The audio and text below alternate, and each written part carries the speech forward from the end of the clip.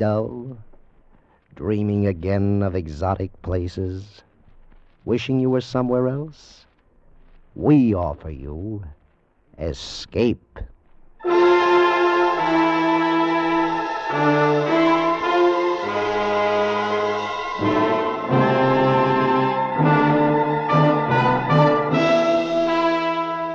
Escape, designed to free you from the four walls of today for a half hour of high adventure. Escape with us now to the year 100,080 and a world where beauty and terror live side by side, as H.G. Wells describes it in his immortal story, The Time Machine.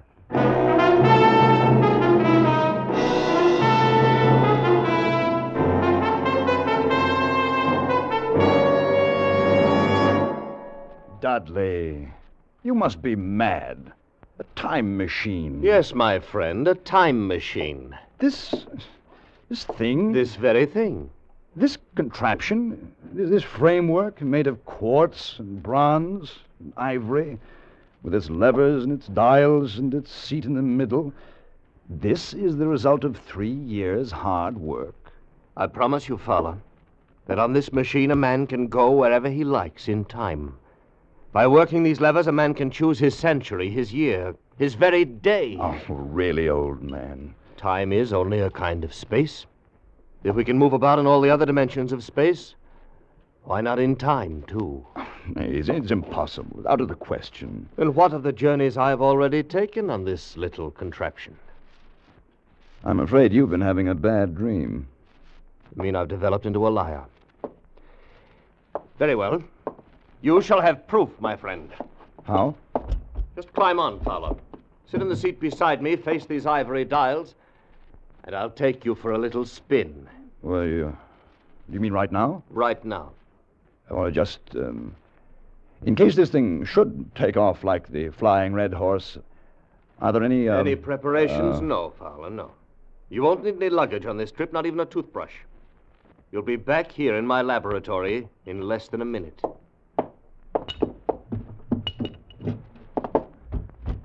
All right. I'm on. Now what? Hold tight. It sways a good deal. I'd hate to lose you.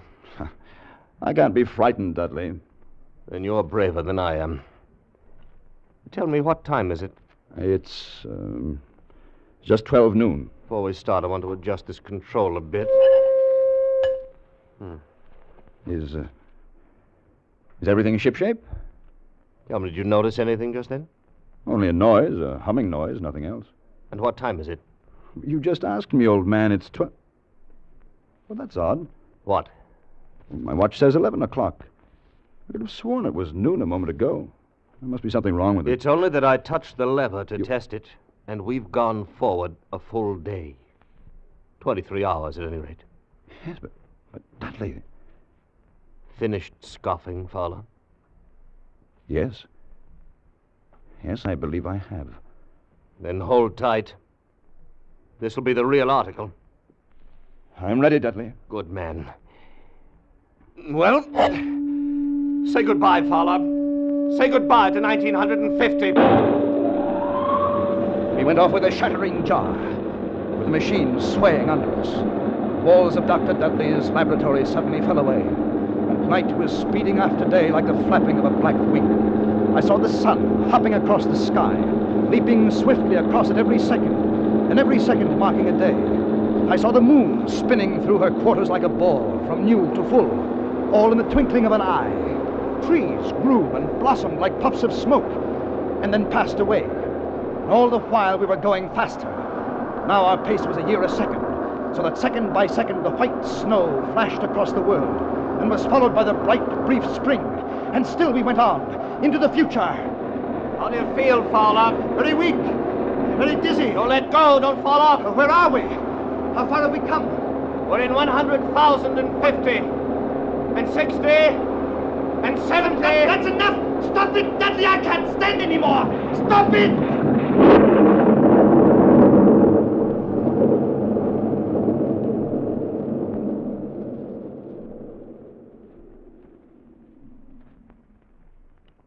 Fowler, You all right? Yes, I believe so. No broken bones. What happened? Not sure. Must have stopped too suddenly. Where are we, Dudley? Look around for yourself. A wide lawn and a beautiful, vast garden. No, I meant geographically. Just where we were when we started, where my laboratory stood 100,000 years ago. And the year, Dudley? What is the year now? 100,080. It seemed absolutely incredible. A dream, but a pleasant one, for the garden in which we found ourselves was beautiful and summery, with an unexpected perfume about it, almost like platine. At some distance, we could see a large and imposing building, and everything was quiet and peaceful, but almost too much so. And the sense of strangeness, of incredible strangeness, sent a shiver up my spine. 100,080. Fowler, do you want to go back? Yes, I rather think I do. Let's go back. Dudley. From over there, in the bushes. It sounded human. Come on! Yeah.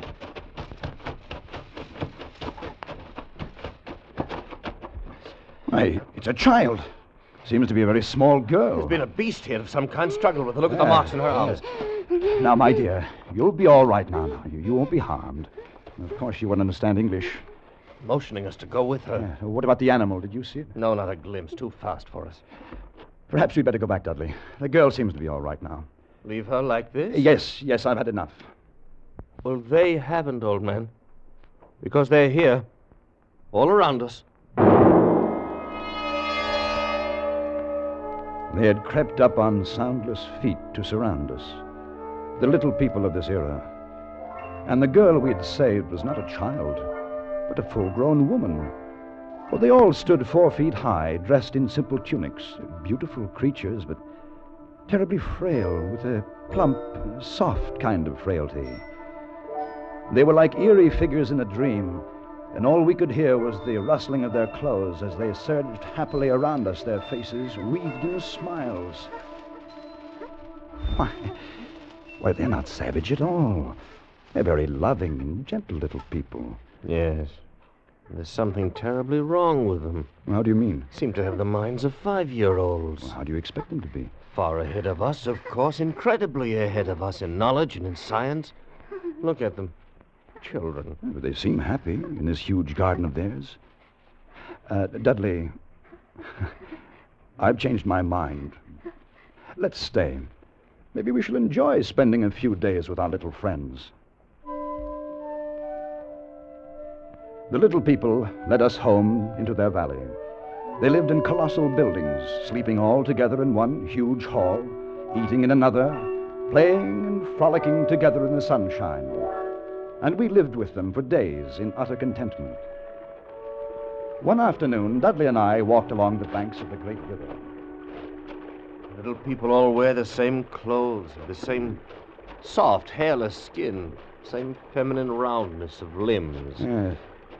I wonder if it's because they're vegetarians. They're vegetarians because they have to be. You haven't run across any horses or dogs, cattle of any kind, have you? No, now that you mention it. With good reason. All extinct by now. Just as the dinosaur is with us. Dudley, there's something strange here. Something hidden away and silent here in the year 100,080. Felt the same way. I've taken the precaution of removing the control levers of the time machine, putting a master padlock on the main switches. Oh. Don't much fancy the idea of someone riding away with it into another century and leaving us here for the rest of our lives. Dudley, do you know where we are? Yes, this is where we landed. I thought so. Well, I wasn't sure. But... What did you ask? What's happened to the machine? But they've taken it away. They've stolen it. This is where it was. It's right here. Look, follow the tracks. Here where they've dragged it. Over here, come along. Down this path. Look, right there, the monument. There's a brass doors in the base. house. Oh, they're locked. The machine. It must be in there. Yes. Inside. We must get it. Break down the door. How? How can we? Here. Use the levers. All right, try.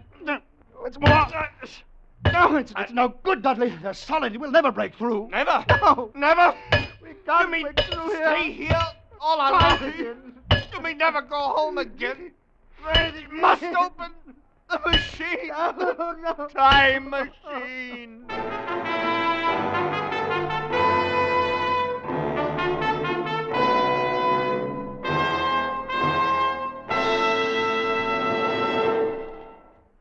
The laughs that Red Skelton and Amos and Andy bring to CBS on Sunday nights are doubled, tripled, and quadrupled because of the friends, relatives, and strange acquaintances they bring with them. Hardly a Sunday night goes by but you meet Shorty, the Kingfish, Sapphire, and a whole host of Amos and Andy funny friends. Red Skelton generously gives time to Willie, Clem, and the rest of his laugh-provoking pals.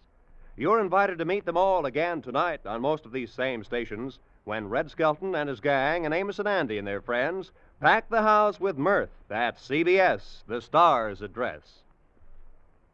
And now we return you to Escape.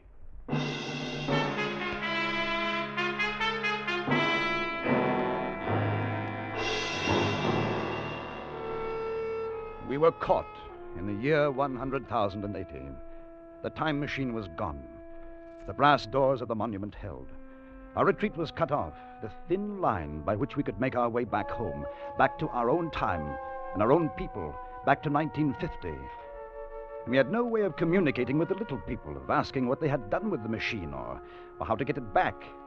There was nothing hostile in their attitude. They were more like simple, wondering children. Only one, the young woman Weena, whose life we had saved on our first day, had become really friendly. She went with us wherever we walked and brought us presents of garlands, of flowers, slept near us at night in the hall, and we in turn had taught her a few words of English. Now we redoubled our efforts, like men racing against a clock, so that we might speak to her and discover the secret of our immense loss. We were talking to her one night after the others had gone to sleep. No, not these, Dudley. No. How can you be so sure your people didn't steal the machine? Aren't there any thieves among them? Are they all perfect? No, not so loud, Dudley. You'll wake them. Besides, she doesn't understand. The thief must be sleeping somewhere in this hall. Weena, they take machine. No, Dudley. No. Who then? Who? We are friends. Yes. We must have machine. Yes, Dudley. Yes. Who took machine? Other people, not yours? Other? What about those doors, Weena? Doors open. No. Weena, machine in there must open. No, not open. Oh, all right, my dear. Go to sleep, get some rest. Yes, Dudley. Sleep. What's to become of us, Fowler? Are we caught here in this century? We spend our lives with the little people and their secret. We'll go back to the monument tomorrow. We'll find a way of breaking in. Good night, Dudley. Dudley? Yes. Did you just... There it was again. What? Something. On my face. Huh? Cold, filthy to the touch. On my face and in my hair, as cold as death. Dudley! You're right. There's something in here with us. Smells of the grave. What was it? I don't know. But look at them. Look at the little people. They're all awake. It's as though they've been stampeded. Let's get out of here. I want some fresh air. We went quickly through the hall and outside, away from the frantic rustling of the little people. The moon was full, just overhead, and it was close to dawning. There was a faint sound speeding close behind us, and we turned, our nerves ragged, our muscles tensed. But it was only Weena, coming swiftly to join us. Dudley, afraid. And then there is Dark. something. What do you mean, Weena? Dark? What? Dark thing. Dark place. Night. Why should they be afraid of the night, Dudley? It's not the night alone. Dark place, that's our cube. Perhaps it's something underground.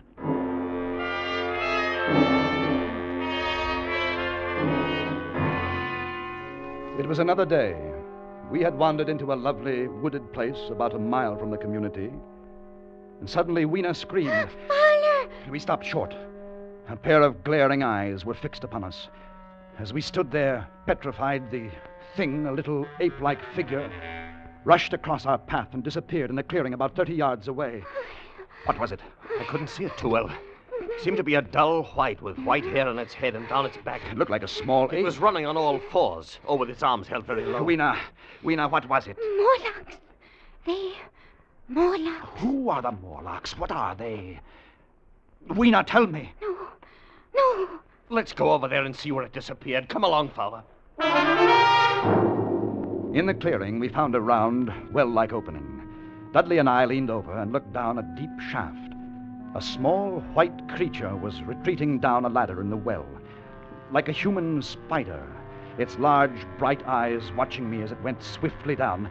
Then it disappeared in the shaft. Fowler, did you see it? Like an ape. Yes, but also like a man. So there are two species of men in this world. Yes. The little people above the ground and this obscene thing, this bleached monster below. That white look, common to animals that live in the dark. Like huge rats, like worms that are cold to the touch. I know, because they've touched Fowler, me. you can feel the air being sucked down into this shaft. Yes. The earth must be tunneled enormously here under our feet. These monsters must live in the tunnels. I think we know now who stole our time machine. Yes. Then we'll go down and have a look. No, not go. Why not, go. Weena? Morlocks, you never come back. We must have our machine, my dear. You wait for us here. No. And so we went down, our heels ringing on the small metallic bars that were meant for creatures so much smaller than us. Down we climbed. Down. Ever in darkness. Down, it seemed, into the center of the earth, into the core of the world. How much longer? Won't know until we reach bottom.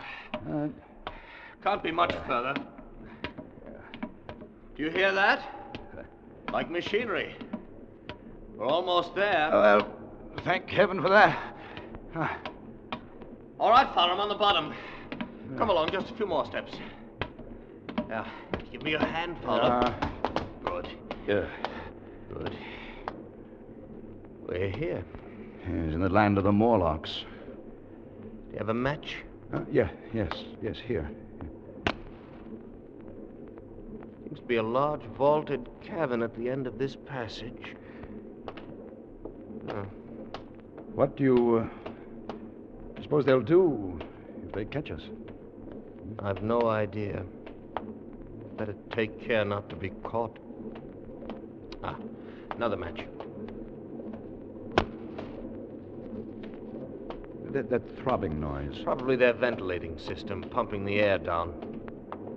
There must be thousands upon thousands of these Morlocks living under the earth. We haven't seen any yet, except for our friend who came down ahead of us. Why do you suppose they wanted our time machine? I think they wanted us, not the machine. And we've come to them. We must. It's our only chance. Fowler, if that noise does come from air pumps... Yeah? Why is it so stuffy here, so oppressive? Dudley. It's that smell. Blood. Light another match. Dudley. Look. Straight ahead. On the white metal table. Set for a meal. Yes. With a small haunch. Meat. We know that the cattle are extinct. Then, what do they feed on, these Morlocks? Don't you know? Yes, I know. Oh. Another match? Yes, here.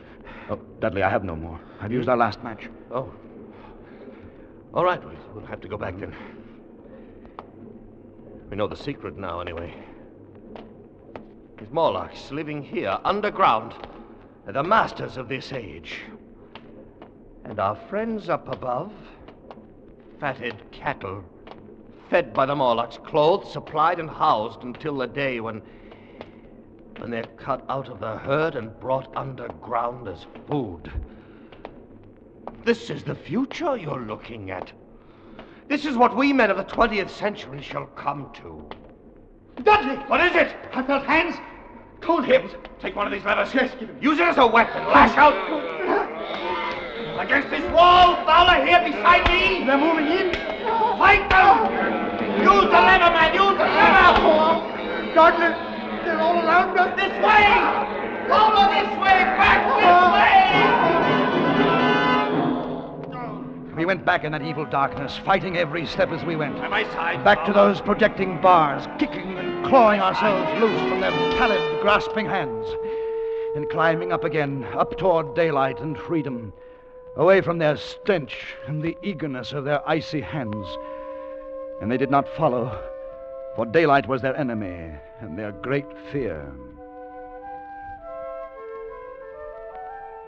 And we lived among the lush gardens of the little people like prisoners, like men without reprieve, like men who are dead, though they still walk the earth.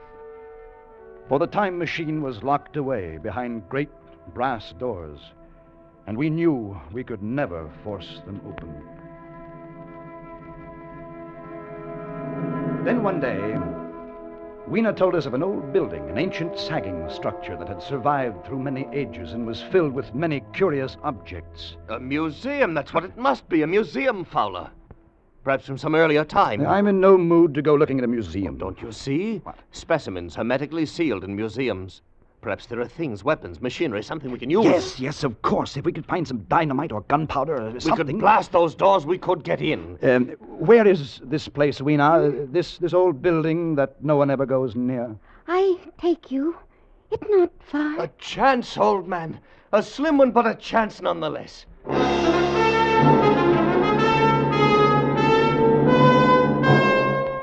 All day we wandered through the great ruined halls.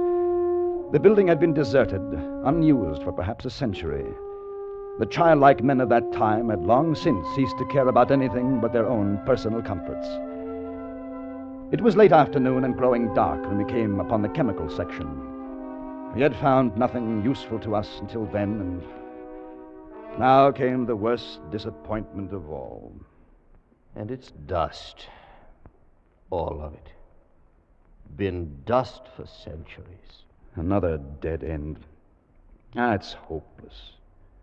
We were out of our heads to hope that nitrates would retain their form for 100,000 years. We go now? Is nothing here? Oh, wait just a moment. Something in this case. Well, you can break it with your lever. Stand back a little. All right. Box of matches. Hermetically sealed. Now, wait, let me see. Well, they're perfect. But they're not even damp. What shall we do with them? Burn down those brass doors? Well, you'd better keep them. You can't tell. Fowler. What? On the floor, you see them? Where? Small, narrow footprints leading away into the darkness at the end of this gallery. Dudley! We'd better go. Pick Ween up and carry her. We'll have to run for it. Now, don't be frightened, my dear. It'll be all right. Go on, run! We came out of the gloom of that place into the deeper gloom of dusk. And suddenly we saw. We were trapped. All around us were the Morlocks. They were there by the thousand, surrounding us, and coming closer in a long, even line of deathly white, their eyes blinking in the half-light, their tiny mouths alive with appetite. Fowler, the matches! I have them. Light a fire. Here, please. Here. Hurry, man, the forest is dry. Hurry, man. We'll have an inferno here in a minute. Our little friends don't like light or heat. The fire leaped high to the heavens, and the countryside was ablaze. The Morlocks turned in fear, blinded by the glare. Some of them blundered into the middle of the raging flames, and the rest faded away like a fog. Dudley had left a narrow passageway for our retreat, and we fled down a long corridor of leaping flames and blistering heat. We fled to safety toward the community of the little people. As we ran, We passed the huge monument with its great bronze doors that were locked tight in our time machine. And suddenly, in the glare of the distant fires, we saw something that stopped us short. They're open! Fowler, the doors are open! No, not go in. Dudley, no. It's a trap. They're there waiting for us inside. Waiting or not, we're going in. Dudley, it's suicide. It'll take me 1 minute to screw the levers on again, then I touch them and we're away. All right, I'll try to give you your 1 minute. Good boy. No, go. Not leave me. No, you, my dear, you hold tight around my neck. You're coming home with us. All right, let's go. We're in. Look, the machine, they haven't harmed it. I don't see them yet. Come on now, quickly. The doors, Dudley. They're closed. Get in the seat. I'll be ready in a moment. I waited for the hum that would signal our departure. And there in the darkness, the Morlocks were finally upon us. Cold, persistent fingers swarmed over my body, tugging at me, sucking me away from the machine. I held tight to Weena as a man holds fast to life, tried to kick them away with my feet. Hurry, Dudley, hurry! I see to get these levers quickly or we're done. One more turn and it's in. There, Fowler, we're away, we're gone. Yes, we made it. Are you all right? I'm all right. Good. And Weena? Weena isn't with us. What happened? They tore her from my hands at the last minute. They got her. I tried to save her, but I couldn't. I still have a piece of her tunic here in my fist. Little piece of her tunic, Dudley. Nothing else.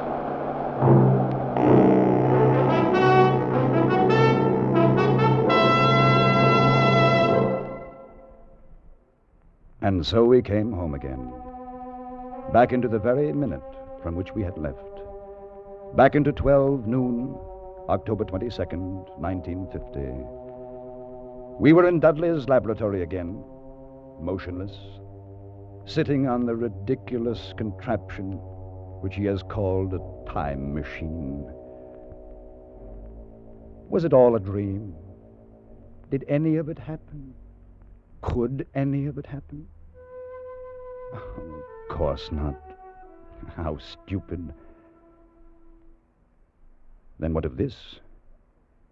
What of this little piece of thin green silk I hold in my hand?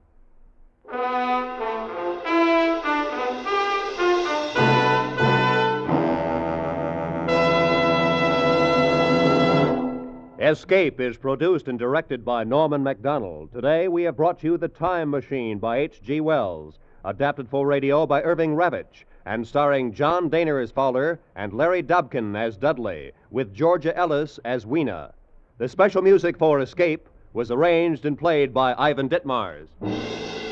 Next week, escape with us to a small fishing boat off the California coast and a night of terror and death at the hands of a brilliant madman, as Bud A. Nelson tells it in his exciting story, 7 Hours to Freedom.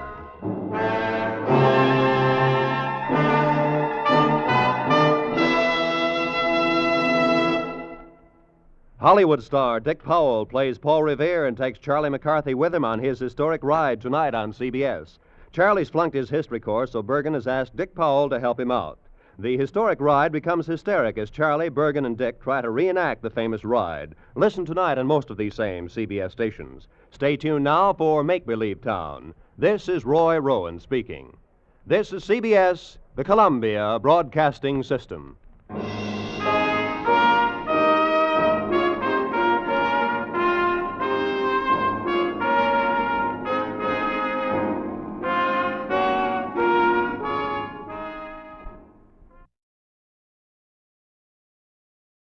You, finding life rather dull, dreaming again of exotic places, wishing you were somewhere else? We offer you Escape.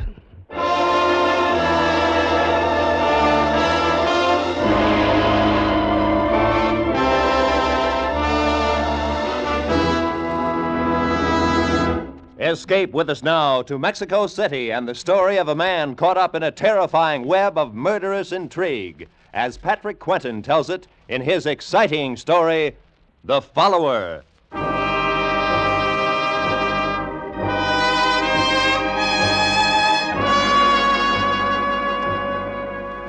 My name is Lytton, Mark Lytton.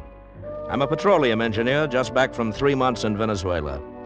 I hadn't cabled my wife that I was coming home to New York because I wanted to surprise her. We'd only been married 2 weeks, Ellie and I, before I went on the trip, and well, I was crazy to get back to her.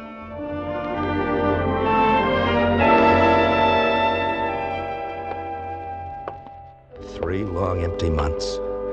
And now, in a matter of seconds, we'll be together again.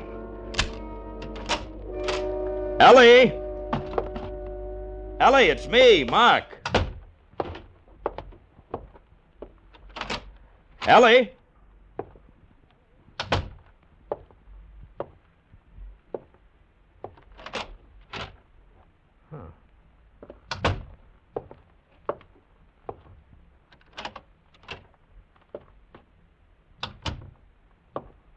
Ellie, are you here? Oh, let's cut out the comedy. Hey, who are you? What's the matter? What's wrong with you, anyway? Corey. Good Lord. It was the guy Ellie had thrown over to marry me, Corey Lathrop. And he was dead. I saw the 2 bullet holes in his chest. Turned sick. He'd been dead quite a while, maybe a day or 2, and he didn't look much like the socialite man about the clubs, member of the State Parole Board Society lawyer. He just looked dead. I recognized that torn piece of negligee in Corey's hand. I ought to. I'd seen it often enough. On Ellie. First thing to do was locate her fast.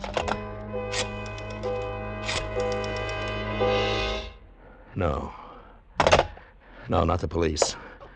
Not yet. Not without knowing what it's all about.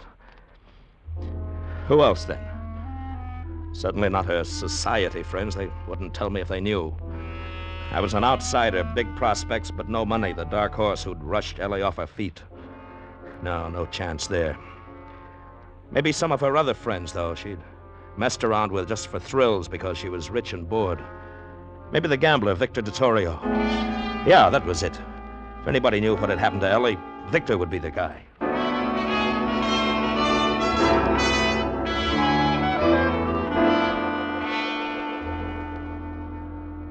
You've really beat the odds, Mr. Lytton. Very few people I'd let come back here to my private office. Oh, thanks, Victor. Of course, you're different, though. You're married to little Ellie. I'd do anything for Ellie. How is she, by the way? Well, I was hoping maybe you'd know. Oh? Now, why would I know anything about her? Well, you're a friend of hers, aren't you? Why, sure. I knew Ellie long before she met you. She's a great little kid. Too much money for her own good, but still... You know where she is, Victor? No, I don't. But she wasn't here a couple of nights ago. Saw her at one of the roulette tables. Ellie sure has a weakness for roulette. Yeah. Well, look, can't you tell me... I remember now. That was the night she got into me on credit for $20,000. $20,000? I guess the guy she was with was bad luck for her. That nose in the air, what was his name? Lathrop? Corey Lathrop. Lathrop? Yes, somebody ought to smash that guy. He's just too good to live. Yeah. Yeah. Look, Victor, about that money Ellie lost... Oh, don't worry your head about it, Mr. Lytton. Ellie's a friend of mine. She'll pay when she gets the dough. These little cafe cookies understand gambling, how it works and all. They always pay off. Every one of them pays in the end.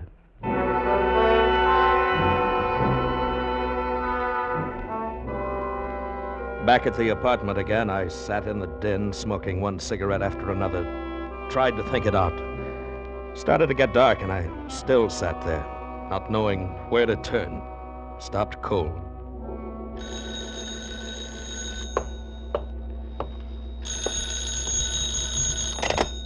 Hello? May I speak to Mrs. Lytton, please? Well, she isn't here right now. May I take a message? I'm Mr. Lytton. Oh, Well, this is Franchot's Originals, Mr. Ledon. We have those 2 new suits ready to send out, and I find a note here with him. It is a request to forward the suits by air mail to Hotel Granada, Mexico City. Mexico City? Oui. Mrs. Ledon evidently telephoned the message, but I did want to confirm the address. Is that correct, Mr. Ledon? Hotel Granada, Mexico City? Yes, that's right. She flew down there for a few days. Ah, nice. I do hope she enjoys her trip. Well, I'm sure she will. Goodbye. Mexico City. So that's where she'd gone. Well, whatever the game, I was sure of one thing. I was on her side, win, lose, or draw. And that meant following her on the next plane south to Mexico City. From the airport, I phoned the police, told them where they'd find Corey's body, and hung up.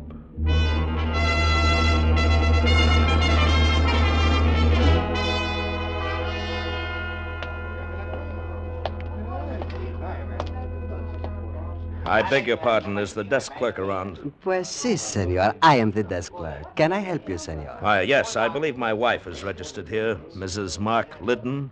Liddon. That is not a very common name, senor. No, I guess it isn't. Well? That is a very nice jacket you are wearing, senor. Soft and warm like the breath of a senorita. Thank you. It must take many pesos to buy a jacket like that. I really don't remember now, if you'll be kind enough to... It must be very nice to have many pesos. Look, what are you after, a tip? Senor! How much? Pues, when a pobrecito has 5 sisters to support and only one very small job, 20 pesos? 10.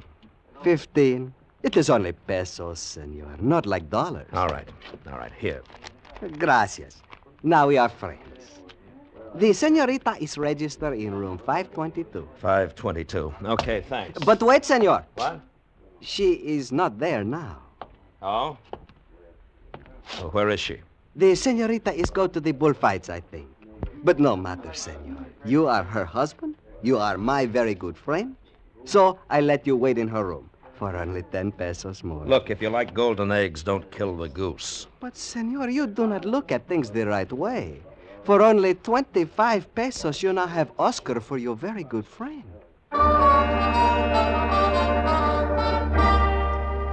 Oscar sent a bellboy up to let me into 522. When he'd gone, I opened the 2 traveling cases in the closet and searched through a mess of clothes and the usual feminine whatnots. I don't know what I'd expected to find in Ellie's luggage. Blood stains, a gun, I don't know. And then I heard the key in the lock. I didn't move. I didn't say anything.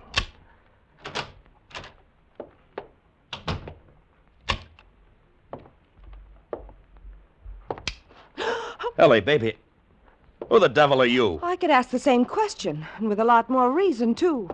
Will you get out now, or shall I call the manager? Now, look, there must be some mistake here. There certainly is. This is room 522, and my wife's clothes are in those bags You've there. been going through my things? Your things.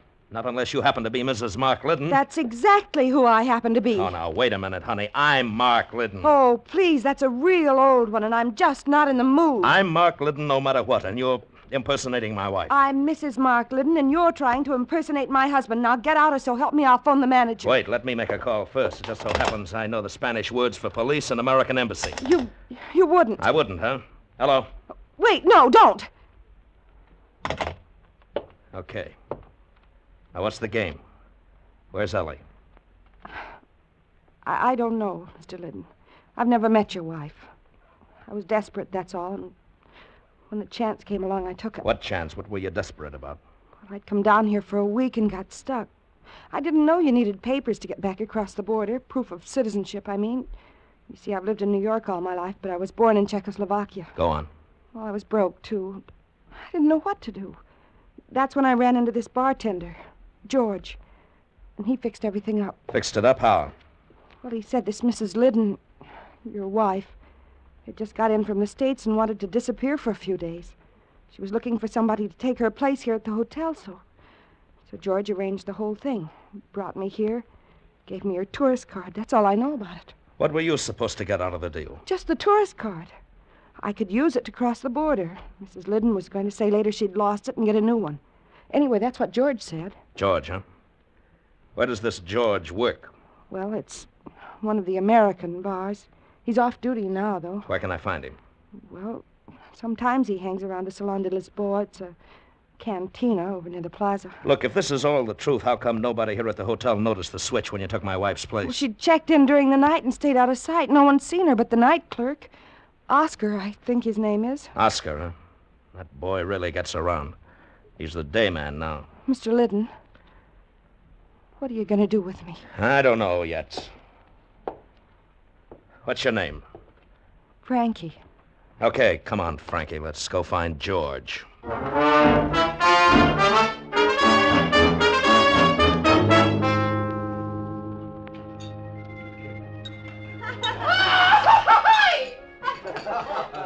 There he is, Mr. Liddon. He just came in.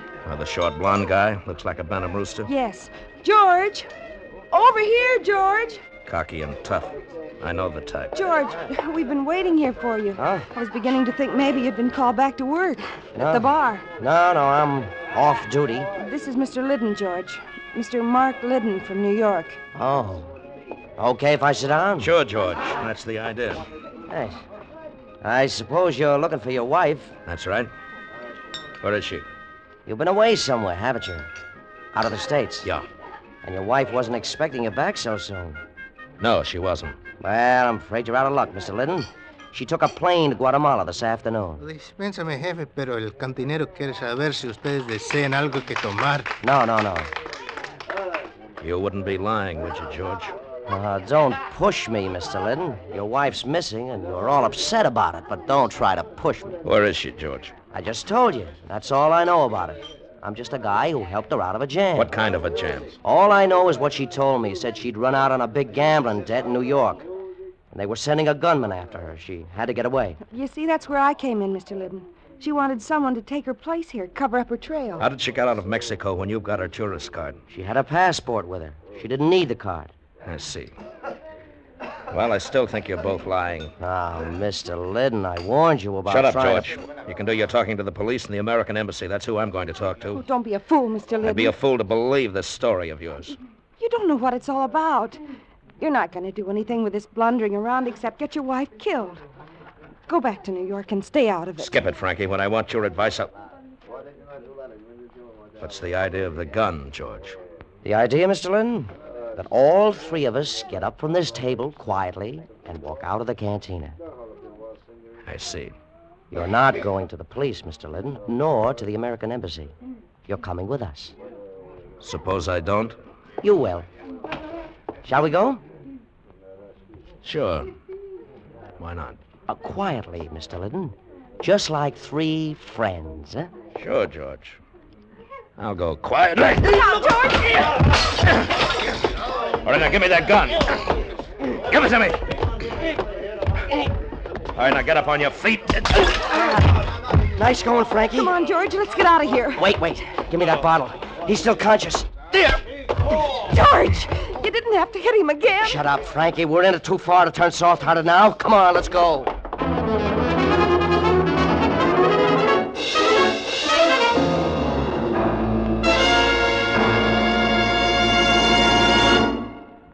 Escape, under the direction of Norman MacDonald, returns in just a moment. The Book of Etiquette loses a lot more pages tonight when Jack Benny tries to ingratiate himself with the suave, oh-so-social Ronald Coleman's. Yes, Ronnie and Benita will be Jack's guests on CBS tonight. And on the Charlie McCarthy Edgar Bergen Comedy Hour, Charlie will try to enlist in the Air Force and end up as a skywriter advertising pumpernickel bread. Red Skelton, Amos and Andy, Corliss Archer, and Eve Arden as our Miss Brooks will also be on hand on most of these same CBS stations with their famous brands of CBS Sunday night comedy. And now, back to Escape.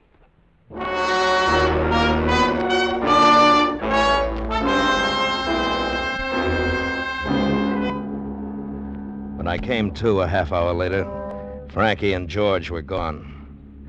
The only lead to Ellie I had, gone. And I left the canteen and flagged a taxi. In the whole picture, there was only one man who might be able to help me now. I headed for the Hotel Granada and Oscar.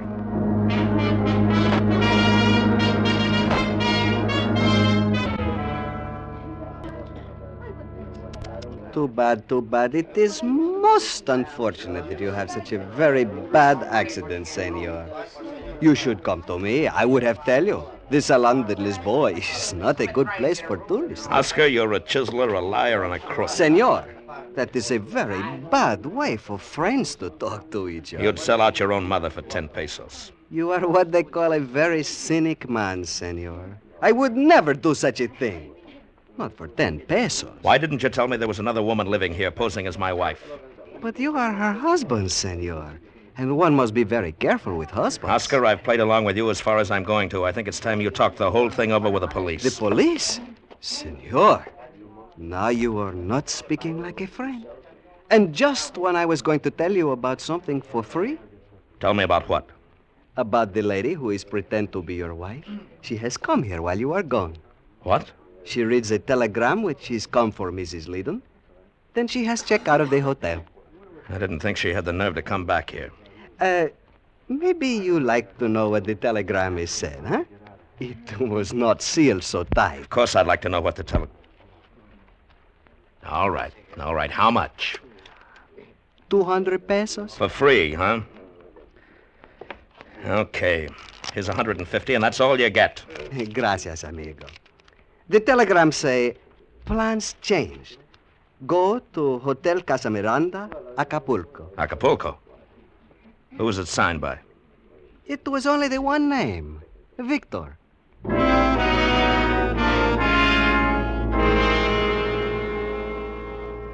I hit my first lucky break in Acapulco. I came in from the airport and went to the Casa Miranda Hotel.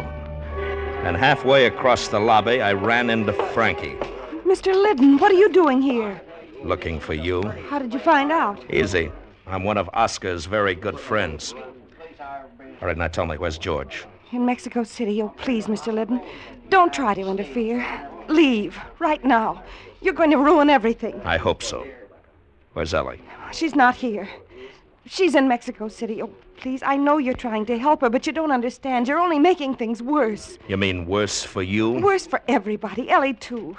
You don't even know what it's all about, and you're going to get yourself killed. Where's Ellie? I promise you, in a week, everything will be fine. Where's Ellie? You've got to believe me. You have to... There you are, Mrs. Liddon. Are we ready to go? Yes. Yes, I'm ready anytime, Senor Gallus. Very well. Aren't you going to introduce me, darling?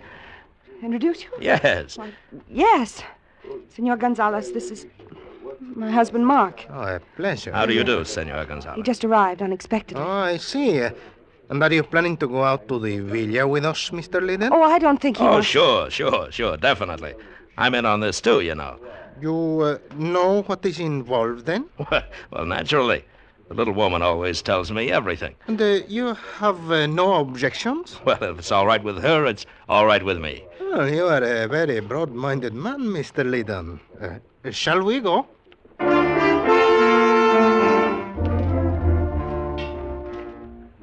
Senor Gonzalez made a brief phone call at the hotel desk, then we got into a black chauffeur-driven limousine. Headed out along the shore highway, skirting the sea.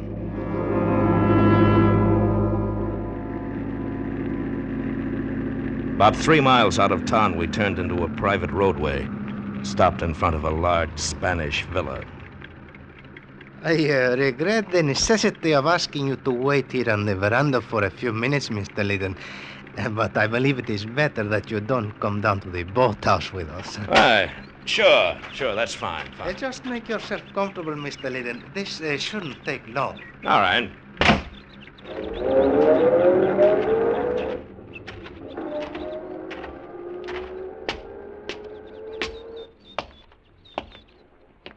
Mark. What? Mark, over here. Ellie. Oh, Ellie, baby. What are you doing here? Mark, it's wonderful you're here. Oh, darling. But you shouldn't have come. What have they done to you, baby? Nothing, Mark. I'm all right. But you're not, darling. They'll kill you. You've got to get out of here. We'll both get out. We've got time. Frankie and Gonzalez have gone on down to the boathouse. Yes, I know. You know? Yes, Gonzalez phoned from town. They won't do anything to you if you leave right now. Victor promised me. Ellie, what are you talking about? I didn't want you to get mixed up in it, Mark. I wanted it to be all over before you came back from Venezuela. I think you better tell me what this game's all about, Ellie. I had to do it. Victor made me do it. I lost a lot of money at his club, and he said if I didn't, he'd kill me. If you didn't... If you didn't what? Bring a load of dope across the border for him. Dope? That's another one of his rackets, along with gambling. He gets it down here from Gonzales. So, Victor hasn't been after you. You've been on his side all the time. But then, what if Frankie and George come in? They're both working for the police. They kidnapped me from the hotel, gave me drugs so Frankie could take my place and meet Gonzales. They planned to get the dope from Gonzales, deliver it to Victor, and then have the police move in on everybody. I got away, though, and phoned Victor. He came down here. So that's why Frankie was impersonating you. George used to be one of Victor's boys. Then he got sent to prison. He just got out on parole. It was through Corey he began working with the police. Ellie, tell me the truth. You killed Corey, didn't you? I had to, Mark. He was going to turn me in. He was on the parole board, and George reported to him, so he found out about me. He was going to turn me in. All the time you've been in it up to your neck. It'll be all right, Mark. Victor will fix it. About Corey, I mean. We'll pretend it never happened. Just another thrill, huh, Ellie? Mark. I've been crazy about you, but I guess I haven't known you very well. You know, I thought this fooling around the clubs with Victor and the others was just bored little rich girl stuff. Mark.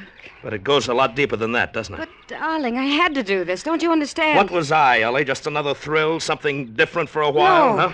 No, that's why I did it. For us, I mean. Victor was threatening me. He'd have told you all kinds of bad things about me. That's why I had to. Is Victor down at the boathouse? Yes. What are they going to do to Frankie? What? I don't know. They're going to kill her, aren't they? Why, I suppose. I don't know. What's the difference anyway? Who cares? She doesn't matter. Don't you see that? It's us that counts. That's why I did what I... Mark, where are you going? To get her out of it if I can. That's the least I can do. No, come back. Goodbye, Ellie. Mark, no! No! I ran down the driveway toward the boathouse. I was sick. Sick inside and all over. Sick from seeing Ellie the way she really was for the first time. Dazed with the shock. They looked at me startled when I burst through the door. Frankie, pale but defiant, sitting in a chair against the wall with Victor and Gonzales bending over her. Well, this is quite a surprise, Mr. Liddon. You're supposed to be escaping. Yeah, I know. I talked with Ellie. Generous of you, Victor. Letting me go. Oh, we do anything for Ellie. She's a great little kid. Right, Gonzales? Oh, yes, indeed, a most charming young woman. She wanted us to let you go, so we said okay. That's too bad you had to blunder on down here. That's all right, Victor. I wanted to see Frankie. I tried to keep you out of it, Mr. Liddon. I guess now you know. That's right, Frankie. Now I know. That's too bad, Mr. Liddon. But you ought to have taken Ellie's advice. No, Victor. You're all mixed up. I'm in on this, too, now. You know, any game Ellie plays, I play, too. Well, we figured you for one of those moral guys. Real gone on a kid, huh? Yeah, real gone on the kid. Well, fine, Mr. Liddon. Join the party. Thanks. We're trying to get this little cookie to tell us where George is. If she doesn't, gonna count to 10 and then... Well, how about it, honey? I told you. I don't know where he is. Mm-hmm. It's too bad.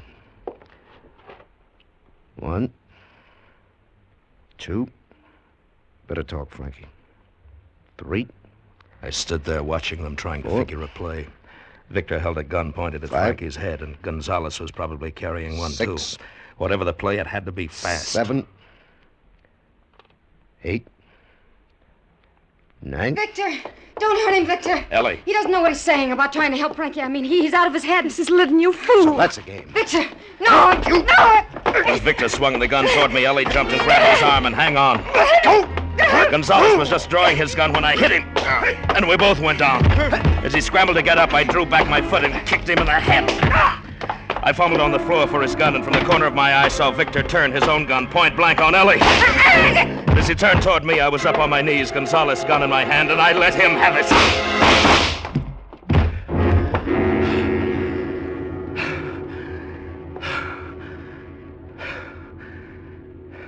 Are you all right, Mr. Liddon? Yes, Frankie. I'm all right. Mike.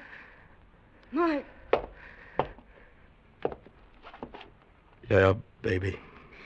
Mark, it would have worked out all right. No, it would. Sure, Ellie. Of course it would, Ellie. We'd better get her to a doctor, Mr. Liddon. I wanted it to. Please believe me. I've done bad things, Mark, but I could have changed. With you. Sure, honey. I know. Mark, I could go up to the house and phone for a doctor. No, Frankie. She doesn't need a doctor. She's dead.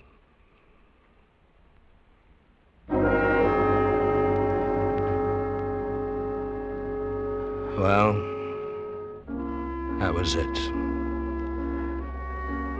Whatever Ellie was, whatever she'd done, I'd loved her more than anything else in the world.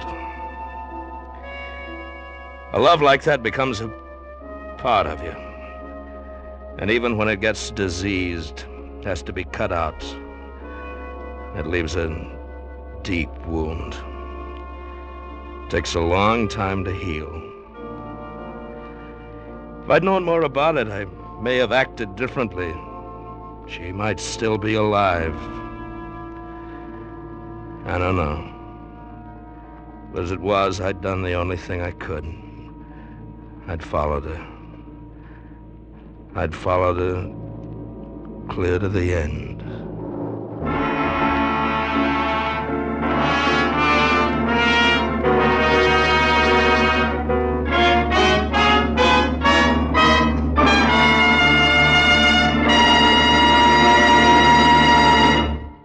Under the direction of Norman Macdonald, Escape has brought you The Follower by Patrick Quentin, especially adapted for Escape by Les Crutchfield.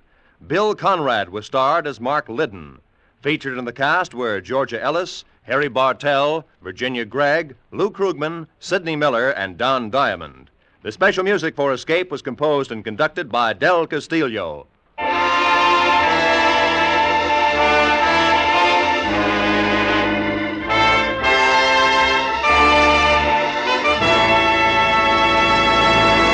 In just a moment, we're going to ask you to stay tuned for Bill Goodwin and $1 a Minute. But that reminds us that starting next Sunday, $1 a Minute will move back a half hour and be heard on most of these same CBS stations at this time. That is, the time you've been listening to Escape today. The new addition to the CBS Sunday afternoon lineup next Sunday will be Rate Your Mate, the comedy quiz starring Joey Adams. So now, stay tuned for Bill Goodwin and $1 a Minute, which follows immediately on most of these same CBS stations today and will be heard a half hour earlier next Sunday. This is Roy Rowan speaking.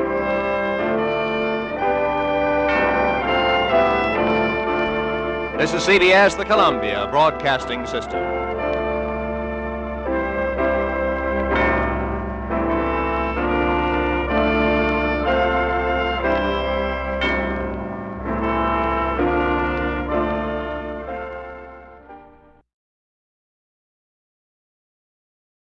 Finding life rather dull?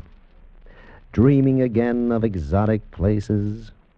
Wishing you were somewhere else? We offer you Escape.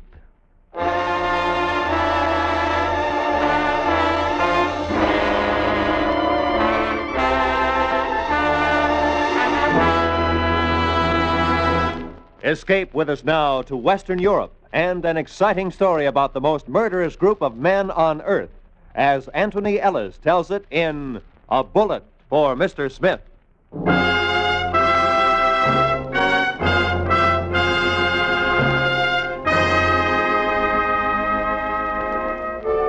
I'd been asked to take the job because as a freelance correspondent in Europe, I could travel anywhere and talk to anybody without arousing suspicion. I would be working for the French intelligence office. And since I was unmistakably American, it was hoped that enemy agents would be slow to discover me as a danger to them. 5 days after I accepted the job, I was told to go to a little movie on the left bank in Paris where I would make my first contact. I went, bought a ticket, and found my way to the 15th row, 4th seat from the aisle. Excuse me, please. I'm sorry. Excuse me, pardon.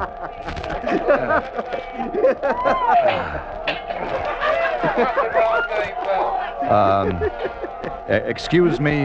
Yes? Could you tell me the time? The time? Please. 9 o'clock, monsieur.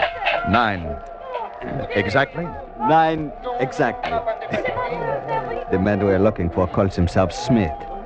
He may be English, but we don't think so. Where do I find him? We don't know. He was in Paris 2 days ago, but we have an idea he's headed for Switzerland. Any description? Very meager. About 6 foot, 180 pounds. Dark, small triangular scar on upper lip. Okay. There is a tobacco shop in a village called Devon. It's on the Swiss border. Owner's name is Mont, one of our men. Better go there. Get Smith. Kill him if you have to. Right.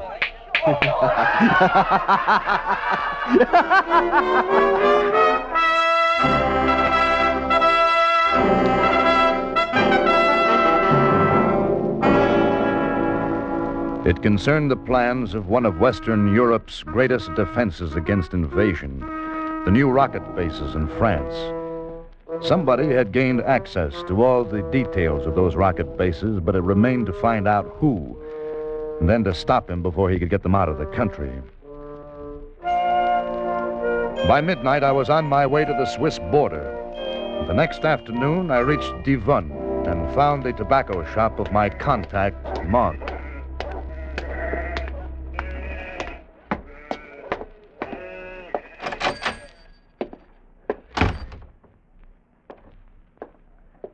Good afternoon, monsieur. I'd like some tobacco, something different. Of course. I make a blend. Perhaps you will be good enough to judge it. Blend de Mont. You are Monsieur Mont? I am, monsieur. You've been highly recommended in Paris. I'm buying the tobacco for a friend of mine, Mr. Smith. Mr. Smith. One moment, please.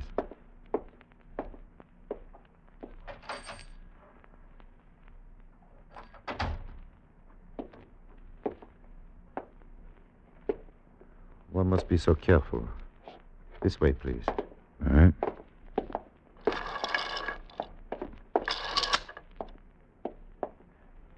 You have credentials? Yeah. Right here in my wallet. Mm-hmm. You are Mr. Hickok? What? No. No, that's the man who made the wallet. Oh. I'm Alan Rogers. Of course. Thank you. Now we talk business. Sit down, please. Thanks. First, who is Mr. Smith? I don't know. That's a help. Let me explain. We know there is a Mr. Smith, but as to his true identity... Okay, we'll get to that later. You think he's got the information? No, not yet. Otherwise, he would not still be here. Where is he now? Across the border at Nyon. He appears to be a very rich Englishman, spending his time at Lake Geneva. He was in Paris a couple of days ago. Perhaps he was. What do you mean? Perhaps he was. I am not trying to be mysterious, Mr. Rogers. I said perhaps he was because Mr. Smith may be a number of people. Or a number of people may be Mr. Smith. Oh, wait a minute. Let me get this straight. Are we looking for a gang who call themselves Smith or one man? I don't know. All I can tell you is that he, or they, are very clever and very dangerous. We had one operative working in Nyon. He became friendly with a Mr. Smith. They went boating on the lake. Our man did not return. An accident, said Mr. Smith. Ah. Wait. Stay here, please. Yeah, sure.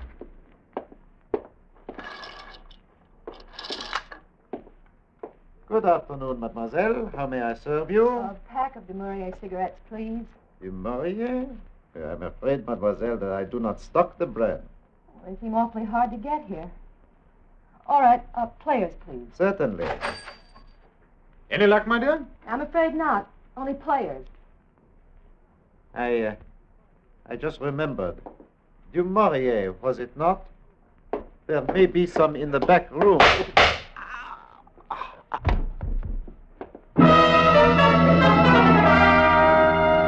I ran to the front room, but got only a glimpse of the man as he jumped into a closed car.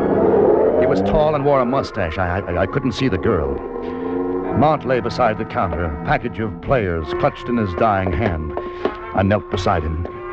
He was trying hard. Go on. What is it? Say it. No. Yeah, Neil. Mr. Smith. Grand Hotel. He was dead.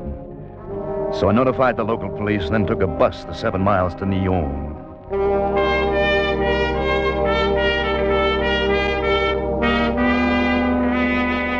I signed the register at the desk of the Grand Hotel and turned to follow the page to my room when Oh, I'm sorry. Oh, it's my fault. I never look where I'm going. I hope you didn't break the mirror. Oh, no, it's... You're American. Yes. New England? Vermont. Wonderful. I went to Bennington. Oh? My name's Mary Donnelly. My name is Rogers. Alan Rogers. Oh, I'm so homesick for some good American talk. Will you buy me a drink? Well, sure.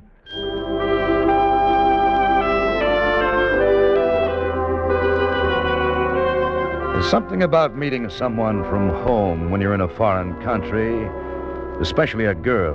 That is, most girls, but not Mary Donnelly. I'd never met her before, but I knew her voice. She was the girl in Mont's tobacco shop. She'd been with whoever killed the French agent. And I had a hunch that was Mr. Smith.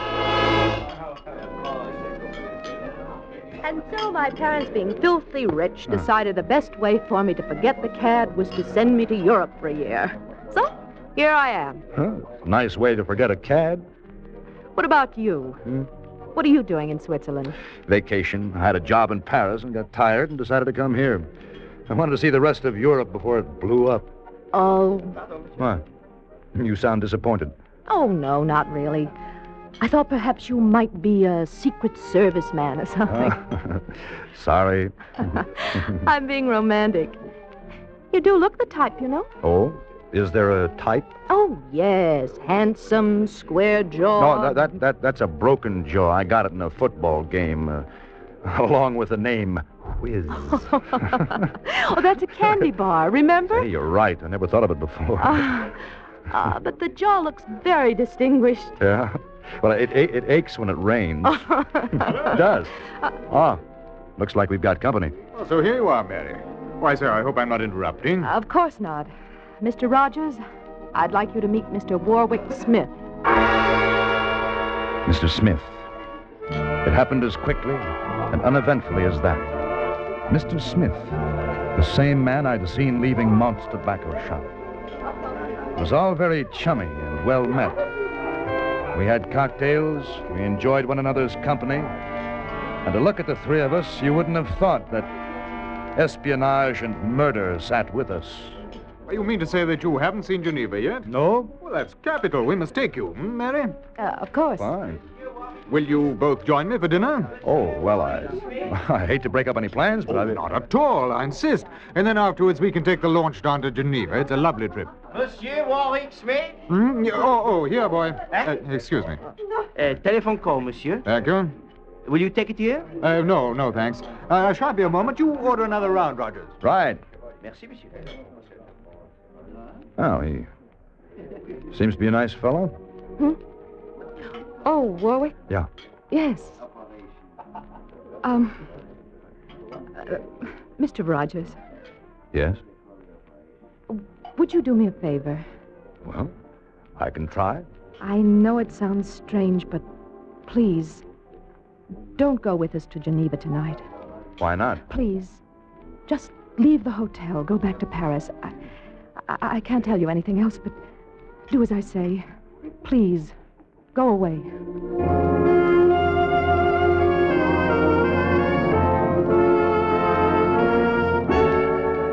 Suddenly, she wasn't putting on an act anymore. The cocktail hour was over, and so was the small talk.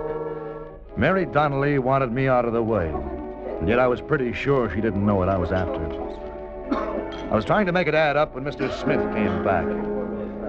I say I feel perfectly septic about this, but I'm afraid our little jaunt is off tonight, old man. Oh, it's too bad. Perhaps some other time. Sure. Frightful bother, but that telephone, well, it was rather urgent. Mary, it was the matter we spoke of earlier. Oh, yes. Do forgive us, Rogers. Oh, it's all right. Forget it. Maybe we can get together tomorrow. Yes, rather. Come along, my dear. Goodbye. I'll see you later. Oh, please forget what I said before. I was only trying to be romantic. Oh, sure. I know. You've been reading too much Eric Ambler and John Buchan, spies and stuff. Goodbye, Mr. Rogers.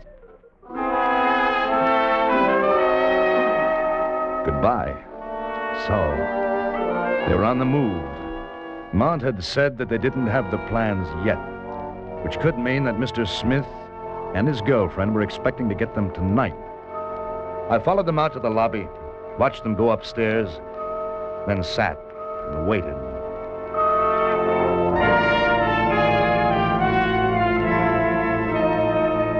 They came out of the elevator together and left the Grand Hotel. I followed. It wasn't hard. They headed straight for the Nyon Railroad Station. Hey, monsieur? Say, a couple of friends of mine are taking the train tonight. They just bought tickets. A tall Englishman and a pretty girl. So, yes, of course, to Basel. Wagon lit number 6. You are seeing them off? No. I'm going with them.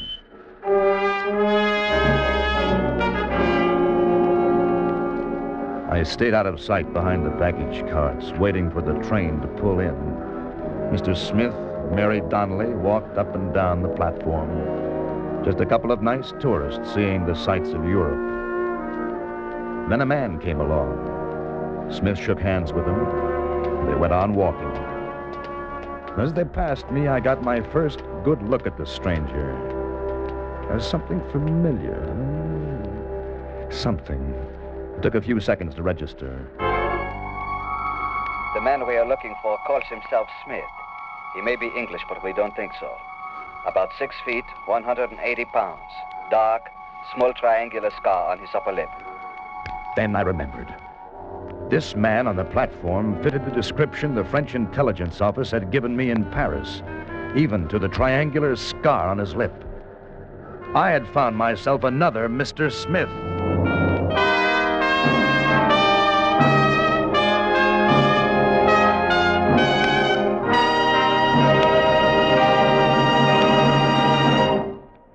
Escape under the direction of Norman MacDonald returns in just a moment. The Trojan horse worked out pretty well. It got the Greeks in through the walls of Troy so they could take the city. Well, false ideas can be used the same way.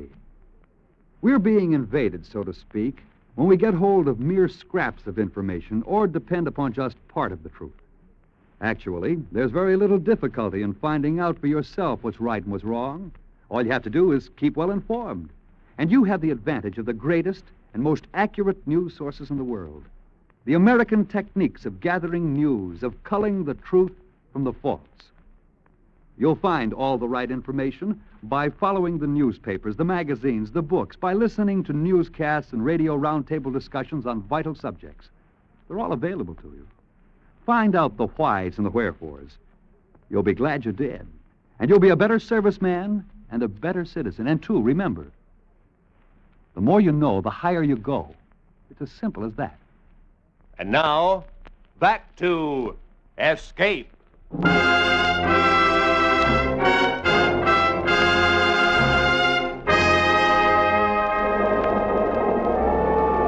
sat in my compartment and tried to figure on my next move. It was a dead certainty that Smiths 1 and 2 were in possession of the rocket-based plans. The fact that they were headed for Basel told me that. Just across the Swiss border was Lörrach in Germany. That's a matter of 6 or 7 miles from Basel, and once inside Germany, it would be easy going for them to points east. I had to stop them before we got to Basel. But I was on a Swiss train, and the Swiss are the most neutral people in the world. They can get real tough about their neutrality. I knew I couldn't get anywhere trying to hide, so I went to the lounge car to let them know I was aboard. Mary Donnelly was sitting in an armchair looking out into the darkness. Hi. What are you doing here? Going to Basel? But I know. Let's say I'm romantic. It would have been very dull in Nyon without you there. I don't believe you. Where's Mr. Smith? Let me alone. Well, they didn't teach you much about manners at Bennington, did they? Please. What's the matter? Nothing. Oh, I thought you'd be glad to see me. Listen, please. If they know you're here, they'll... They'll what? Don't you understand? Mr. Smith isn't what you think. Really? You must believe me. It's serious. They'll think you're following them. I am. You... Well, I'm following you, too. You fool. Why can't you... Well, Mr. Rogers. Mary, you didn't... What a surprise, Mr. Smith? Quite. I'd like you to meet Mr. Tall Chief. Mr. Rogers. Mr. Tall Chief? How do you do? Why don't we all have a drink to celebrate? I mean, we only just said goodbye to Mr. Rogers and Neon. Yes, a happy reunion, eh? You didn't say you were going to Basel, Mr. Rogers? No, I didn't, did I? Well, I'll order at the bar. Is Johnny Walker all right? Fine. I'll go with you. I like my drinks just so. That's the trouble in these foreign. Nice fellows. You know, when you're traveling, you really... You're an American agent, aren't you? No. You are. No. Just working for a country like you. They know it, too. I didn't think my being here would fool them for long. They'll kill you, you know. Oh, in a Swiss train? That'd take some explaining. If it were Czech or Hungarian... They'll do it. It'll be an accident. Like the others? Like the tobacconist at Devon? How did you... I was there in the back room. And you knew who I was all the time? I knew what you are, too. What's the matter? You homesick? Oh, shut up. Where are you going? I don't know anywhere. I can't stand it. You might try jumping off the train. It'll be quicker than a long trial.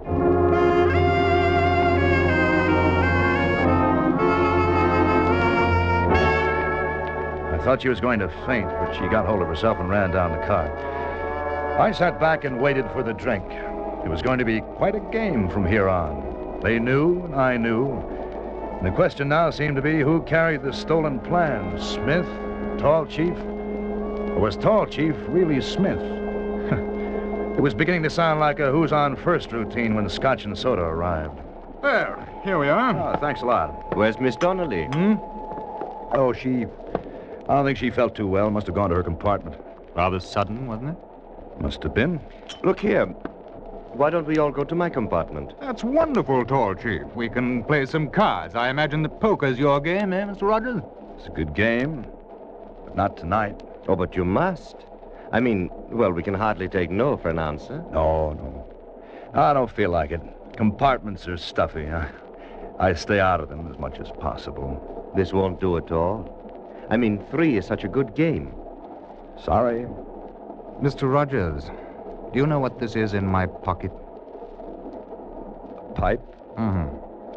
Try again.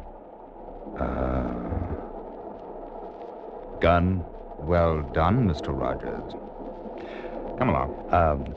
Aren't you afraid it might go off? Make a lot of noise. The conductor down there might wonder. Come on, Smith. We'll pop in on the girl and then play some euchre. Yes, right you are. Perhaps Mr. Rogers will join us later. I'm sure he will.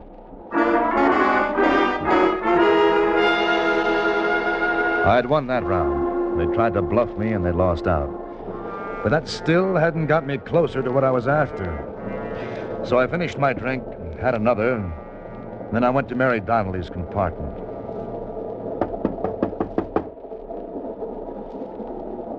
Yes? Rogers. I don't want to talk to you. I'll bet you don't. Open up or I'll break the door in.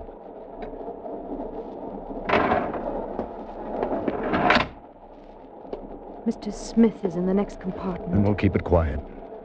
Can he get in? Is there an adjoining door? Yes, but it's locked. What's the matter? Wouldn't you trust him? They're angry with me. They think I had something to do with your being here. Well, that's tough. You don't know. You don't know what they're like. I've got a rough idea. So did Mont. I couldn't help it. I didn't know Mr. Smith was going to kill him. Why did you go to Devon? He said he wanted some cigarettes, a special brand. They didn't have them in Neon. Go on. Later, Mr. Smith told me they found out there was a French agent in Devon who knew about us. He said he had to kill him. We were so close to getting the plans, nothing could interfere. Which one is the real Mr. Smith? Tall Chief? I don't know. Are there others? Yes. It's a code name. Okay. Doesn't matter then. Who's got the plans? I don't know. Where are you crossing into Germany? Lorach? I didn't want to go. I didn't know what they were like. Well, now you know. It was like a game at home in college. We used to sit up drinking Cokes and tearing up democracy. I didn't know. Sure, honey. You didn't know they play real rough. Bullets and everything. Go. Please don't. I was wrong. I was wrong. You sure were. Listen, I'll help you. I will. You expect me to believe that? Yes. I don't know what I can do, but trust me. I'll help you get the plans back. You know what it means if they find out? I know. I want to help you. It's not me you're helping. It's a lot of other people you don't even know. Okay. Come on.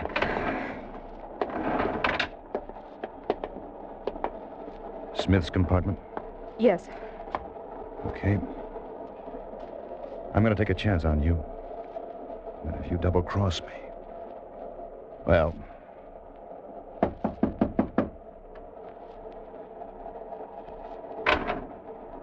Hi, hello, Mr. Rogers and Mary. Hello. You're feeling better, hmm? Come in. Thank you. Thank you very much. All right, both of you. What? Go back to the wall over there. Go on. Oh, now, look Let's here, old cut boy. that. You can do better in your own language. Get back.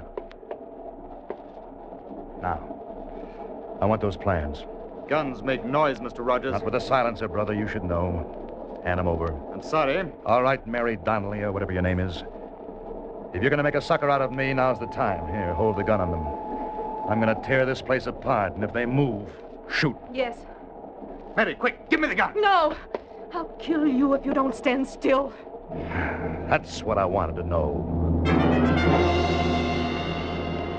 While she stood there holding the gun, I ripped the place up and down. Their suitcases, chairs, light fixtures, carpeting, everything. Anywhere that a microfilm or shred of paper could be hidden, but it wasn't there. I searched the two men, and I searched them thoroughly, but there was nothing. If one of them or both had memorized the rocket-based system, I was sunk. And they wouldn't talk, so there was nothing to do but wait.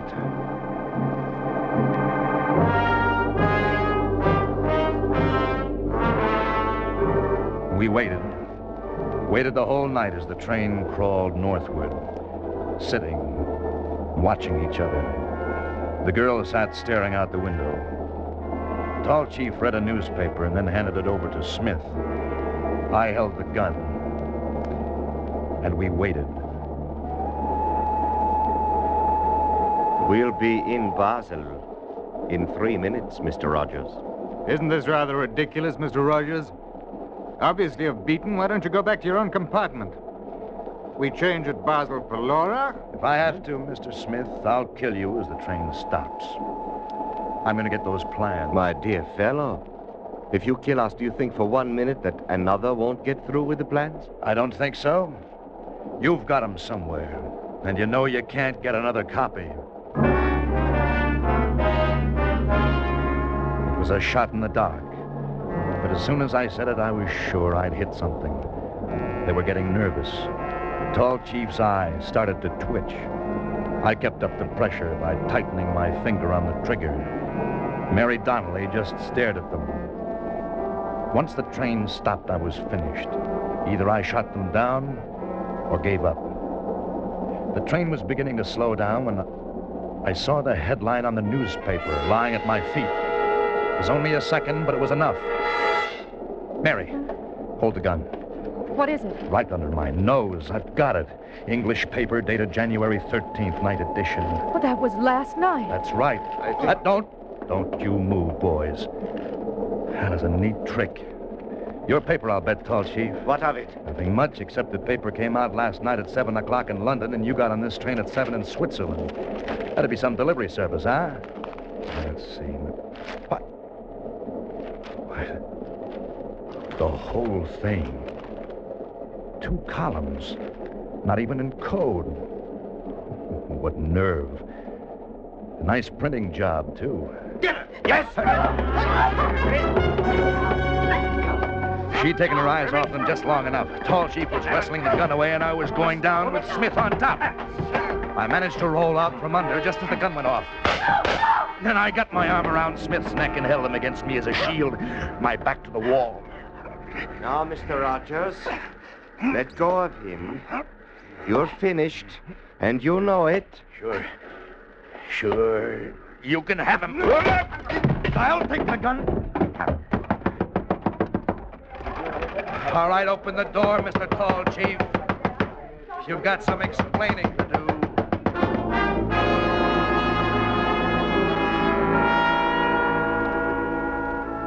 There was nothing to do for Mary Donnelly. She'd been hit when the gun went off. I'd like to have told her that everything was okay, but... well, I guess she knew it. I'd fix it so that in the reporter family would never know. That's the least I could do. The Swiss authorities in Basel were tough. They had Smith and Tall Chief for murder. Me? Well, I was an innocent bystander. They let me go. I went back to Paris with a newspaper under my arm. My job was finished when I turned it over to the country that hired me.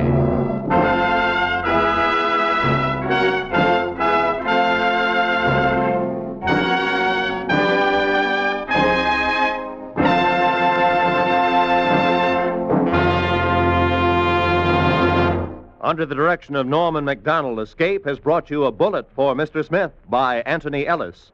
John Daner was starred as Alan Rogers, with Gene Bates as Mary Donnelly and Ben Wright as Mr. Smith. Featured in the cast were Larry Dobkin, Harry Bartell, Edgar Barrier, and Jack Crucian. The special music for Escape was composed and conducted by Del Castillo.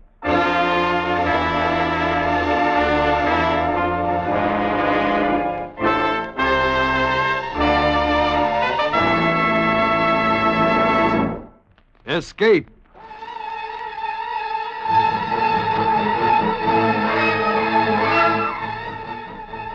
You've been listening to Escape, adaptations of the world's finest tales of adventure and mystery. Escape comes to you each week at the same time through the facilities of the United States Armed Forces Radio Service, the voice of information and education.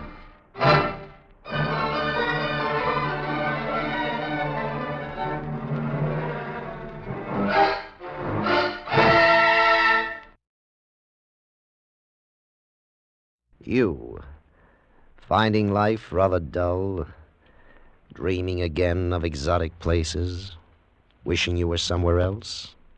We offer you Escape.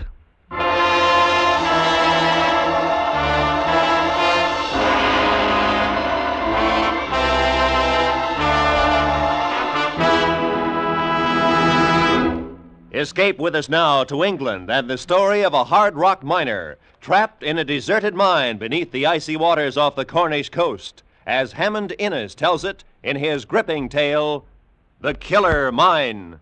The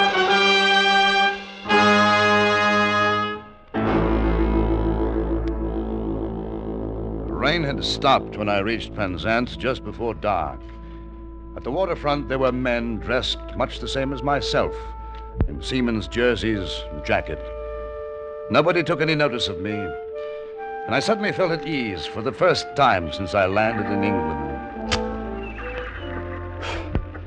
I lit a cigarette and fished out of my pocket the worn and dirty bit of notepaper which bore Dave Tanner's address, 2 Harbour Terrace, Penzance, Cornwall. I read the note again. Dear Jim, I hear things aren't what they were in Italy. If you're getting tired of it and want a change of air, I can fix you up with a job in England, no questions asked. It's a mining job and right up your street, your old chum, Dave. Well, up to now, I'd been lucky. No questions had been asked. So I went to meet my old chum at number 2 Harbor Terrace.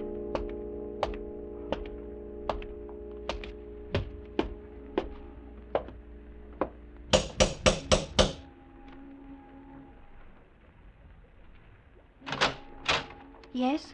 Mr. Tanner in? Who? Tanner, Mr. Dave Tanner. Oh, nobody of that name lives here. Oh, well, he's an old friend of mine. I've come a long way to see him. Hey, look, here's the letter he sent me. Oh, I'm sorry. But look, you don't have to be afraid. I'm not a cop. He's a Welshman, dark hair and eyes, a bit of a limp. Oh, maybe it's Mr. Jones you're wanting, but he's not here now either. Do you know when he'll be back? No, Hello. You're hurt. Oh, no, Well, that's blood on your hands. Oh, one of the lodgers. He cut himself on glass. Davy's here, isn't he? He's here and he's hurt. No. You can't come in. Move over. Where is he? I tell you, you're mistaken. What the devil are you doing, girl? Come and fix his arm before I lose any more blood. Who was it anyway? It's all right, Dave. It's me, Jim Price. Jim Price. Fine time for visiting you've chosen. Well, come on up, man. I'm bleeding to death.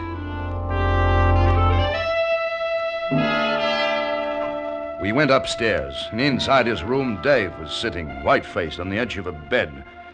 He winced as the girl daubed iodine into what was obviously a bullet wound. And then the bandage went on. Hey, not too tight, girl. Well, what happened, Dave? Nothing. It's all right. Tell you later. I'm glad to see you, Bach. Still. Yes, Davy? Wrap up some food. Find another raincoat. But you can't go out. Don't argue, girl. It's time to go now. All right. That's better. Now we can talk. You've come over for that job, eh? Yes. Got a show with no questions asked? I managed. It cost me my last farthing, though. I've got no papers. You got ashore. That's what matters. Well, Jim, it's a mining job, as I told you. Here, help me on with my coat. Yes, well, easy. Easy. Easy. There. I want to be shut of this place. Your way's the same as mine. I'll tell you about the job as we go. Where? Where do we go? Crippled Z's tin mine. But there's more to it than that. Oh? Come on. We'll meet the girl downstairs. I've got to get out. Come along.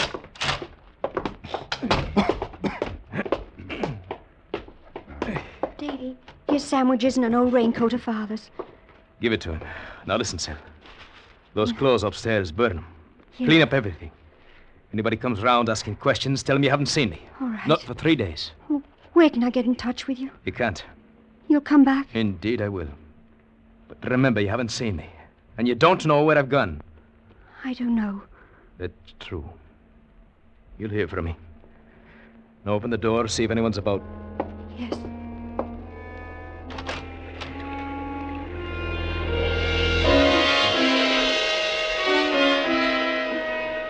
The street was deserted, and the rain had started again as we slipped out.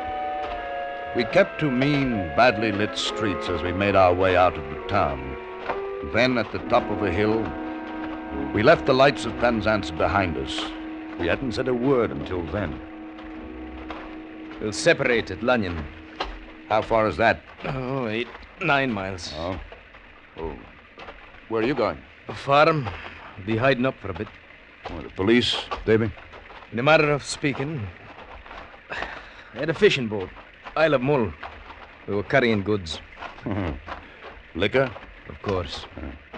Picked it up from an Italian boat. A revenue cutter boarded us. They insisted on taking the hatches off.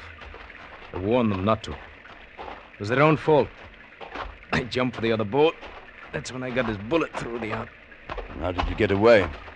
We'd booby-trapped the hatches. When they opened them, she went up, sank. Just like that. How many were killed? What does it matter? They're after me, though. What about me? Oh, the job. I told you if you want it, it's yours. Where do I go? Who do I see? Crippled Z's, just down the road from Butler. Ask for Captain Manick. Tell him I sent you. Show him my letter. That's all? That's all. He'll tell you what it's about. Come on, I'll step out. I need to rest soon enough with this cussed arm.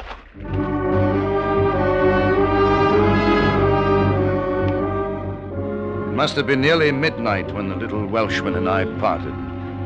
He pointed the way to Cripple Z's a mile further along, and then turned away, disappeared in the driving rain. Half an hour later, I found the huddle of abandoned mine buildings. And then against a crackle of lightning, I saw a house. I had reached Cripple Z's and the job that was waiting for me.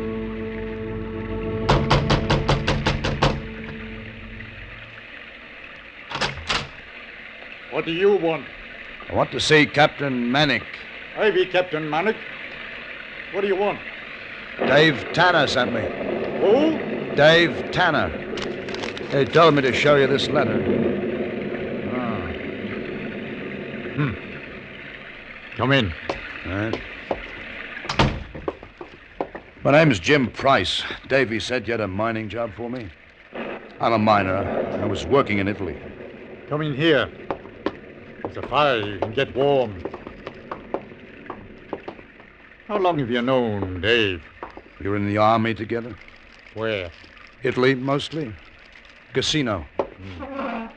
Sit down. You're the deserter chap, aren't you? Oh, it's all right.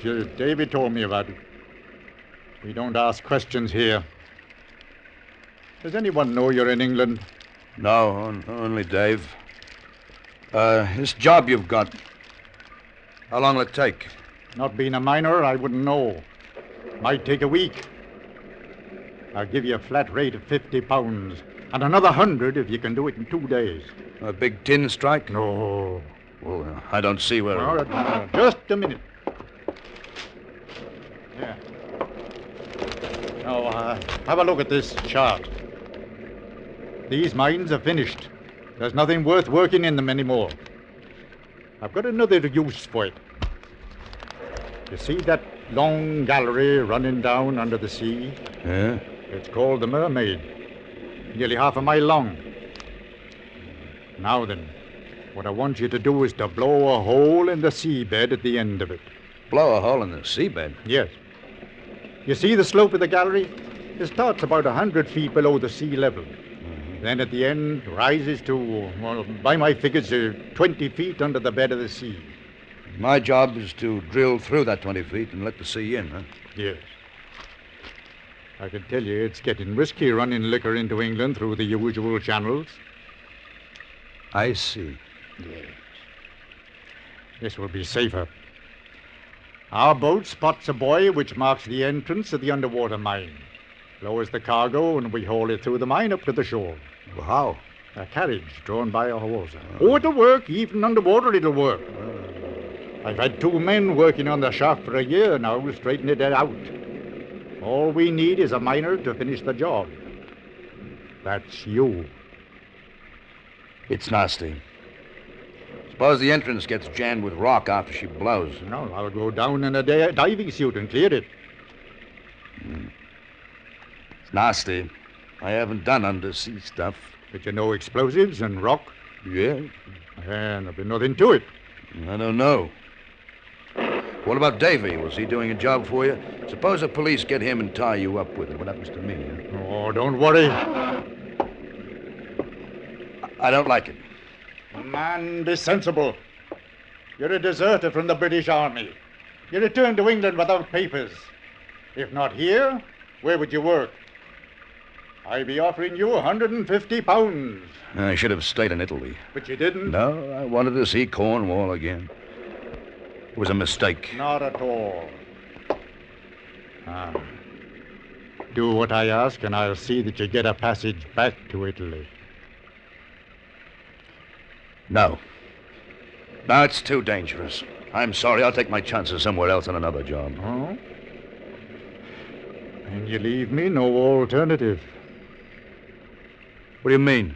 I shall have to telephone the police in Penzance and inform them that a deserter has shown up, looking for a job. After what you told me, now make me laugh. I'm quite a respectable man in these parts. I doubt that the authorities would take your word against mine. You're bluffing. Nobody can force me to do anything. You think not?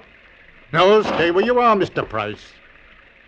I wouldn't hesitate to shoot you. You see, I'm in rather a desperate position. It's taken me a long time to find a miner to do this job. I couldn't bear to see you refuse. You still have a moment to change your mind. Hello? Would you ring the police station for me, please? He wasn't bluffing. I knew that I owned only a few seconds to decide. It was a choice of arrest, conviction as a deserter, or doing a job which might mean my life. I had run away from death once before. I suddenly realized that I'd been running ever since. I had to stop. I looked back at Manick, smiling and sure with his pistol pointed at me. Well? All right, hang up, I'll do it. I'll blow up your bloody mind.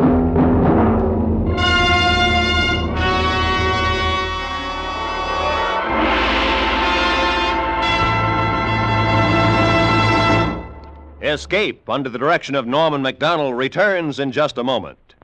Boy Scout Week is now being celebrated across the nation. The scouting program is well known to almost every American.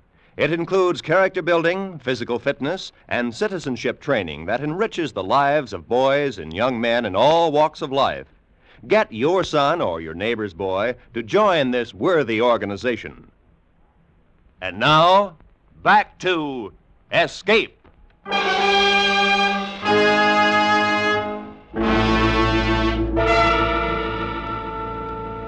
Manick put down the phone, opened a desk drawer, and took out some pound notes, handed me 10 and suggested that I get some sleep. We were to start work at 5 in the morning. I was pocketing the money when the door behind us opened. I looked around and saw an elderly man had entered. I didn't know you'd anybody here, Henry. It's all right, Father. This is Jim Price. He's going to work here a bit. He's a miner. A miner, is he? Well, my boy, 'tis good to know there'll be a miner working here at last. I knew you'd say it my way sooner or later, Henry. At least we can make a start now. Price is working for me, Father. Working for you? Nonsense, he must work for me.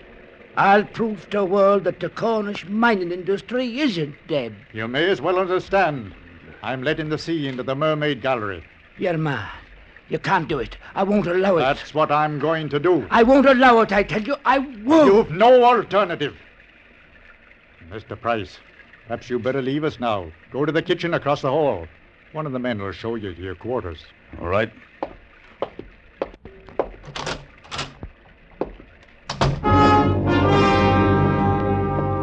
I went to the kitchen, could hear the argument raging through the hall.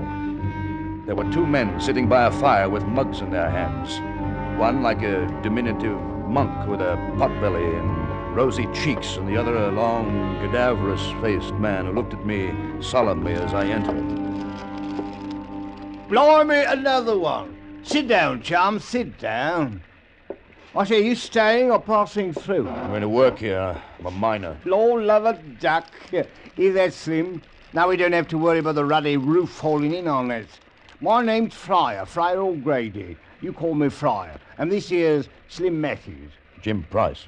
Manick hired you to blow through the seabed? Yes. Does the old man know? Yes, I just left him. Thought I heard argy-bargy. It's gonna be trouble. I don't understand. The old man's been working these mines all his life. Now he says he's found the richest tin strike in Cornwall. Captain's right, though. Captain's right. Running liquor's tax-free, if you follow me. Too expensive to operate a mine these days. I shouldn't want your job, Mr. Price. We've been sweating for a year down here. Funny feeling with all that sea over your head. Oh, well, every man to his trade, I say. Come on, mate, I'll show you to your digs. Imagine you'll want to be up right hand. Thanks. See you in the morning, Mr. Price.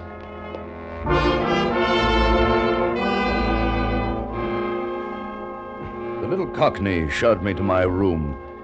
And it was about a half hour later that I heard a tap on my door.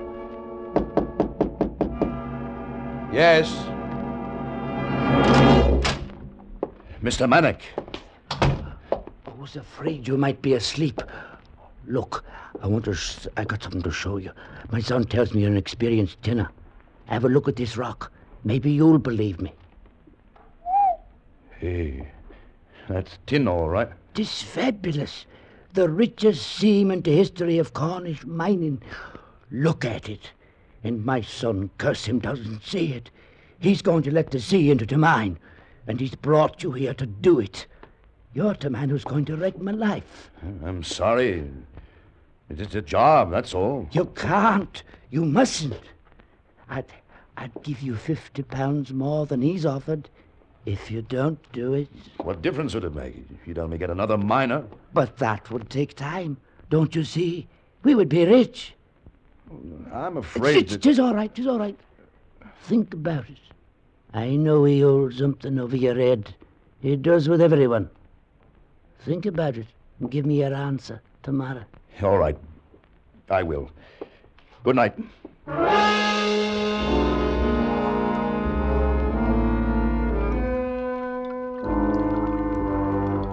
That's it, Mr. Price. What's the pit for, Captain? Yeah, underneath the scaffolding there. To catch the rock when you make the final blast. Oh. Well, it might work. As I told you, if it doesn't, I'll come down in a diving suit to clear it away. You say there's 20 feet to get through? Yes. There's quite a bit of water seeping in now. It'll be touchy, all right. Granite, basalt from the feel of it. Well, that's what I thought. Well, if it cracks, anything might happen. Yes. By the way, my father spoke to you last night, didn't he? Yes. Showed you the tin. Probably offered you more not to blow the mine. I hope you refused, because if you didn't, I can still notify the police. I didn't tell him anything. Good. Then you can start to work immediately. I'll send Fryer and Slim down to help you. And by the way, don't go wandering around too much. Some of these old tunnels run for miles and you can get lost. And stay out of the shaft that parallels this one. She's the old Come Lucky mine. There've been a lot of falls recently. If she caves in, she'll take in the sea and break through here. I'll be careful.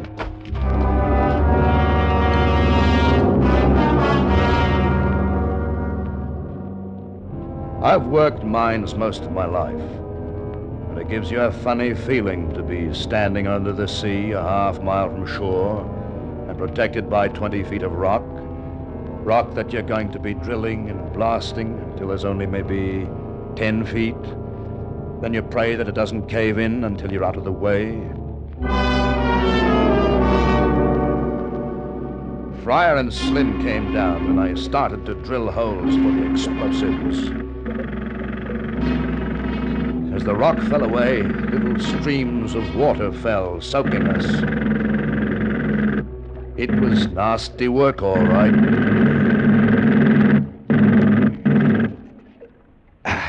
That do it, chum? That's enough for the first blow. How many do you think you'll need? 3, maybe 4, depends. Give me the charges. Watcha. Here you are, Price boy. Oh, lots of water there. There's nothing to worry about yet. I hope. You and Slim better get up the tunnel when she goes. I was hoping you'd say that. I'm off. Good luck, chum. The 2 men disappeared up the gallery, and I was left alone to explode the charge. I connected the wires, moved the exploder as far as it would stretch into the tunnel, and then I pressed the handle.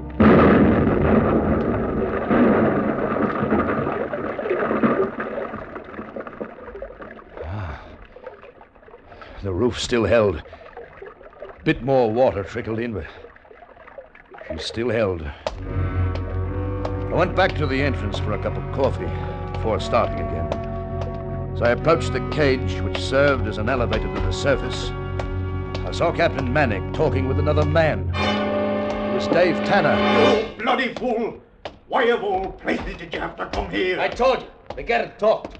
I heard it on the wireless. I knew they wouldn't be thinking of looking for me here. It would be safer. Safer? In broad daylight? Somebody must have seen you. The police will be all over us. Nobody saw me. How do you know? Price, you've got to be through that seabed by tonight. Well, it's impossible. I can't do it. Nothing's impossible. I can get you out of the country as soon as you've finished the job. You don't finish tonight and the police come. Well, what do you know? What does that mean? Well, it can't be done. There's too much work for one man. I'll put Fryer on the drill with you. He knows something about it. Tanner and myself will be clear of the rock after each blow. Well, I'll try. Good. You, Dave, stay out of sight, down here. And keep my father out of here. Shoot him if you have to. You understand? All right, all right. We worked like madmen all day, drilling, blasting. We blew the rock 3, 4, 5 times, and still it wasn't enough. The water was coming in fast, filling the pit. Manick and Slim went back for new drills and charges. Fryer and I stayed on the scaffolding. And I don't like the looks of that. What's up, mate? Rock. Weaker up here. Dangerous? Maybe. Fetch me a pick. All right. Ain't that'll do. Broken the end. The last charge must have done it. I'll up and get another shot, me more.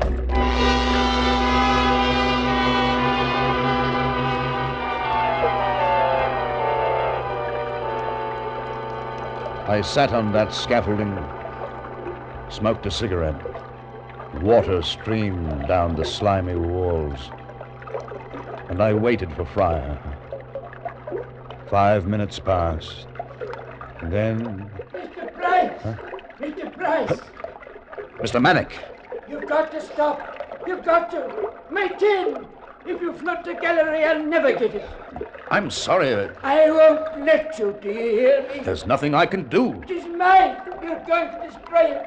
I'll kill you. I'll kill you all. You better get to the surface. Mr. Manick is not safe here. Ah! You'll find out. You'll find out how unsafe it is. He was gone, and I knew he was up to something. I wanted to follow, but I remembered Captain Manick's warning about the tunnels. The old man knew them, every twist, turn. And if he wanted to get rid of me, he could lead me to a maze from which I would never find my way out. So I stayed there until the captain and Slim came back. We're getting ready to go, Price. Your father was here. What? He's up to something. How did he get by day? I don't know. You let him go. Come on, hurry. We've got to stop him. What'll he do? He's going to make sure that we can't let the sea in here. He's mad. They come lucky. Ah, that's what I'm afraid of. He knows that mine like a book. Come on!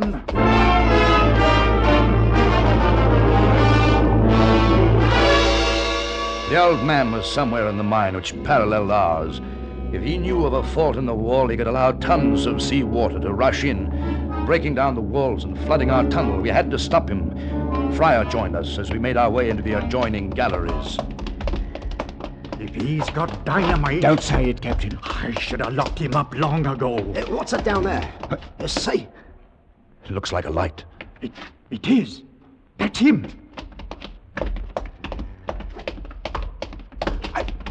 He's working on something. The wall. Father! Father! Stop it! Stay where you are. Stay there. Do as he said. Don't come any closer. Listen to me. Don't do it. You'll be killed. He'll drown us all. Let's get out. Say you let me have me tin. Let him have it. Let him. Look. He's lighting a match. Say it. Say it, my son. No, you old devil. Kill yourself. Go on. You're not getting me killed, Captain. No. Come on, Tom. Run for it. Captain Manick lay on the wet tunnel floor, blood streaming from a wound where Fryer had struck him with a pick. We ran, the three of us, and behind was the mad old man with his charge of dynamite. We reached the mermaid gallery when it went off.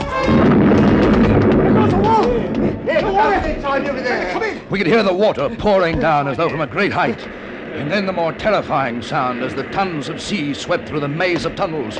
We ran for the elevator which could take us to safety, and the surface 100 feet above. And the water followed. You could hear the roar until it deafened you. No, wait! wait! Give me a hand! I've twisted my ankle! Sorry, Tom. Colt's up now. I could see that blessed elevator so close. Slim and Fryer were almost there.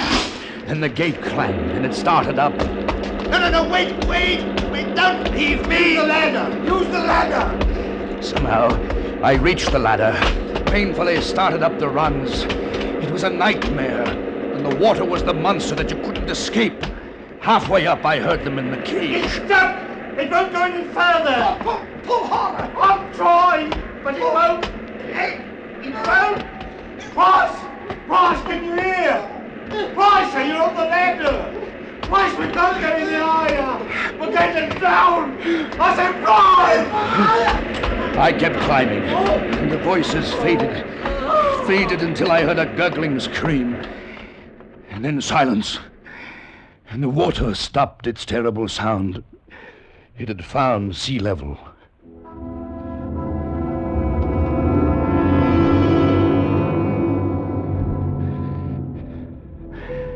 When I got to the surface, I saw Dave Tanner. He was standing looking down at me with frightened eyes. And with him were 3 men in uniform. They were the police. I fell into their arms, crying. I tell you, I cried. I was so happy. I got away from that killer mine.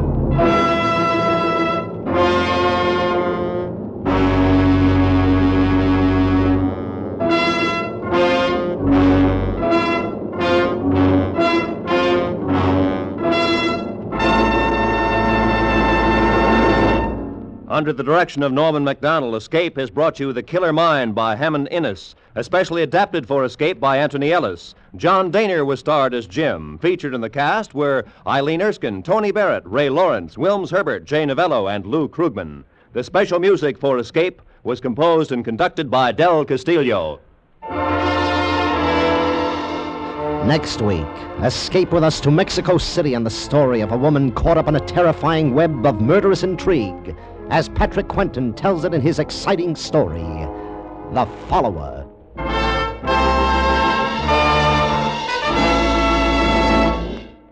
If you'll stick around, you'll find a lot of laughs and some deep human interest. Bill Goodwin is about to pay his regular Sunday afternoon visit with his $1-a-minute program. Bill will be selling CBS airtime at this modest rate to more people with things on their mind. $1 a Minute starring Bill Goodwin follows a mini on most of these same CBS stations. This is Roy Rowan speaking.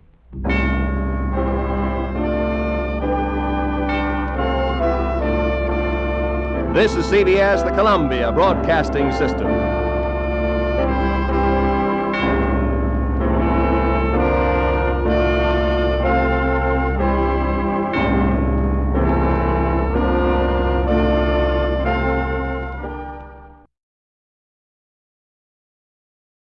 Tired of the everyday routine? Ever dream of a life of romantic adventure? Want to get away from it all? We offer you Escape. Escape, designed to free you from the four walls of today for a half hour of high adventure. Escape, brought to you by your Richfield gasoline dealer and the Richfield Oil Corporation of New York. Marketers of Richfield gasolines with xylene, Rich Lube all-weather motor oil, and other famous petroleum products. Look for the Richfield Eagle on the cream and blue pumps.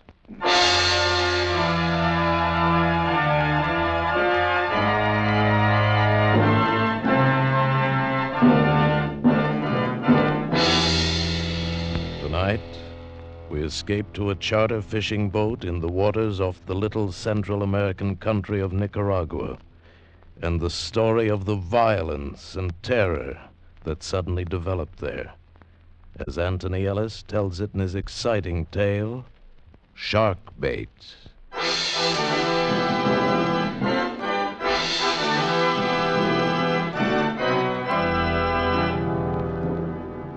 I just come out of the hole they call El Splendido.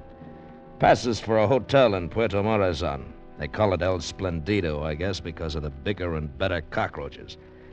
Funny thing is, there are always a few Americans there. They come down to Nicaragua for the fishing. Two of them, a man named Williams and his daughter, had chartered my boat for the next morning. It was getting dark when I walked down to where the boat was tied up, and as I came to the shack that palmed itself off as a cocktail bar, I knew it was time for a drink. The joint was called Joe's. Nobody knew why, since it belonged to a fat, happy Portuguese named Miguel Pereira, who in his spare time dabbled in everything from cut-rate murder to dope. He was a good man not to trust. Went to a table, and he stopped plunking his guitar long enough to bring me a warm beer. Buenos tardes, Capitan Hook. Hi, Mike. It was hot today, eh? Yeah. You are the first person for cocktails all day today. Now, that's tough. But when it gets dark, the Americanos will come in. Then I make up my loss. I'll bet you do. I have heard some interesting talk today. Is that so? I would not breathe it to a soul but you. Go on. Across the border, they are ready. Oh, the rebels again? So they say. Oh, those Hondurans. I have heard something else. Huh? They are bringing guns in for the attempt. No kidding. See. They pick them up from a Honduras fishing trawler off the coast tomorrow night. Then take them to Point Maria here in Nicaragua. Well, that's the point, a couple of miles below Puerto Morazan, is it? See, from there they carry the guns across the border to Honduras. Well, that's pretty slick. These things I have heard, amigo. You're a true conspirator, Miguelito. There is something more, and believe me, dear friend, I will tell it to no one but you. The guns arrive at Point Maria at 30 minutes past 10 tomorrow night. Well, that's valuable information, Mike. You'd better not tell anybody else. You know, you might get yourself into trouble. Oh, but of course I would not. You I tell because I can trust you as you can trust me, Capitan Hook? Yeah. Come, I bring you another beer, On Joe's Cocktail Bar, free.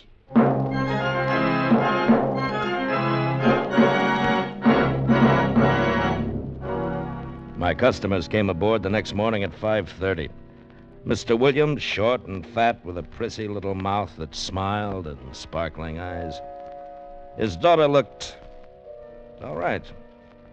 There were two other men with them. I didn't like that, though. Strangers in Central America, particularly these days, can mean trouble, and that was something I didn't want. My deckhand, Sam, was standing by to cast off. Hey, Captain Hook. I should like you to meet Mr. Baxter and Mr. Gordon. How do you do? Gentlemen. They're staying at the El Splendido. Missed you last night when we made the charter. They're coming with us. Now, wait a minute, Mr. Williams. Wonderful day. It should be great for fishing. Look, Mr. Williams, my charter calls for only two, you and your daughter. Well, my dear fellow, Mr. Baxter and Mr. Gordon are my guests. You will be paid accordingly. Now, that's settled. Shall we shove off? Okay. All right, Sam, cast off. See you, Jocko.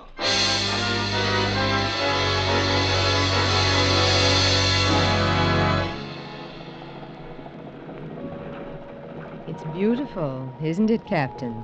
It's all right, Miss Williams. That's because you're used to it. I've never seen water like this before. No? Your deckhand, you call him Sam. What about him? Sam. He is Spanish, isn't he? Part. Rest is Nicaraguan. Why do you call him Sam? Is that really his name? No, but it's easier. The other one's too long. He calls you Jocko? It's Jonathan, but he can't pronounce it. Strange to find a man like you down here running a charter fishing boat, and with a name like Captain Hook. It's very romantic. I'm glad you like it. Oh. Am I annoying you? No, of course not, Miss Williams. It's my job to answer questions. I see. Captain, that dark patch of water over there. See? Yeah. It seems to be moving. It is. Manta raya. Manta raya? A giant manta ray. We stay away from him. It's healthier. Oh, my camera. I must get a shot. Can you get closer? I can, but I won't. Well, now, look here. There's no need to use that tone with me. I'm hiring you. I want to get a picture of the beast. I'm sorry. I'm chartered for fishing. This is a 46-footer. Now... Your beast is about 35 feet across, and he's bad-tempered, too. Nothing doing. Huh. Oh, very well. Jocko! What? Albacore! Where? Off the port bow. I see him. Forget your mental, Mr. Williams. Look, Albacore. Eh? Tell your friends to get ready. Better let me try for the first one. If we lose him, the rest will get away. Watch those outriggers, Sam! Mr. Williams, break out your gear. This is it.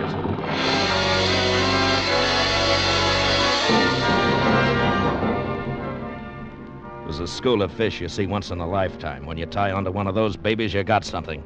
I turned the wheel over to Sam and got set. The albacore took the feather jig like a crazy horse, only 10 times faster. I knew that if I lost him, it was goodbye school. That's the way albacore are. Oh, you've got him, you've got him. Come on, get those lines wet. Over on the other side of me, Baxter. Right. No, Baxter, look out. You're crossing my line. I'm sorry. No, get around me. Here. Here, not that way, you fool. You're fouling me. Under me, under me. That did it. There goes the line. I'm sorry, Captain. Forget it. Well, you won't see albacore again today, Mr. Williams. There they go. Dear. Too bad. Oh, well, that's luck. Come along, Baxter. We'd better have a beer. Good idea. After all that excitement, I could almost feel the fight in them. It's really too bad, but accidents will happen. All right, Sammy, I'll take the wheel. See you, Joko. Perhaps we catch something else later. Yeah. You're angry, aren't you, Captain? What? No. Oh, yes, you are. Mr. Baxter hadn't been so clumsy, we would have caught albacore. That's right. And I'll tell you something else. What? I don't think that either Baxter or his friend Gordon are fishermen. They are.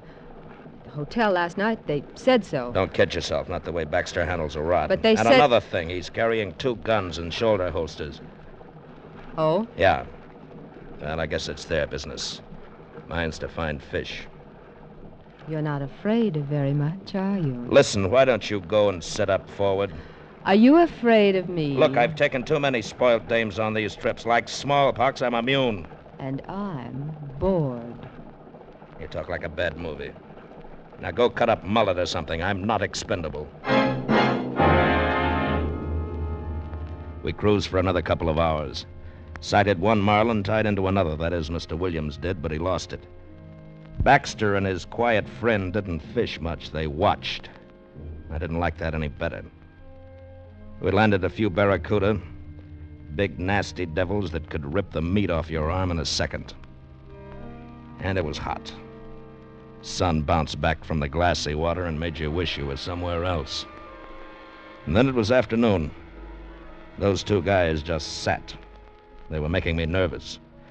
Williams drank beer and perspired while his daughter kept casing me. I figured she was getting ready for another try when we saw the boat. It was a fisherman flying the Honduran flag. Oh, not very good sport today, eh, Captain? It may get better. It's too bad I missed that marlin. There'll be another. I hope so. First the albacore and then marlin. Hey, on your right. Huh? What sort of craft is that? That's commercial fishermen. Oh, quite large, isn't she? They take a lot of fish. Of course. I'd like to get a picture, if I may. I thought you wanted fish. I do. Right, then I'm headed down the coast. Well, would it take long to get close enough for a picture? No, it wouldn't be worth it. Huh? She's Honduran. I don't want trouble. Trouble, Captain? In case you haven't heard, Honduras is ripe for another revolution. What? We're under the Nicaraguan flag. I'm not taking any chances. I don't understand. It depends whose side the fishermen are on. If they're Honduras government, it's all right. If they're not, they might like to have my boat. What? It's happened before. Incredible. Yeah. Revolution. Well. Captain, that ship, she seems to be signaling. No, what about it? Mr. Gordon knows a little about signal pennants. Does he? Like he knows how to fish? I think it's a distress signal. Yes, you ought to find out. Distress. Is that so, Captain Hook? Could be. Could be a trick. Well, I don't understand. If they're in distress, it's our duty to When go... we first sighted her, there wasn't any signal. Now she very conveniently runs one up. I don't like it. We're putting back to Puerto Morazan. We better take a look. Not on my boat. Sam! Hi, Jocko. We're through for the day. Take in the outriggers. I'm Yeah, sorry, Mr. Williams, but I don't like this charter. Now, You'll look get your here. money back. But you can't do that. Stay on the engaged- course. Nuts. I insist, Captain. Mr. Baxter, what are you doing with a gun? Are you crazy? Walk over here slowly, Hook. Come on, I mean it. Well... All right, Gordon, take over. Right. I've been wondering about you ever since you boarded. Have you? Well, now you know. Mr. Baxter, really, you have no right to endanger us all. This is going too far. Keep out of this, Mr. Williams. You're pretty interested in that trawler, aren't you? Yes, that's why we've borrowed your boat. If you give us any trouble, I'll shoot you in the leg and throw you overboard. I imagine you would make excellent sport for the shark and barracuda. They have an extraordinary scent for blood, Captain Hook.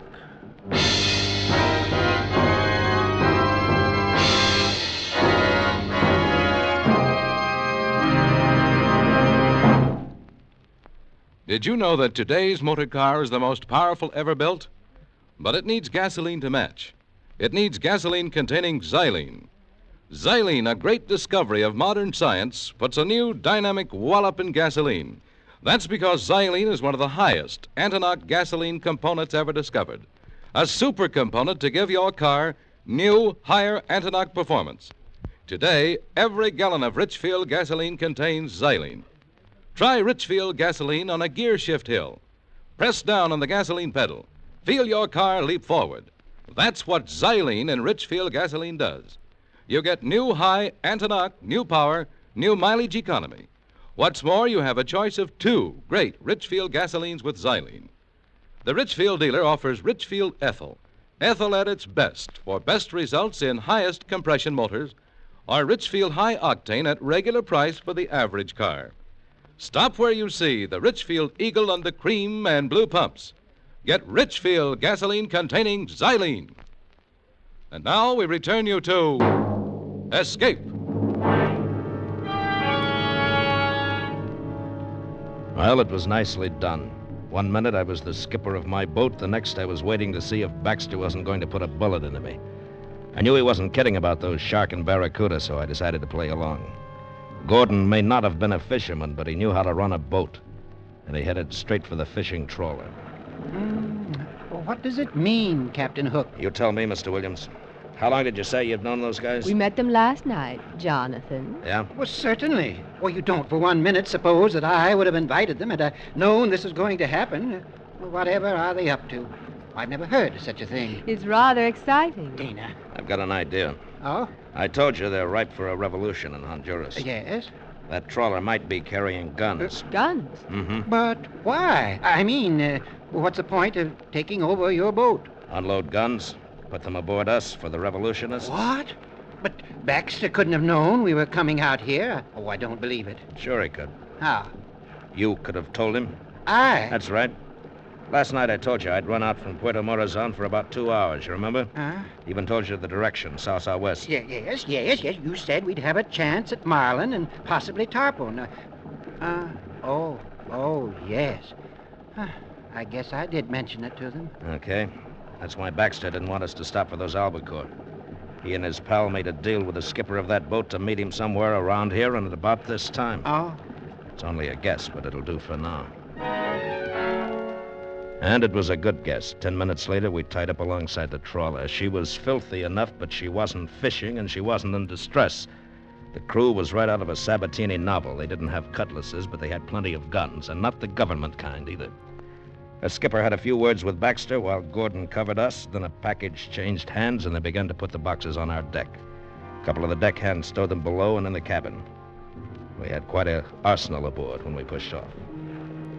Well, Captain Hook, you wanted to put back into Puerto Morazan, so we shall. Are you kidding? Not at all. If those are guns, how do you think you're going to get them into Nicaragua? Nobody said anything about guns. I shouldn't worry about the contents of the boxes. We shall wait until night, then put into Point Maria. We'll put the cargo ashore there. Just like that? Just like that. You get paid off, and somebody else worries about getting them over the border into Honduras, huh? Yeah, that sounds familiar. If that is my plan, you have described it perfectly. And, Captain, remember, it's pointless for you to attempt any heroics. Our stakes are rather high, and we should prefer not to kill you. You won't kill me, don't worry. Your boat will be returned to you, and there'll be a bonus for your rather unusual charter. Well, thanks a lot. Well, I'm going to join Gordon at the wheel now, and keep in sight, Captain Hook. Psst. Jocko. Sammy. Stay down. They can't see you. Jocko, they think I am below. Yeah. I behave very scared. They did not trouble to search me carefully. I have my knife. Good boy. Not now, though. Stay out of the way. If we get a chance, I'll... Duck, here comes the dame. Well, where's your father, Miss Williams? In the cabin, worrying. Who were you talking to just now? Oh, me? Talking? Uh-uh. Yes, you were. I know. It's your deckhand, Sam. isn't it? Keep your voice down. Sorry. Haven't they missed him? Probably not. Sam can look like a real scared Indian when he wants to. He isn't scared, is he? No. You've got a plan. Maybe? I could help. No, just stay out of the way. But I want to help. What can I do? What's your first name? Dana. That's no name for a girl. Well, it doesn't matter. I am a girl. Yeah, I can see that. What do you want me to do? Go over to the wheel. Gordon hasn't got a gun in his hand. Baxter's the one to watch. Get him talking, and if you can move him in front of me, cut him off for about 5 seconds, right? But you haven't got a gun. What can you do? Not me, Sam.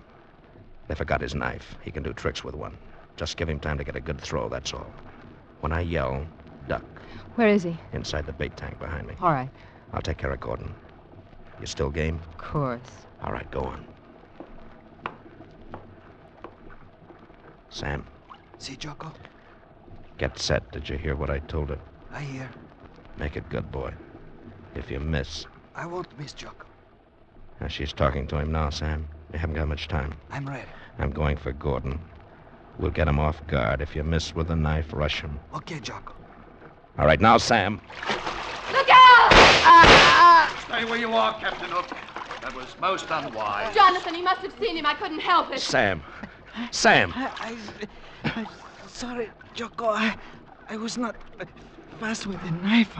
I'm sorry. Oh, come on, Sam. You'll be all right, Sam. There we go. We have one good, fine time together. Jocko. Sure. Sure we do, Sam. And lots more. Put him overboard, Captain. What? Put him over the side. He's dead. Listen, you're murdering... I want no dead bodies in this boat. Might be difficult to explain if anyone came aboard before we reached land. Put him over the side. I picked him up in my arms. He was very light. The little mestizo who'd been with me for 3 years was dead. Sam was dead. He looked like a sleeping child, except for the blood stain creeping over his wet shirt. I stood at the rail for a moment. Then I let him go. He fell astern of us, and I had to watch. I knew what was going to happen, but I had to watch. So did Baxter. I could feel that murderous fascination as he waited. Then there was a swirl. And another. The water boiled with triangular fins. And Sam was gone. After that, I just waited. Williams and the girl didn't show. It was just me and those two at the wheel. And it began to get dark like it does down there. We didn't show any lights. Gordon was still at the wheel, and I could see the glow of Puerto Morazan off the port bow. There was no moon, just sudden blackness. Must have taken Carter by surprise, because when he called to me, I wasn't sitting by the bait tank any longer. I was around the other side with a big gaff hook in my hand. Captain. Captain. Why didn't you watch him? Never mind that. He's still aboard. Hook! I'm coming to get you. Don't be a fool. Hook. This is your last chance. I swear I'll shoot. I caught sight of his figure for a second against the glow of the town, and then he was gone. But I was ready. I could hear him. Just a couple of more steps. 1, 2, 3. Hook, you're a fool. I'll put on the lights. No. They'll see us from shore. Then I could hear him breathing. And I hit out with a gaff, and I caught Nexter in the throat. He went down hard, dying fast. I grabbed his gun and moved quietly toward Gordon at the wheel. Did you kill him? Baxter can't hear you, Gordon. He's dead. All right, drop it. Drop it! I got away from the wheel. Okay. Williams! Williams, get out here. It's all right. I've got him. Captain Hook. Oh, well done. It mustn't have taken a lot of nerve to do that. Pity it's wasted. Sorry, Captain Hook.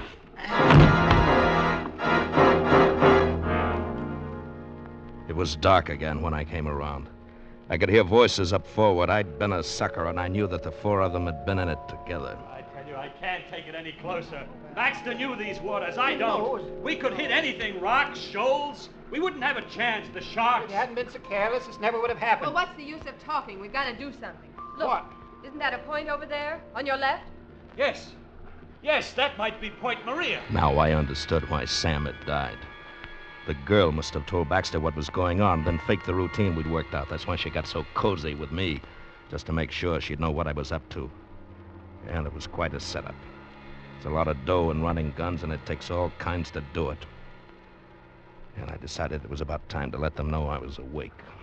Well, Captain. Yeah. You feeling better? Yeah. I didn't mean to hit you quite so hard. No, I'm sure you didn't. You caused us quite a little inconvenience, you Yeah? know. I'll bet Sam's sorry for you, too. That's a nice kid, your daughter. She pulled wings off of flies when she was younger. Not my daughter, Captain. Dana's, well, shall we say, a partner in the enterprise. Oh? And we have a proposition to put to you. Oh? Frankly, we need your help. Mr. Gordon is unable to discern the landmark we have chosen. Baxter might have found it, but, well, Captain, we needn't go into that. I offer you $1,000 if you would take us in to Point Maria, where we should be able to see the signal. Sorry. 2,000. Find it yourself. Shoot him. He'll only give us more trouble. Yeah, do that. Then explain how Sam and I disappeared when you get back to Puerto Morazan. By the way, have you checked the fuel? It's almost empty. That's right. All right, Captain. What do you want? Look, Williams. Suppose I take you in, and we decide on a fair deal when we get there. Very well. You have my hand on it, Captain? Yeah. Gentlemen's agreement. Are you sure this is Point Maria? I'm sure. Do you want me to signal? No, we'll wait. We are to pick up the guns at 10:30. The boats will put out from shore. It's 10:30 now. We'll wait. It's okay with me. 5 minutes went by, and then we heard the sound of muffled oars. From out of the blackness, riding out to us on the swells, came 3 boats.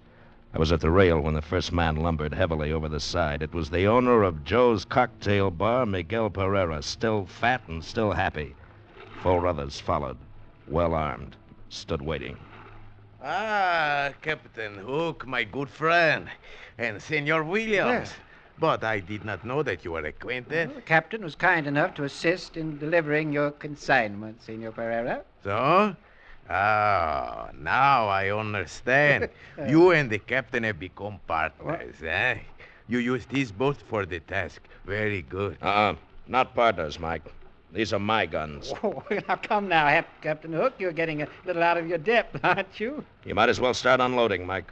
But there is only one consignment? That's right, mine. Williams wasn't able to pick his up. Wait a minute. Are you in us, too? You, Captain? You're running guns? Yeah. It wasn't nice of Mike not to tell you about me, and it wasn't nice of him not to tell me about you. Would have been simpler to let us do the whole thing instead of splitting it up, Mike. Never mind what was nice. I know what I'm doing. It was safer this way. If one of you were caught, the other would get through. Mr. Williams said he arranged for a boat and would pick up his guns this afternoon from the trawler and bring them here this evening. And you, my dear friend, were to pick up yours tonight, as I told you. That's right, and you've got them. Now, look here. If you think I'm going to be double-crossed like this, you can... Go ahead. There's a load of guns waiting for you out on that Honduras fisherman. Pick them up. This one's my deal. Well, I tell you, Senor Pereira, these are mine. We must have the other shipment of guns tonight. Looks like you're not going to, Mike, unless I can get them for you. You're not going to get away with this, Captain Hook. You will return to the trawler tonight, Captain? Sure. You'll have to pay me first for these. It is done. Oh, no. We made a deal, Pereira. I am not You did not keep your bargain, senor. Obviously, these are the captain's guns. Look. Please, no violence. My men are nervous. That is better. Here is the money, my friend. Thanks, Mike. I'll give it to Sam's wife. It won't make her feel any better about Sammy, but it may help a bit. Well, Captain Hook, you've done quite well, haven't you? Where does all this leave us? Out, Mr. Williams. And if you're smart, right out of Central America. And if I were you, I'd do my fishing in a lake from here on. It's healthier.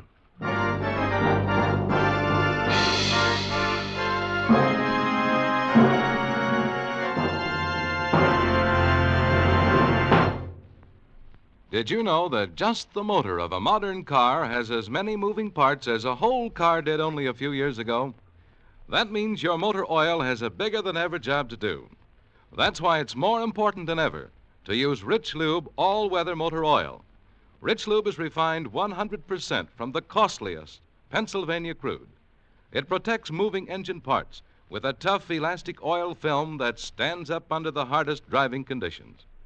Rich Lube keeps your motor cool by carrying excess heat away from vital engine parts. In addition, it cleans your motor of harmful deposits as you drive. Rich Lube, the Pennsylvania premium motor oil, saves you money by protecting your motor under all-weather, all-driving conditions. Yes, it's much cheaper to use Rich Lube than to pay the cost of motor repairs. Change to Rich Lube all-weather motor oil tomorrow. Keep your motor clean. Keep your motor young. Escape is produced and directed by William N. Robeson, and tonight has presented Shark Bait by Anthony Ellis. Featured in tonight's cast were Bill Conrad as Captain Hook, Mary Shipp as Dana, Will Gear as Williams, John Daner as Baxter, Steve Roberts as Gordon, Harry Bartell as Sam, and Paul Frees as Miguel. Special music was arranged and played by Ivan Ditmars. Next week. You are standing on the deck of a whaling ship, about to put out from San Francisco, when a stranger suddenly appears to inform you that he has just murdered your first mate. A stranger from whom you realize there can be no escape. Next week at this time, the Richfield Oil Corporation of New York invites you to escape with the story of intrigue and violence aboard a whaling ship of 100 years ago, as Bud Nelson tells it in his exciting tale, Yellow Wake. Be listening. Goodbye then until this same time next week, when once again we offer you Escape. Tom Hanlon speaking. This is CBS, the Columbia Broadcasting System.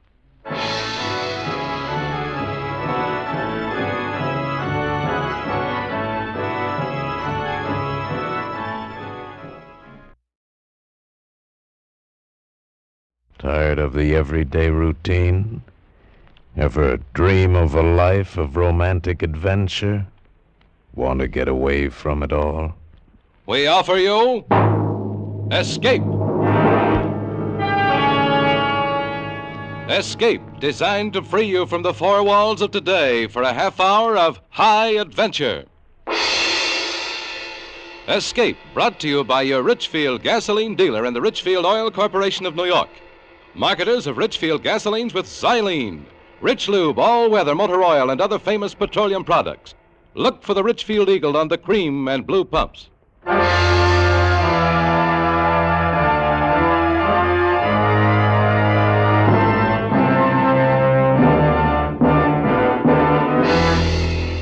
Tonight, we escape with the story of the murderous priests of a weird cult hidden in the barren deserts of Mexico.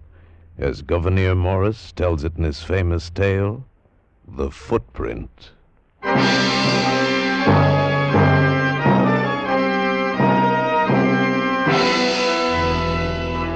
Here it is. Now, you see me, buckos. Here's the Gulf of California. Yeah. And up here, near the Barra de San Jorge, on the coast of Sonora, we find two bays divided by a high spit of sand with a granite pillar marking the bay to the north. It's a massive thing, that pillar. Easy to find. You can't miss it. Then there's 20 miles inland, due east from the pillar, and we find it. Well, find what? A Chinese pagoda. A Chinese pagoda. You sure it isn't a Japanese wigwam? Ah, now, boys, I know it sounds strange, but it's the truth I'm telling you. How did you get this map, Mr. Morgridge? From a Chinese, God rest his heathen soul. I did him a sort of a favor once. You did him a sort of a favor, and he tells you where to find a fortune and rubies? How come there's a Chinese pagoda full of rubies in Mexico? If you know the facts, me buckles, it wasn't the Spanish who first set foot in these shores. Huh? It was the Chinese. Come on, you guys. Thanks, Mr. Mortgage. We're sorry to take up your time. Oh, now, wait a minute. It's a nice trip on a good, sound schooner. And if you like sailing, what have you got to lose?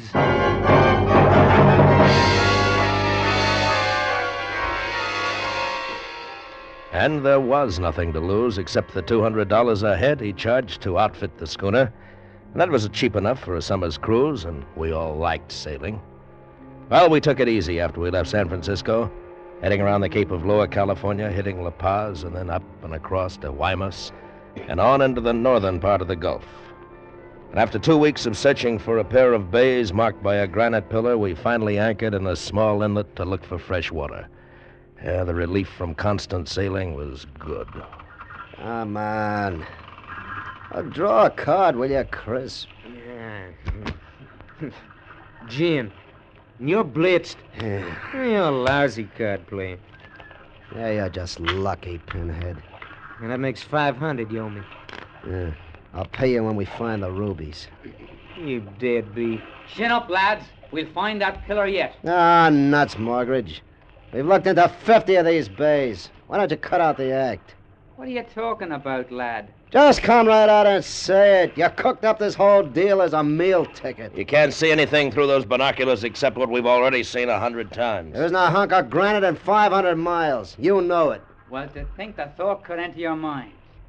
Why, I'm as put out as any of you. But now's the time to persevere, and we'll find it. Skip it. Come on, Mortgage. Hey, wait a minute. Now, there's something for you. What? There's a boat heading into the bay. We scrambled up to Margaret at the bow. Boats were rare this far up the Gulf. She was just rounding into the bay a quarter mile off.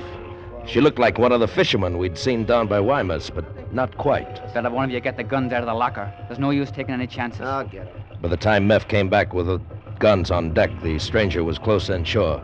And as she came about, we saw him through the binoculars, seated on the open stern, holding a yellow umbrella to keep off the sun. A Chinese dressed in gleaming white. He was mountainous with fat, and his big, round, smiling face glistened with sweat. Another Chinese, stripped to the waist, came out of the big cabin, lowered a dinghy, and hopped in. The big Chinese swung his rolling fat over the rail. We watched the fat man being rowed into shore and continued watching as the dinghy skipped back to the boat which headed out to sea. Until it rounded the horn of the bay, the Chinese just stood there. And then he picked up his yellow umbrella, turned, and waddled across the beach, lumbered over a dune, and was gone. Oh, what do you make of that? I don't know, but now's the time to find out. Let's go ashore.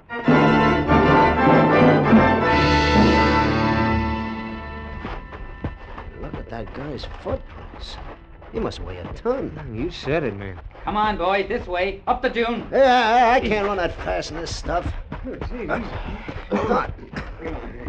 Hey, boys! Boys! What's got into him? Well, get up the dune and we'll find out. Come on. Call me a liar, will you? What? Call me a cheat. Call the map a phony, will you? Look. What? Why, it's the pillar, the granite pillar. No wonder we couldn't find it. It's almost buried in the sand. Will you look at the size of it? The rubies, boys, we've as good as got 'em. What about our fat friend? Looks like he has the same thing on his mind. We follow him, me buckos. It's 4 with guns against a yellow umbrella. Come on, lads.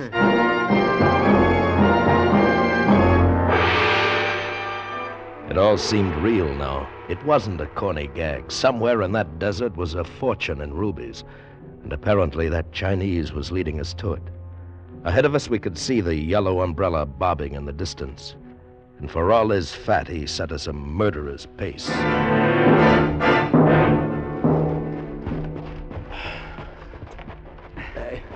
Why doesn't he stop? This is killing me.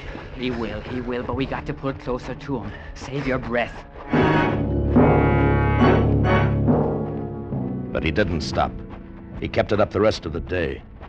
And the sun was like a red-hot iron on our backs, and the heat waves danced off the desert like crazy devils. For a while, just before the sunset, the heat threw up a mirage, and the fat bulk of the Chinese seemed to waddle through the sky. And then it was dark, and we lost him. Until... Hey, look.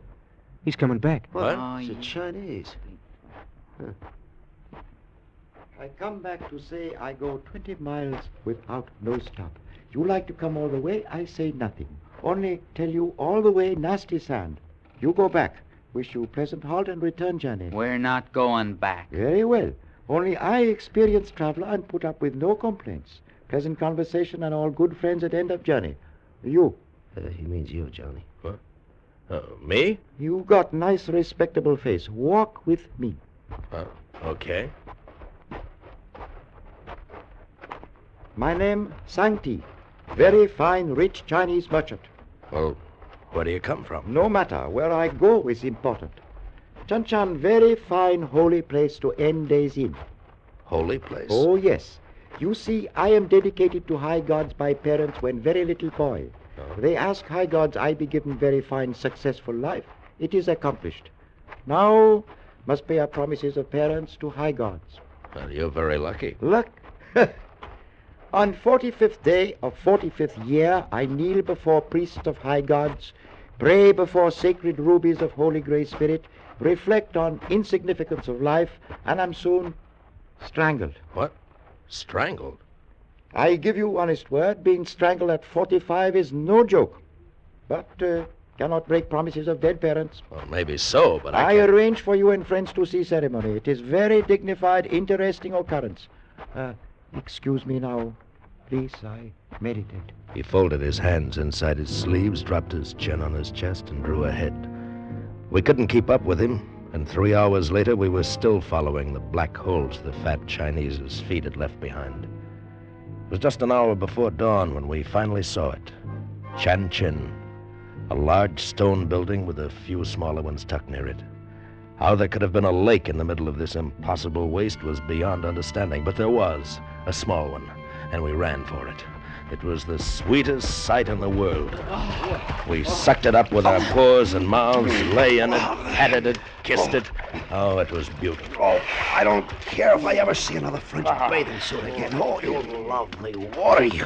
Where do you suppose they be hid, huh? What? The rubies, me bucko, the rubies. How about that big building, huh? Looks like some sort of a heathen temple. It is temple. What? Temple of high gods. Sang-Ti. Oh, look who's here. Again. You better travelers than I expect. You look a bit, then go home. Priests say very unhealthy place for unbelievers. How many priests? 10 priests. Not many, but enough. Why you come to Chenchang? We heard about it through a friend. Now you see, you go before sunrise. I couldn't move another step. Why you come here? Maybe to steal very high god's rubies? You leave very high god's ruby box alone. You with respectable face, take friends away. I can't, Sang-Ti. We've got to rest. You wait till after interesting occurrence of strangulation, then you go. For a man about to meet the high gods, you're pretty calm. Oh, very miserable business. But parents make promise. What can do?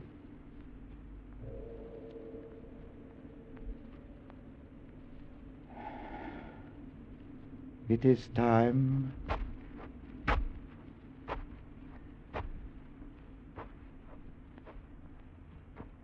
Well, me buckos, as the fat heathen says, it is time. Yeah, this I gotta see.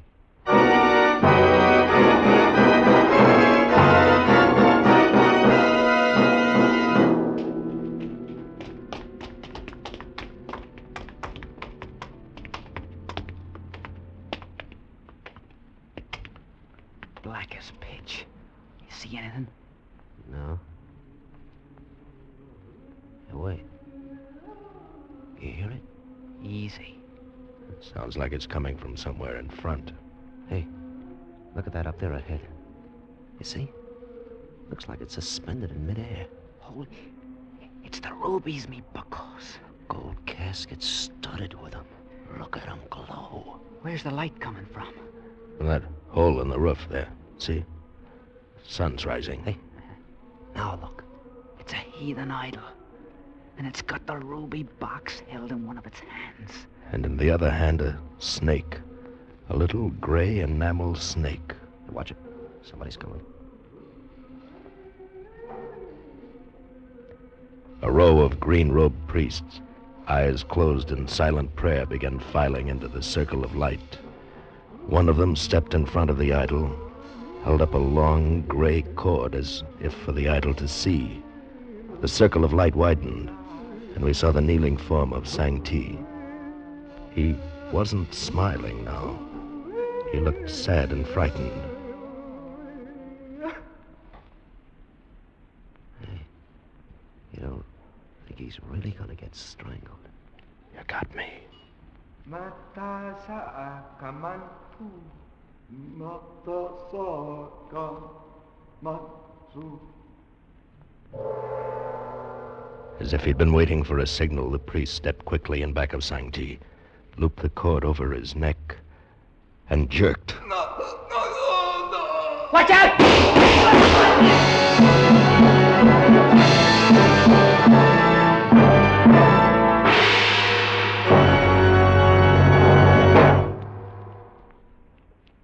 C6H4 add CH3 taken twice. No, that's not pig Latin, and it's not a secret code either. It's the scientific description of xylene.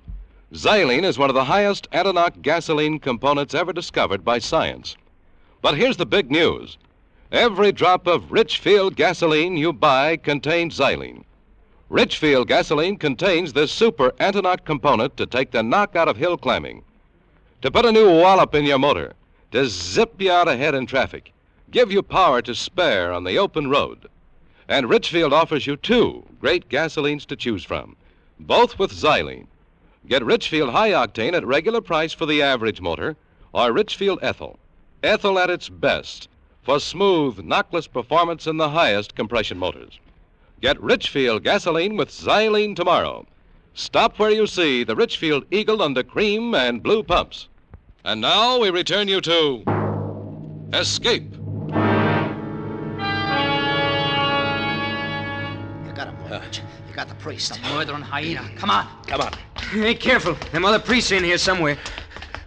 Sang-Ti. Is he all right? No, his neck's broken. He's dead. Skip the fat heathen. One of you reach for the ruby casket. I'll get him. Holy Moses, that must be worth a fortune. Look out, Meph. The snake. The snake's not part of the idol. It's alive. Get away! Get away! The little gray snake struck at his hand like lightning. As Meph fell, it was already on the floor racing at Mogridge, who had grabbed the ruby casket. He smashed at it with his rifle butt, breaking the tail, and it slithered away under the idol. We looked at Meph. He was horrible, purple, like he'd been dead a week. We ran out into the desert.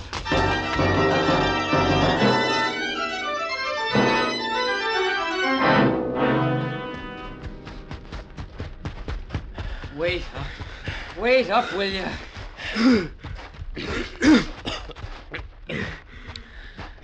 Oh, I can't keep this up me buckles. This thing is heavy. There. Let's see that casket, Mortgage. Look at him, Johnny. We're rich, you know that? We're rich. Doesn't it mean anything to you that Meph is dead? He's dead. Yeah, sure it means something, Johnny. It means only split it 3 ways. Is that all you can think about? What do you want to do? Send him his share? Forget I said anything. Let's get out of here. Now, lads, calm down.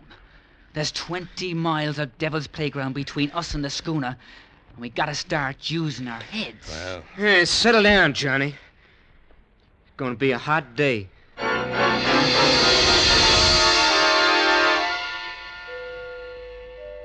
The rubies flamed in the early sun.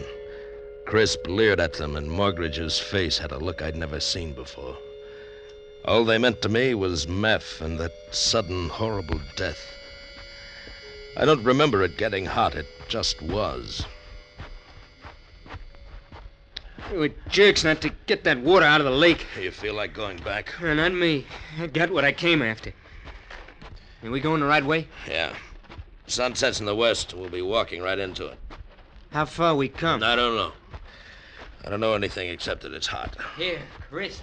It's your turn to carry the casket. Oh, it's a job lugging that thing. All right. Here, Johnny. No. You take the rifle. I'll take it for you, me bucko. No. No, Johnny'll carry it. Why, of course, me fine boy. Well, give it to me. Let's get going. I wish this thing would split 3 ways already. Wouldn't be so heavy.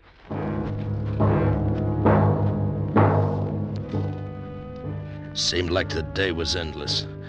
The casket passed from Crisp to me and back to Morgridge. I got heavier each time. I didn't think of Meph anymore. The sun burned all thought of him out of my brain.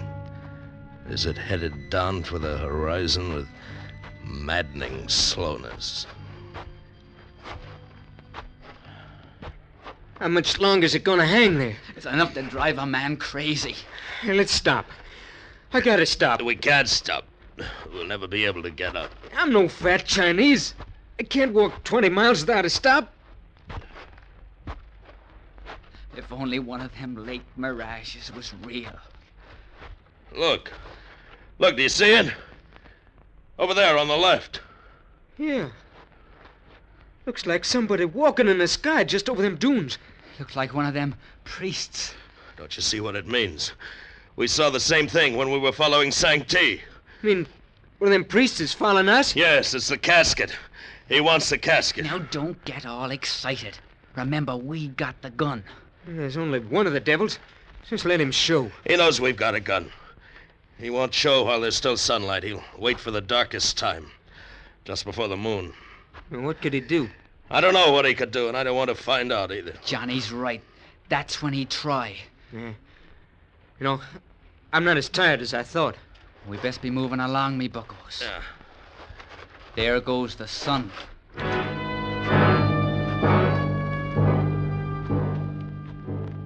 We didn't run. We couldn't. Crisp was carrying the casket, and we had to stay together. All day we'd prayed for the sun to go down, and now that it had, we almost wished it was still there. The blackness was sudden and complete. We kept walking, waiting, ready for anything. But nothing happened.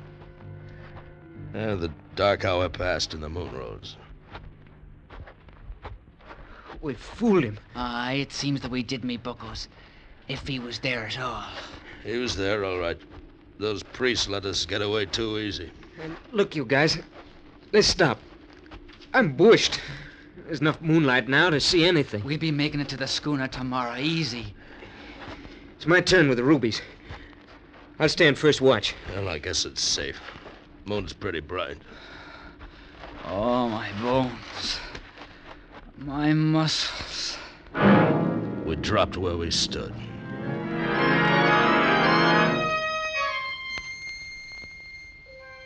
I think what woke me was the moonlight creeping under the brim of my hat. I felt cold. I sat up and saw Crisp was asleep. His hat had slipped down over his face, but his fingers were still wrapped tight around the casket. And I looked across the desert and froze. Just for an instant, I saw a yellow face duck back behind a low dune. When I got to where it had seen it, there was nothing. Not even a mark in the sand. But I had seen a face. Morgridge and Crisp were still dead asleep, only it seemed that Crisp's hat had slipped a little. And then it actually shifted, rose, and settled back. Crisp, are you awake? What? Don't move, Crisp. It's the snake. Kill it! What's happened? Crisp is dead. Look at him. It was under his hat all the time. It's the little gray snake with a broken tail. That Chinese is hunting us down. Which way did it go? There. You see the track? You missed it? Yes, I missed it. And it's coming back. It'll keep coming back until it gets us. We gotta get to the schooner. Leave the casket, Morgridge. That's what they want. Hasn't it caused enough trouble? It takes a bit of trouble to get rich, Johnny, me boy. And I don't mind it a bit.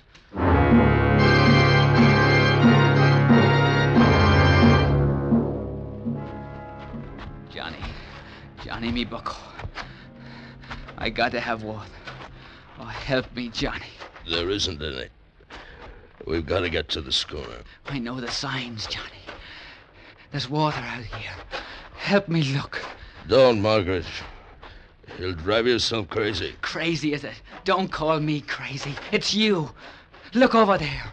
It's bushes. Green bushes. There's nothing, I tell you. It's just sand. Now, don't lie, Johnny. Don't lie. I'll go fetch you a drop. It'll make you feel better. You watch after the rubies, and I'll fetch you. No, come back, Margaret. We've got to go on. Stay with the rubies, Johnny. I watched him work his way over, stumbling in the sand. And then suddenly I saw it. There was something green. Margaret! Margaret, I see it! I see it too! It's water! It's water! No, Margaret! It's silk! Green silk! He wasn't crazy now, and neither was I. The green-robed priest rose up out of the desert, and in his hand he held the little gray snake. Margaret was running back. Then there was darkness in my eyes, and I was running desperately with something heavy clutched in my arms. We only stopped when it was broad daylight, and the sense of fear came to an end. Is he following? No. That was a close one, the dirty heathen. Margaret, do you feel it? What? The breeze. Oh, it's cool. It's a sea breeze. It's the Gulf, me bucko. We've made it. Look, I see it. The schooner. And there's a whole cask of water right in deck.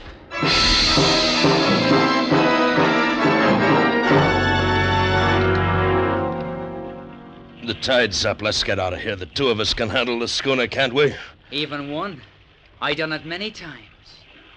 Johnny. Step away from the rubies, Johnny. What?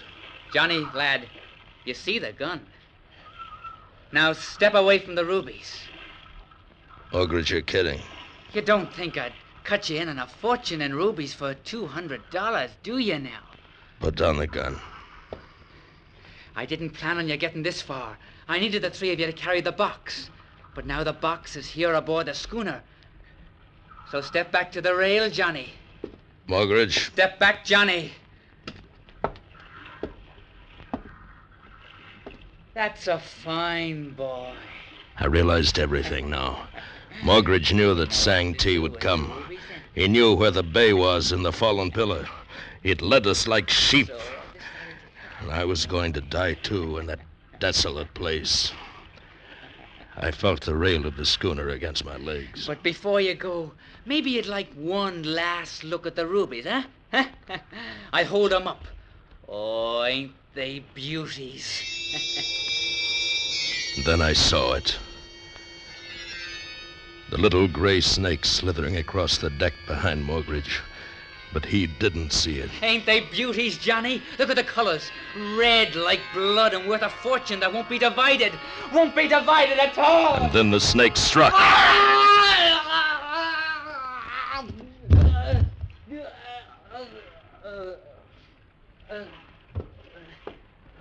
looked at Morgridge. His color began to change. It was horrible. Horrible. Tumanay. Huh? Chikuto sineputaisum. It was the priest standing on the deck beyond Morgridge. And in his hand was the little gray snake. He picked up the ruby box, slipped the snake inside as if it had been a rare string of pearls. And then he bowed and was gone over the schooner's rail. I saw his green robe bobbing into the desert, and the rubies flashing blood red in the sun.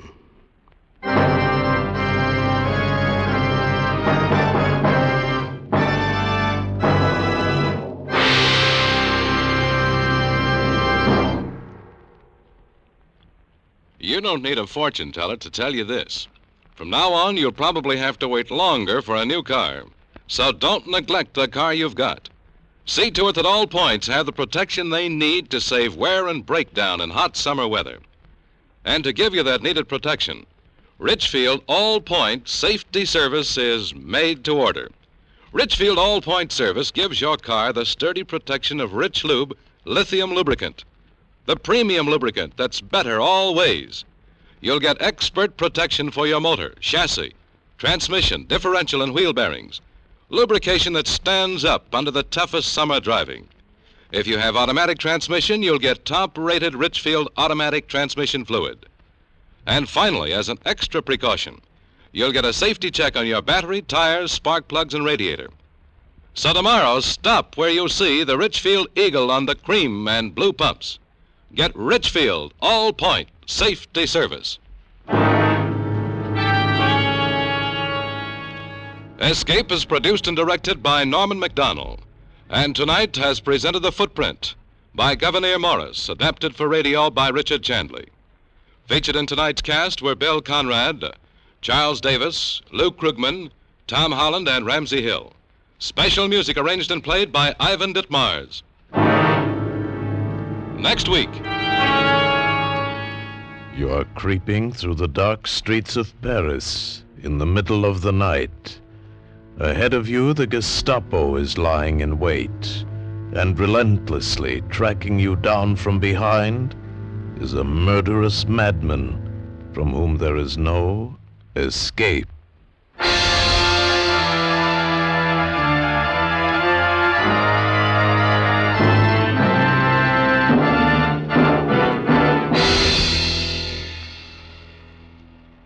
Next week at this time, the Richfield Oil Corporation of New York invites you to escape with the most unusual story of fright and terror in occupied Paris, as Marcel Aimé tells it in his unforgettable story, Crossing Paris.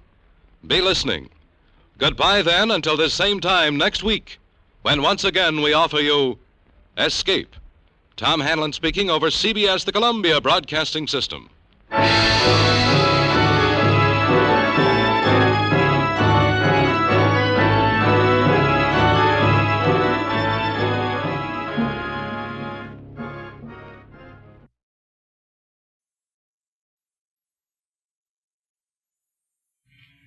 You, finding life pretty dull, dreaming again of exotic places, wishing you were somewhere else? We offer you Escape.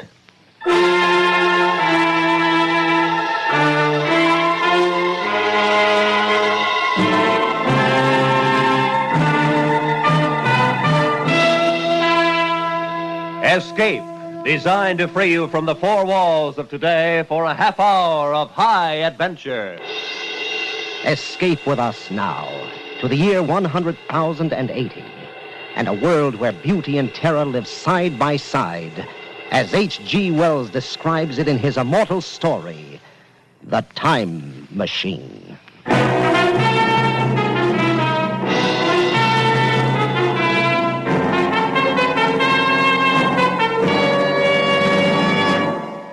Dudley, you must be mad. A time machine. Yes, my friend, a time machine. This thing? This very thing. This contraption, this framework made of quartz and bronze and ivory, with its levers and its dials and its seat in the middle, this is the result of 3 years' hard work. I promise you, Fowler, that on this machine a man can go wherever he likes in time. By working these levers, a man can choose his century, his year, his very day. Oh, really, old man. Time is only a kind of space. If we can move about in all the other dimensions of space, why not in time, too? It's impossible, out of the question. And what of the journeys I've already taken on this little contraption? I'm afraid you've been having a bad dream. You mean I've developed into a liar? Very well. You shall have proof, my friend. How? Just climb on, Fowler. Sit in the seat beside me, face these ivory dials, and I'll take you for a little spin. Well, you mean right now? Right now. Or just, in case this thing should take off like the Flying Red Horse, are there any... Any preparations? No, Fowler, no. You won't need any luggage on this trip, not even a toothbrush. You'll be back here in my laboratory in less than a minute.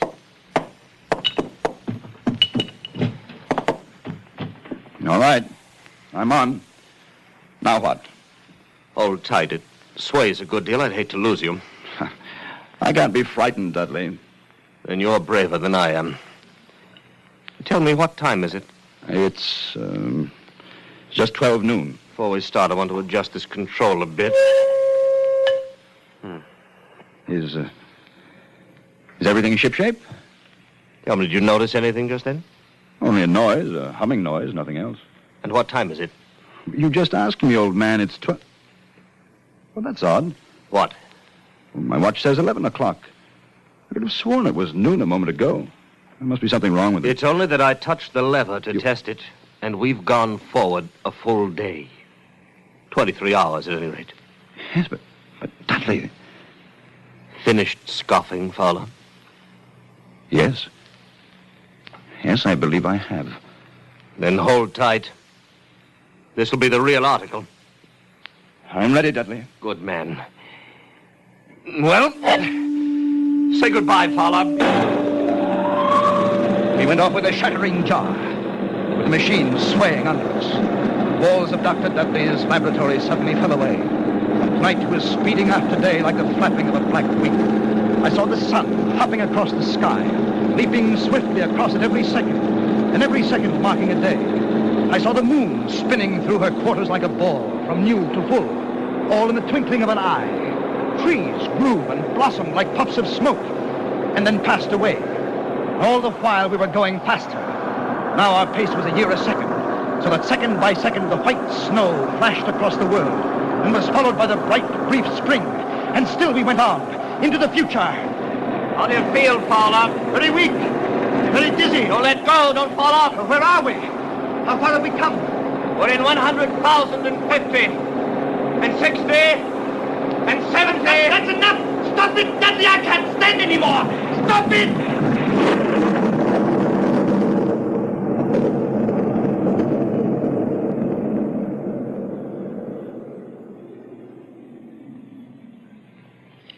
Fowler, you all right?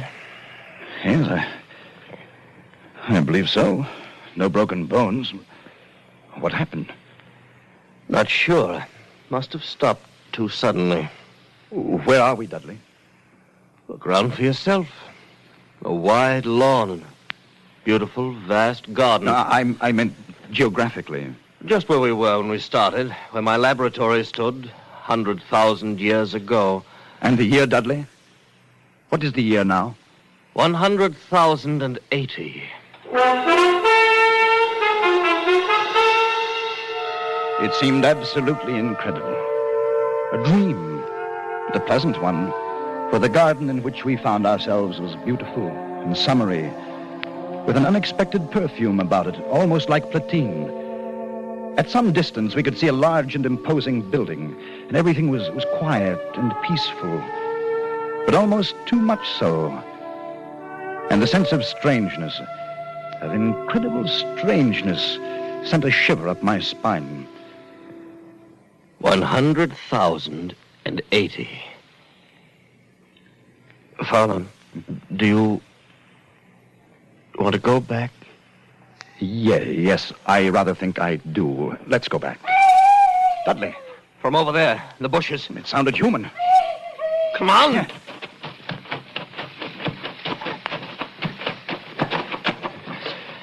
It's a child. Seems to be a very small girl. There's been a beast here of some kind, struggled with. Look at the marks in her arms. Now, my dear, you'll be all right now. You won't be harmed. Of course, she won't understand English. Motioning us to go with her. Yeah. What about the animal? Did you see it? No, not a glimpse. Too fast for us. Perhaps we'd better go back, Dudley. The girl seems to be all right now. Leave her like this? Yes, I've had enough. Well, they haven't, old man. Because they're here. All around us. They had crept up on soundless feet to surround us. The little people of this era. And the girl we'd saved was not a child, but a full-grown woman. Well, they all stood 4 feet high, dressed in simple tunics. Beautiful creatures, but terribly frail, with a plump, soft kind of frailty.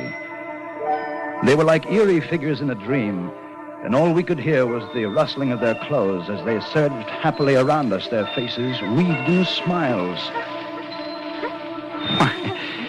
Why, they're not savage at all. They're very loving and gentle little people. Yes. There's something terribly wrong with them. How do you mean? Seem to have the minds of 5-year-olds. Well, how do you expect them to be? Far ahead of us, of course, incredibly ahead of us in knowledge and in science. Look at them. Children. But they seem happy in this huge garden of theirs. Dudley, I've changed my mind. Let's stay. Maybe we shall enjoy spending a few days with our little friends. The little people led us home into their valley. They lived in colossal buildings, sleeping all together in one huge hall, eating in another, playing and frolicking together in the sunshine. And we lived with them for days in utter contentment. One afternoon, Dudley and I walked along the banks of the great river. Little people all wear the same clothes, the same soft, hairless skin, same feminine roundness of limbs. Yes. I wonder if it's because they're vegetarians. They're vegetarians because they have to be. You haven't run across any horses or dogs, cattle of any kind, have you? No, now that you mention it. With good reason. All extinct by now. Just as the dinosaur is with us. Dudley, there's something strange here. Something hidden away and silent here in the year 100,080. Felt the same way. I've taken the precaution of removing the control levers of the time machine, putting a master padlock on the main switches. Oh. Don't much fancy the idea of someone riding away with it into another century and leaving us here for the rest of our lives. Dudley, do you know where we are? Yes, this is where we landed. I thought so. I wasn't sure. But... Why did you ask? What's happened to the machine? But they've taken it away. They've stolen it. This is where it was. It's right here. Look, follow the tracks. Here where they've dragged it. Over here, come along. Down this path. Look, right there, the monument. There's a brass doors in the base. Oh, they're locked. The machine, it must be in there, inside. We must get it. Break down the door. How can we? Here, use the levers. All right, let's try. It's more. No, it's no good, Dudley. They're solid. We'll never break through. Never? No. Never? We can't break through here. Stay here all our lives. You may never go home again. We must open the machine. No. Time machine.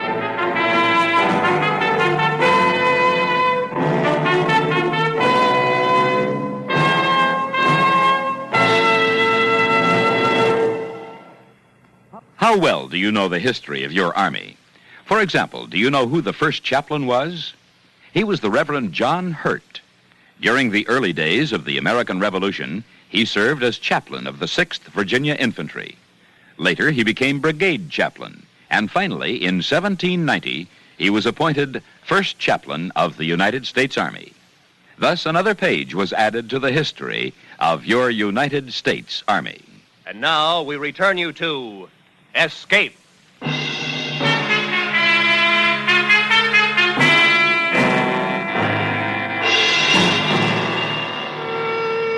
We were caught in the year 100,080. The time machine was gone. The brass doors of the monument held. Our retreat was cut off, the thin line by which we could make our way back home, back to our own time and our own people, back to 1950. We had no way of communicating with the little people, of asking what they had done with the machine or how to get it back. There was nothing hostile in their attitude. They were more like simple, wandering children. Only one, the young woman Weena, whose life we had saved on our first day, had become really friendly.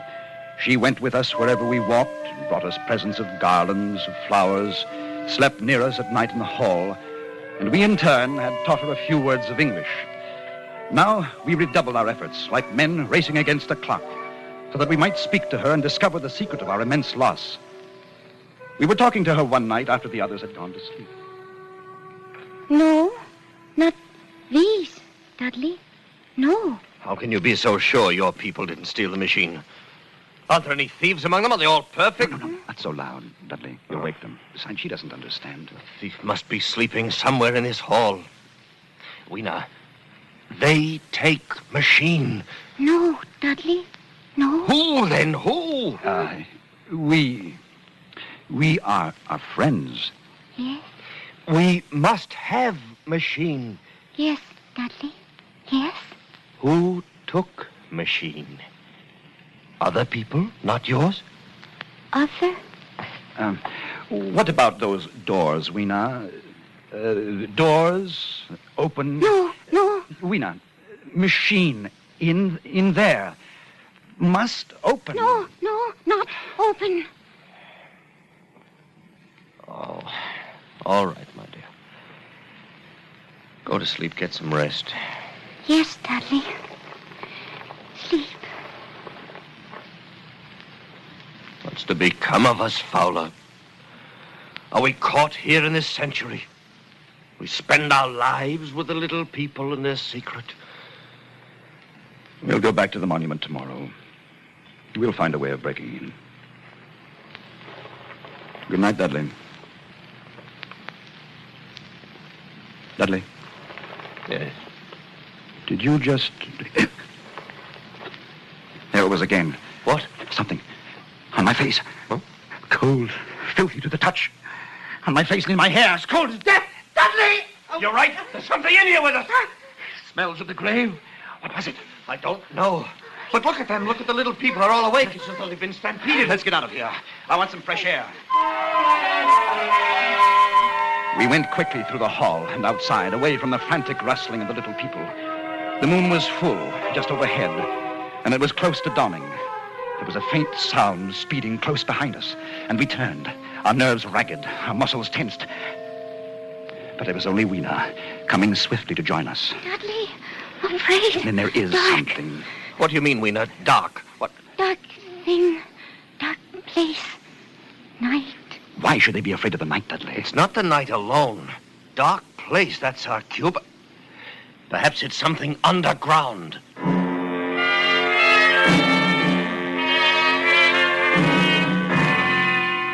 It was another day.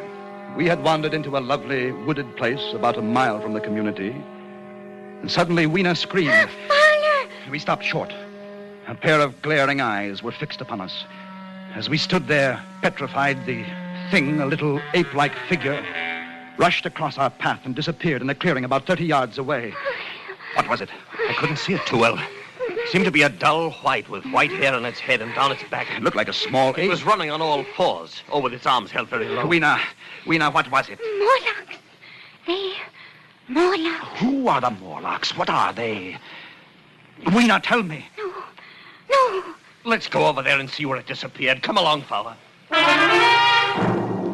In the clearing, we found a round, well-like opening. Dudley and I leaned over and looked down a deep shaft. A small white creature was retreating down a ladder in the well, like a human spider, its large, bright eyes watching me as it went swiftly down. Then it disappeared in the shaft. Fowler, did you see it? Like an ape. Yes, but also like a man. So there are two species of men in this world. Yes. The little people above the ground and this obscene thing, this bleached monster below. That white look, common to animals that live in the dark. Like huge rats, like worms that are cold to the touch. I know because they've touched Fowler, me. you can feel the air being sucked down into this shaft. Yes. The earth must be tunneled enormously here under our feet. These monsters must live in the tunnels. I think we know now who stole our time machine. Yes. Then we'll go down and have a look. No, not go. Why not, Weena? Morlocks, you never come back. We must have our machine, my dear. You wait for us here. No. And so we went down, our heels ringing on the small metallic bars that were meant for creatures so much smaller than us. Down we climbed, down, ever in darkness. Down, it seemed, into the center of the earth, into the core of the world. How much longer? Won't know until we reach bottom. Can't be much further. Do you hear that? Like machinery. We're almost there. Well, thank heaven for that. All right, fella, I'm on the bottom. Come along, just a few more steps. Now, give me your hand, fella. Good. Yeah. Good. We're here. He's in the land of the Morlocks. Do you have a match? Yes, here. Seems to be a large vaulted cavern at the end of this passage. What do you suppose they'll do if they catch us? I've no idea. Better take care not to be caught. Another match. That throbbing noise. Probably their ventilating system pumping the air down. Must be thousands upon thousands of these Morlocks living under the earth. We haven't seen any yet, except for our friend who came down ahead of us. Why do you suppose they wanted our time machine? I think they wanted us, not the machine. And we've come to them. We must. It's our only chance. Fowler, if that noise does come from air pumps, yeah? Why is it so stuffy here, so oppressive? Dudley. That smell. Blood. Light another match. Dudley. Look. Straight ahead. On the white metal table. Set for a meal. Yes. With a small haunch. Meat. We know that the cattle are extinct. Then, what do they feed on, these Morlocks? Don't you know? Yes, I know. Oh, another match? Yes, here. Oh, Dudley, I have no more. I've used our last match. Oh. All right, we'll have to go back then. We know the secret now, anyway. These Morlocks living here, underground, are the masters of this age. And our friends up above, fatted cattle, fed by the Morlocks, clothed, supplied, and housed until the day when they're cut out of the herd and brought underground as food. This is the future you're looking at. This is what we men of the 20th century shall come to. Dudley! What is it? I felt hands. Cold hips. Take one of these levers. Yes. Use it as a weapon. Lash out. Against this wall, Fowler, here beside me. They're moving in. Fight them! Use the lever, man! Use the lever! Gardner, they're all around us. This way! Fowler, this way! Back this way! We went back in that evil darkness, fighting every step as we went. By my side. Back to those projecting bars, kicking and clawing ourselves loose from their pallid, grasping hands. And climbing up again, up toward daylight and freedom. Away from their stench and the eagerness of their icy hands. And they did not follow, for daylight was their enemy and their great fear. And we lived among the lush gardens of the little people like prisoners, like men without reprieve, like men who are dead, though they still walk the earth. For the time machine was locked away behind great brass doors, and we knew we could never force them open. Then one day, Weena told us of an old building, an ancient sagging structure that had survived through many ages and was filled with many curious objects. A museum, that's what it must be, a museum, Fowler. Perhaps from some earlier time. I'm in no mood to go looking at a museum. Don't you see? What? Specimens hermetically sealed in museums.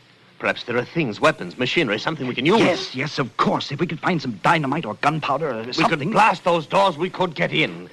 Where is this place, Weena? This old building that no one ever goes near? I take you. It's not far. A chance, old man. A slim one, but a chance nonetheless.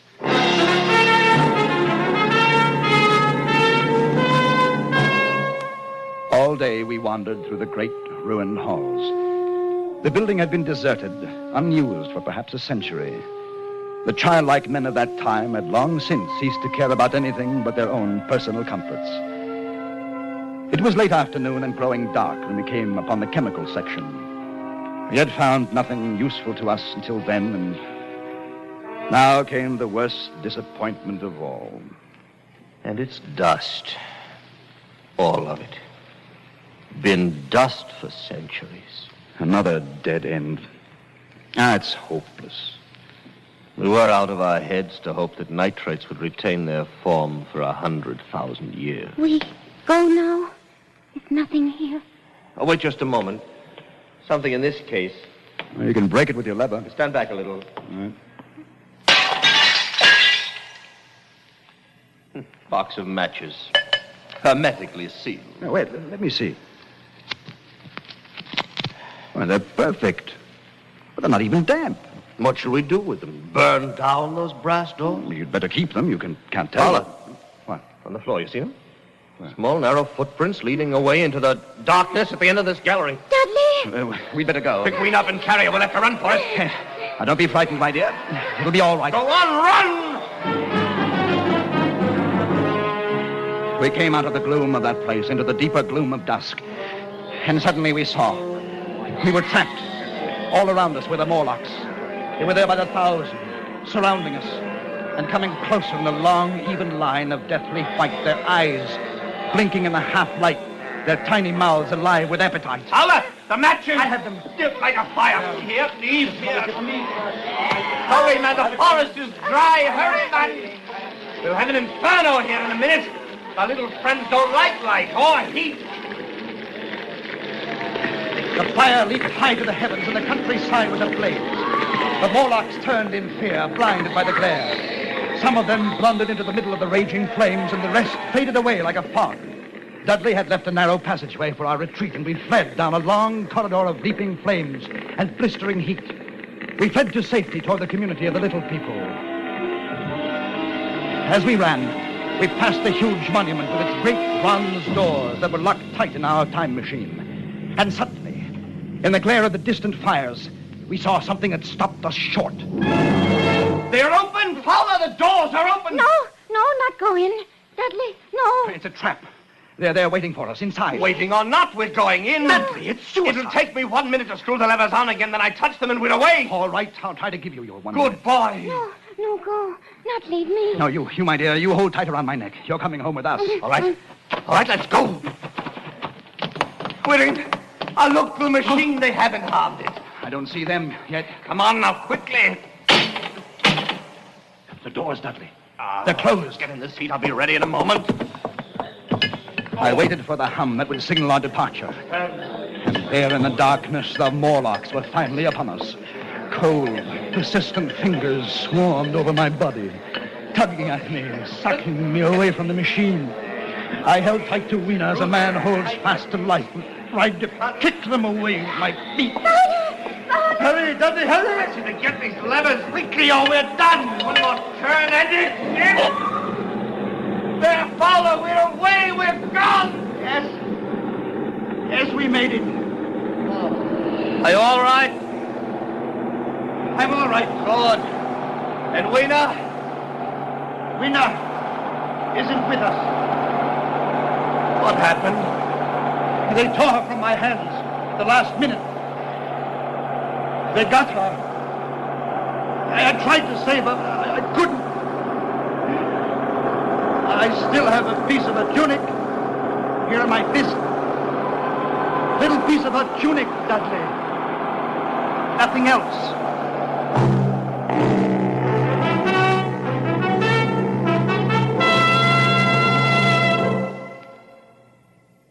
And so we came home again, back into the very minute from which we had left. We were in Dudley's laboratory again, motionless, sitting on the ridiculous contraption which he has called a time machine. Was it all a dream? Did any of it happen? Could any of it happen? Oh, of course not. How stupid. Then what of this? What of this little piece of thin green silk I hold in my hand?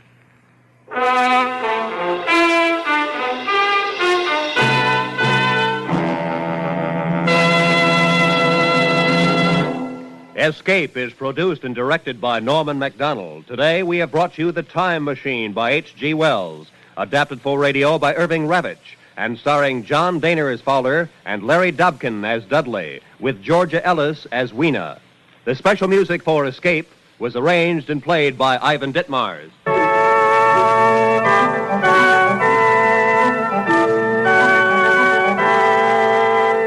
This is the United States Armed Forces Radio and Television Service.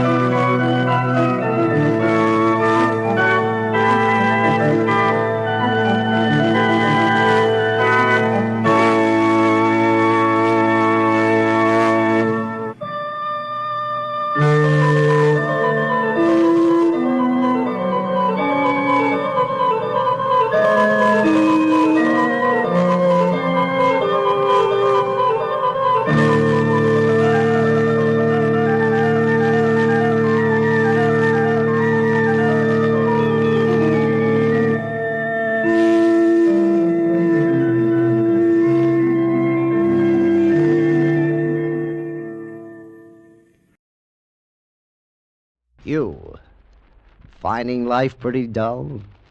Dreaming again of exotic places? Wishing you were somewhere else? We offer you Escape.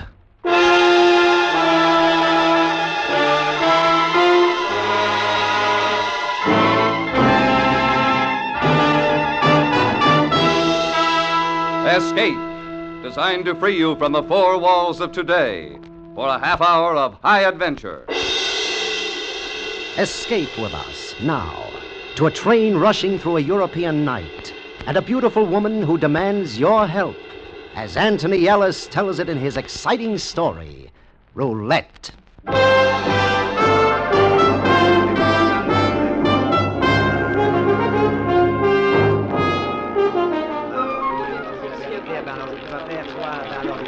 Le numéro 12, au noir! Ah ben alors, c'est bien ça, je vous dis franchement, Well, I'm afraid I'm done in, Mr. McLennan. Nay, laddie, let me... Oh, thanks awfully, sir, but no. It's against the laws of nature that the good Scot should gamble in the first place, so a few francs lent will only increase the McLennan clan's aggravation. You'll oblige me? Very decent of you, Mr. McLennan, but I really couldn't. Will you be leaving Monte Carlo? Yes, Paris for 2 or 3 days, then the holiday's over. Oh, you have the fare? Oh, yes, thanks. Good. I expect to go to Paris myself in a couple of days. If you're still there, I wish you'd give me a ring. George Sand. Oh, I shall. Well, good luck at the wheel. Roulette. The game for idiots, except I cannot lose. Good luck to you, Richard.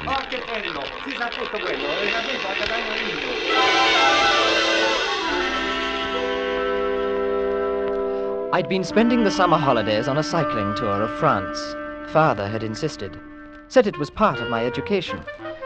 After 3 weeks, I'd seen half the cathedrals in the country and had developed a healthy loathing for bicycles as well. So, when I reached Avignon, I sold mine to a chap who was obliging enough to pay me far more than the blasted thing was worth. I knew the family at home would be terribly upset. But after all, I was 20, and I thought it was about time that they realized it. Trinity College was then 2 weeks away, and I decided, with the bicycle money, to have a lark in Monte Carlo. That's where I met Mr. McLennan. He was awfully decent, showed me about the place and chucked money about marvelously. I thought he was probably in some sort of black market business because he seemed quite hush-hush about everything. I had smashing luck the first 2 or 3 days at the casino, and then, well, as Father always said, gambling weakens the mind as well as the purse. When I left the roulette wheel that evening, I had just enough money for fare to Paris and home. There was a breeze blowing from the Mediterranean as I walked to my hotel. Oh, it was lovely, and I didn't have a care in the world. Monsieur, please. What? Please, may I speak to you for a moment? Oh, I say. Me? Oh, I say. I must talk to you. Really? I was watching you tonight at the casino. You lost your money, didn't you? Yes, I'm afraid so. What would you say if I told you you could get it back, and more? 50,000 francs. 50,000? Please, we cannot talk here. Is there somewhere? Well, yes, there's a cafe across the street. No, it's too dangerous. Somewhere that people are not. That people are not? You are at a hotel. Oh, yes. Oh, but wouldn't that be rather... Well, I mean... You must trust me. I'm in desperate danger. Please, hurry. We will go to your hotel.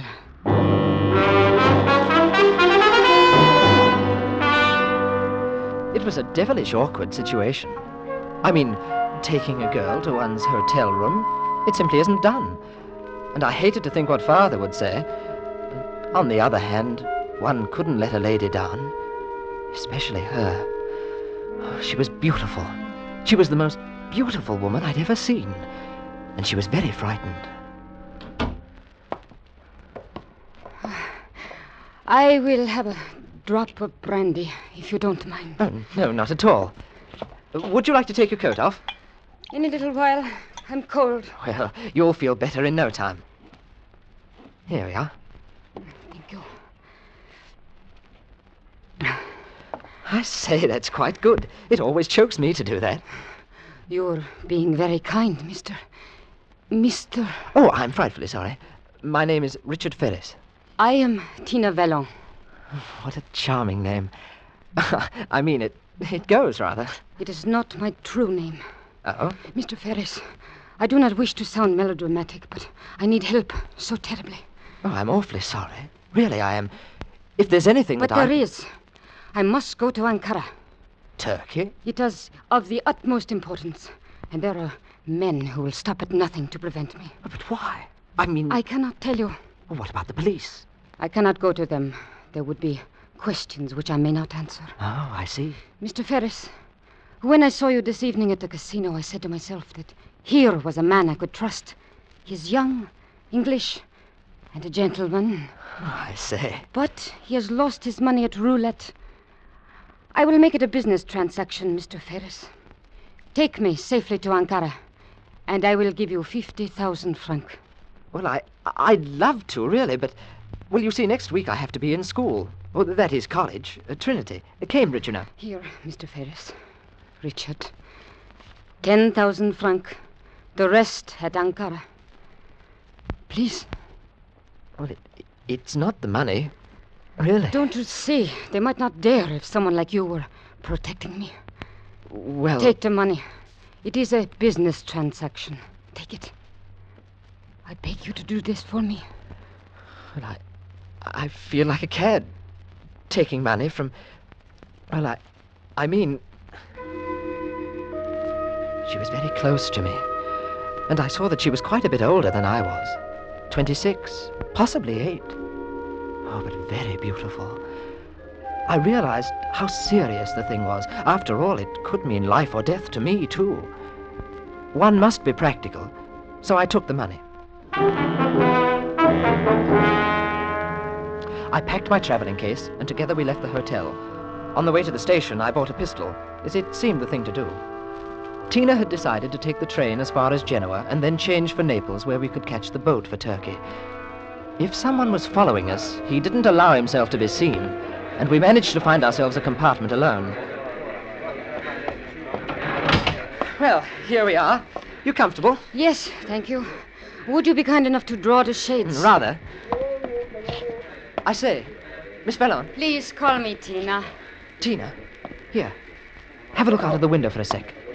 Those two chaps standing outside. Draw the shades, quickly. Nasty looking. Are those the ones? Yes. I hoped that we could escape them. They will be on the train now. Yes, I'm afraid so. At what time do we arrive in Genoa?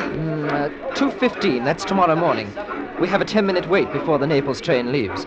I do not think that they will attempt anything while we are still in France. But once we cross the border... Look here now. You're going to be absolutely safe with me.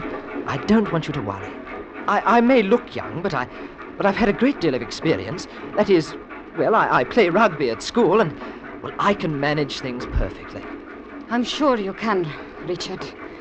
That is why I wanted you to help me.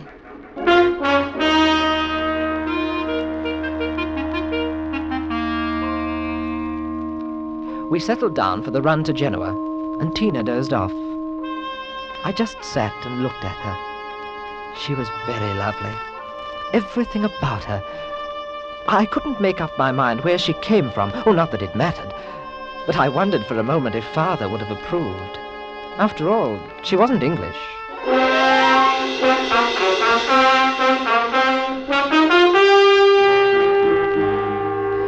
We'd been traveling for about 2 hours and a half when the trouble began.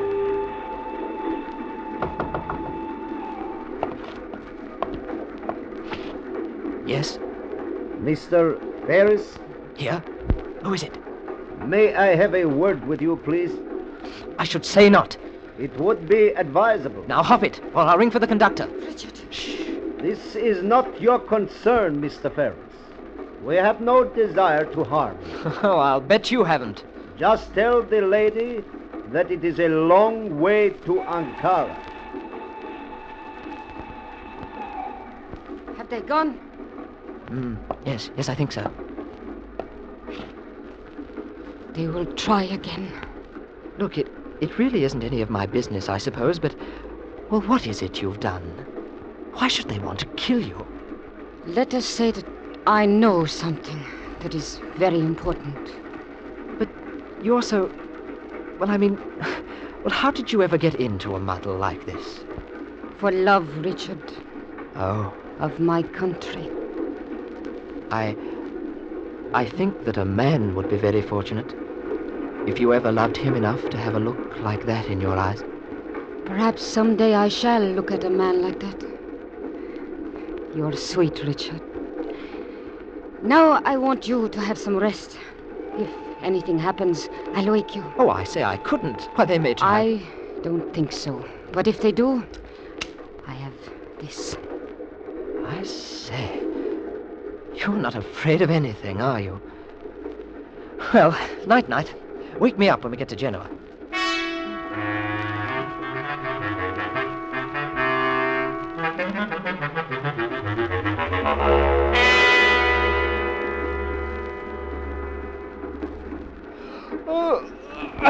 Hello. You look rested. Hello. Anything stirring? While you slept, I have been thinking... What? This is a great deal that I ask you to do for me. Even for 50,000 francs. Oh, but I wanted to. If you wish to turn back when we reach Genoa... I wouldn't think of it. I will not think of you as a coward. It is not your affair. And you are in danger, too. Well, as you said, it's a business arrangement. 50,000 francs, I'll take you to Ankara. Is it so easy to put a price on your life? No, but I wouldn't want you to be harmed. You are a very odd young man, Richard Ferris. Oh, I'm not really so young, you know. I just look it. Oh. Hello, we're in. Come along. We've got to get that Naples train. Now stay close behind me. Su bagaglio, signore. No, thank you. Can you see them? No. Well, we'll follow the crowd. I don't think they'll try to stop us as long as we're with people. It happened very quickly. We were crossing the station to the platform where the Naples train was standing. Suddenly, from somewhere out of the crowd, a man lurched toward us. He took me unaware, and before I knew it, he was jostling me to the side. So sorry.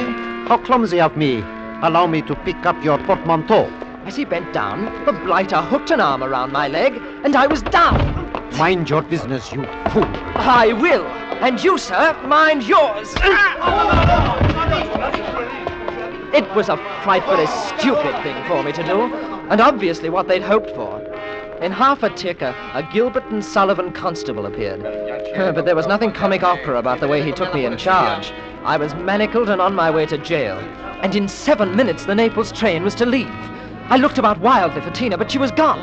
And so was the man I had knocked down.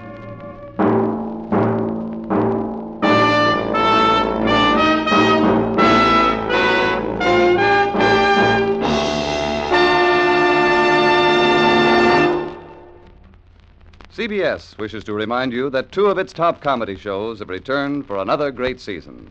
The Sunday night Amos and Andy and Red Skelton shows. Both programs are heard on most of these same CBS stations.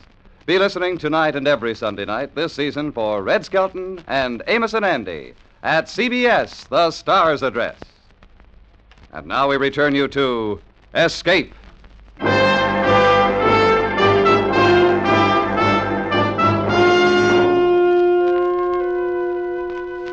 I was taken to a booth at the end of the station and brought before a gentleman dressed in a uniform that I judged to be at least that of a general. The arresting constable spent 2 minutes pouring out my crimes, whilst the general, who looked like a bandit but spoke like one of my professors, listened. So, and your name is Richard Ferris? My dear sir, my passport says so. Now, can't I pay the fine? It's ever so urgent that I catch the Naples train. Ah, you English. What would you do if there was no prayer to go? I hardly see that it concerns you. You are not serious, my young friend. This is a serious matter. One cannot stride around Genoa striking innocent citizens. Innocent? Well, I'll be blowed. He asked for it. Now, why wasn't he arrested, I should like to know? Yours was the offense for striking without provocation. Without... All right, then. All right, I'm sorry. I was wrong, quite wrong. But the train, now let me pay the fine. Anything, please. I must catch that train. One must consider the magnitude of the offense. Don't you understand? It's a matter of life and death. Life and death? Well, not exactly. You see, it's my wife. Yes, my wife. Oh, we're on our honeymoon. But why did you not tell me this before? It makes a difference. Well, in 2 minutes it won't, not if I miss the train. 50 lire fine, and a warning. 50 lire. How much is that in francs? Frank, let me see. The rate of exchange look, now... Here you are, 500. That should manage. And thanks most awfully. You're very kind. It must have been enough, because they didn't shoot at me as I ran back down the station and to the Naples train platform. I looked at the station clock. 1 minute. I didn't want to take a chance of getting aboard, and yet Tina might have. I dashed to the waiting room, and as I did so, I saw the 2 men through the window. They were pacing up and down inside, back and forth before a door. It was the ladies' lounge. Devilish clever girl. I should have known she would manage alone. And at that moment, as the whistle blew, she ran out. Tina, this way. Don't be afraid. They won't dare. You see, they've slowed down already. They're pretending not to see us. Hurry up. Any carriage will do. We'll find our own once we're aboard. Richard, you would have been better off with the police. Oh, not me. There we are. Look at your friends. Yes, but I'm afraid we haven't got rid of them so easily.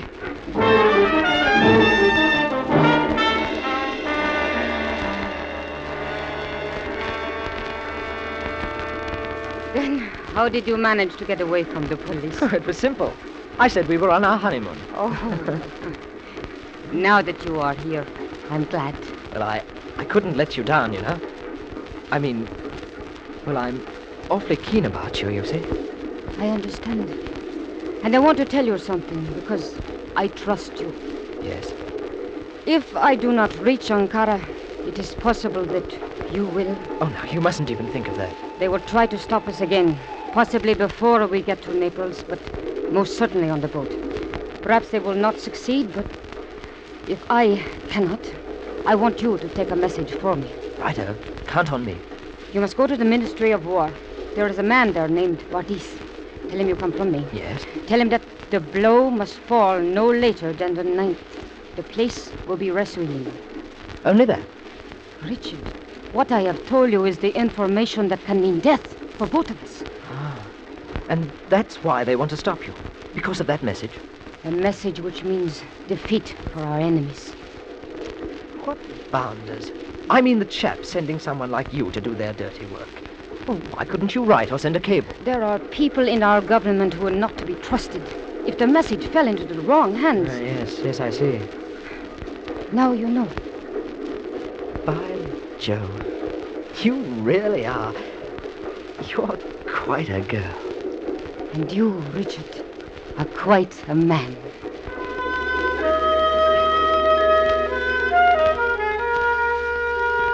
It was somewhere between Campiglia and Grosseto that the emergency cord was pulled and the train came to a stop.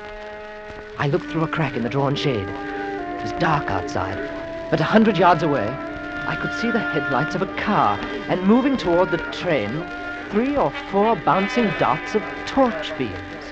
What is it? Can you see anything? I'm afraid so. We're in for it. What do you think we ought to... Wait. Signor, this is the conductor. Open, please. We'll have to use the window. Come on. Signor! I'll go first, then you jump. I'll catch you. Righto, jump! They see us. The car over there. There's a searchlight. Duck down. Now, those bushes, down the lines. Try not to make any noise. Oh, that's torn it. Come on, run!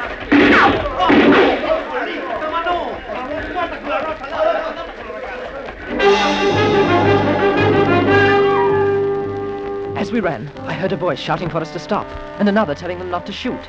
Now, that was strange, and I wondered why they wanted us alive. We kept going until we found a dirt road about a quarter of a mile away. It was very dark, but through some trees I saw a glimmer of light that looked like a house. We stumbled across a field to it. It is going to be difficult. They must know the country. Well, if I can rouse someone at that farm, I'll get our bearings. Is it wise? There's no other way. You might find a car there. Wait a moment. What's the matter? I thought I heard... There, you see, coming up the road. Like hounds and hares, eh? Well, they can't drive across the fields. Come on. Would it be wiser if we parted? One of us would have a chance to get through. Not yet. Oh, blast. They must have seen us. Are you all right? Yes. Oh, if we could just get a car. Look. Behind us, torches. 3, 4, 5. Possibly one stay behind in the car. Your friends have got quite an army.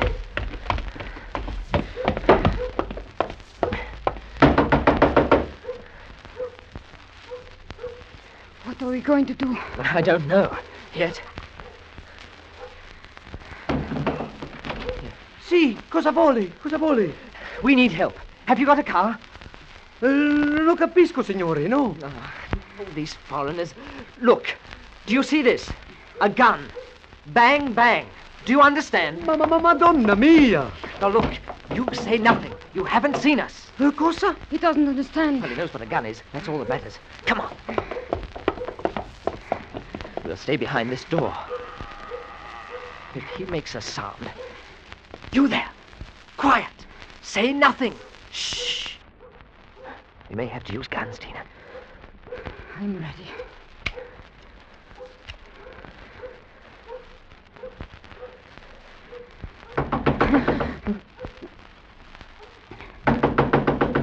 Oh, the idiot. Why doesn't he open it? Open! Open! Yes, that's right.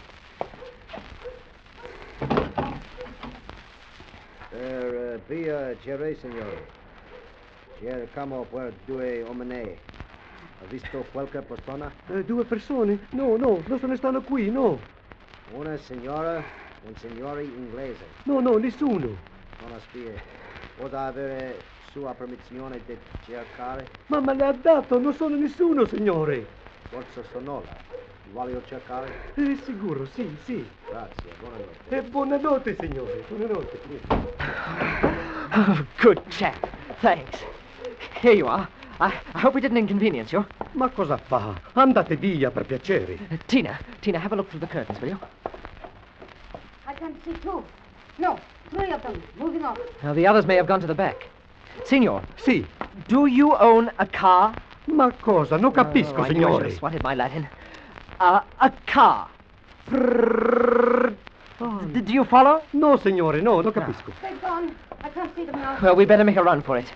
If we can reach their car before they do, we might have a chance. I say, blow out the lamp before I open the door, will you? We mustn't attract any attention here. Yeah, that's it. Well, off we go. Now remember, no sound, signor. Bang, bang, if you do. Molto bene, signore. Sì, sì. You ready? Sì. Yes. Right. It was as easy as pie.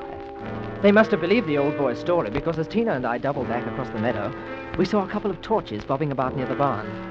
The question now seemed to be, did they have a man guarding the car? We came to the road and stopped. There, I see one. Watch. You can make out the cigarette. He's leaning against the mud guard. Yes. Oh, stay here, Tina.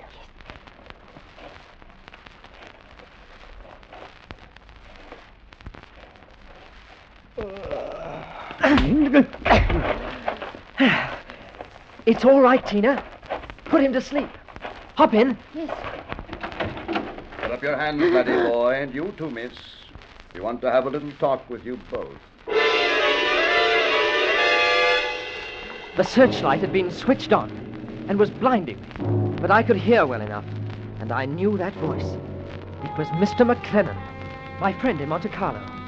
Mr. McLennan. Well, now I understood why they'd let us escape from the farmhouse so easily. You haven't been in the business as long as I have, Richard. I knew the old man was lying about not seeing you, and I expected you tried to get her motor. You did. Well, what do you intend to do? Ask the young lady. She knows. Oh, it's going to be that, eh? You should have known better. But I'm sorry you got yourself concerned in the matter. I rather liked you. Look here. I've got some money. Why not let her go? You can hold me. Oh, you are a very young man, aren't you? We're not interested in you, Richard. It's the girl we're after. I suppose she's told you, though. Told me? Of course she has. Oh, what a scoundrel you are. A renegade Englishman. What difference does it make to you whose side you're on? You're being paid. Well, we'll pay you too. Oh, man, you don't understand. It matters a great deal whose side I'm on. She told you to take a message to the man in the Ministry of War if she didn't get through. No. What's his name? This is absolute Tommy Rot. Oh, what a porridge head. Ask your friend where she comes from. It doesn't make the slightest difference. No? Then let me tell you. She's Romanian, Maria Olescu. We've been after her for 3 years. You're the one who's working for the wrong side. Poor chap you bashed on the head is a Turkish military agent. So are the men on the train. You expect me to believe that? I don't care whether you do or not. But here, have a look at my card if you like. Alistair McLennan, military intelligence, British ward. Well? It's a fraud. Why do you think we didn't have the police stop you both in Genoa? We couldn't, because this thing you've got by the tail is too big. It mustn't get out. You know what war is, Richard. Do you expect me to answer that? If your message gets through, we may have one. Very soon. Our department thinks that this girl has the word for the assassination of someone in Turkey very high up. You have that message, too, haven't you? Haven't you? Tina? It's all true, Richard. Everything that he says. It's too late now, anyway. I'm sorry. But, Tina, you mean that all this time... What was the message? Well, I was supposed to contact a man named Bardiz and say that the blow must fall no later than the 9th. The place will be Resolin. Ah. He did not know, Mr. McLennan. Please, believe me. I told him that you were trying to prevent me from reaching Ankara. He didn't know. I'll take your word for it. But we'll have to hold him until after the 9th, just to be on the safe side. I say, Mr. McLennan. You must think I'm an awful fool. No, laddie boy. Just awfully young. Next time you'll know better than to help a beautiful woman in distress.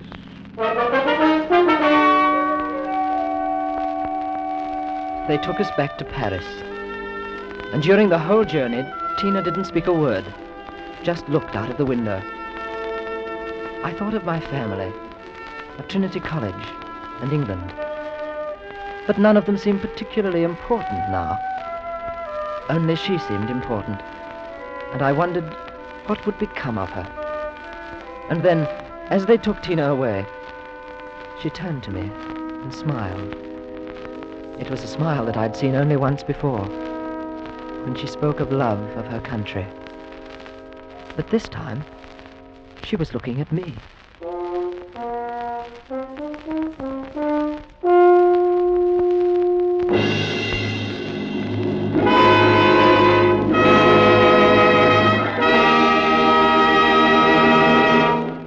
Escape is produced and directed by Norman MacDonald. Today we have brought you Roulette by Anthony Ellis, with Terry Kilburn starred as Richard. Featured in the cast were John Daner, Alberto Morin, Georgia Ellis, Lou Krugman, and Edgar Barrier. Special music was arranged and played by Ivan Ditmar. Next week, escape with us to a puppet kingdom in the heart of the Belgian Congo, and a man who challenged that kingdom because of a dream.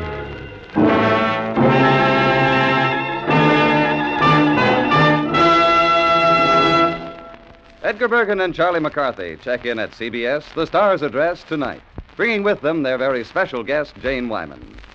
Stay tuned now for Make Believe Town, which follows immediately over most of these same stations. James Matthews speaking.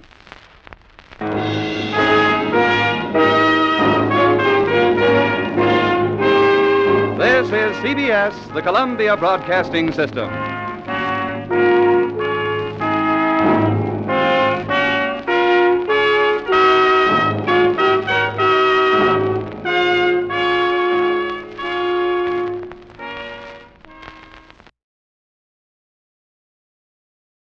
You, finding life rather dull, dreaming again of exotic places, wishing you were somewhere else? We offer you escape.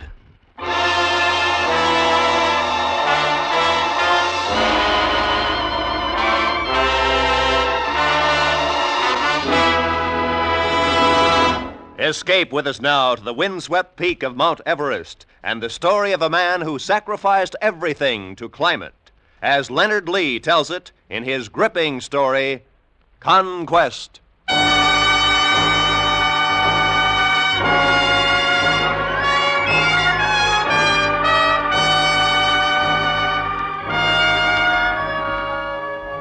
You want to know what it's like up there? I'll tell you. It's a constant torrent of wind and snow. It's jagged rocks, iced as slick as a knife blade. No man has ever set foot on the place. It's as bleak and barren and lonely as the moon. But it's Everest. Mount Everest. And when you stand on its peak and know that every inch of the world is below you, there in the palm of your hand lies the final conquest.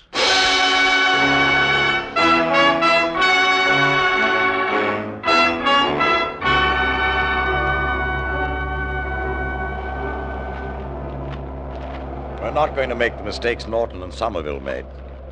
We'll spend the first night at Camp 5 and the second night at Camp 6. That brings us to 26,800 feet. Are you going to make the north face to the Kulwar, Mallory? No, that's what they did. We're going to make a frontal attack, direct. We'll follow the crest of the northeast ridge to the peak. Yeah, that's tougher climbing. The only chance, Hamilton. And we'll take oxygen on the last dash. Well, best of luck, Mallory. Thanks.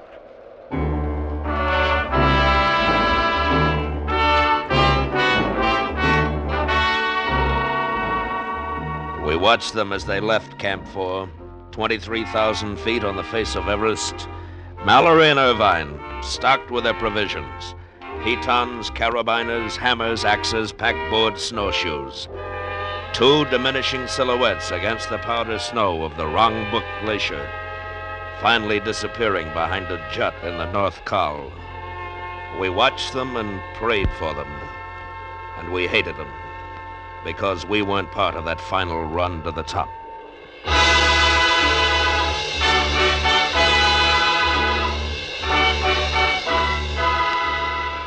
Two days later, June 10th, 1924, a man crawled toward us in the snow. We ran out of the tent to get him. It was Odell, our geologist from Camp 6. He could hardly speak.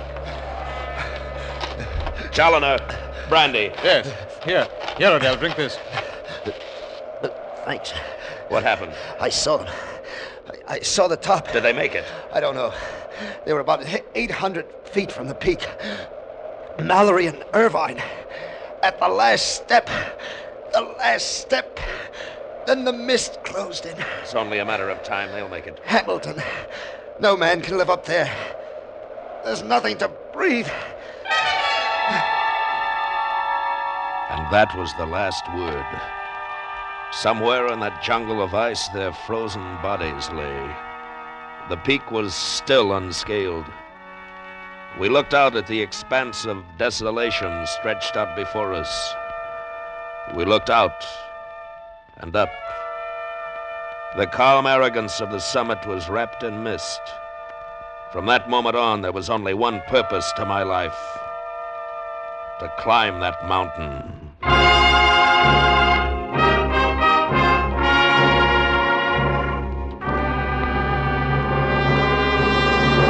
I'm sorry, Hamilton, no more money. Look, Ben, I can make it. I know I can. I've been up there. I know every crevasse. I know every rock up to Camp 6. But what's the point? So you reached the peak, so what? The bear went over the mountain. What did he see but the other side? All right. I don't expect you to understand why people climb mountains. It's a kind of insanity. Let's let it go at that. But from your viewpoint, look at the publicity. Grisham sports equipment used on the first ascent of Mount Everest, the highest mountain in the world. It'll be worth $1 million to you. You have a point there. The initial expense, including everything, will be about $25,000. $25,000? It's out of the question. The best I could do would be $15,000. I knew you'd say that. What? $15,000 is plenty.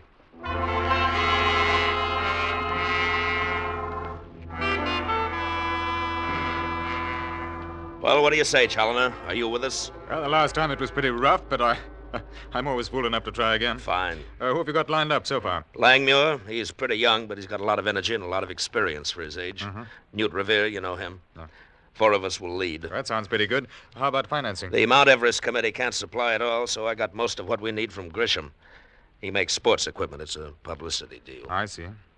Well, it's March now. We ought to have our base camp established by mid-April, and then we'll have about a month of climbing before the monsoon hits. Yes, that's what I planned. We'll be leaving in about 10 days. Can you be ready? Yes, I'll be ready, Hamilton. And so will Everest.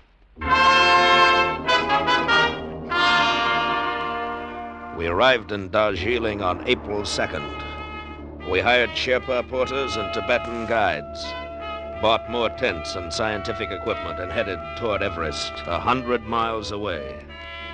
But it was almost 3 times as far, snaking through the gorges of the eastern Himalayas. Our second night out, we camped in the sweltering swamp jungle of Sikkim.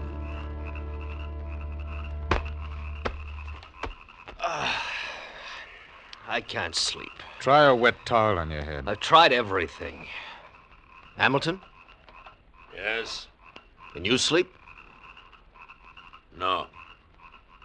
If you ask me, we should have taken the south slope. Gets more sun, less ice. Did you hear me, Hamilton? Yes, I heard you. Well, why didn't we try the south slope? Because the north slope is explored and possible. Besides, Nepal won't grant permission. Let's try to sleep, Can't sleep. Too hot. Can you sleep, Revere? I could try if it weren't for all this talk. Hold it. There's somebody outside. Yes, who is it? The head porter. Oh, you better tell him to come in, Hamilton. Come in. Yes, Tishbear, what is it? Not go to Chomolungma. What? Signs very bad for mountain. Death, I see. What signs? Bend of the trees and the stars. No good. Not go to mountain. All right, Tishbear, how much? I do not understand. The bend of the trees is worth how much? Oh, signs are bad. $500. Get back to your tent. $400. $400, a blessing from Holy Lama of wrong book. All right. But that's the last holdup, you understand? I'm sure signs will be better. Now get back to your tent. Oh, gladness. Gladness. There's a Gurkha for you. The Sherpas won't come around for more money in the middle of the night. Well, good night, gentlemen. It's too blasted hot.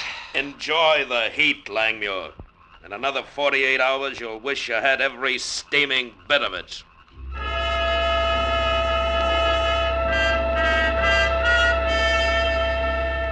We pushed on through the Sikkim to the Tibetan Plateau. The mercury plunged to zero. The wind and snow lashed at us. We'd begun to climb. We stopped at the monastery on the Rongbuk for the Lama's blessing to satisfy the porters. Moved on up the glacier. 12 below now. And then, in the momentary clearing of clouds, I saw it once again. Everest, and the white plume flowing from its peak. We were at 16,000 feet. It was at this point we established our base camp.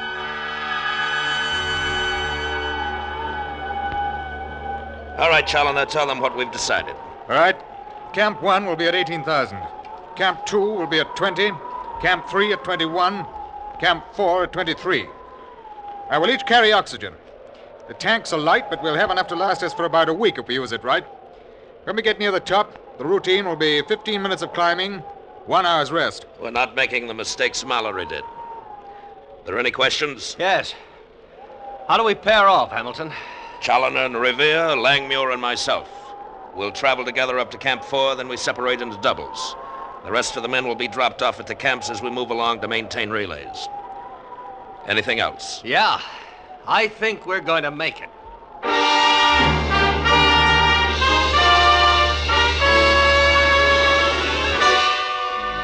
We climbed over the icy slopes, establishing camps as we went.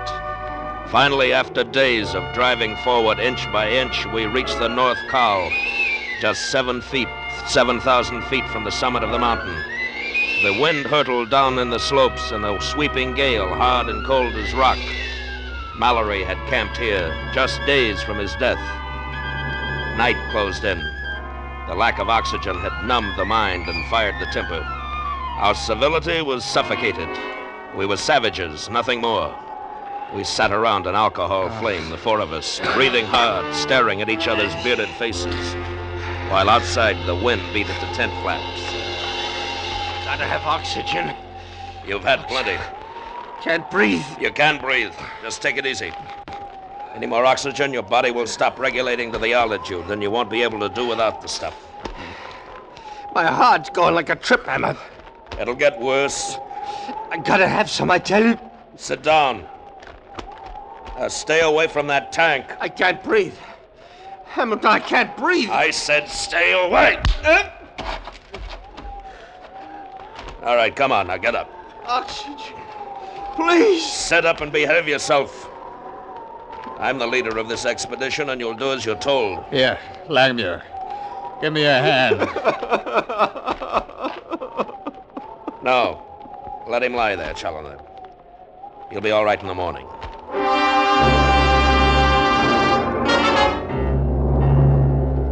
In the morning, Revere and Challoner set out to establish Camp 5 at 24,000. Langmuir and I watched them go, chopping their way up the ridge to the northeast shoulder. When we lay down, waiting, trying to conserve our strength, Langmuir stared upward, his lips moving in prayer, deep sunk eyes, chest heaving. The next day, we set out, following Challoner's marks.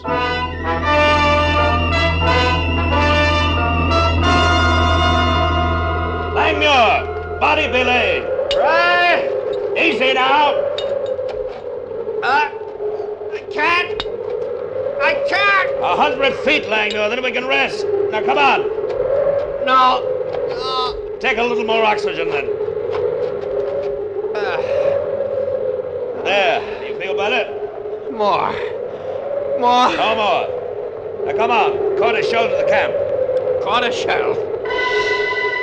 He stood on my shoulders, and I boosted him to the narrow ledge. He grasped for the edge, his fingers clawing at the smooth rock. I felt his foot slip from my shoulder. I grabbed for his leg and missed. Black space sank below us, and he fell.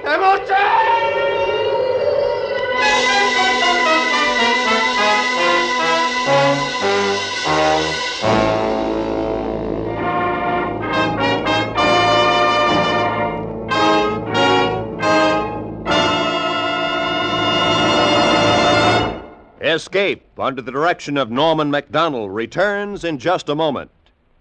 CBS wishes to call your attention to the debut of 3 programs today. Bill Goodwin's entertaining $1 a Minute, a new 15-minute news program featuring Eric Severide, chief of CBS Washington Bureau, and Charlie Wilde, private detective, which is moved to CBS from another network. And now, back to Escape.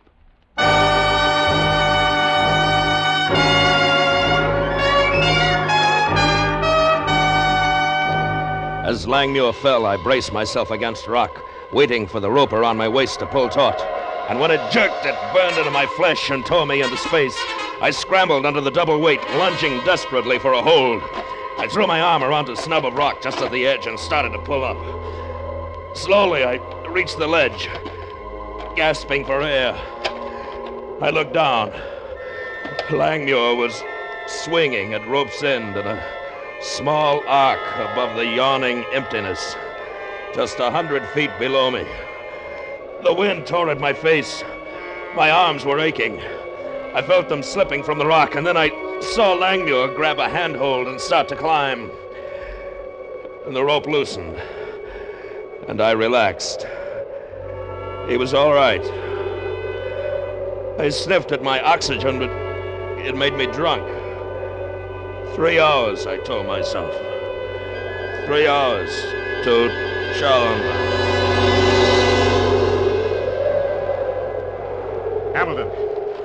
Hamilton, you all right? It's Challoner. Are you all right? Yes, I'm all right. How did I get here? Langmuir brought you in. I must have passed out. Yes, you certainly did. Where's Revere? A rock fall. He must have been killed instantly. 3 of us. 3 of us left. We haven't even established Camp 6. Look, Hamilton, I'm not a young man anymore. I'm 38. That's fine for selling shoes in a department store, but not quite up to this kind of thing. I just about reached my limit, Hamilton. You and Langmuir, you two will have to climb alone from here on up. I think we can do it. I'll stay here at Camp 5. All right, Challoner. I hope I get a good sleep. Because tomorrow I've got a date with the mountain.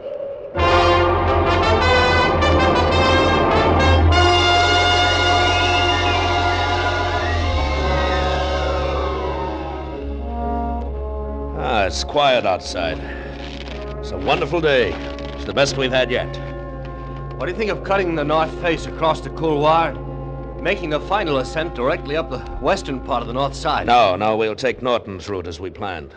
What about Camp 6? Well, if we can establish it at 27,000, the final dash will be short. That'll double our chances. Well, Langmuir, what do you say? You want to go on? Look up there. What? The mist is beginning to clear. There it is, Hamilton. The summit. The top of the world.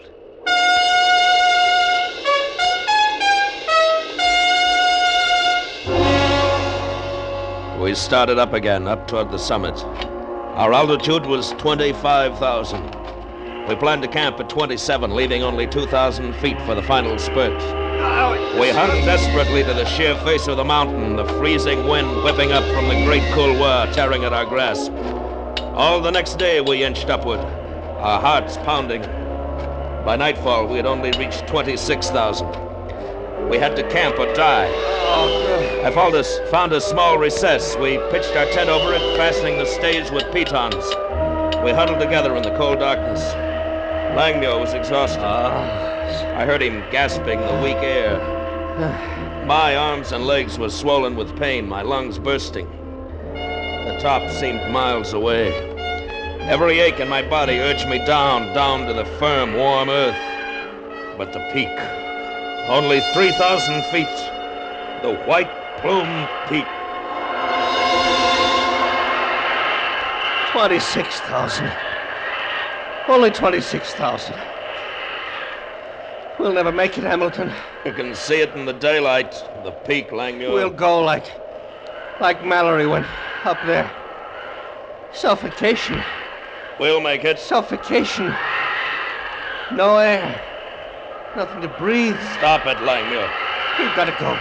Go back. We're not going back. We're going for the top. We've got to go back. 3,000 feet, that's all. 3,000 feet and we're there. Mallory. He couldn't breathe. He's here somewhere. Dead. Frozen dead. We'll make it. Tomorrow morning we're going back. Langmuir, we've climbed tougher ones than this in the Rockies. The slopes aren't hard. From here on, it's simple. We'll make it, Langmuir. We've got to go back. We're not going back. You understand? We're going to make it. Hamilton! Listen! Listen to me. If you try to turn back, I'll kill you.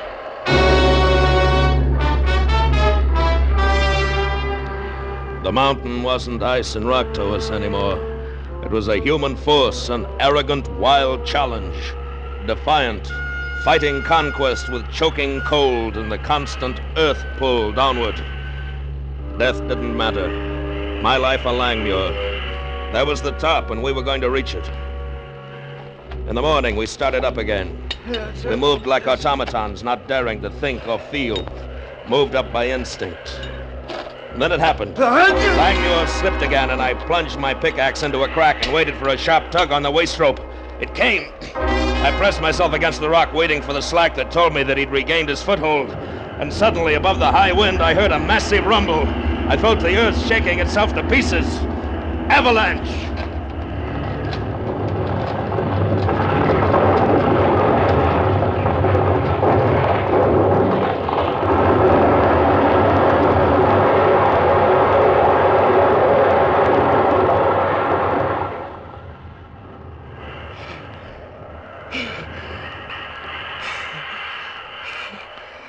Langmuir! Langmuir! Crazy! It's crazy! We'll be killed! Are you all right? I'm going back! No, wait! Stay where you are, Hamilton! Listen to me! I cut the rope! I'm going back! I'm coming down to you! Hamilton! I've got a knife! Hamilton! Don't try to stop me! All right! Go on back! Go on back! I'm going on to the top! Goodbye!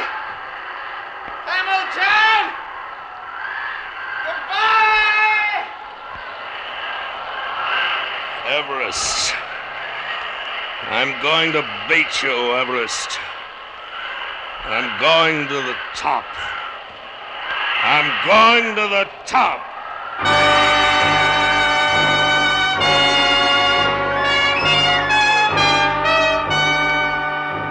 There was no time. There was no space. There was only the mountain and me. I climbed. I kept climbing. The sky darkened. The wind rose. The air was like a blade in my throat, but I kept going. And when it was too dark to climb, I dug myself into a hollow place. And I lay there, thinking of home, of the sanity of the open fire, of the comfort I'd left behind. Night on Everest. Night on Everest and the terrible wind.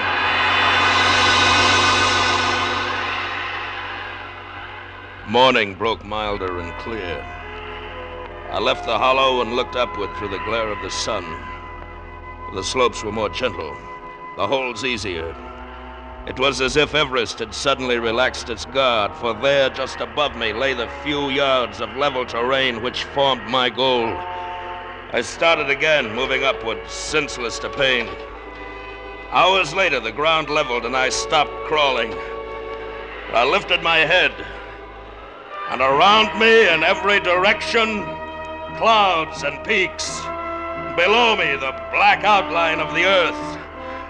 I'd made it. I was the first man ever to reach the peak of Mount Everest.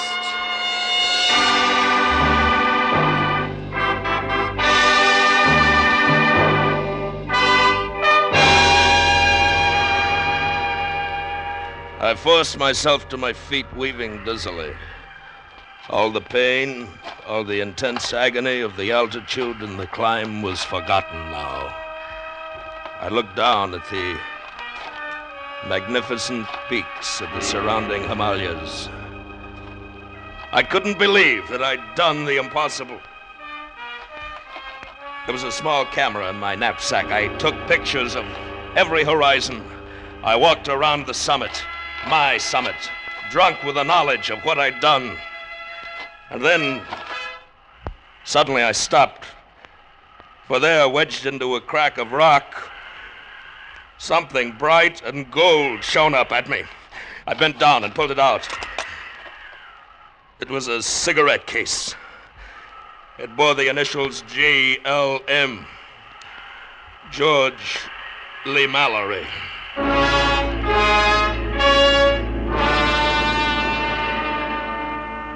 I stood there trembling, the cigarette case in my hand. An instant before, I'd experienced the elation of the greatest possible triumph. And now there was only defeat. Defeat and the indescribable hate for a dead man. Oh, how he must have smiled as he went to his death, knowing that the second man to reach the top would find his proof. The second man to reach the top. I was only the second man. And then it came to me. Why must anyone know? Why must I tell the world what I'd found? Mallory was gone. He wouldn't hear the applause. It would be me, Chase Hamilton, the man who had conquered Everest. I took a small plate of metal from my wallet and wedged it into the rock. It read, Hamilton Everest Expedition, 1925. Then I strapped on my sack. I looked below me. It would be a difficult descent. But there was only one direction to go now. Down.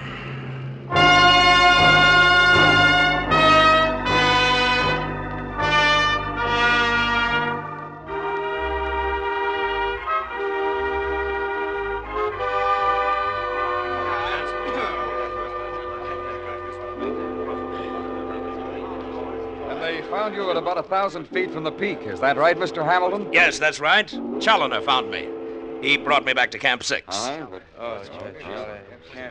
How come Langmuir didn't go to the top with you? He died, gentlemen. The rope broke and he fell. Langmuir deserved a lot of credit, though. Without him, I never could have gotten near the summit. Well, how does it feel, Mr. Hamilton? How does it feel to be acclaimed as the first man to climb the highest mountain in the world? Well, gentlemen,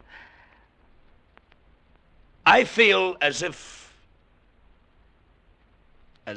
If you could just give our papers a statement of some kind, how does it feel to be the very first? Yes, that's what we want to hear, sir. You don't climb a mountain just for fame and glory, gentlemen. You climb it for something more personal than that. And you can't lie to yourself. I'm afraid I don't understand. You were the first. No, gentlemen. Not quite the first. George Lee Mallory reached the top last year. I found his cigarette case wedged in a rock on the summit. This cigarette case. Smoke, gentlemen.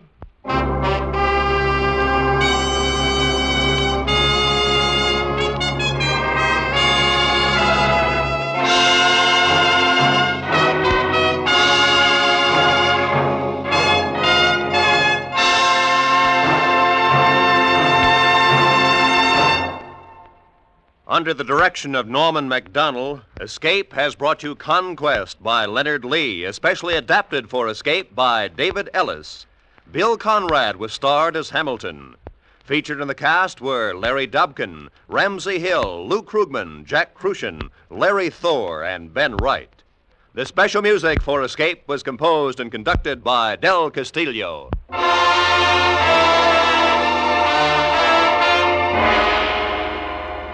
Next week, escape with us to Western Europe and the story of a futile attempt to save a beautiful girl from the clutches of the most cold-blooded political organization on earth, as Anthony Ellis tells it in his exciting story, A Bullet for Mr. Smith.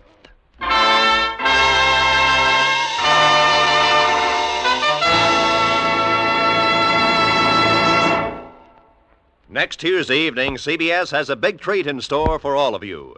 Edgar Bergen and Charlie McCarthy, Amos and Andy, Bob Hope, Mary Martin, Judy Garland, and a raft of other stars will be on hand to salute Bing Crosby, who is celebrating his 20th year in show business. Be sure and join them on Tuesday. This is Roy Rowan speaking.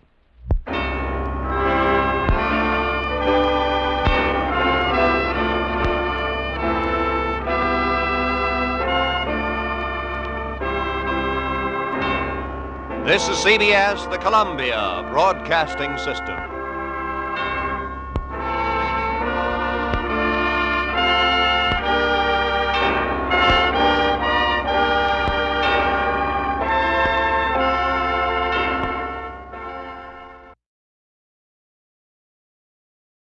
You, finding life rather dull, dreaming again of exotic places, wishing you were somewhere else, we offer you escape.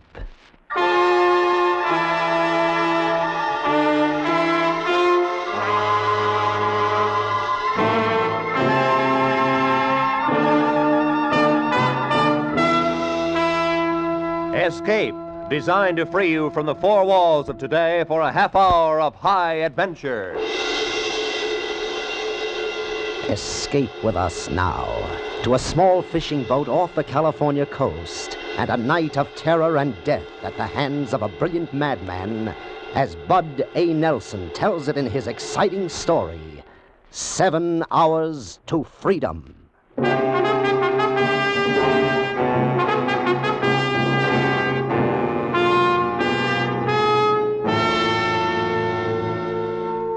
The Pacific Ocean off the coast of Southern California is usually thought of as calm and peaceful, where there's very little danger. But don't take the Pacific for granted, or you'll be writing your name in foam and throwing it into the wind.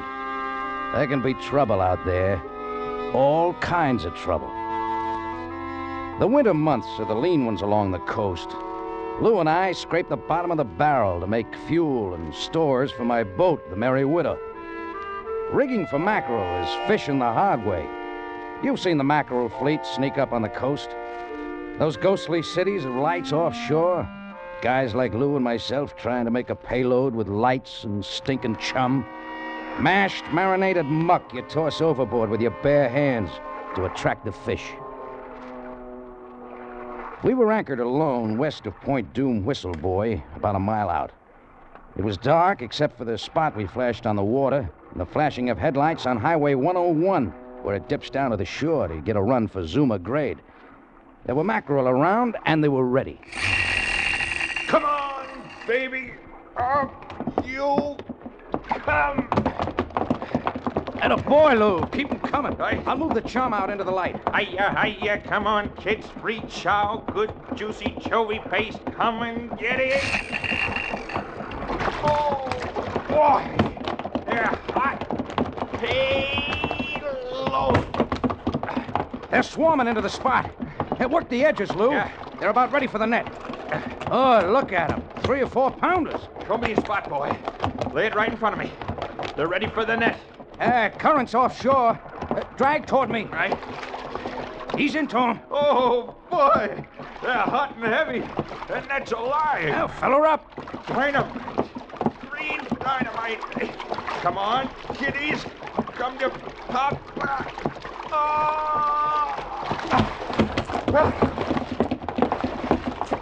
Hey, beauties. Good boy, Lou. Keep them coming. Swamp us.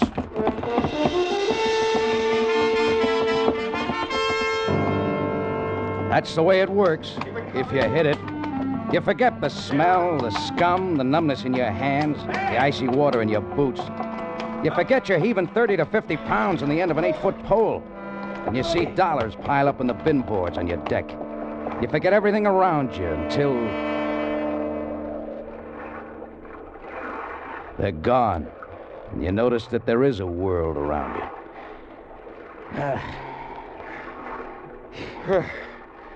Here they go. School's out. 2 tons at least. Yeah.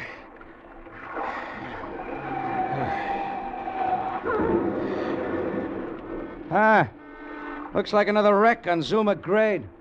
Yeah. Look at the headlights. People just can't pass up an accident. Must be a pretty bad one. I'll take a boat any day. Let's get out of here. We can make it back in time for chow. Yeah. 6 fried eggs seasoned with Tabasco sauce, bowl of chili, and a pot of black coffee. It sounds good to me. Oh, that stuff sure gets cold. Yeah. Get me anchor. Let's get out of here. Fire up. I'm for it.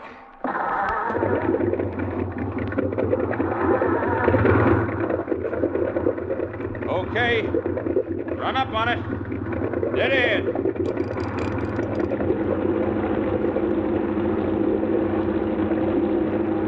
Hold it. What's the matter? Anchor's fouled. Want to back down on it? Feels like rock. Take a turn on the cleat. Let the swell break it loose. Hey, she's really caught fast. Wait a minute, Lou. Give me some slack. I'll back off.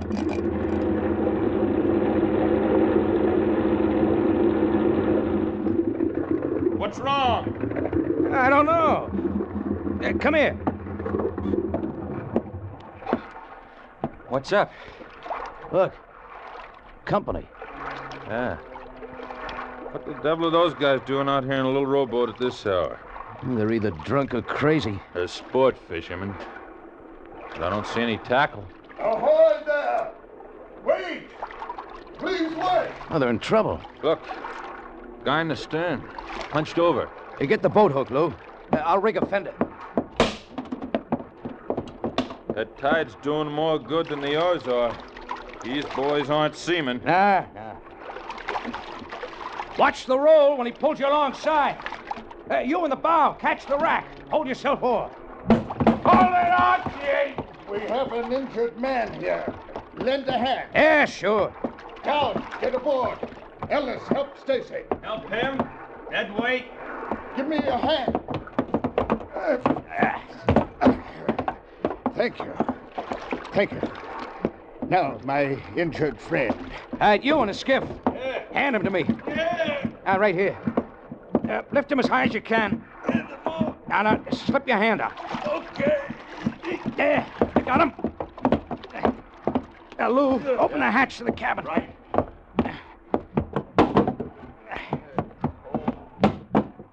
Move that gear off the bunk.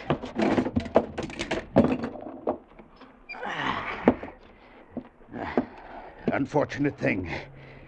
Very unfortunate. Hand me the first aid kit. On the bulkhead behind you. Completely unnecessary. Efficient shooting, wouldn't you say? Perilously near the heart. Yeah. Fatally near. Here, put the kit back. It's too late. How'd this happen? Loaded gun. Yes. Loaded gun in expert hands. This may be pretty funny to you, mister, but I don't think it'll go over very big with the police. The police? No, I suppose not. Poor Stacy, his fourth and final loss. Look, mister, what's the story? Oh, that's right. You came in at the end. But first... What's a gun for? Your protection. And mine. Forgive me, young man, for pointing this at you. I use it only to establish command. Outside. Go on.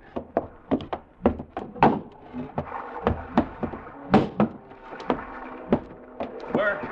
I'm getting pretty sick of your fancy yapping and no action. Yeah, mastermind. You got us into this. Now come up with a way out. My friends despise me, Captain.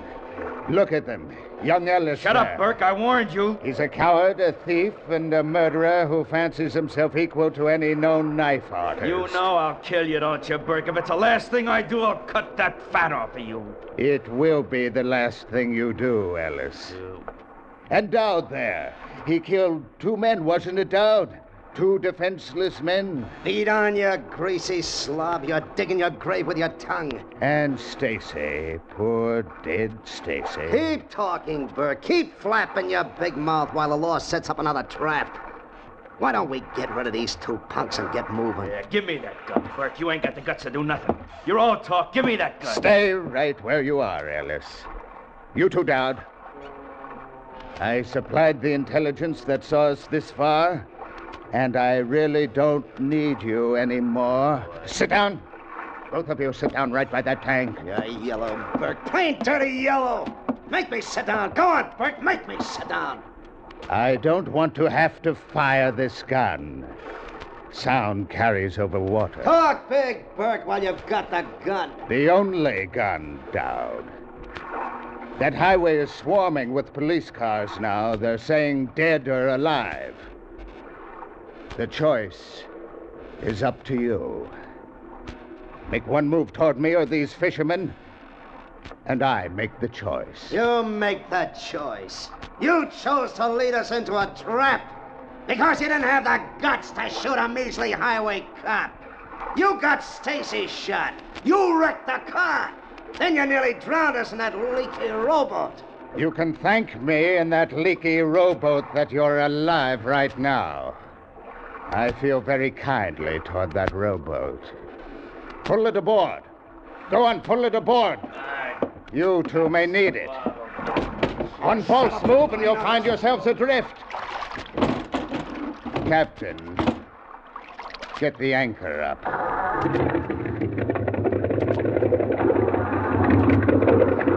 Take in what slack we can get, Lou. The line parts and parts.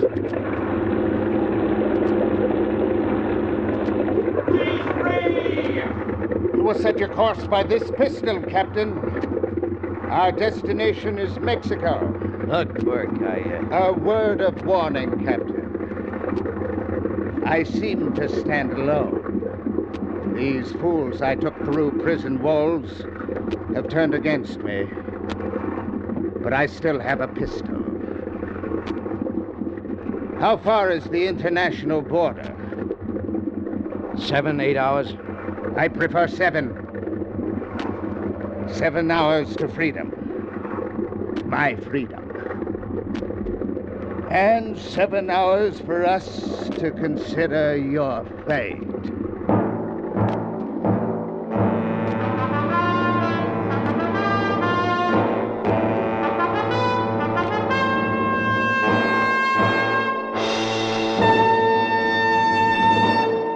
You can start out to count the laughs in the Red Skelton Show, but you'll wind up laughing so hard yourself you lose the count.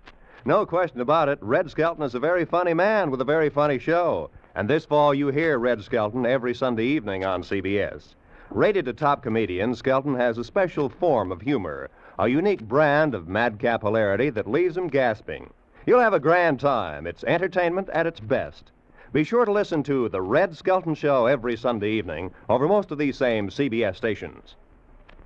And now, we return you to Escape.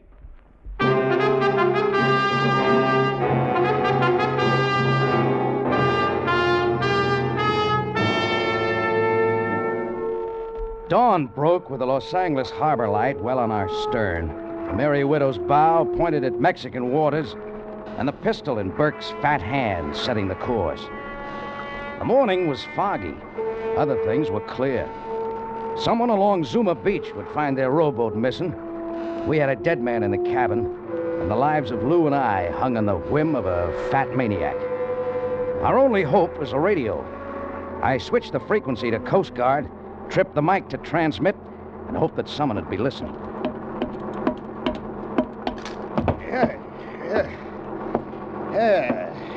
It's more pleasant up here on the bridge, Captain. The cabin is somewhat stuffy. What's your master plan for the body? Loathsome things, dead man. Much as I'd like to dispose of it, we can't risk cluttering our trail. Let us hope there will be no more. There needn't be, you know, if you cooperate. Yeah. Yeah, the Merry Widow's at your disposal, Mr. Burke.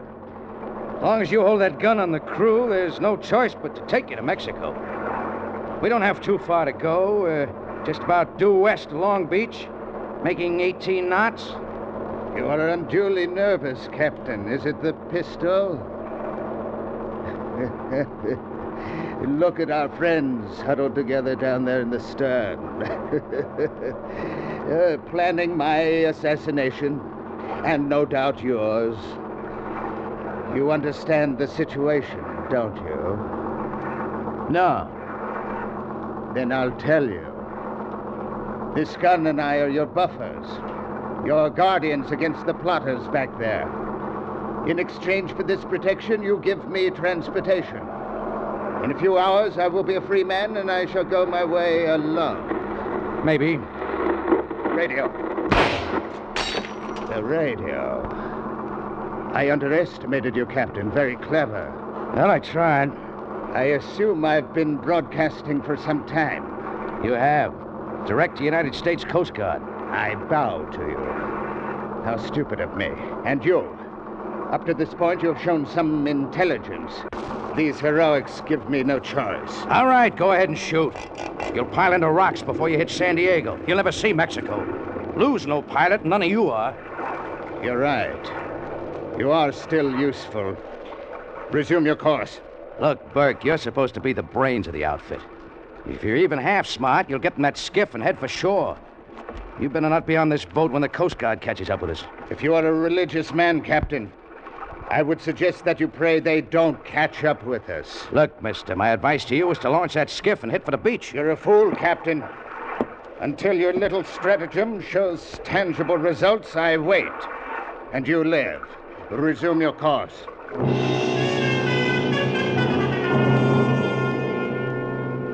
Newport Harbor bore off our bow, swung a beam, and slid past the stern. With it went my hopes of help from the Coast Guard out of Newport. No more stations now until San Diego. At the foot of San Clemente's red tile roofs, I saw a Santa Fe streamliner rushing north towards Los Angeles. I wished I was on it and headed in the same direction. How far are we from the border, Captain? 5, 6 hours. Good. If the Coast Guard heard your radio, they don't seem to be rushing to your rescue. Take another look, Burke. Dead ahead and bearing down. Hold your course. Don't try to attract them or you die right where you stand. You, Lou! Yeah? Stay where you are. Hold your course, Captain. Mister, that's a Coast Guard picket boat. They got guns. Ellis, down. Stand up and wave. Make it look friendly. Don't overdo it. You, Captain, wave too. Wave, wave!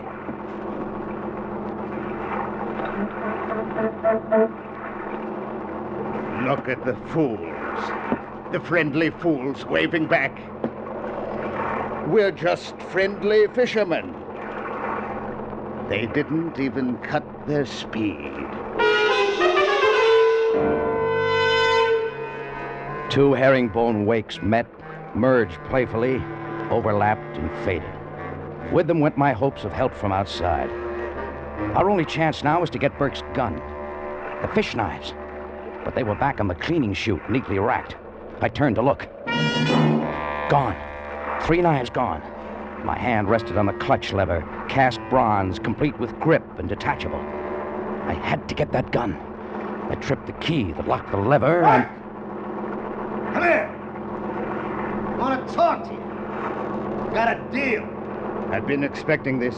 They're ready to cooperate. You, Lou, down the ladder. Just in case our good captain entertains any rash notions. You will be our hostage. Go ahead. Happy to oblige.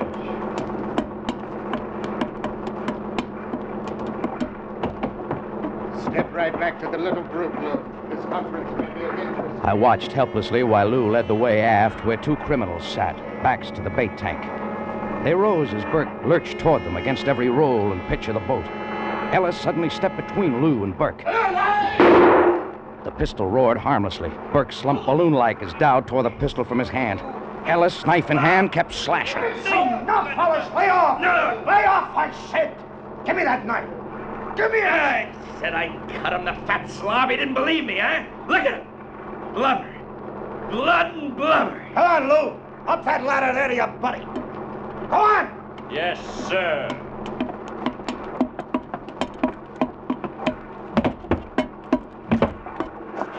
Sit down there and stay put. You, Buster, keep this thing moving. Which way? Like Burke said, Mexico. As long as we come this far, we go all the way.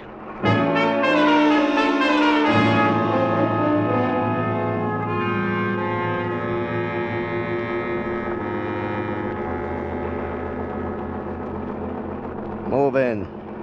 Drive in closer to shore. How close? I'll tell you how close. Hey, now, wait a minute. I'll pick out a spot to beach the skiff. Then we'll move back outside the 3-mile limit until dark, so that Mexican patrols can't find us. Ain't that nice? In the dark, I move in as close to shore as I can, and you go ashore in the skiff, and I head back up the coast. Just like that, huh? Well, Buster, you'd better pick a good spot to make a landing, because you're going in with us. Going in with you? What about this boat? Leave it and the Mexican authorities. You're gonna drive this boat right up on the beach, that's what, right up on the beach. Wreck it? Look, Dowd, we draw close to 10 feet of water. We'll ground a city block offshore. So what? I can swim. I got nothing to worry about. You ain't gonna need this tub no more. Look, Dowd. If we beach this boat, we mark the spot where you go ashore. But put in by skiff and you won't attract any attention. My radio's shot. It's 2 hours run back to San Diego. I can't holler anything that'll hurt you. It ain't 2 hours to Mexican cops. I can't go to Mexican cops. I haven't got a clearance. I'm not gonna put into a Mexican port and have my boat impounded, am I? I told you how it's gonna be. As soon as the Mexican authorities find this boat with bodies on board, they'll know you boys are over the border and how you got there. Huh? Well, maybe you got something. Now, I'll talk it over with Ellis. Don't try nothing.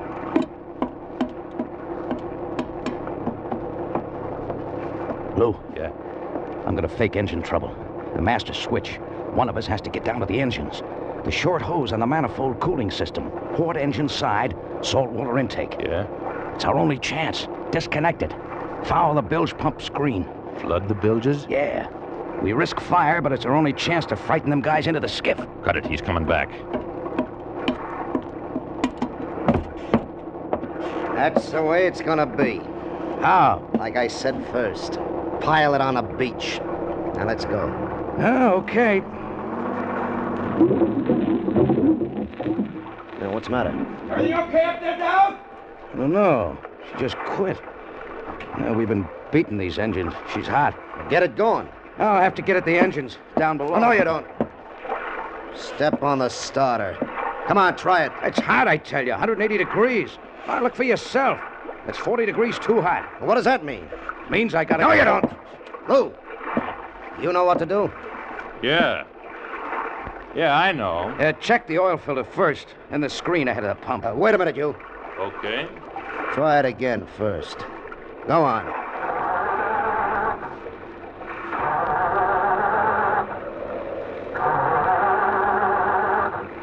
It's no use. The trouble's down the engine room. Go on, Lou. Hey, Alice. Yep. Go down in the hole with this guy. Keep an eye on him. Okay, sure.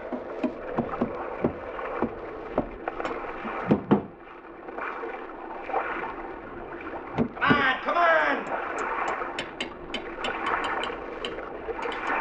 Come on, you. Hurry it up down there. Tell him to try it now. I found the trouble. Tell him it's fixed. Hey! Try it now, he says.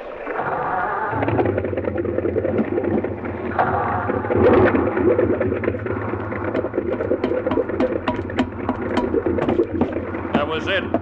Piece of kelp in the screen. Plenty of water now. Plenty. Good. Get going.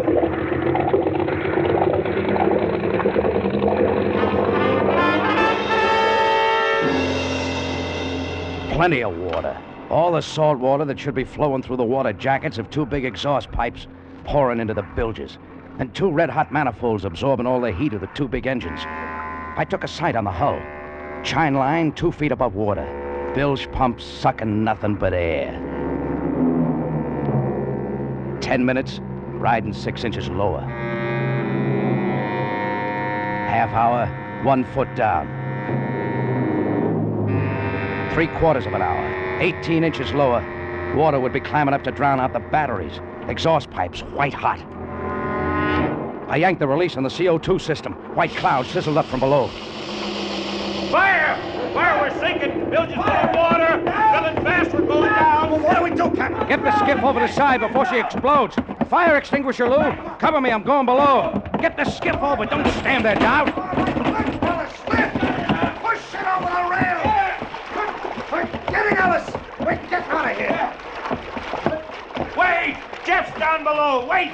You can't leave us here to sink! So long, suckers!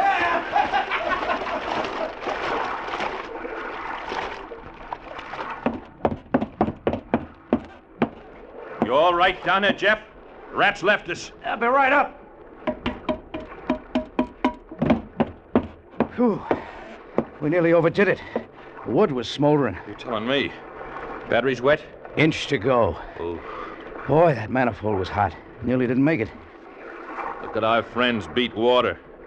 Yeah, this proves the story about rats and sinking ships. Yeah, come on, Lou. Up on the bridge.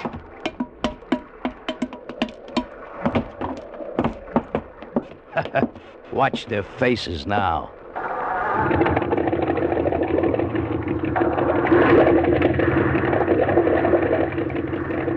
Hey, did you drop the bilge pump back in the well? No, we need that water in the bilges.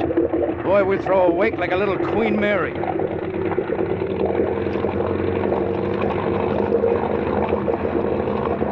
Turning up 2,800. Still a little hot. I want 3,000. Look behind us. We're throwing a wake like a destroyer. Come on, baby. You big bird. 3,000. Churn. Come on, around. That's a nice, tight circle. Wrap. What are you going to do? Crash him? Nah. Gonna lasso him with a wake. Yeah, we let chop hits their skiff from 4 sides. You think they're in a sou'easter? Look at Dowd. Trying to get a bead on us. He's... Hey, there they go. Capsized. That's just what I wanted. Yeah, but they're hanging onto the keel of the boat. I'd let them dig wood for about half an hour. Brother, that water's cold. You should know. Hey, let's see if Dowd's still got a gun. I can't tell. Looks like he... He has. But he won't have for very long. His hands will get so numb you think they're sawed off. Set the bilge pump, Lou. We'll lighten ship while we wait. Oh, and on your way back, break out that bottle of Johnny Walker, huh? Might as well enjoy ourselves now that we got them guys where we want them.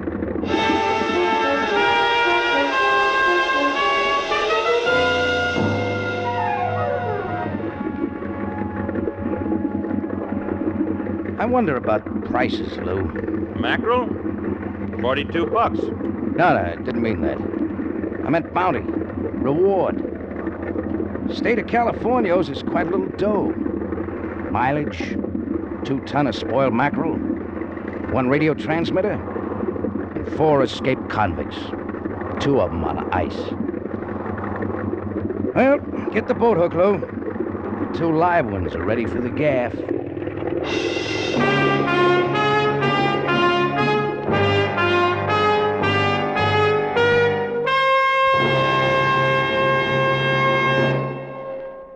Escape is produced and directed by Norman MacDonald. Today we have brought you 7 Hours to Freedom by Bud A. Nelson, with Jack Moyle starred as Jeff.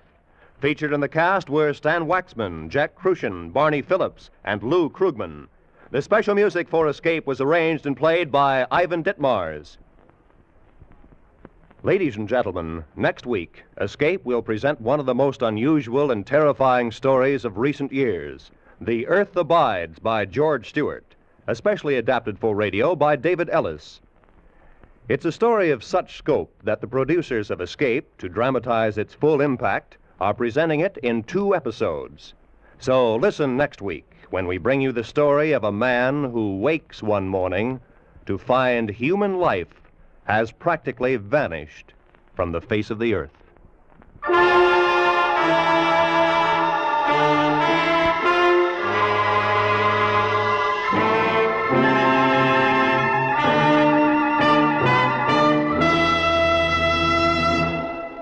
CBS's lovely red-headed Saturday night comedian, Lucille Ball, pays an extra visit to CBS, the Star's address, tonight. Lucille will be the special guest of Edgar Bergen and Charlie McCarthy. More famous guests, Mr. and Mrs. Ronald Colman, will pay one of their hilarious calls on Jack Benny. And don't forget, it's later today that Frank Sinatra starts his new Sunday afternoon series on this network over most of these same stations. Now, stay tuned for Make Believe Town, which follows immediately on most of the CBS stations. Roy Rowan speaking. This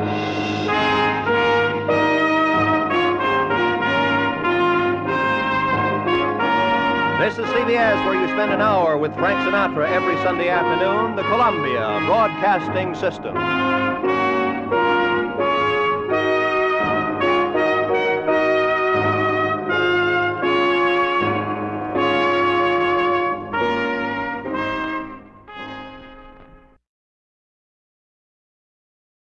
You, finding life pretty dull? You, dreaming again of exotic places, wishing you were somewhere else? We offer you escape.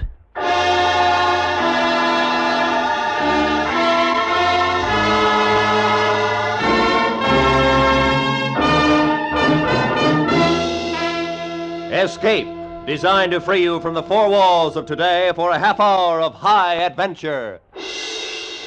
Escape with us now to a ship on the high seas and a cargo of mutinous criminals, as Weston Martyr tells it in his gripping story, A Sleeping Draft.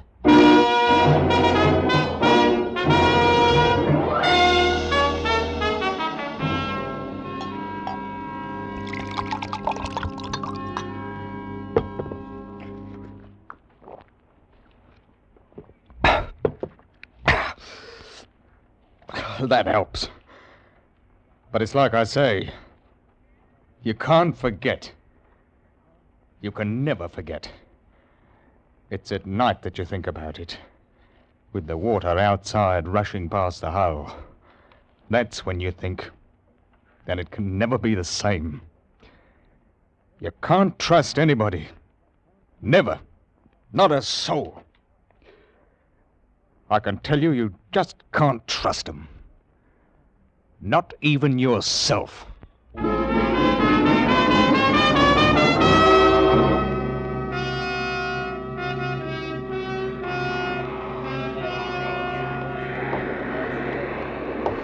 What is it, mister? Mr. Finch says he's ready to board, sir. Oh, he is, eh? All right, I'm not stopping him.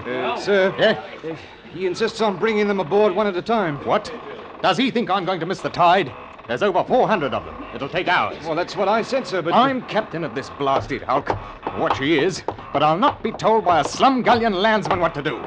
Mr. Finch, come aboard if you please. I'm sorry, sir. I should have resigned. Stinking, filthy, poor devil cargo. Everything high cockalorum, Captain? No, everything is not high cockalorum. What in blazes do you mean ordering my mate about? No offense intended. None taken, I hope. I want those scurvy wretches aboard now. All of them. You put them below and we'll weigh anchor. One at a time, sir. One at a time. We got to search them. Why didn't you do that before you took them out of jail? There's many a slip, Captain, if you know what I mean. You'd be surprised what those swine can pick up between jail and the docks. It ain't safe. Now, we got to search them, one at a time, and that's a fact. You let me handle this, Captain. It ain't no ordinary cargo, you know. They're murdering devils. Every last one of them. The convicts came aboard, one by one. I watched them. They were going from London to a land they'd never seen. A colony at Bortham, Australia. 400. The sweepings and scrapings sorted out from the muck of the jails, with Finch in charge of them. Oh, I've carried dirty cargoes. Dye wood, for instance, crawling with scorpions and spiders, not to mention snakes. And then there's cattle. But this, weeks and months at sea with a human cargo who'd as soon cut your throat as spit. And what made it worse was, I felt sorry for the poor beggars. I watched them come aboard until there were 2 left. Name? Wilkes is the name. Search him. Take your bleeding hands off me. I ain't got nothing. I just stole my last 5 and... Shut your jaw! That's enough, Finch. I won't have the cat used on my ship. They'll get enough of it where they're going. You're a trusting soul, you are, Captain.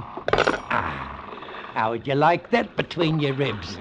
A touch of the cat's a lot better than letting the swine bring a knife aboard, eh?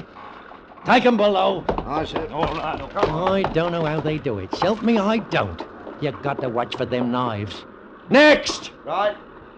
Ooh, he is a terror. Look at the size of him. Dangerous swine. 3 murders in Australia. Escaped. He's in for it when he gets back. Name? Abbey. Jonathan Abbey. Abbey. Well, a gentleman in chains. I'm sorry, your worship. Forgive us for daring to lay hands on your highness. I'm sure as how you've been wrongly accused. That's enough, Finch. Search him. Then take him below. I want Mr. Jonathan Abbey shackled. He's a prize. We mustn't let anything happen to him.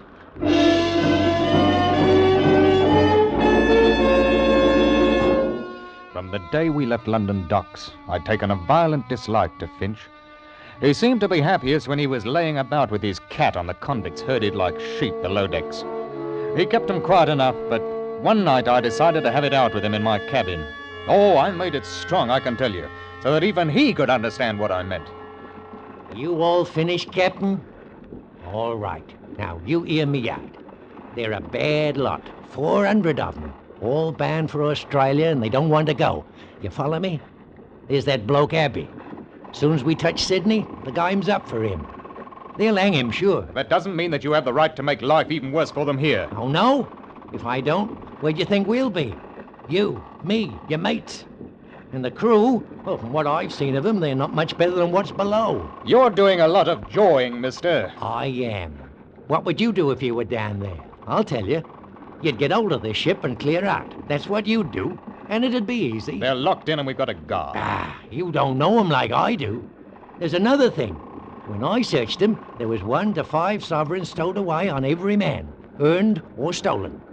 That'll come to over £1,000 by my figures. They're entitled to that money. It's little enough to take to a wild country. It's truth, but there's them down there what would slit the gullet of any man for 2 bob. And you asked me to be dainty with them. That's the way he talked to me. And I can tell you I didn't feel easy anymore. I did something I hadn't done for a long time. I brought 2 pistols out from ship's stores and kept them under my pillow.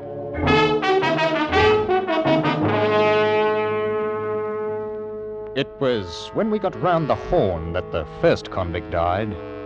From scurvy. We had to put him over the side, of course, and there was a lot of grousing. I went down to the hold with Finch. It was hot and stinking. Now, you let me talk to them, Captain. I'll put it to rights. You tell them it couldn't be helped. Now, don't you mind. I'll tell them. Blimey, here comes old Bloody Paul. Oi, Finch! Did you steal the clothes off the poor beggar's back before you threw them in? Men!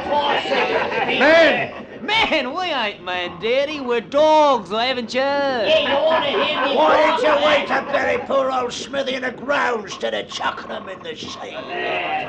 All right. We've got another 2 or 3 weeks before we reach land. I'll make a bargain with you. The next one what dies, now that it's getting nice and hot, I'll leave him down there, and you can take care of him and mourn till we get to Australia. How's that? £1/crown you don't keep him for 3 days. That's old Bloody Potto, isn't ours for business. Well, if you ain't satisfied with that, I'll see that the hatch is closed down tight for the rest of the voyage. And you can boil for all of me. That seemed to settle it for a time. I began to see that in spite of Finch's hardness with them, the prisoners knew he was master and behaved themselves. That is, most of them did. But there were others. And that's what began the trouble. We were 2 days out of the Cook Islands when it happened. Yes? Captain, there's a man on deck. We brought him up from below. It's horrible. Why, what's happened? One of the convicts, sir. Oh? All that blood, sir. Poor devil. I tried to do something, but it was too late. By the time we got him up... Fight, eh? Yes, sir. Here we are, Captain. Mr. Darling ain't much of a surgeon, I must say. I did what I could. He must have been dead before we got him up here. Why, he's been cut to pieces. Not half he ain't. How did it happen? Oh, I heard him shouting. When I went down in the hole, there he was, propped up like against the bars, with his arms through holding him up. He must have been dead. He must have been. Poor devil. Who, him? No, he's dead. There's others in for it, though. What do you mean? Well, how'd you think he got cut up like that? Knives, Captain. Knives. But you searched them before they boarded. I did, and Struth, I don't know how they come to do it. Small knives, Captain. Small knives. We're getting close to Australia. That's what it is. Whoever's got them knives, he's after money. The £1,000 or more what's on this cursed ship. Well, I don't see how... You're a trusting soul, you are, Captain.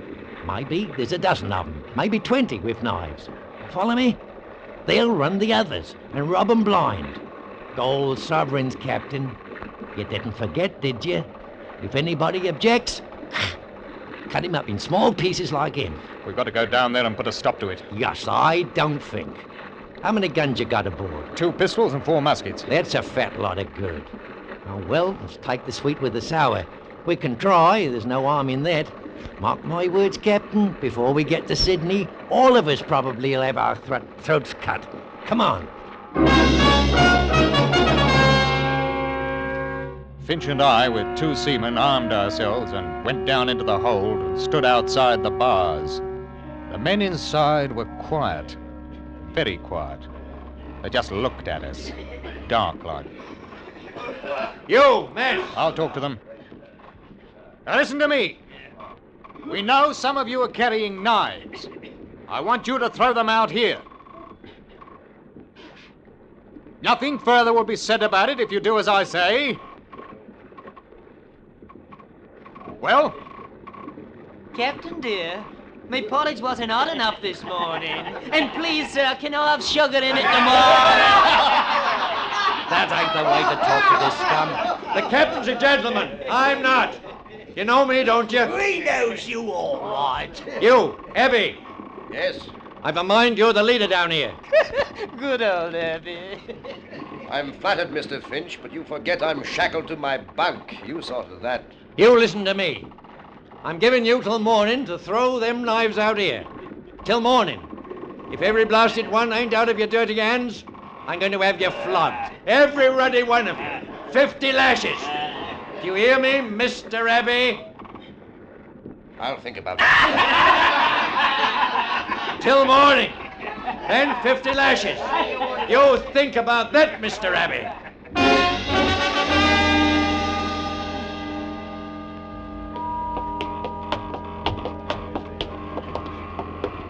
I didn't think they'd give 'em to us that easy, Captain. There's going to be trouble, though, with this flogging. There'll be more if we don't get the knives away. Good morning, Captain dear and Mr. Finch. You filthy scum! Where's them knives? Where they'll do the most good. All right. I've given you a chance. I played fair. Now... Mr. Finch, sir, may I have a word with you? Oh, come to your senses, have you? Bend closer to the bar, sir, 'cause what I've got to say, I've got to whisper. Well, what is it? Mr. Finch. For that, 100 lashes. Wilkes, I'll take you first and handle the cat myself. Oh, no, sir. No, sir. Why not take, him first? He won't feel it like I will. The crowd of men parted suddenly, and from out of them was pushed what had once been a man. It fell against the bars, and then, no longer with the support of living arms, it slid to the deck. We looked at him, Finch and me. His life had been worth a sovereign, maybe 2. He hadn't either now, and the knives were still in the hold with them that had killed him.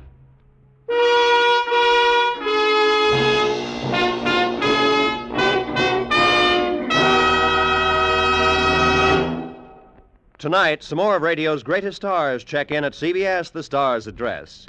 The first you'll hear are Amos and Andy, who are going to be on hand with the Kingfish, Shorty the Barber, Algonquin J. Calhoun, and of course, Sapphire. Then, a little later, Red Skelton. With Joey Adams, Eve Arden, Jack Benny, and Corliss Archer already on hand, be sure you add Amos and Andy and Red Skelton to your Sunday night listening dates starting tonight over most of these same CBS stations. And now, we return you to Escape. Now,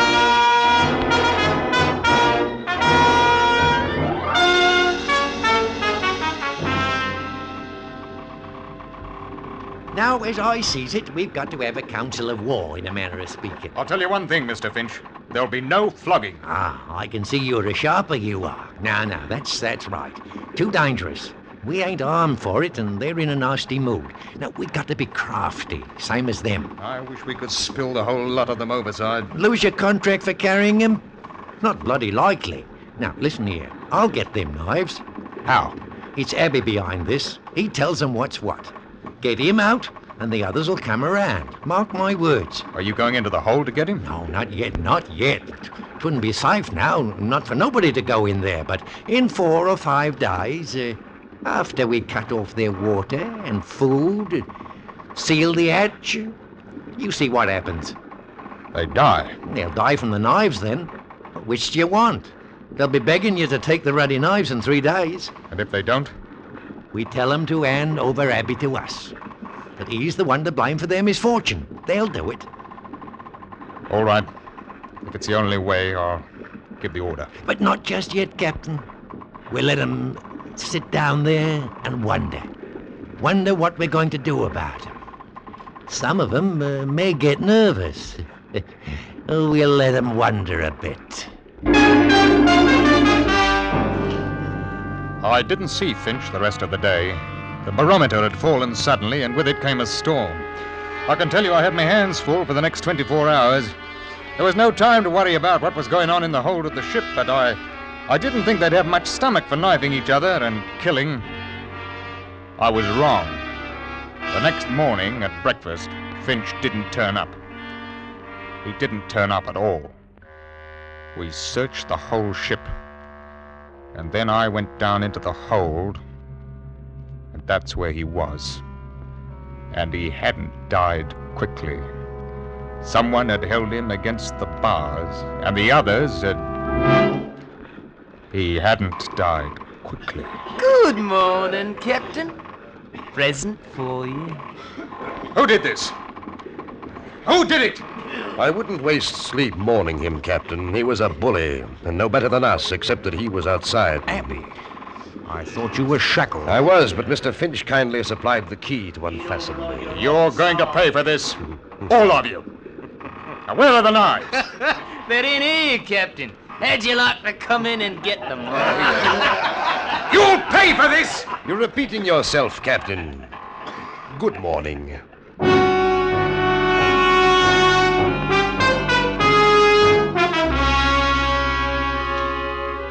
That blasted convict had dismissed me, like I was a clerk in an office, and there wasn't anything I could do about it. With Finch out of the way, they knew I was an easy mark. It was the nights that got on my nerves. I could hear things happening, lots of things, and it was awful.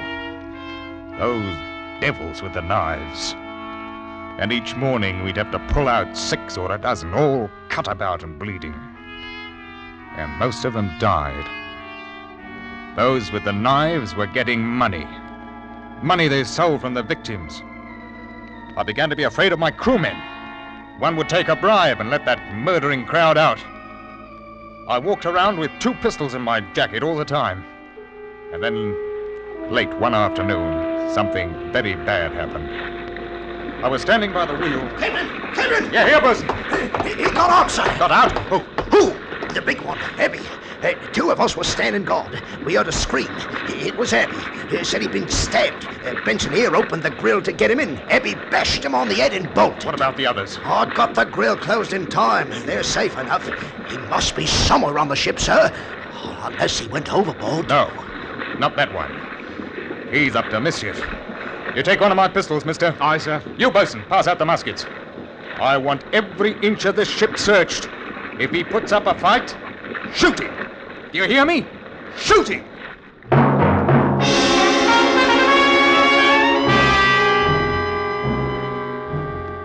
The night comes quickly in southern parts. Did you ever try to search a ship at night with lanterns? It's not easy.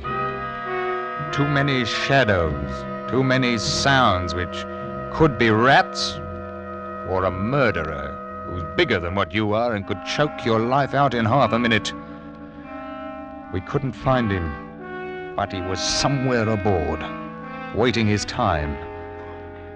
Because we were short-handed, what with the crew searching, I stood a watch. And I thought about that man who Finch said had committed 3 murders in Australia. Don't turn around, Captain. It's only a little knife. Don't move. What do you want? A talk. I've nothing to say to the likes of you. That may be, but I've an offer to make you. An offer? It's not safe here. One of your men will be along. Can we go to your cabin? Do you think I'd trust a man like you? Alone? You make it difficult for me. If someone comes, I may have to cut your throat. I'd as soon have it cut on deck. What do you want? All right. You know what I'm in for when we reach Sydney. Finch told me I've no pity for you. I'm not asking for pity. I have an offer to make. Then I can do no more than listen.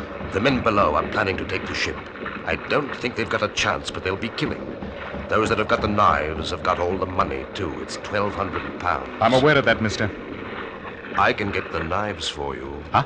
All I want is the chance to get away before the ship docks. How do I know it's not a trick? Turn around, Captain. Huh?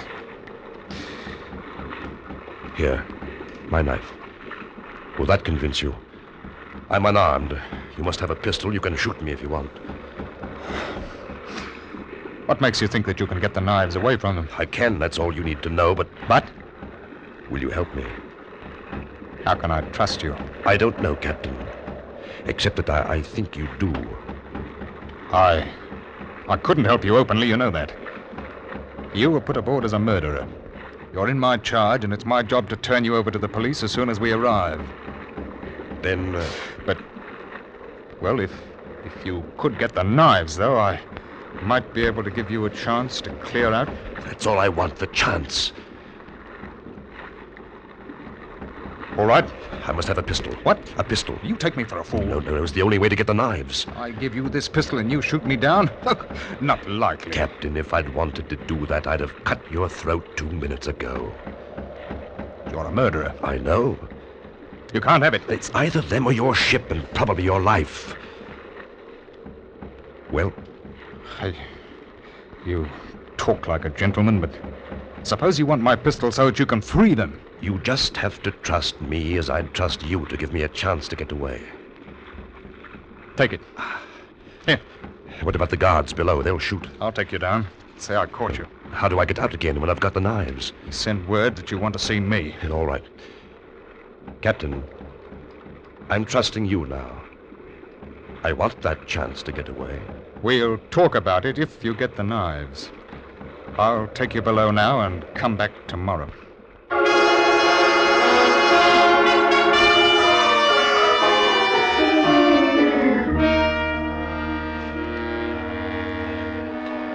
Keep your voice low. They think I'm tricking you into making a bargain. They think I stole the pistol, see? I told them that I had to have the knives to make you believe that we wouldn't make trouble. I'd said that we'd take over the ship tonight. What do you want me to do? Leave me the key to the grill. I'll slip out tonight and bring you the knives. They'll want you to let them out, too. No, I won't. I'll lock it. How do I know you will? You don't. You'll have to trust me.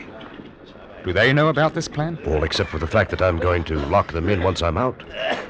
Give me the knives now. No. They'd know something was wrong. I'd never get out alive. Give me the key. All right. Here. Tonight.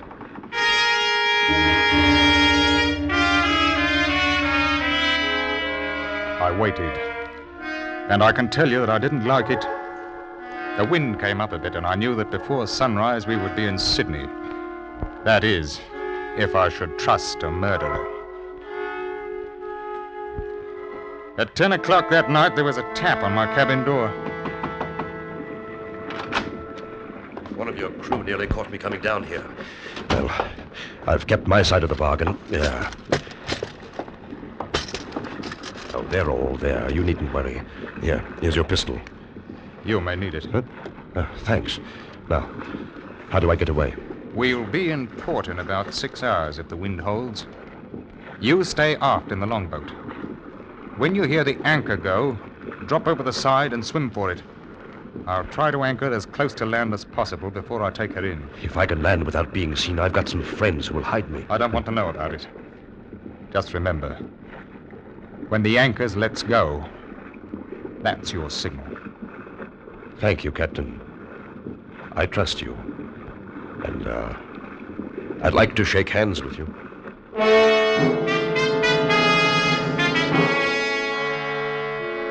I took the hand of the murderer, and we shook hands like old friends.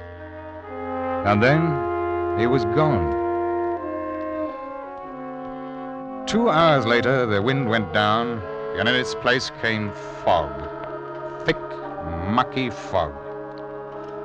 I had my hands full, what with danger from other ships and the blasted current that knocks you about off the harbor entrance. By 3 o'clock, the fog had shut in properly, and the blessed tide ran us all over the place. It was proper dangerous, I can tell you. We were about 15 miles offshore, and I didn't like the looks of things. There's shoals thereabout, and I sent the mate for'ard to heave the lead. I got a proper start when I heard him sing out, "By the deep fog!" We'd got off course right enough, and at this rate, we'd shear the bottom clean off her. I saw it was high time to bring the ship up and wait until we could see something. Let go the anchor! Let go the anchor!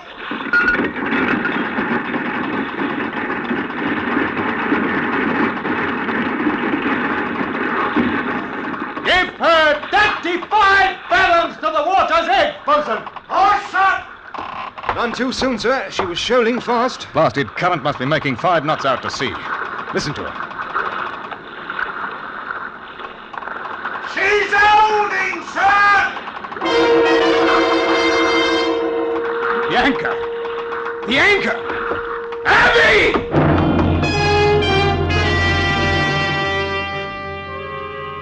I went to the longboat. It was empty. He'd heard the signal as the anchor paid out. He couldn't see in the fog and had gone overboard into a 5-knot tide running straight out to sea, 15 miles from shore. He trusted me. That's why I tell you, you shouldn't trust anybody.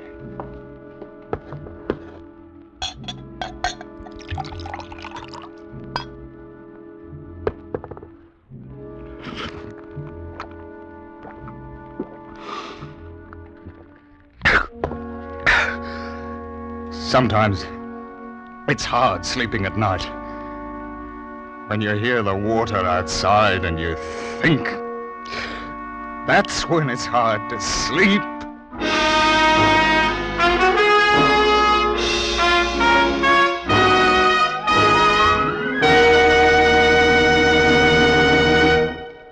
Escape is produced and directed by Norman MacDonald. Today we have brought you A Sleeping Draft by Weston Martyr, adapted for radio by Anthony Ellis, with Ben Wright starred as Captain Godfrey. Featured in the cast were John Dodsworth, Bruce Payne, Anthony Barrett, John Daner, and Lou Krugman. Special music was arranged and played by Ivan Ditmars. Next week, escape with us to a train rushing through a European night and a beautiful woman who demands your help. As Anthony Ellis tells it in his exciting story, Roulette.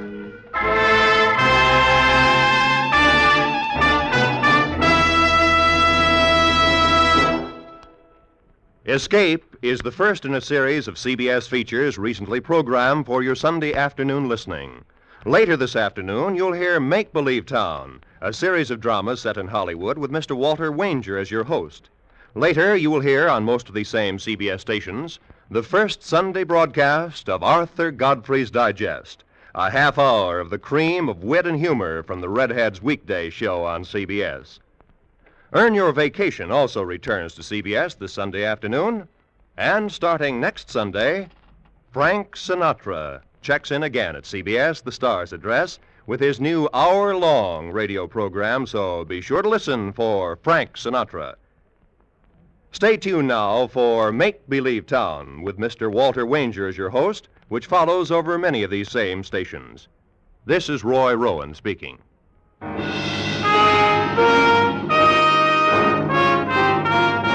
This is CBS, where you enjoy the Contented Hour every Sunday night, the Columbia Broadcasting System.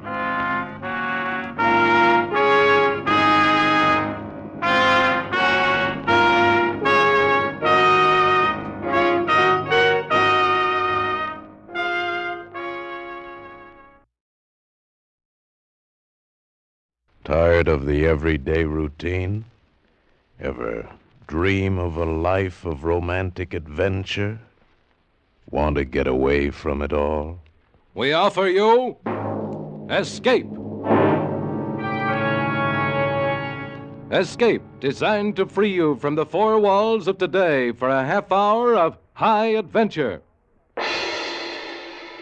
Escape, brought to you by your Richfield gasoline dealer and the Richfield Oil Corporation of New York. Marketers of Richfield gasolines with xylene, Rich Lube, all-weather motor oil, and other famous petroleum products. Look for the Richfield Eagle on the cream and blue pumps.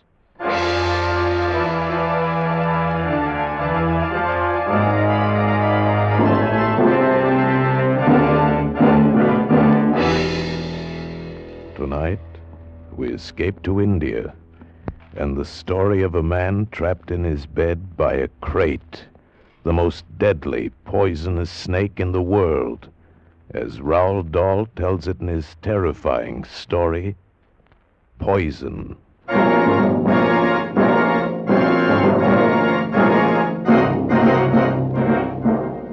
Listen, it's an awful good story, but to get the point, you got to understand about two things. What kind of a guy Harry Pope was and what kind of a snake a crate is. First, the crate. You spell it K-R-A-I-T. They're in India, the crates are. Little snakes, sometimes not more than 3 or 4 inches long. You have to look real careful if you're going to see one at all. Really almost like a worm. Except that it's the most poisonous snake in the world. It can bite faster than a bumblebee, and when it does, you go off like a firecracker, swell up like a hot water bottle, and in fly the angels. Crate. Tiny little snake. Now about Harry Pope. Funny guy. He had it in for anybody who wasn't American, who didn't speak his language. He called them foreigners, and he called them that army word, gook. Didn't matter if they were French, Italian, or Japanese. Gook. Foreigner, he'd say. It's kind of buggy on the subject. Funny guy. Well, Harry and me, we got sent out to Bombay on this construction job, and that's where the trouble started. You see, except for the two of us, the crew was made up of local boys, Hindus and Muslims, 40 of them. Harry was like a cat in a room full of dogs, had his back up every minute. After a month or so, it began to wear him out. Got so his appetite wasn't right. He was smoking 3 and 4 packs a day, and he wasn't getting his sleep. I used to try to straighten him out. Used to tell him he was wrong. No, Woody, there's no use talking to you. Listen, Harry, they're all good boys. Why don't you take it easy? Woody, you and I are good friends, but there are a lot of things you just don't understand. You ought to take it easy, Harry. They're all human beings, just like you and me. They're gooks, Woody. Foreigners. Look it. Think about it this way. How'd you like your sister to marry one of them? I haven't got a sister, and anyway, you've asked me that before. Yeah, you see? You won't even make the effort to understand.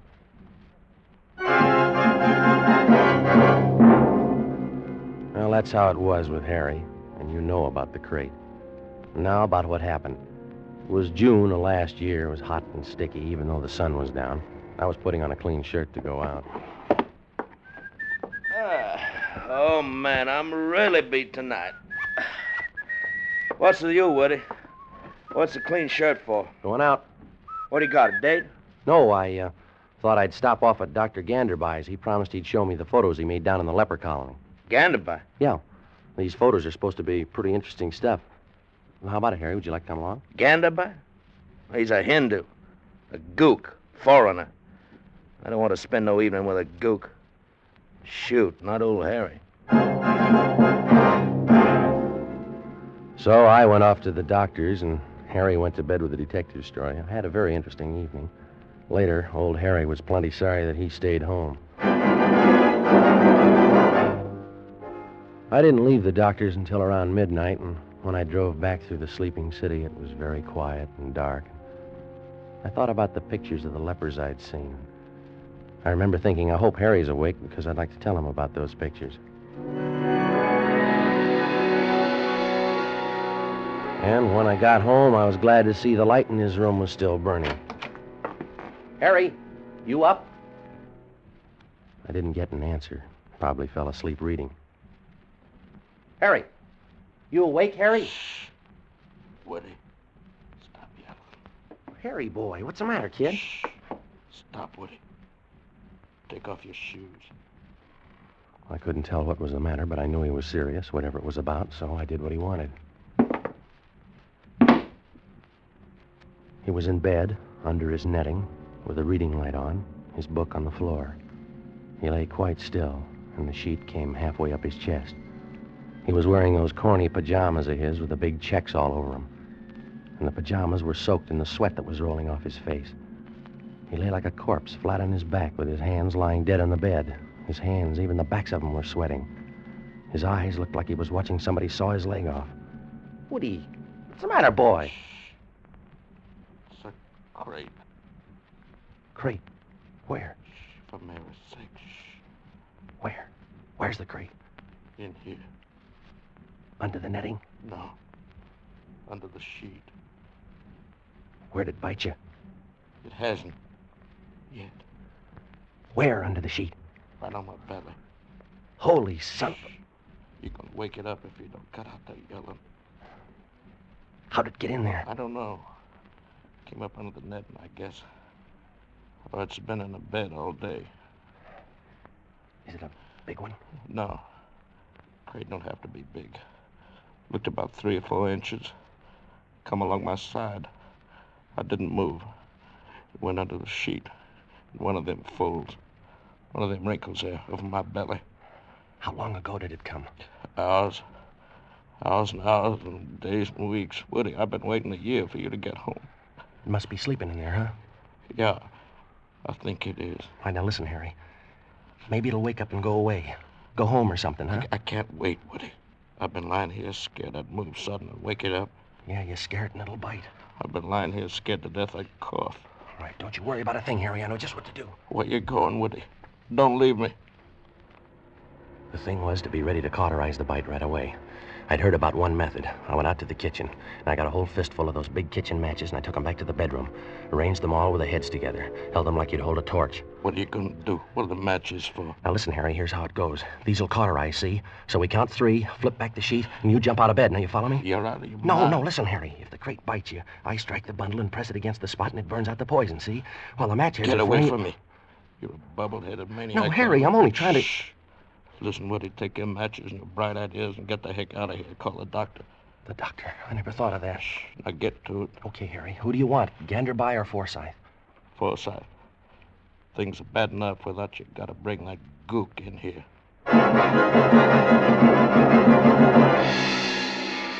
I dug through the telephone book and I found Dr. Matson B. Forsyth's number and I dialed it.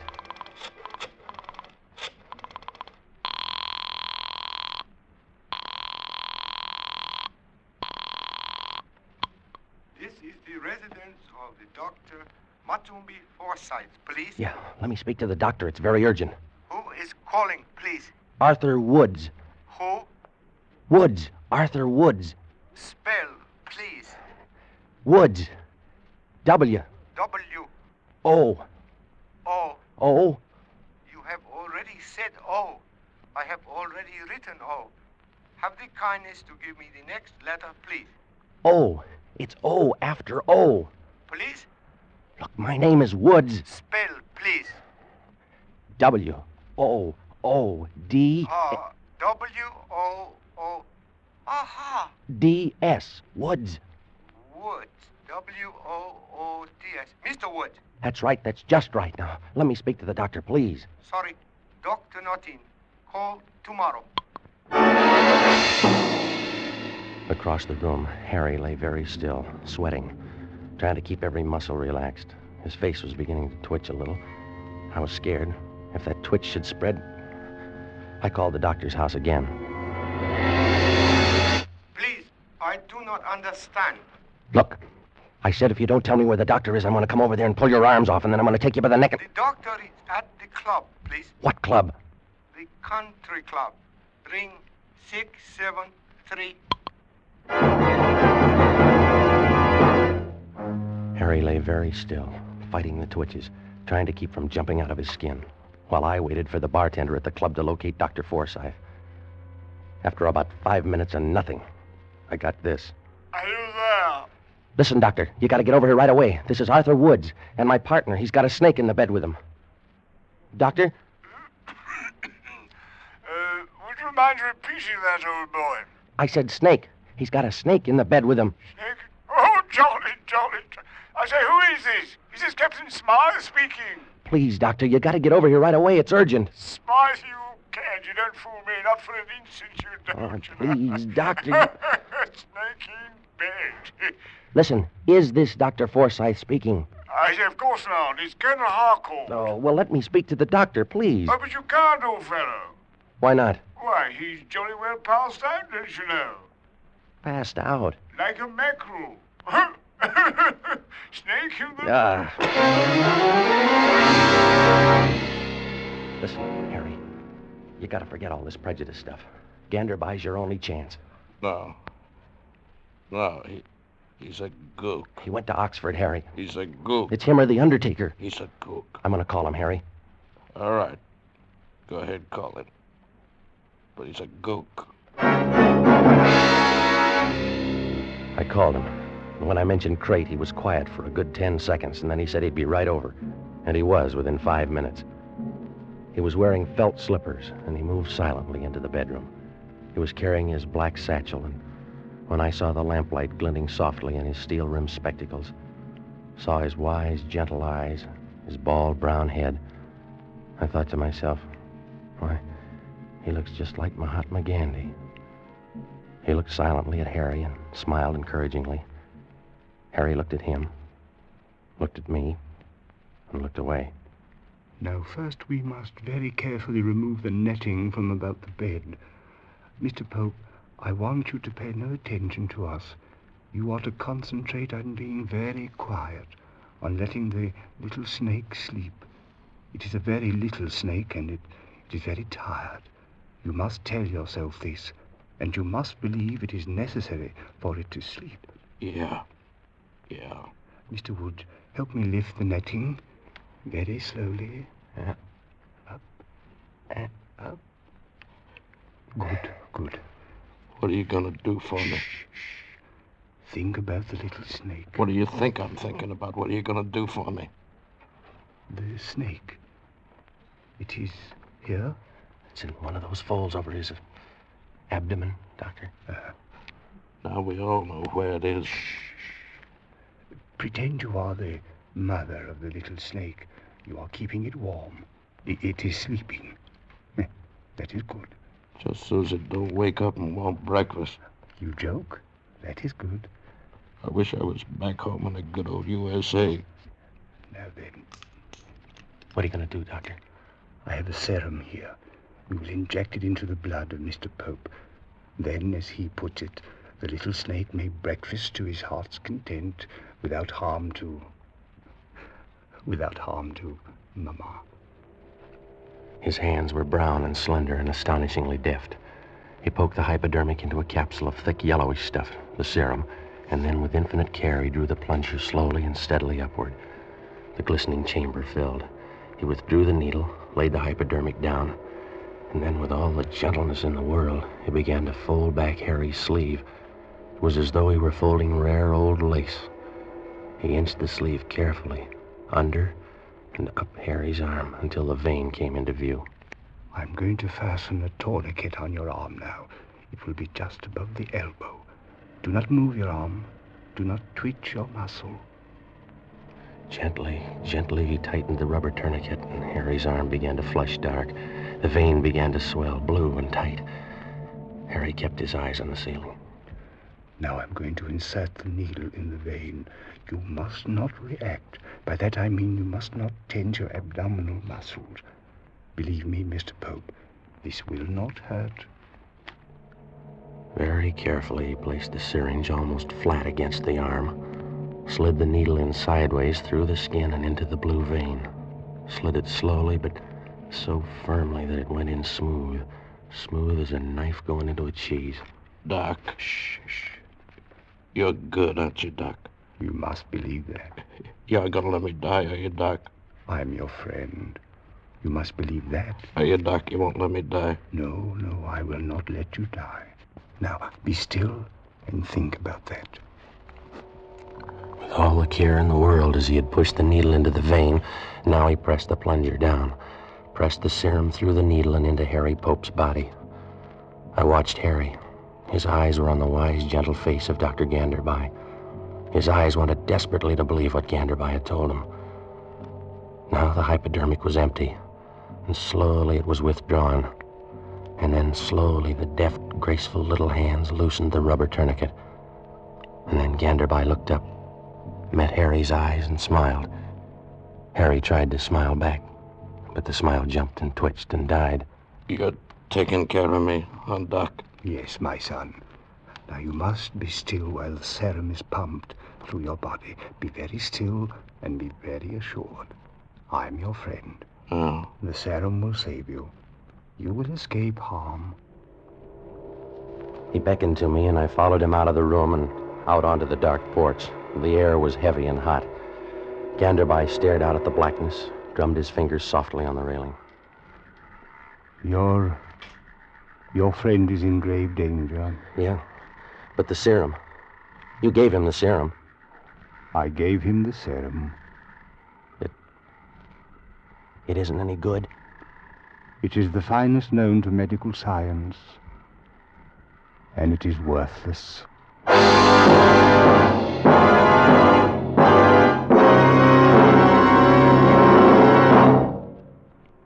To most of us, science is something strange and mysterious. We think of magic medicines and supersonic planes. But here's a scientific achievement that's as real as your car and as near as your Richfield dealer. It's xylene, one of the highest ananoc gasoline components ever discovered by scientific research. And xylene can benefit you today, because every gallon of Richfield gasoline now contains xylene. Xylene to give your car that smooth, knockless power that eats up the miles. Xylene for that swift, eager response you need in traffic. Furthermore, there's a Richfield gasoline to fit your motor. Your Richfield dealer offers 2 great Richfield gasolines, both with xylene. Get Richfield High Octane at regular price for the average motor, or Richfield Ethyl. Ethyl at its best for top results in highest compression motors. Get Richfield gasoline tomorrow. Stop where you see the Richfield Eagle on the cream and blue pumps. And now we return you to Escape. So there it was. Harry Pope, the man who had been an enemy of anyone and everyone who didn't come from his country or speak his language, was now halfway through death's door, and his only hope lay in a Dr. Ganderby of another race, another creed, another country, and another color. Now, for the first time in his life, Harry had made a gesture of friendship toward a person of another race. First time, and it seemed to me the last. No, my friend.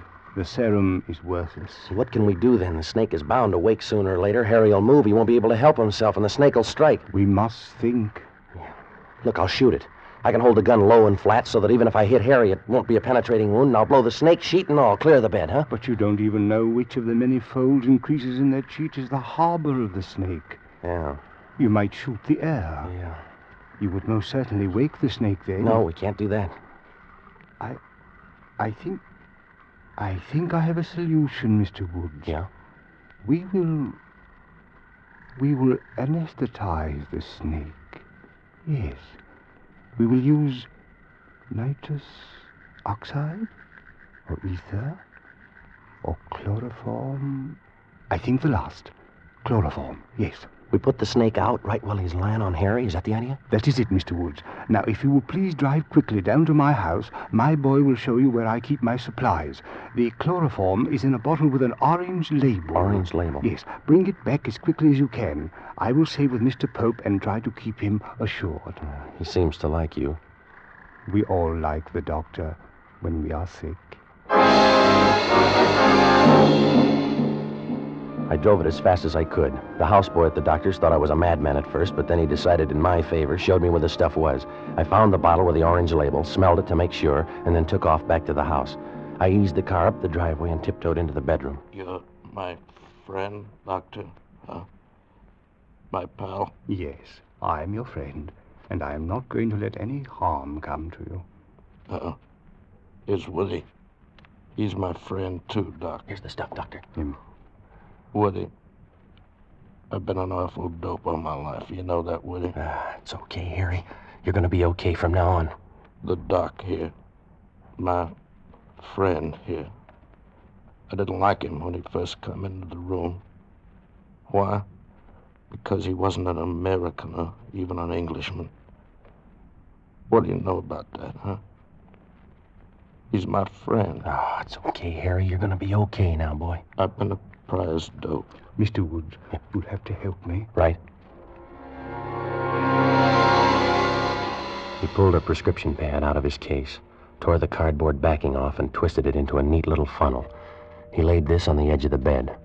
And then he took the piece of hollow rubber tubing which had been used as a tourniquet, and he began to slide it under the sheet. It went in where the sheet ended, across Harry's chest, and he slid it down.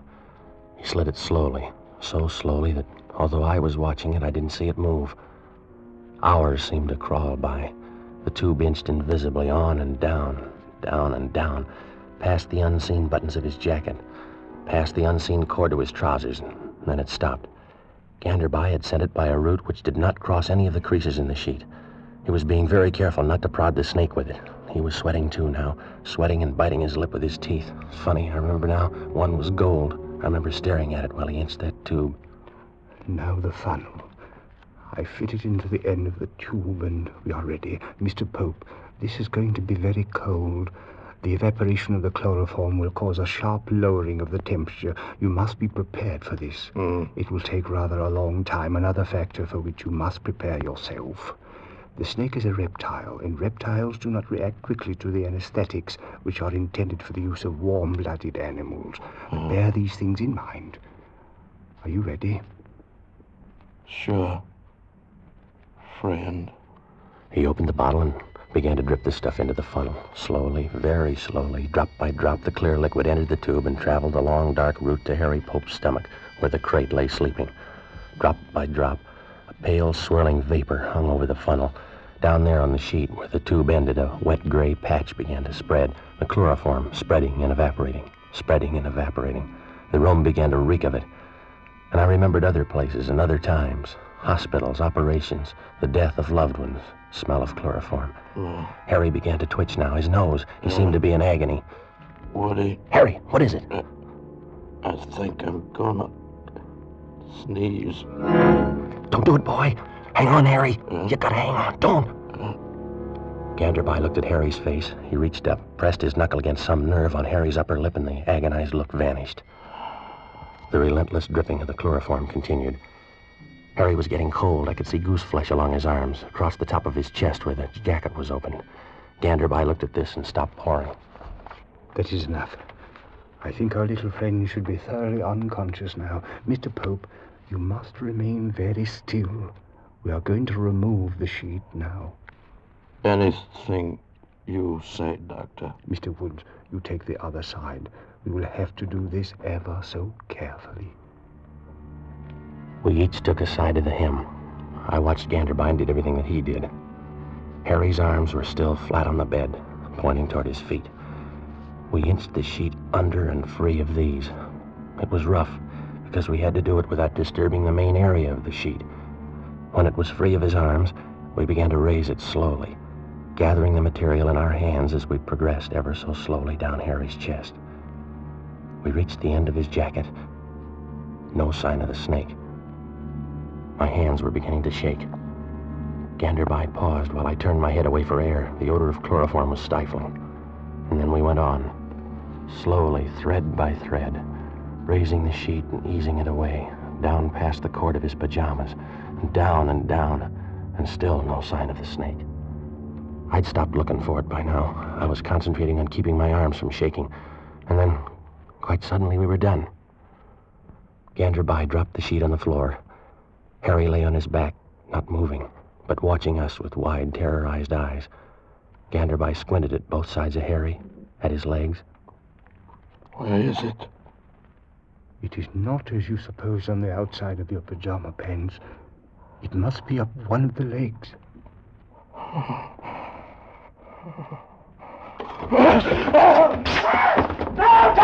Harry, no, you fool! Stop it! Stop it! No!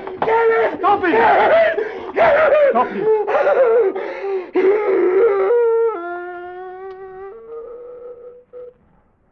I don't see it. Kick those tatters of cloth, the remains of his pants. Yeah. No, nothing. The bed. Under the bed. Yeah. Move your feet, Harry. Harry, move your feet. No, there's nothing. Mr. Pope, are you quite certain you saw a snake? Sometimes when we are very tired, we find our autosuggestive faculties run a bit out of hand. Are you calling me a liar? Why, no. I merely say that the autosuggestive... Are you? Are you telling me I'm a liar? Harry. Why, you lousy little quack. Call me a liar. You stinking little Hindu witch doctor with your fancy pants talk. Harry! Come in here sticking me full of your cheap, no-good medicine. Harry, don't! Pour that freezing cold up all over Harry, me. take it easy. Harry's your friend. My friend? That little hunk of foreign trash, my friend? Why, where I come from, where you guys live, khaki, like him for busboys. You make a mistake. You are wrong. Yeah, for busboys, for waiters, for nothing. You're a foreigner. You're a gook. You're a nothing. Why, I ought to beat you to a bloody pulp. You and your chloroform. You and your stuff about friendship and Mama Snake. And I must make out like I like you. I ought to split your head wide open, you gook. You gook, you gook, you gook!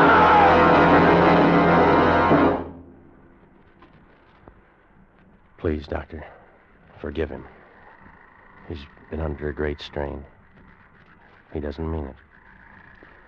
A great strain, yes. He needs a good holiday. Good night, Mr. Woods.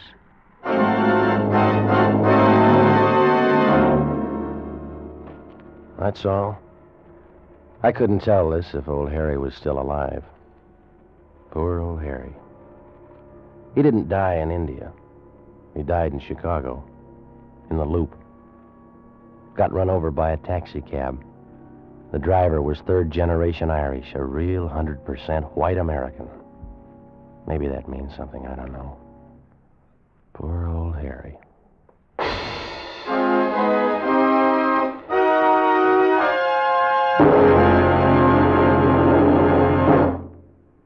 Believe it or not, but the very life of your car depends on oil. Without oil, your motor would grind itself to pieces in a matter of minutes. That's why you need an oil that stands up under every driving condition.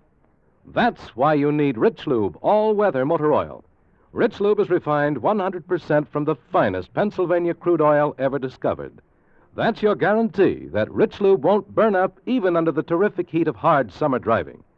Its tough, long-lasting oil film is your faithful watchdog. It protects your motor every mile you drive. You can depend on it.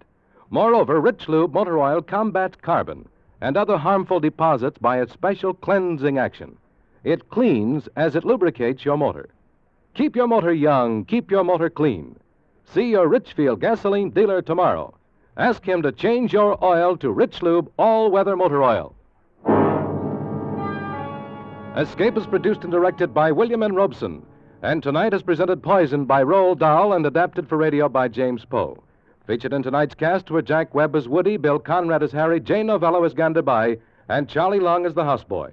Special music arranged and played by Ivan Ditmars. Next week.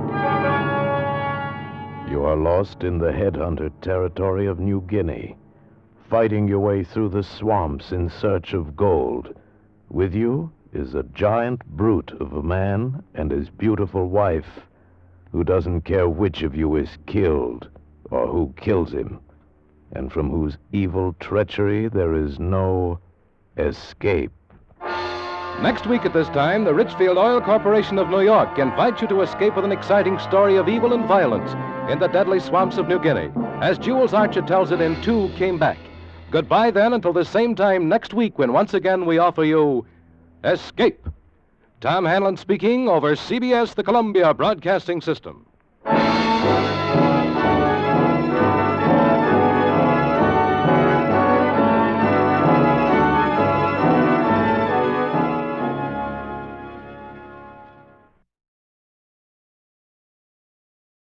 You, finding life pretty dull? Dreaming again of exotic places? Wishing you were somewhere else? We offer you escape.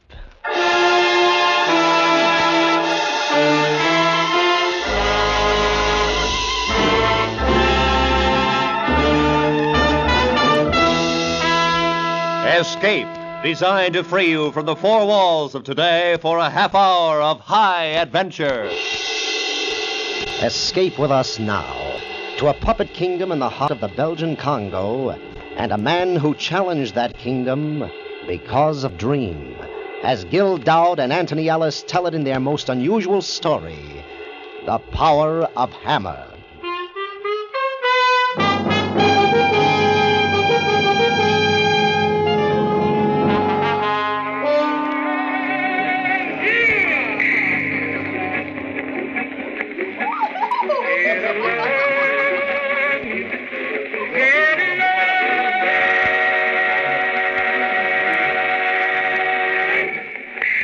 Play it again. God, Sam, I have played it for you 10 times already. It's a jukebox, isn't it? I'm paying. Play it again. I like it. So, I play it again.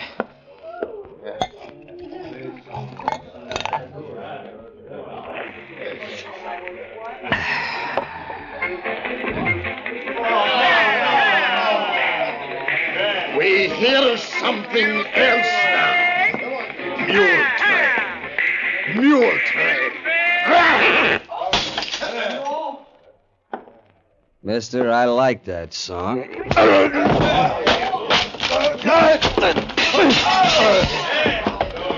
Get some water. That's better. Felt good when I hit it. Hurt my hand, though. That's all right. Lousy whiskey. Lousy bar. Lousy Congo. I must be drunk. Must be, I am. Kerrigan, you're drunk. I like that song. Wish I was back in the States. Wish I could see Alice. Alice. Gotta get out of here. Hey! Yes, Sam. Here's for your broken table. Here's for your whiskey. That enough? Oh, it's all right. It's not your fault.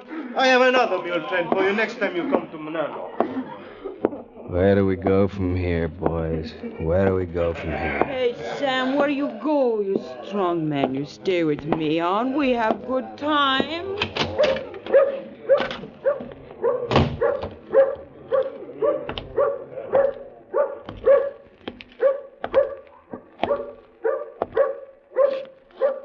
A cigarette.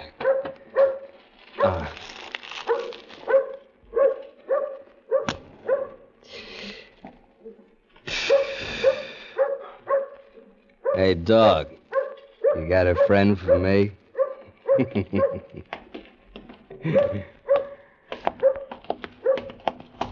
Mr. Kerrigan? Sure. You will come with us, please? What for? The inspector will tell you. Come with us, please.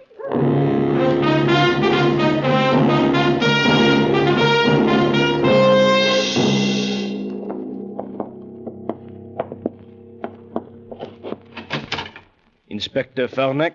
Oh, yes. You can wait outside. Come in, Mr. Kerrigan. Sit down, please. What's the charge? No charge, Mr. Kerrigan. Government business. I have received a cable ordering me to extradite a man named Benjamin Hammer. Have you ever heard of him? No. We believe that he is somewhere in this territory, possibly west of Muyumba, across the Lualaba River. 15 years ago, he embezzled money in Brussels and incidentally killed a man. Took a long time to get him. But we think we have now. Have you heard of a white man who calls himself a king and has made himself responsible for several thousand Bahuto tribesmen? I've heard rumors. That man may be Benjamin Hammer. I want you to take me into his kingdom. Across the Lualaba? Not me. Kerrigan, you are the only guide in the Belgian Congo who is familiar with that country. Surely you have taken hunting parties in there before? That's right, and I'm not going back. You will be well paid? Not well enough. Sorry. Just a moment. As a guide and a hunter, Mr. Kerrigan, you realize that you are licensed by the government. And here, I am the government. So I moved to another territory. It's lousy Congo's all the same. You are an alien, my friend. And without my help, it may be difficult to obtain a license anywhere. Look, Inspector, this is for your own good. It's bad in there. Real bad. You mean the natives? Yeah. You wouldn't get 10 miles beyond the river. I am aware of the hostility of the natives, Mr. Kerrigan. This is my territory. But we won't be going in alone. Oh? There'll be 40 of us. You're Bantu boys? And 2 machine guns. This is funny. You're blackmailing me. Not at all. You will be paid. That's what I mean. Okay, it's your funeral.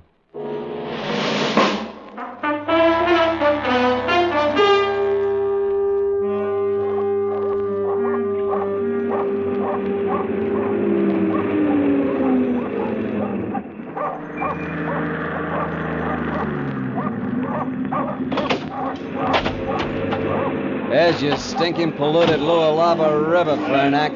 There's your jungle. I recognize it, Mr. Kerrigan. I have been here before. You've been to Mayumba, but you haven't gone across the river. We shall unload the trucks now and leave tomorrow at dawn. The Bantus have instructions not to fraternize with the villagers, and I wish you two to remain silent about our mission. Sure. But you listen tonight. You'll hear the drums talking. There's no such word as secret here. One more thing, Kerrigan. As long as you are in the employ of the Belgian government, you will try to remain sober. Sergeant Labat. Yes, sir. Unload the trucks and post a guard about them.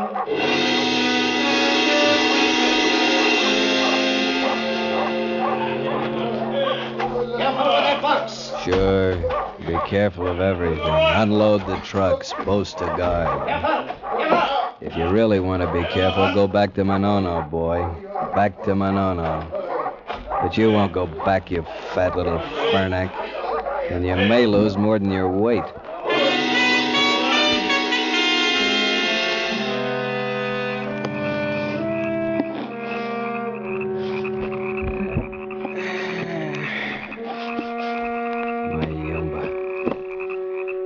All the villages at night. Hot. Stink. Never sleep.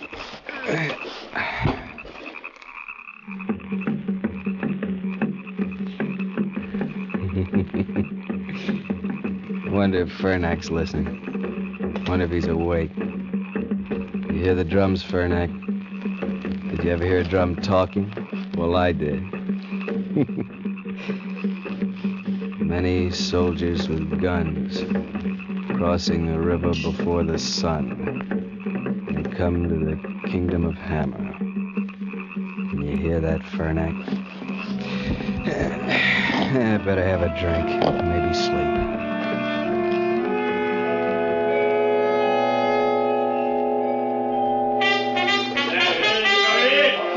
The column is full, sir. Very good. Mr. Kerrigan and I will take the point.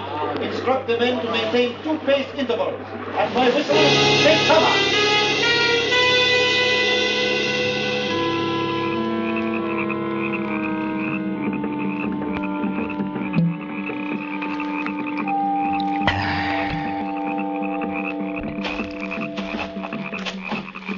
Mr. Kerrigan? Yeah?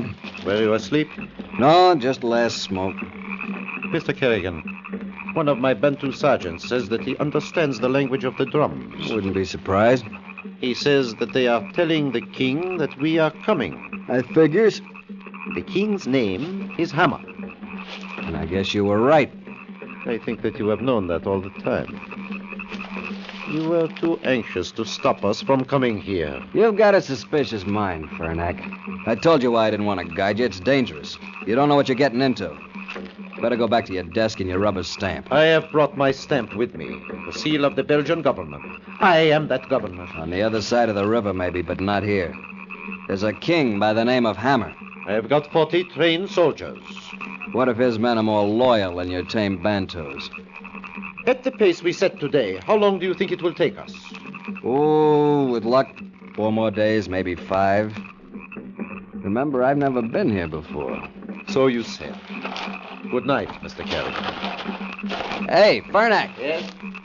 I wouldn't move around too much in the dark. Don't be afraid, Mr. Kerrigan. We are well guarded. I've posted 6 men with our machine guns. Okay, I won't be afraid.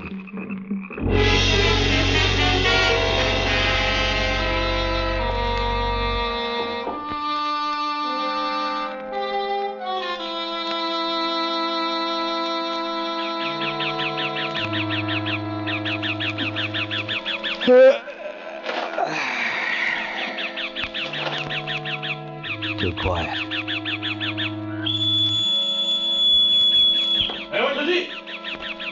Go see what happened?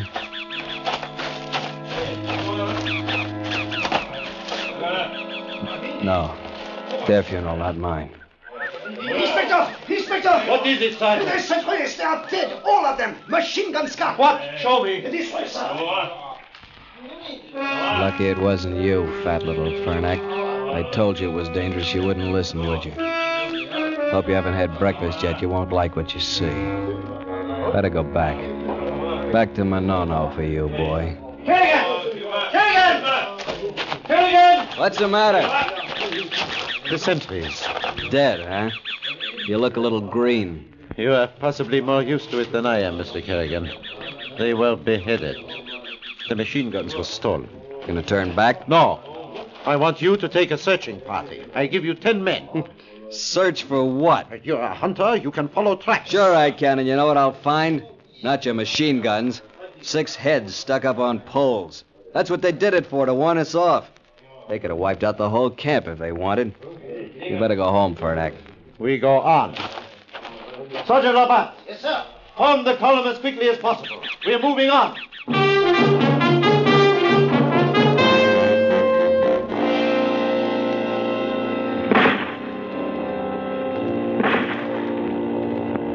Should have gone back that first morning. You've got guts, though. You'll need 'em. We'll get there all right. They haven't hit a white man. Hammer's saving something special for us. Something special for me. You all right, Fernack? Yes.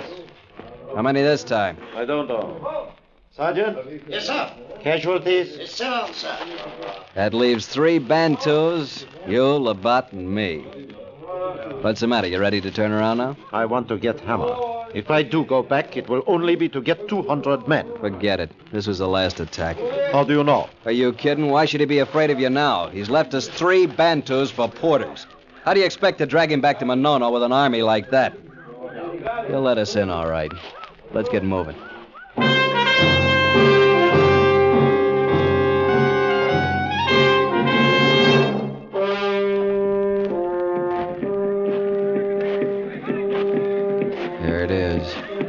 Nothing changed since the last time.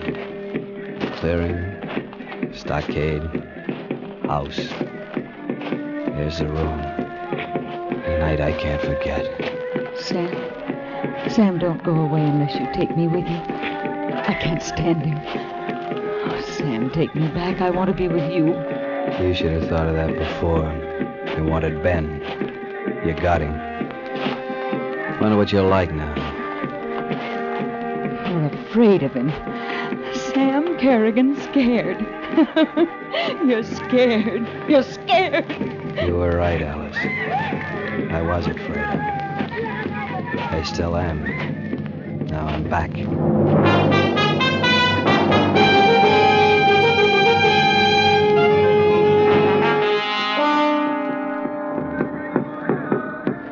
My name is Benjamin Hammer.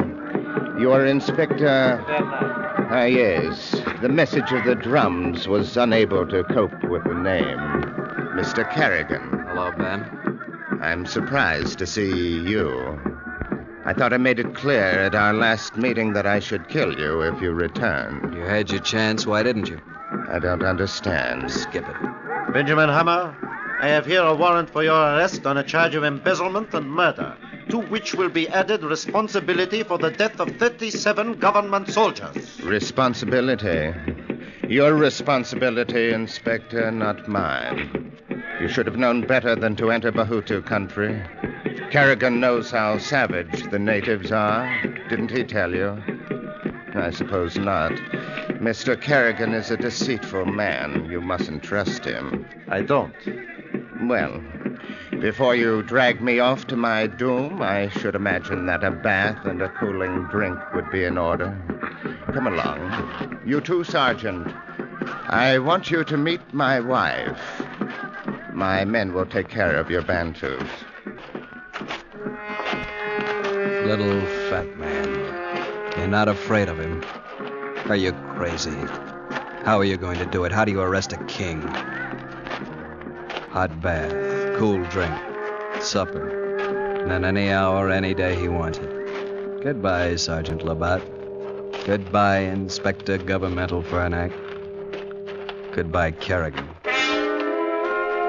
Alice, waiting like a wife at the door. Alice, I've made you smile. Warm, red.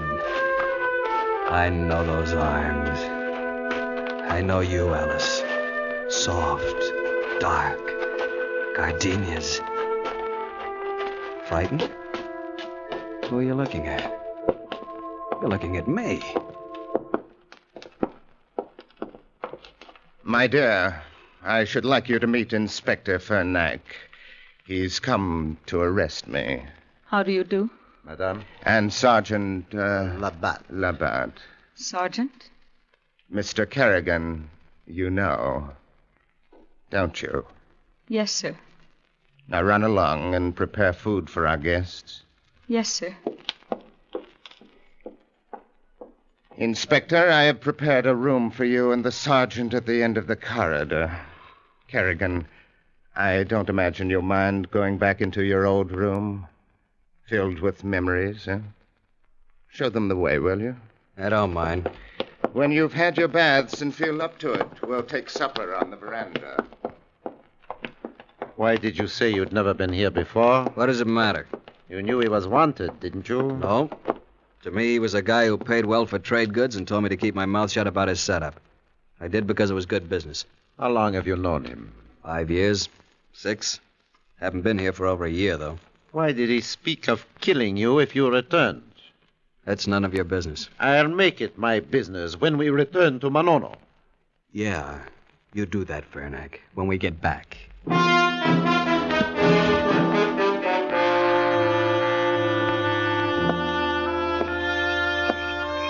Go to bed, Kerrigan. What for? She calls him Sir. Sir. He treated her like one of the Bahutu's servants. Doesn't eat at the table. Slave? When did that happen? A year ago, after he found out about us. Sure. Wonder if she's with him now. Have a drink. What's the use? Where are you? Where are you? Wish I hadn't done that. Alice? No. Little fat Fernac. Fernac.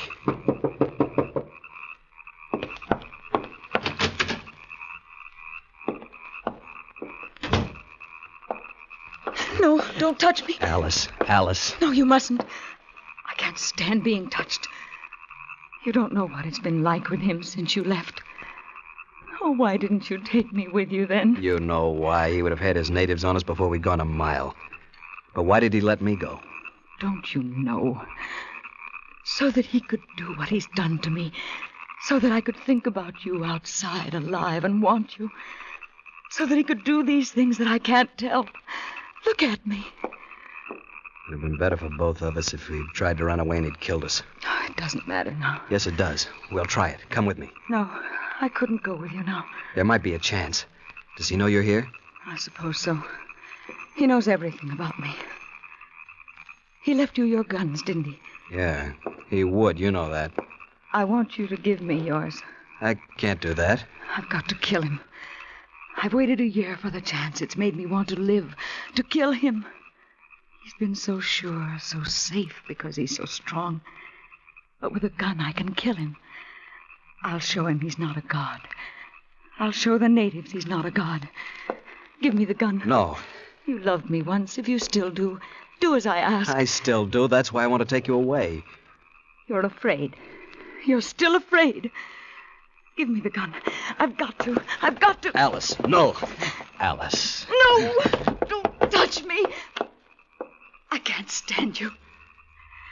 Filthy. Dirty. Hold her. No, don't touch. Another night, though, yes. Gardenias. Waiting a year. Waiting. Not for Sam. Not for Sam. Waiting for a gun. Don't go. Don't go. Don't go! Alice, I've got to think. There may be a way. I'll talk to Fernac. We'll figure out something. Maybe tomorrow. He'll kill you all tomorrow. Alice! How does she know we die tomorrow? Leave me alone. I want to talk to you. Get out of here, Fernac. Leave me alone.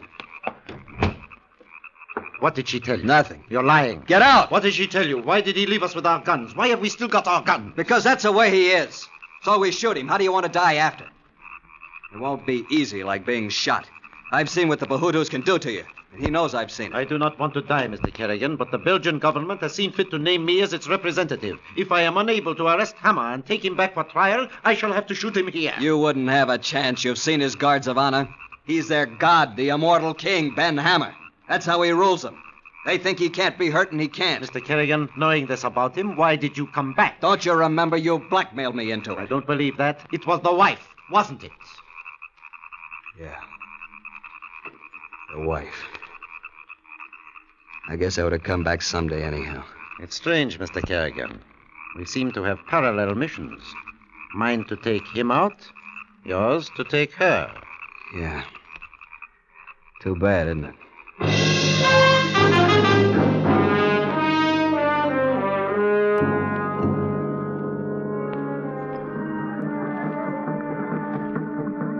More coffee, Inspector? No, thank you. Sergeant? No. I don't want any more. Well, then breakfast is finished. Mr. Hammer, I think the time has now come to start back for Manolo. You know, I rather admire you. You must realize your position here, and yet with stubborn zeal you persist with this farce. And please, don't touch your gun. It's all right, Igale. I don't want to see you killed that way. I have other plans. Then I have nothing to lose. As you wish, Inspector. Draw your gun. That's better. It is difficult to set in motion your own execution, isn't it? Mr. Kerrigan knows that. Come, we'll go out on the veranda. I want to show you something.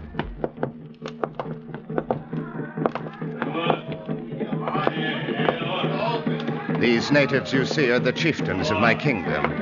I called them together to witness my decree. Hear me, wise Bahutus. These two white men in uniform have been sent to dethrone me by a government that thinks itself stronger than I, your king. Igale, seize them. Get your hands off it, you... My reply to this insolence is to return them to the country in humiliation, bound and across the back of an ox. What about me, Ben? I have something to say about this. You, Kerrigan? Oh, yes, you have a gun. No, let him, Igale, let him. I know Mr. Kerrigan. Do you, Ben? Are you sure? Tell your men to release the inspector and the sergeant. And if I don't? I'll give you 30 seconds, and if you don't, I'll shoot you. You'd like to kill me because of her, wouldn't you? But it wouldn't do you any good now. She wanted to do that. Go ahead. Shoot. Shall I tell you what they'll do to you then? They'll stake you naked to the ground and smear honey over you. Then the ants will come. First one, then two, then more. Your hand's shaking, Kerrigan. And when the ants are nearly finished, you'll be screaming then. They'll take sharp little sticks and they'll...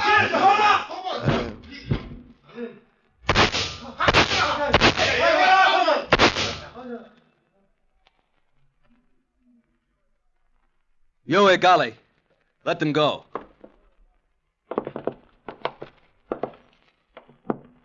Don't look at me, look at them. They aren't doing anything. Just watching. King. King.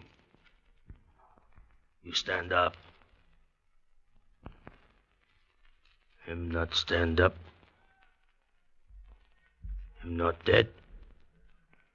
He say he cannot die. No man kill him. He tell us when he come here. He show us. He drink poison from our arrows. He was no god, Golly. He was no king. He's dead. Go look at him. He no god. He no king. He dead.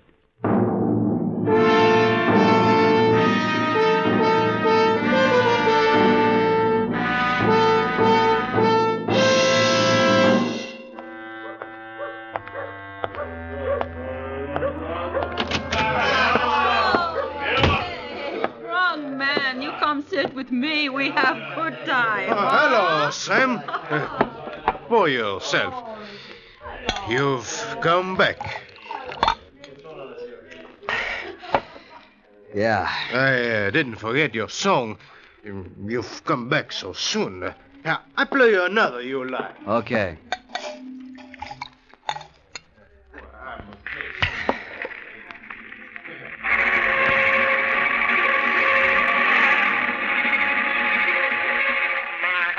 You're afraid. You're still afraid. Give me the gun. I've got to. I've got to. Alice, did you try anyway without a gun? You knew he was stronger than you. You were lying there broken. I touched you. Don't touch me. I can't stand you. Or did Hammer kill you because you came to see me? But it wasn't me, was it? It was the gun you wanted. A year ago. Should have killed him then. Why didn't you take me with you then? Why didn't you take me with you then? You like the song, Sam? Sure. Fine. Can I bring you something? Yeah. A bottle. I'm gonna get drunk if you don't mind.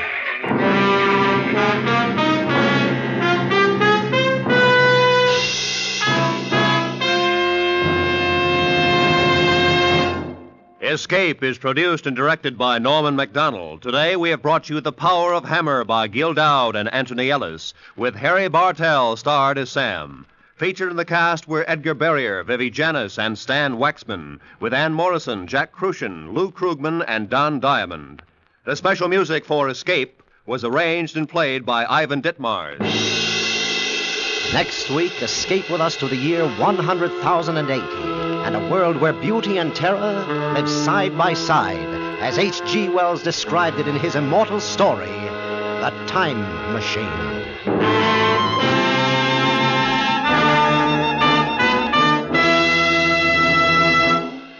Now that color television is definitely coming, should you buy a television set? What about your present TV set? Frank Stanton, president of the Columbia Broadcasting System, gives you answers to these and other vital questions about color television today at 6 p.m. Eastern Standard Time. Don't miss this informative talk about color television over most of these same CBS stations. Now, stay tuned for Make Believe Town, which follows immediately over most of these same CBS stations. This is Roy Rowan speaking. This is CBS, where you laugh at Jack Benny every Sunday night, the Columbia Broadcasting System.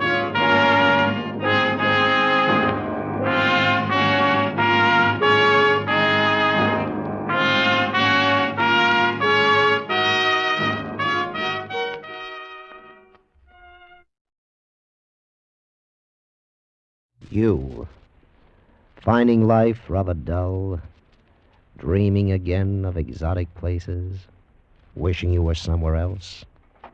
We offer you Escape.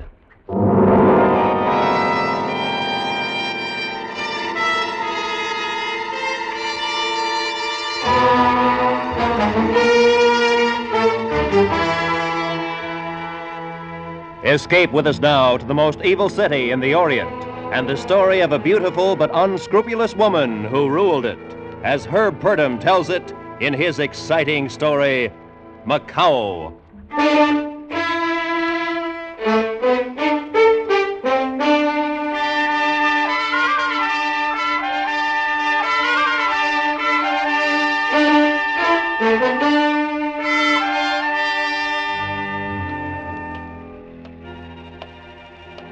The streets are dark. It's raining on my hair, my good dress. All very unimportant now. I only know it's a good night to die. Where do you begin a story like mine? I think it began when the devil gathered the filth and evil of the world. He shaped it into a city and placed it on the south coast of China. He named it Macau. And because the devil enjoys a bad joke, he made me queen of Macau's rottenness. And worse, he made me like it.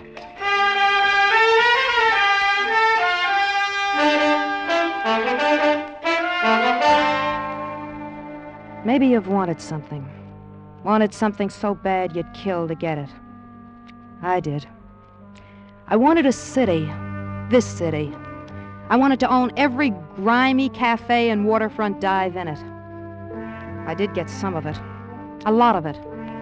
But the more I got, the more I wanted. And I nearly got it, too. Then 6 days ago, things began to go wrong. It was at the harbor front one afternoon. Out of my way, you scabby bums. Out of my way before I take disinfectant to you. That's right, you stinking rabble. Make room. Good afternoon, Mrs. Rawls. Let go of my arm, Marza. Did you want something on the docks? Your men have been operating in the city. Your province is on the water, Marsick. You're out of line. So, there's plenty left for you? I see. All right, Marsick. And don't forget that on the docks, I'm king. Yeah?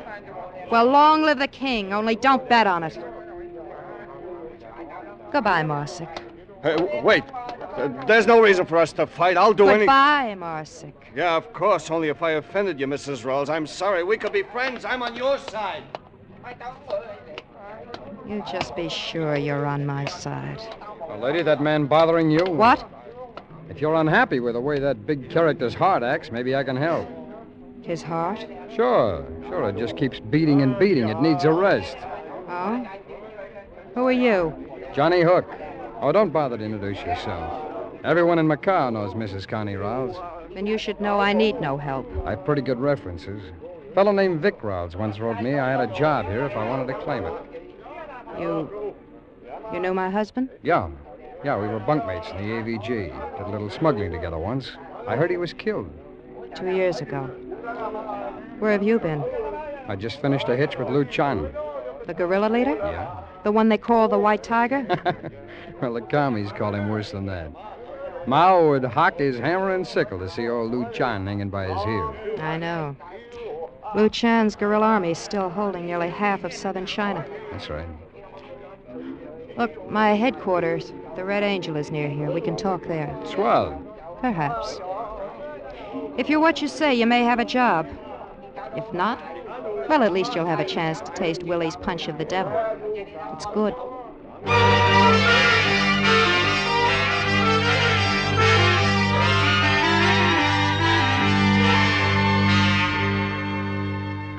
And you add a jigger and a half of cognac and a dash of bitters. Then take a lemon, twist, and rub it gentle. That's very important. You rub it gentle around the rim of each glass. See, most guys toss the twist into the drink, but that way, it's too strong. All you want is just the stink of the lemon. Yeah. Here you are. You wrap a tongue around a punch of the devil. Thanks, Willie. I don't know about the drink, but your monologue will do. Hey, that's all right. I told you. Well, dummy, what are you waiting for, a medal? Get out. Get down to the bar. Sure, Miss Rawls, sure. You know, that's what I like, a dame with sentiment. Why didn't you just kick him in the stomach and be done with it? He's used to me. I'll bet he is. You know, you're pretty, you're smart. I can see why Vic married you. But how do you run a setup like this? Vic spoke Cantonese. He knew the people. You? It isn't necessary. All brain work, huh? Well, honey, you gotta be human, too. You gotta understand feelings. Like this one, for instance. There. Is that all? No, I'm liable to kiss you again. Fu Sung. What? Well, sliding panels. Who's the Chinese gun-toter? The name is Fu Sung, foolish one. Huh? You look a little old to be playing games. Honey, aren't you being a little melodramatic over a kiss? Shut up. Oh, now look. Shut up. You think you're tough, Johnny Hook. Too tough to obey a woman. Well, Fu Sung, teach Casanova the penalty for misjudging me. Oh, now hold up, sister. All I did... You! Give him another one, Fu Sung. I don't want him to make a mistake about me again. As you wish. I think he's softening Fu Sung. Pull his head back. He's dripping blood on my rug. All right, Johnny, you're not out. Let's talk a little. What's your name? Johnny Hook. The real one. John Butterfield. We'll call you Hook. You say you knew Vic. Describe him. Tall, dark-haired. He had a scar over his right eye. How'd he talk? Drawled. He was a Texan. You wanted any place? No. Ever kill a man? Sure, in the war. Who didn't? Otherwise? A couple. Look, what's with all the talk? Why'd you quit Luchan? Luchan, you fought for the white tiger? Sure, but my salary started coming in the form of promises. I like to get paid for my work. So? That is the economic necessity of life. But you must tell me of Louis Chan sometime. Later, Fu Sung. Johnny, you wanted to know how I run this setup. Well, Fu Sung handles the Orientals. He speaks a dozen dialects. Go on. As a rule, I don't hire white men. They can't be trusted. Maybe I'm an exception. Maybe. We'll see. Your first job will be on a man named Peter Marsick. I want 6 of his boats destroyed tonight. You'll be supplied with bombs and a fast speedboat.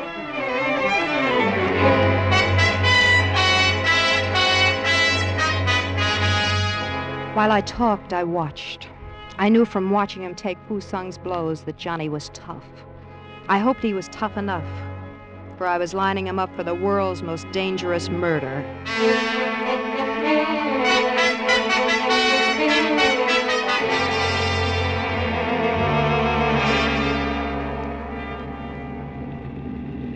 It is dark, little one. We can still see Johnny's boat ahead. You take quite an interest in him. Would you like some gum? No. It is good gum, made in your country. Chewing gum quiets your nerves. There's nothing wrong with my nerves. Pull into this cove. We can watch from here. Yes. He is ready to make his run. I hope all goes well. Yeah. Shall I mount the machine gun in the rear? If he is pursued too closely, I can discourage them from here as they pass. Perhaps you'd better. But if it's the police, don't shoot. Of course. He started his run. The gun will be ready in a moment. He's at the line of boats. There they blow. An unfortunate waste of good boats, little one. I want to be sure Marsick never challenges me again. This'll stop him. Indeed it will. Those boats cost Marsick a fortune. There. The gun only needs loading. Here comes Johnny. He's got his boat wide open. Behind him it is clear. No. Little one, look. A police cruiser. Police? Stop them. But little one, you know we must not fire on the Stop police. that cruiser. The men are forward. Try for the engines aft. No, little one, this is insane. Stop that cruiser or I'll ram it. Very well.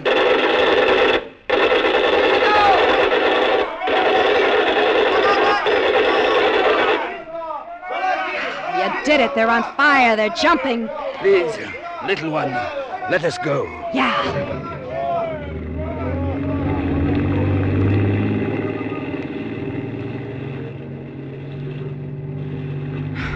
All for that stranger. You are a fool. Shut up, Fu Sung. I run this thing. You are angry, little one. We will discuss it later. No more disaster. I'm out of gum. You just started a new stick. It is unfortunate, but I swallowed it.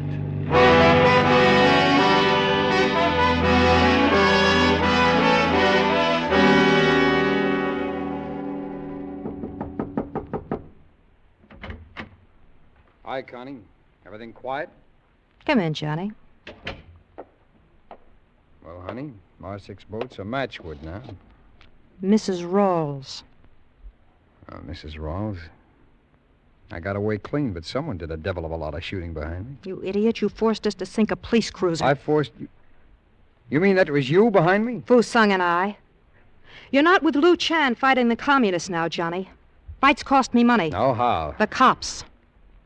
Well, they won't be able to prove anything, but that's because I dumped a machine gun worth $600. I'll steal your new one.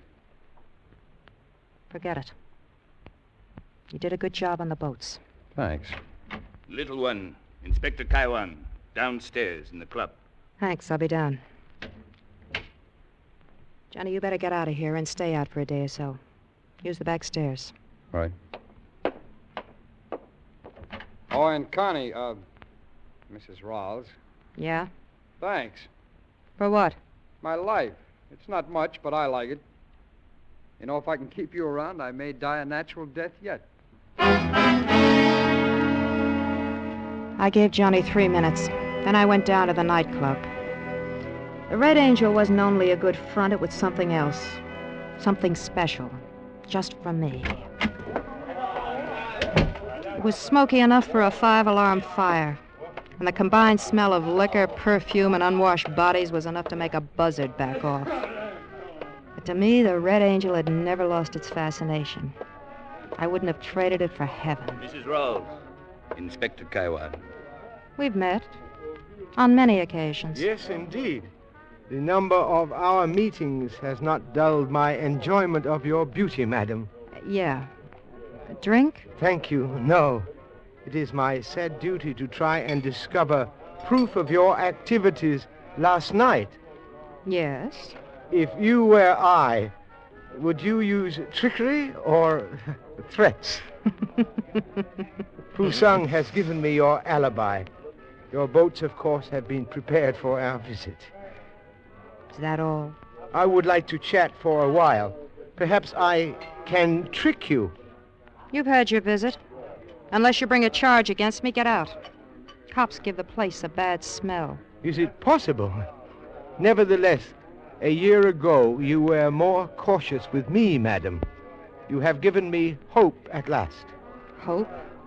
What hope? The most powerful drug in the world is power. The addict destroys himself. And you, madam, have become an addict. Good night.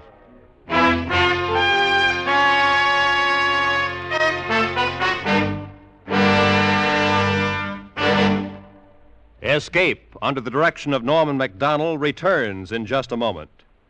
Tomorrow evening, CBS presents over most of these same stations The Nation's Nightmare, first of 6 weekly programs exploring organized crime in America.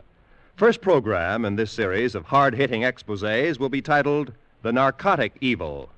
Gathered from major centers of addiction, information about government activity against this vice, words spoken by its victims, and the progress in the fight to correct it will be reported tomorrow night on The Nation's Nightmare over CBS.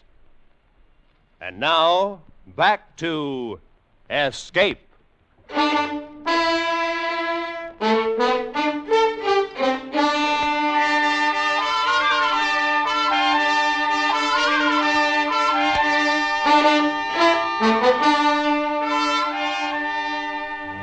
I was always fascinated by this smell of evil.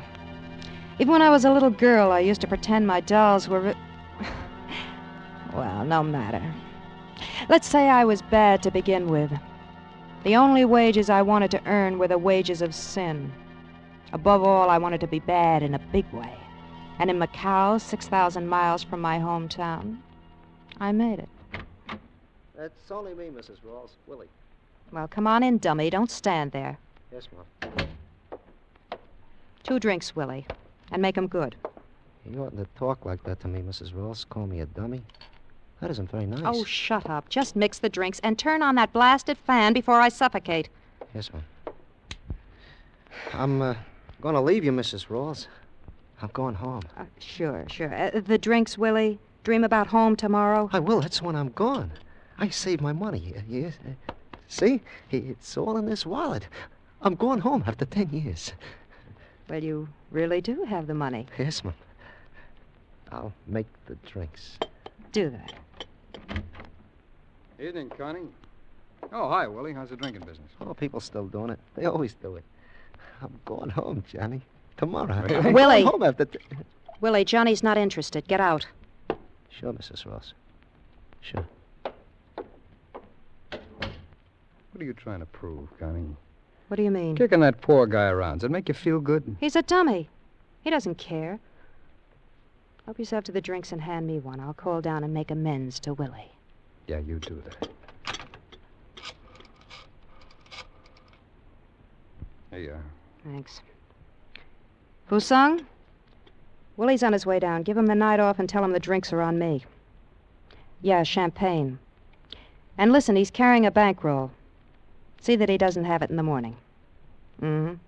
That's right. Oh, and that champagne. Make it the cheap kind. So Willie doesn't get home after all. He's a good bartender when he's sober. And I like these. Well, that's a good reason to bust a man's drink. Inspector Kaiwan has dropped his investigation. He knows it's you. He can't touch me. I'm too big. Yeah, you're too big. But it's nothing to what it will be. And you too, Johnny. If you can bear the way I treat my bartender. No, I'm a louse already. I may as well go all the way. $250,000? What? Help you make the trip? Quarter? Hey, how many of those drinks have you had? You want in? Do I want to breathe? It's a big order. Dangerous job. So was the war, only it didn't pay so well. Go on. Mao's communists are taking over in China. I'm going to help them for $250,000. And? Macau. Macau? You mean the whole city? The whole city. Well, I give you credit, baby. You go nuts in a big way. Well, I've made the deal. All right, break it down for me. It's very simple. You'll assassinate the guerrilla leader, Lu Chan. Johnny's face was the color of blue cheese as he stared at me. But I knew the power of money over men like him. That $250,000 would buy better scruples than his. And in case he needed extra encouragement, I gave him an additional promise and a kiss.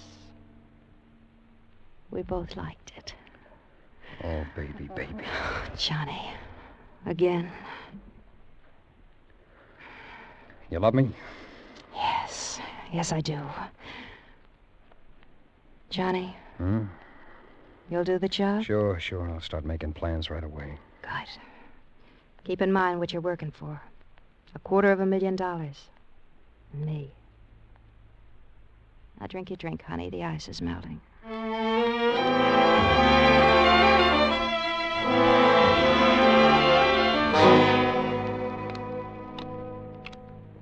8, 9, 10.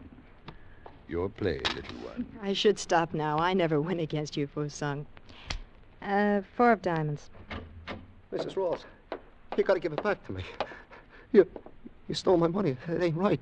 Give it back. Now, Willie, don't blame me if you got drunk and were rolled. Please, I saved for 10 years to get that money. Jack of hearts to you, Fusung. Give it back to me or I'll kill you. See, I got a gun. Don't be a fool, Willie. She is right, Willie. Don't be a fool. There are at least 200 men who would make sure you never left Macau alive. They would get you in an alley, on the street, somewhere. You know they would. All I want is my money. Maybe I'll tell the police. Who's your next of kin, Willie? But my next of kin? Your health is getting bad. No, wait. I didn't want to blab the police. I was just kidding. I was sure you were. Get out of here, Willie, and leave the gun. Sure, Mrs. Ross, sure. Here. That dummy. Cut his salary $10, Fusung. He saves too much. 3 to you. Gin. Gin? I have the devil's own luck. I guess I just don't live right.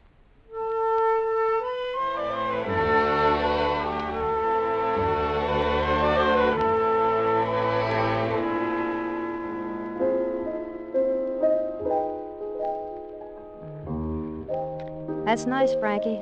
Little one, It's been a good night. The money flowed in. Good. Tell Willie to make me a drink. Go on, Frankie. Good evening, Mrs. Rawls. It is indeed a lovely melody. No, hello, Inspector. Slumming? Slumming? I do not believe I understand this word. Forget it. Play some more, Frankie. I brought you word that I thought might distress you. Peter Marsick committed suicide an hour ago. So? So it is considered humane to be sad when an acquaintance meets violent end. Especially when I'm supposed to have blown up his boats and driven him to it, huh? Get out of here, brass hat. As you wish. You seem to hold my work in great disfavor. Look, Inspector Carwan, I don't like cops, and I don't like you. So do me a favor and stay away from me. Good night, Mrs. Rawls. Oh, good evening, Mr. Hook, I believe. Yeah. Good evening, Inspector. Kaiwan, I believe. Kaiwan. Hi, Connie. That's a nice tune. What is it? Softly as a morning sunrise. My favorite. Thanks, Frankie. Come on over to the bar, Johnny. I've got a drink waiting.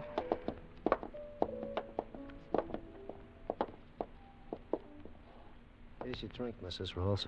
Willie, fix me one, will you? I need it. Sure. Well, Johnny, figured out your plan? Yeah. Well? Oh, don't mind Willie there. Tell me. I figured out a way to kill Luchan, but I'm not going to do it. Say that again. You heard right, Connie. I'm out of the deal. Yeah, Johnny. Thanks, Willie. Oh, boy, you're still as good as ever. Thank you. Glad you like it. Johnny Hook, you're not backing out of this deal. I'm already out. Oh, look, Connie, you had me tabbed right, I guess. For that kind of money, I'd kill a man. But not if it means the end of what a lot of guys I knew died for. Died for? This'll mean more power for us than we ever dreamed of. I don't dream. I have nightmares. How about you and I, Johnny? Doesn't that count at all? I told you once, Connie. Sometimes it isn't just brain work. You have to understand the way people feel. Oh, I'm sorry. You don't know what I'm talking about. Johnny! Johnny! You stupid, sentimental fool. You're forcing me to... Another drink, Mrs. Rawls? No, I'm going upstairs. Clean up and lock up. And if you drink any of the liquor, pay for it.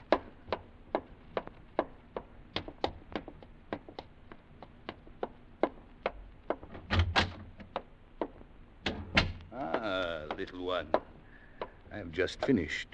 Would you care for some gin rummy? Johnny Hook has just betrayed us. He just left. You know what to do. Johnny? But how? Never mind how. Pass the order along. You know what you are doing. Once I give that order, he is a dead man. That's the kind of a man I want him to be. Do as I say. Yes. Good night, little one. I will tell them to make it quick. You will never know what happened. Johnny would never know. But I would. I sat at my desk staring through two blank eyes at the room. Only I was seeing Johnny walking Macau streets, past this alley and the next, always going closer to the one that held his death. I looked out at the window and saw it was beginning to rain.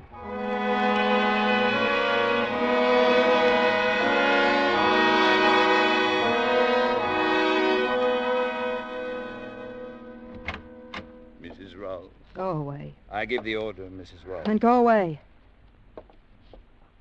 What did you call me? Mrs. Rawls. I'm your little one. You always... There is no little one. You killed her when you plotted to betray my people. What? So Willie shot off his mouth. As you say, Willie shot off his mouth. All right, so I didn't tell you about it. I would have cut you in on it later. Even now you do not understand. You betrayed my people, the men who make up your organization, me. Louis Shan is all that stands between us and communist slavery. Get a soapbox, patriot. Everybody's waving a flag tonight. I wished only to tell you that you are through in Macau. You forgetting I own this place? This and all the other places, the cars, the boats, the guns, everything? But I control the men. So I'll get new men. Now get out. Get out! Get out! I'm sick of the sight of you! Certainly. Only, it is just fair to tell you, Mrs. Rawls, the penalty for betrayal in our organization is death, as you know. I passed the order for yours. Tonight.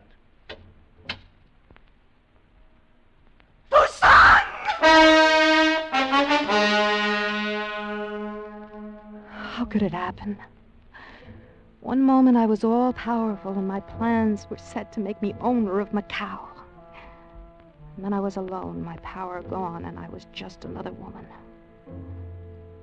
No, not even that. For there outside the wet window was my death waiting for me. Somehow I found myself driven to meet it. I went down and out into the rain.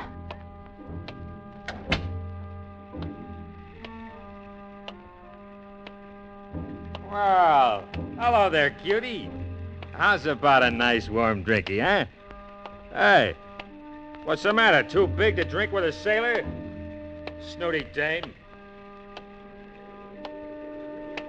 Which one? Which doorway will it be? Rain is so clean. The cow glistens like a polished black diamond now.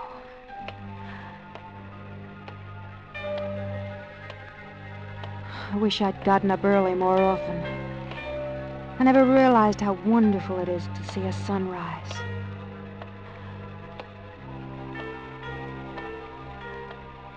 I like walking in the early morning. Perhaps if I hurry, I can catch Johnny.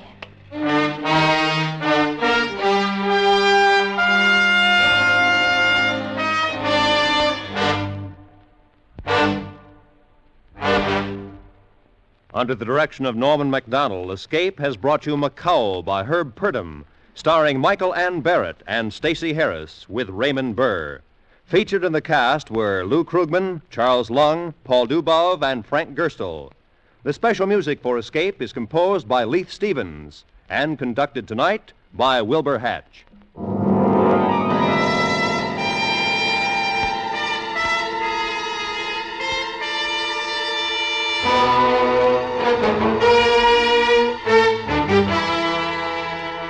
Next week, escape with us to the outer limits of space and the terrifying experiences of 5 men who penetrated it, as Ray Bradbury, famous science fiction writer, tells it in his gripping story, The Earthmen.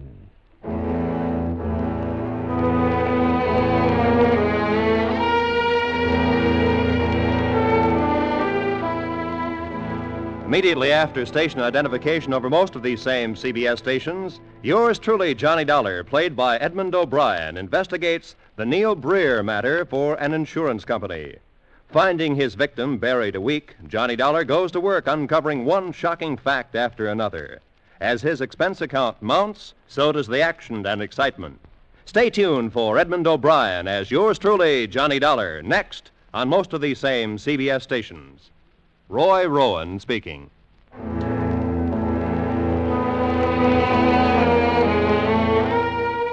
This is CBS, where you hear the FBI in Peace and War every Thursday night on the Columbia Broadcasting System.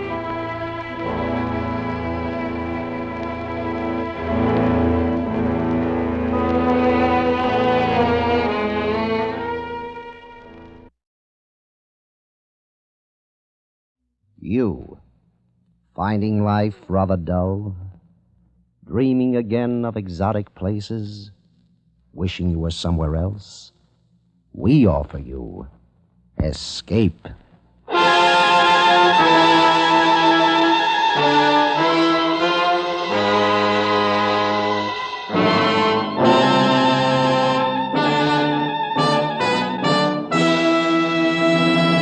Today, with the performance of John Daner as Isherwood Williams, Escape brings you one of the most unusual and terrifying stories of recent years. George Stewart's powerful novel, Earth Abides.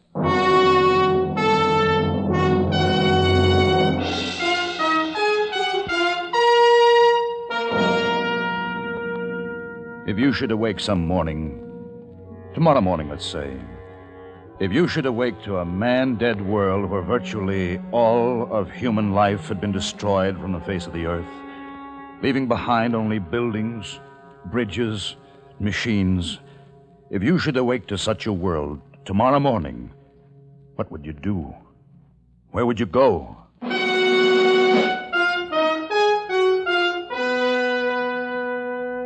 This is the year 3. My name is Isherwood Williams.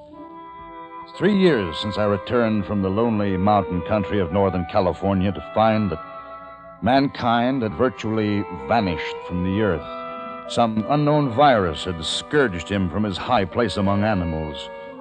His great cities were tombs. His entire civilization was crumbling. I toured the emptiness that had once been called America. From the silent towers of Manhattan to the Golden Gate Bridge, I saw in all 10 human beings still alive.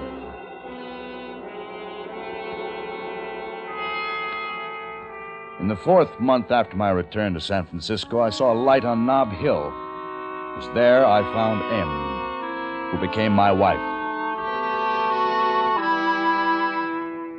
Year 1 passed. We called it the year of the baby. Year 2, we called the year of the rats. Now it was year 3. Em, the baby, and I were struggling for existence amid the fast-decaying wealth of San Francisco. Oh! All right, now be careful. Careful, Em. Isn't it funny? It always makes me feel like I'm doing something wrong. What? Not breaking into the biggest food store on Market Street. It's not wrong, Em. There's no private property anymore. This city, this grocery store, it's all ours now. But Ish, look. Look at this place. The rats left their mark here, all right. There's the answer to their death. They ate all the food they could get at, then they ate each other. Oh, Ish, how horrible. It's a familiar pattern, Em. A species grows, dominates the earth for a short time, then dies. Oh, come on. We'll take a look at the bottles and the canned goods. Ish, look, the labels are gone. They're eaten off. Yeah, well, we'll just have to try to guess at the contents by the shape of the can. Well, the bottles are easy. Here, look. Bottles of real lemon juice. Fine. This should be corned beef. Look at it all. Tons of it. We could live on just this forever. No, Em. We can't be scavengers forever. That's why the rats died. Em, we've got to grow things. We've got to bring something new into the world. Oh, come on. Let's get some of this stuff home.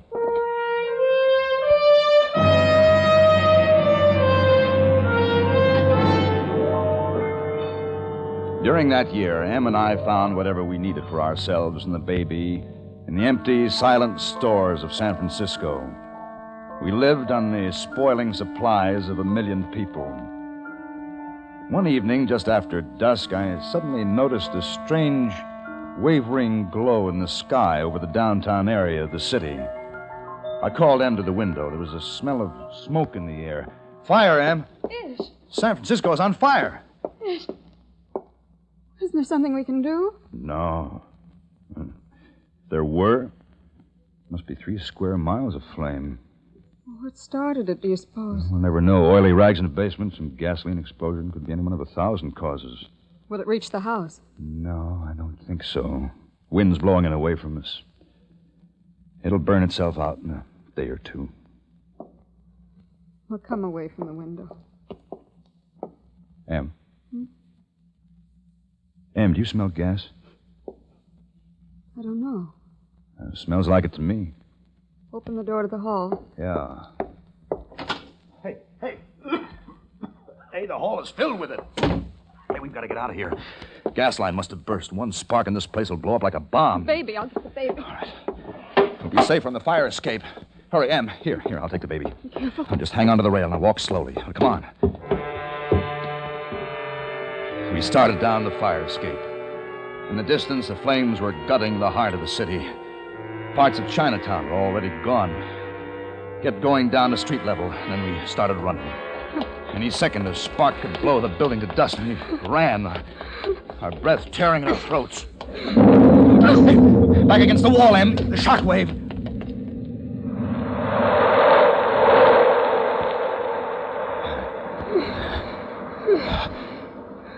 Em, you all right? Hold me close.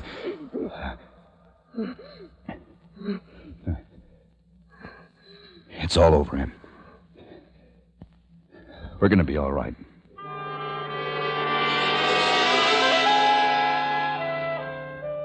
We moved to another section of town that had been spared by the fire. The days passed, days and the weeks. Em and I were growing tired of the canned foods and wanted some fresh vegetables and fruit. But we needed a car. One day, Em and I found a Jeep in a garage. In the storeroom, I found new tires to replace the rotted ones the Jeep had been standing on. Will it work? Well, after 2 years, hard to say. I'm no mechanic. All the cars to choose from, and we picked something like this. I always wanted a convertible. Maybe a Cadillac or a Packard. This is more useful and more durable. Besides, it's all we need. All right, Em, let's try it. Step on the starter.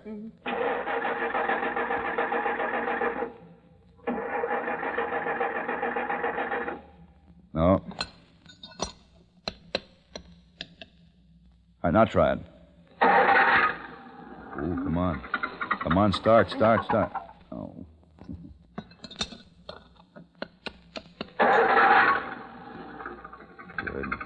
Good, come on.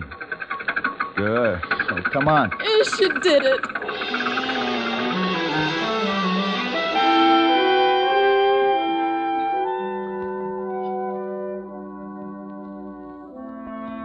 One night, several months later, Em shook me awake. Ish. Huh? Ish, wake up. Hmm? There's something outside moving around. What? Right by the window. Give me the hammer. Be careful, Ish. I'll be all right. I'll come with you. Now, stay here. I'll be right back.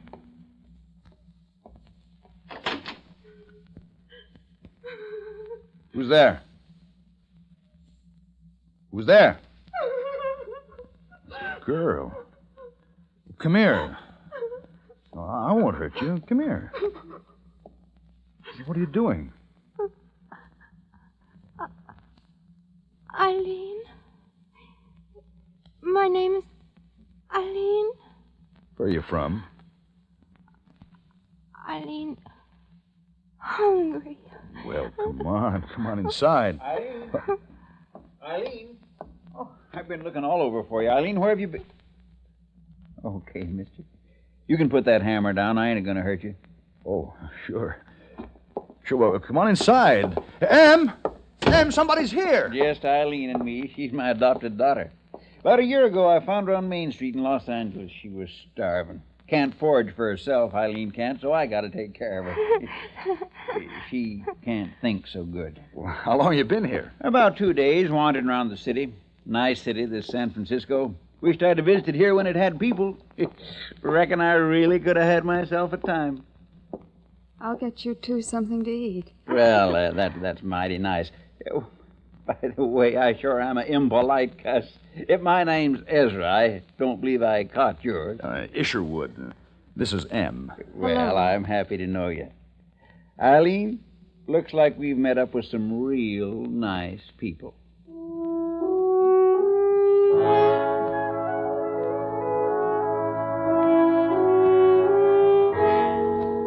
Ezra and his new daughter Eileen stayed with us, made their home in the house next door. Now the year 3 has passed. We called it the Year of Ezra.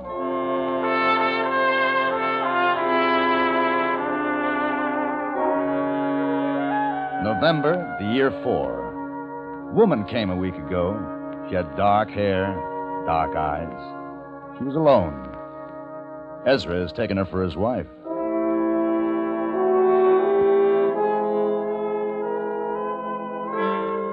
June 9th, the year 5, our second son was born this day.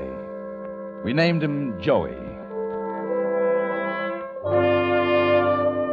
April, the year 6, 2 men and a woman have come. George says he's a carpenter.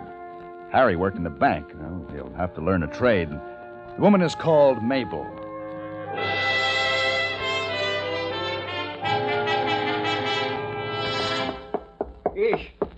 Ish, you better come with me. Well, what's the matter? The water. It stopped running in the faucets.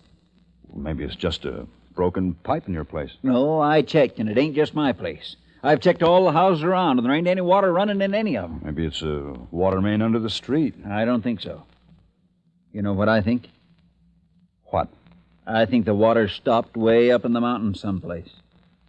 Ish, San Francisco's going dry.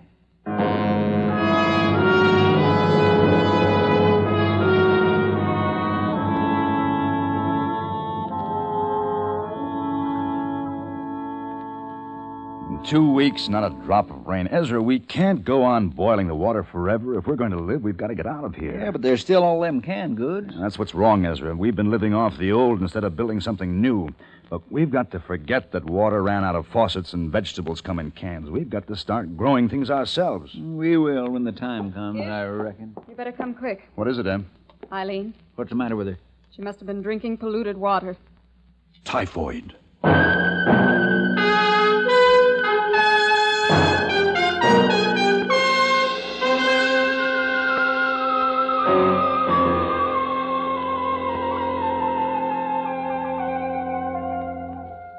Well, what does the book say, Ish? What are we going to do? Isolate the others. Mabel can nurse Eileen. What do we do for her? What's the treatment? You can't shorten the disease, it says. All you can do is help make it less severe. Now, don't worry, Ezra. We'll do our best. Eileen, she's so helpless. She don't understand. Yeah, but you move in with us. If this thing spreads, it can wipe out all of us.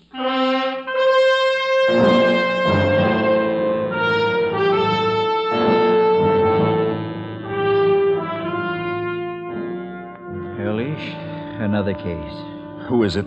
George. Move him in with Eileen. Get another bed in there. You won't have to. What do you mean? Eileen's dead.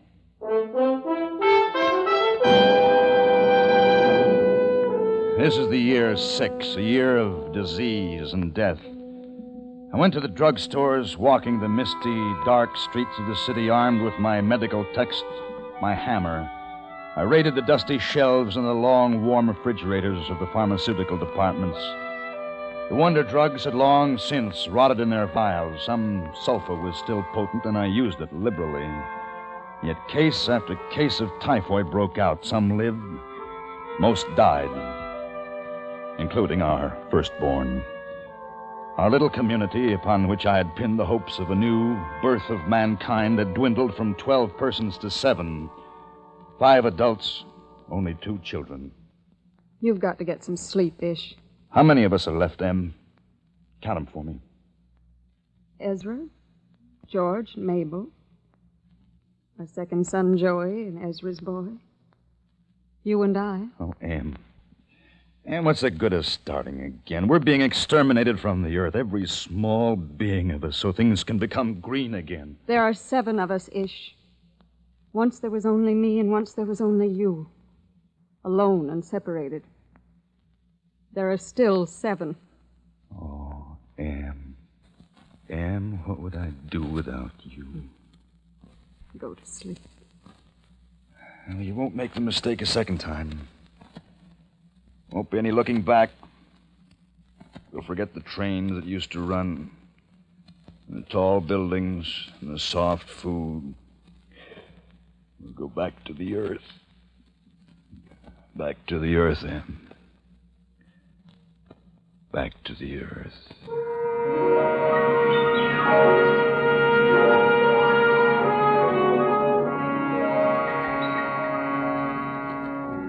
We left San Francisco, we few survivors. We packed only the essentials, the machines, the conveniences.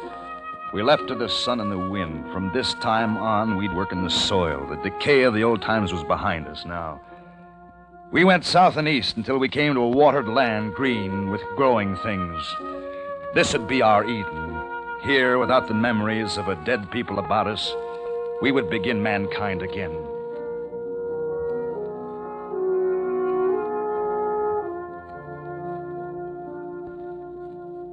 Come here, Joey. Yes, Daddy. Joey, here. Sit down here next to me. I want to ask you some questions. Sure. Now, first of all, what year is this? Oh, that's an easy question. The year 15. Joey, did you do your reading today? Sure. You like to read. Yeah. Joey, There's something I want to tell you. You know, there were once a lot of people like us on Earth. Millions. You know that, don't you? Yeah, I read about them. They could fly. That's right. Well, someday there'll be millions of people again. And they'll fly again, years and years from now. But after I'm gone, there won't be anybody to show them the way. That's why I'm depending on you. What am I supposed to do? Learn, read, study. You're going to lead them someday, Joey, after I'm gone. Don't let them go back. You don't understand. I think I do. Oh, well, you will. Oh, look. I want to show you what I made this morning. What is it? It's called a bow. The guns won't be good much longer. The powder will get rotten. Guns will get rusty. You can hunt with this, kill animals for food. Yeah, look here, see? I carved it out of willow. Then I strung strips of calf hide from one end of the bow to the other. And now watch this. See here, this is the arrow. That's fun. Let me try. All right, here. Like this? That's right. Now pull back. Hard. No. Hard. There. Now, let go. Boy, that's swell. Can I take it outside and play with it? Sure. Be careful with it. Hey, Billy, look what I got. Hey, Billy. It took thousands of years for man to pass from the spear to the bow and arrow. I've just done it in 5 minutes.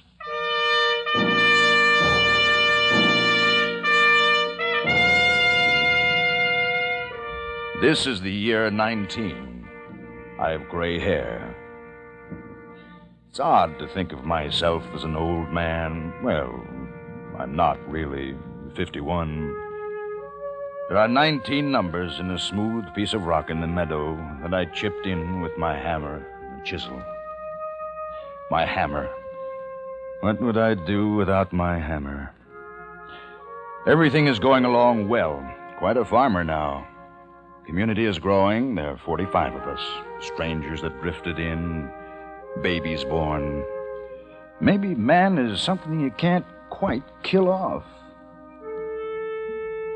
A stranger named Charlie came in today. I don't like him. He's gruff and hard. And his eyes... I don't like his eyes. Sure, 3 men at a time. Gee, Charlie, how'd you do it? With my bare hands. Came at me all at once. I grabbed 2 of them and banged their heads together. They cracked like coconuts. Then the other one I knocked down and stepped on his face. Wasn't much left of him after I got through. Gee. It's time for bed, Joey. Oh, can't he tell one more, Dad? Maybe some other night. Okay. Good night, Dad. Good night, Charlie. Good night, Joey. Will you come tomorrow night? Maybe. Great kid you got there. What did you do in the old times, Charlie? Oh, a lot of things. For a while I was a stickman in Las Vegas. Used to be a fighter, too. A lot of things. You name it. You intend to stay? Sure I intend to stay. Why not? No other place to go. This is the only good-sized group of human beings I've seen. And believe me, I've been around. Sure, I'll stay. Everybody works. It's the only way we can live. Listen, you. If I want to stay, I'll stay, and I'll stay on my own terms. I don't ask anything from anybody. I live my own way. You better understand that right now. And you better understand something before we go any further, Charlie. I've been elected to leadership in this town, and we aren't a bunch of independent individuals doing what we please. We're a community, working together. Either you accept that, or get out. We ain't gonna get along, Mr. Isherwood Williams. And I'm staying. Good night.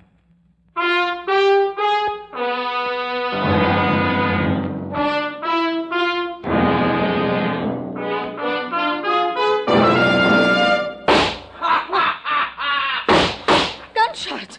Ish, what is it? I don't know. Don't go out there, Ish. Ish, he's roaring drunk. Where is he? Right outside. Yeah. What's the matter?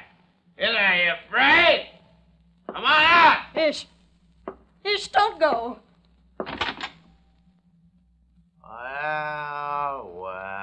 Well. The great Isherwood. How out of here, Sherwood. Put down that gun, you crazy fool. Let go. Down. Let go of me. Ish, are you all right? Never mind me. Get that gun away from him. Get George. Yeah. Where's George? Bring George.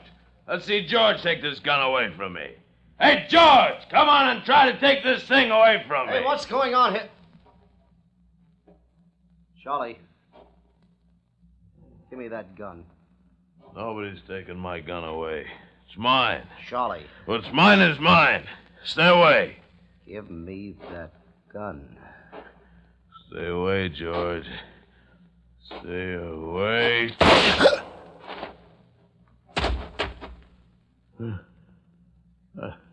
I told him to stay away. George. George! He's dead. All right, you. You've done enough damage with that thing. Hand it over.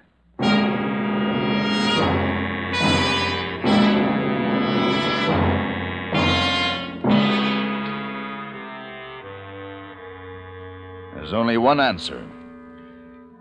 Death. Death. You mean kill him? Murder him? No, it's not murder, Em. You, Mabel, Ezra, and I, we're the government now. We've been elected. Council of 4. There isn't any government but us. It's not a matter of punishment.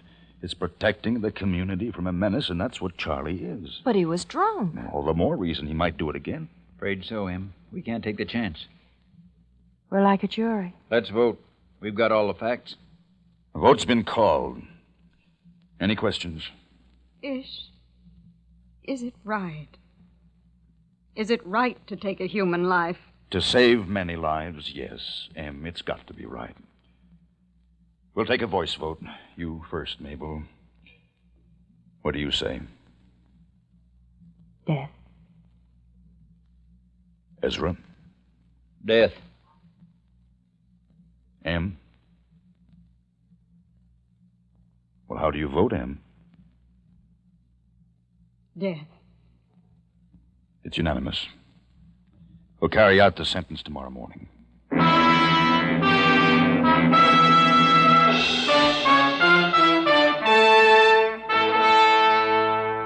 Council of 4 had made its decision. This was not killing in passion or rage or hatred. This was the deliberate and sane elimination of an enemy. Early in the morning, we tied Charlie to an oak tree.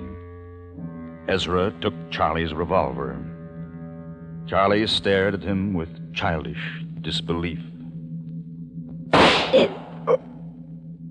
He gasped, slumped into his ropes, his mouth red with blood, his eyes swollen in death. The power of the new state was born.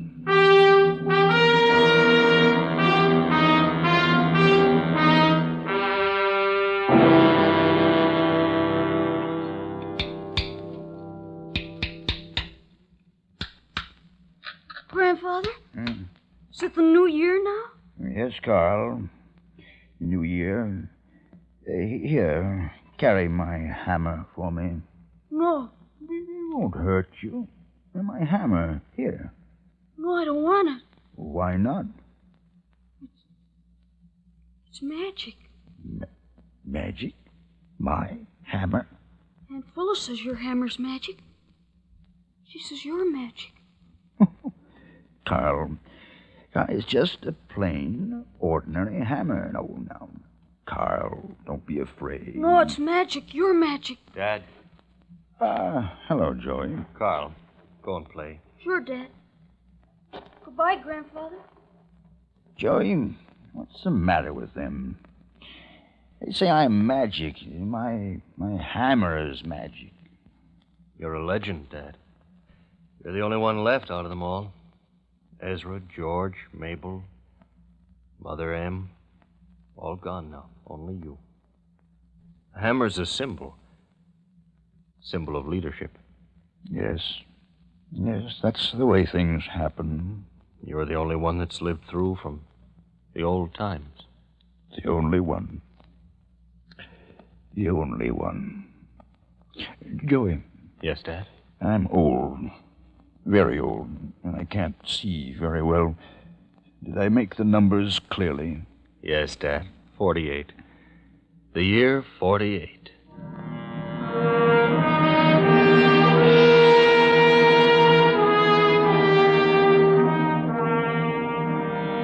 It's all begun again. Life. Generations and generations. Oh, Em. If you could have lived to see your faith come true. And once there were only the two of us, alone and separated. I want to see the old once more before I die. Just once more. The bridge. The Golden Gate Bridge. We're here, Dad. How does it look, Joey? Tell me. How does the Golden Gate Bridge look? It's old and rusty, but it's wonderful. It's beautiful. Is there a car? Small car on the bridge? Yes, Dad, it's still there. Can you still see buildings across the water?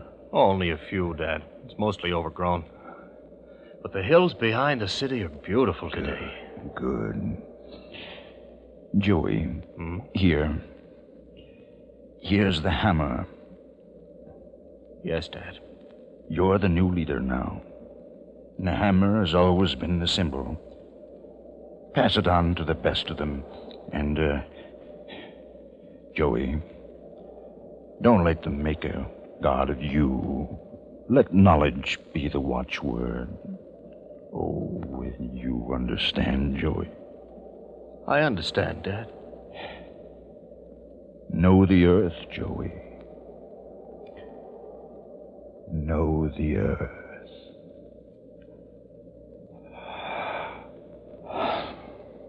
Dad. Oh. Men go and come. But the earth abides.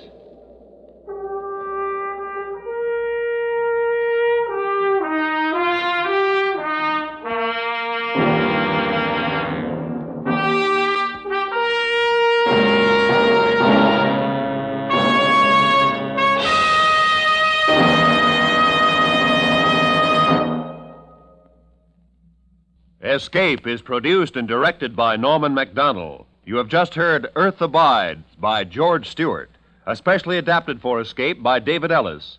John Daner was starred as Ish with Peggy Weber as M.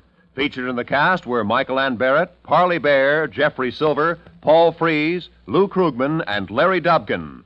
The special music for Escape was arranged and conducted by Ivan Ditmars. Stay tuned now for Make Believe Town, which follows immediately on most of these same CBS stations. Roy Rowan speaking for CBS, where you spend an hour with Frank Sinatra every Sunday afternoon on the Columbia Broadcasting System.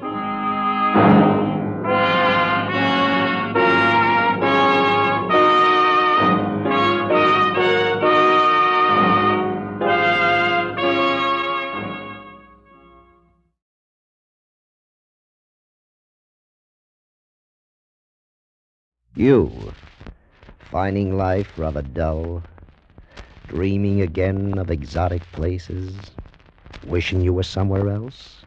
We offer you Escape.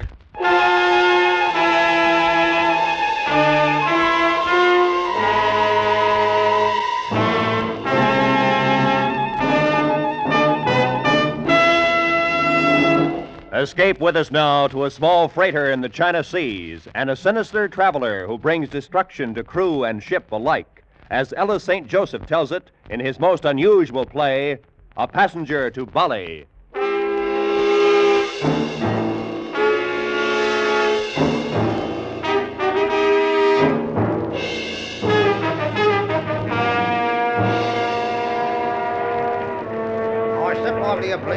Let's clear this ruddy port. The papers in my pocket read Steamship Roundabout, 9,000 tons, British registry. Master and owner, Captain English. Stamped across the face was the clearance of Port Authority. I'd be glad to see the last of Shanghai, its smell and its waterfront filth. Cargoes had been scarce. Now, with our hold filled for the first time in months, I didn't want to waste time. I wanted to get underway before morning. Mr. Slaughter! Aye, Captain. Would you step up here to the bridge, mister? Aye, sir.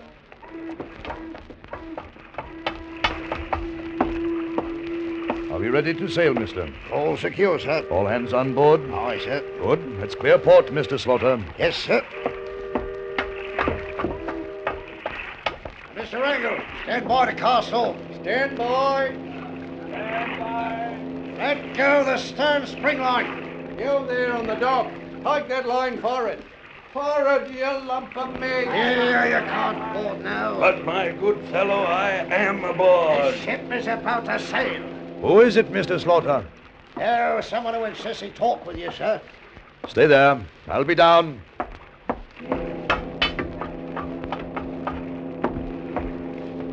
Well, what is it? Have I the honor of addressing Captain English of the Roundabout? I am Captain English. Allow me to introduce myself, Captain. I am the Reverend Walks, a missionary bound for Bali. What can I do for you? You can offer me your hand? Come to your point, Mr. Walks. We're about to sail. I am told your boat puts in at Butte along the port of Bali. Is that correct? Yes. Good. Here you will find my passport and papers of identification.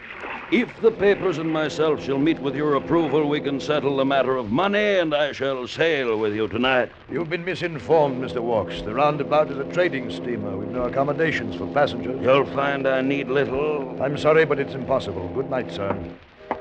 Name your price. What's that?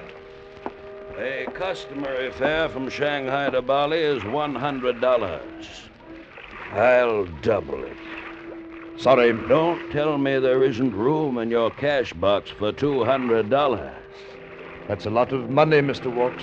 Think of the reward for bringing grace to the pagan Balinese. Let me see your papers.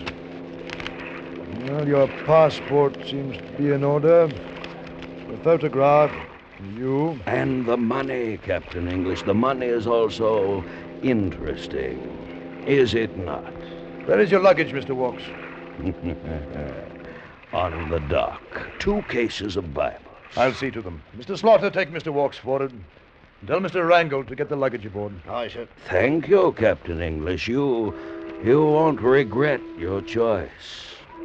And now, if you'll just lead the way, Mr. Slaughter. I watched him walk away, his monstrous bulk shadowing grotesquely in the foggy half-light, his great bull neck creasing into massive shoulders, his shaggy black hair wild and unkempt. I didn't like this man, this missionary, strange in his ways and manners. Yet I found myself thinking that, after all, he was a man of God. Perhaps later I would come to understand him. The fog was thicker now. I shook myself free of the depression I felt. Mr. Wrangle! I can. Prepare to cast off. We sail immediately. It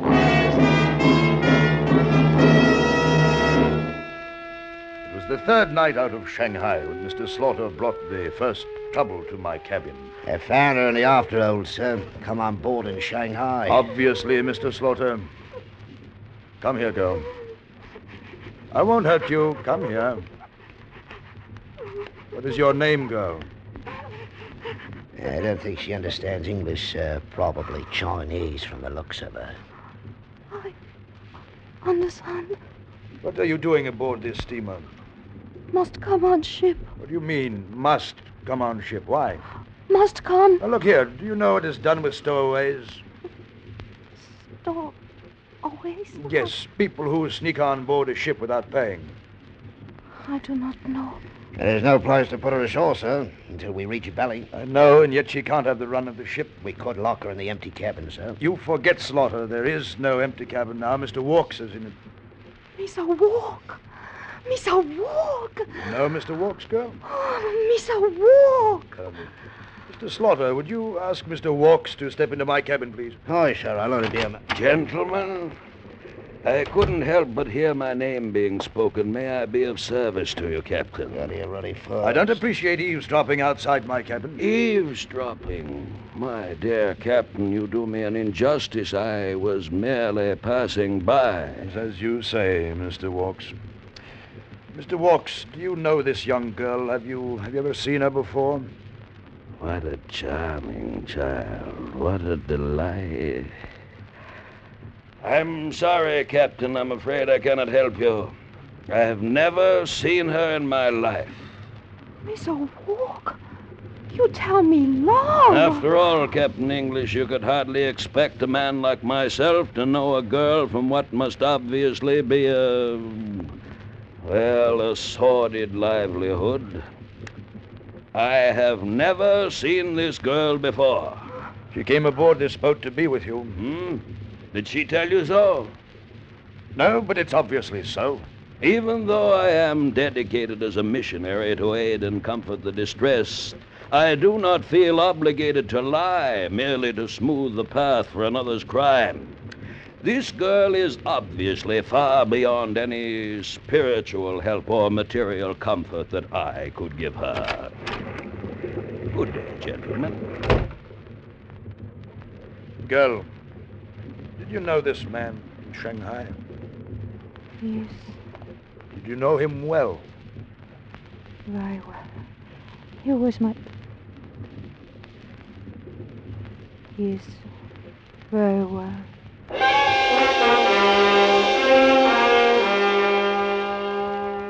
Slaughter and I talked with the girl for a long while, but we could learn nothing further.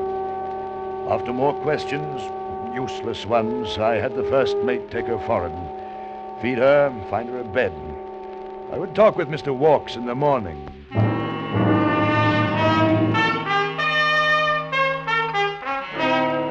Slaughter and I were eating breakfast, and Mr. Walks came into the mess room. He sat down. His gigantic, obscene body overflowed from his chair across the table. Good morning, gentlemen. I trust your nights were pleasant ones. Mr. Walks, I want to talk with you about that girl. The girl? Oh, yes, a tragedy. I want you to tell me all you know about her. Then I'll decide what's to be done. What's to be done? Captain, you're overstepping your bounds. This is God's work. Now... What do you mean? Oh, dear. You haven't heard? Heard what, Mr. Walks? What is there to hear? About the girl, Mr. Slaughter, the poor girl. What of her? It seems she met with an accident last night. Accident? Yes, at least so I presume. There is some small evidence that she has left our ship now to ride in a mightier, more wonderful vessel. Perhaps even now she is riding across the heavens in a chariot of flaming gold. What are you talking about? The poor, demented girl sought succor in the depths of water about us. What? Her pitiful torn shawl lies amid the hawsers at the stern. She committed suicide sometime last night. Well, must I eat alone, or will you gentlemen stay for a second cup of coffee?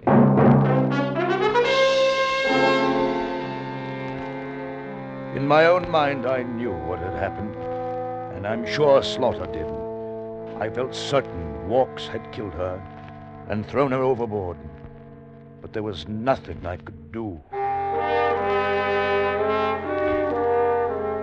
4 days later, we dropped anchor in the harbor of Bulalong. The ship's officers and I were anxious to get our cargo unloaded and to know that we were rid of Mr. Walks.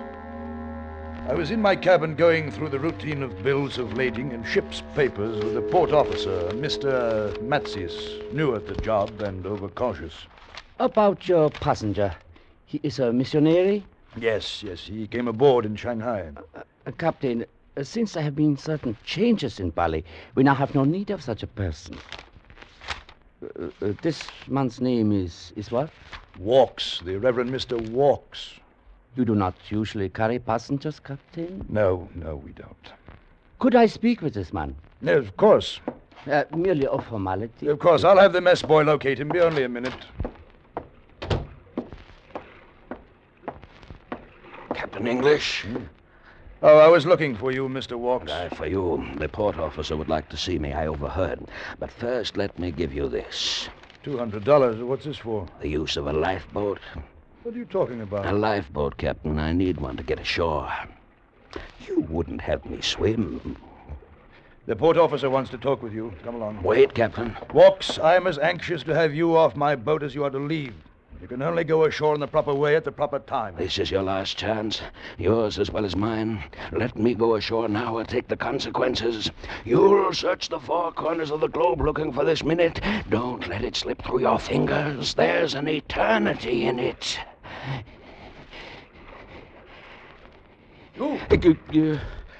Captain English.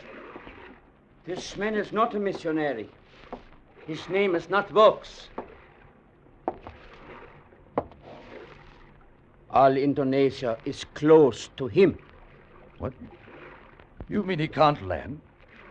Oh, no, this is ridiculous, Mr. Metzes. This man doesn't belong to me. I refuse to be burdened with him. You have no choice.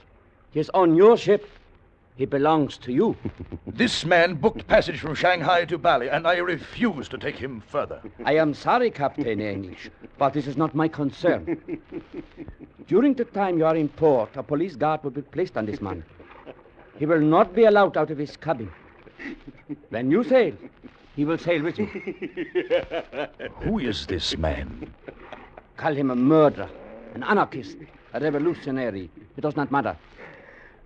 During the recent trouble here, he fought on both sides and profiteered from both sides. As I said, Indonesia is close to him.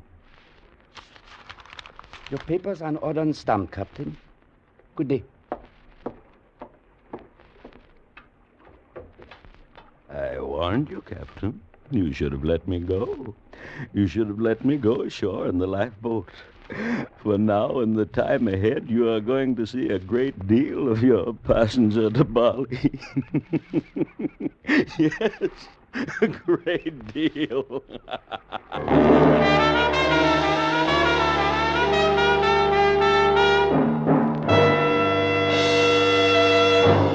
Escape under the direction of Norman MacDonald is bringing you Ella St. Joseph's great play, A Passenger to Bali.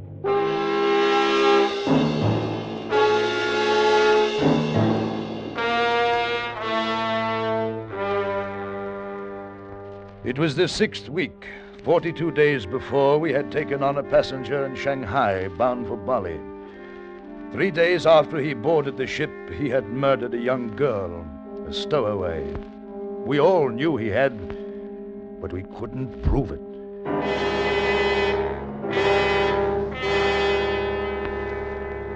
Now we were anchored outside the harbor of Bangkok.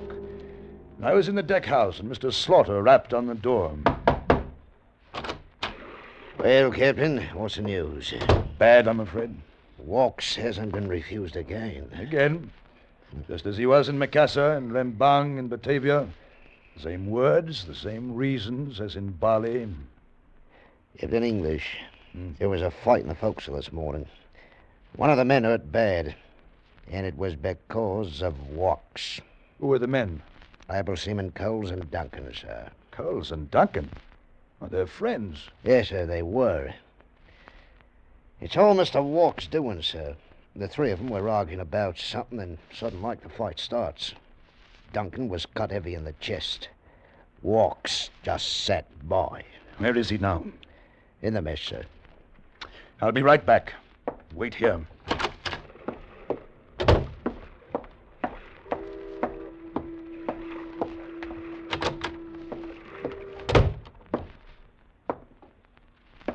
Mr. Walks. Mr. Walks! Oh, Captain English, I didn't hear you come in. I was reading. The Bible, as a matter of fact. Did you want to speak with me? I am told you are directly responsible for an injury sustained by a member of my crew. Oh, yes, that tragic episode between Duncan and Coles. I'd almost forgotten. I could have you put in irons. For what reason? I did nothing. The men were discussing religion, and I was simply pointing out certain points to each. They went at each other with knives. Like children in the fever of the moment. Was there something else you wanted, Captain? Mr. Walks, Well? No.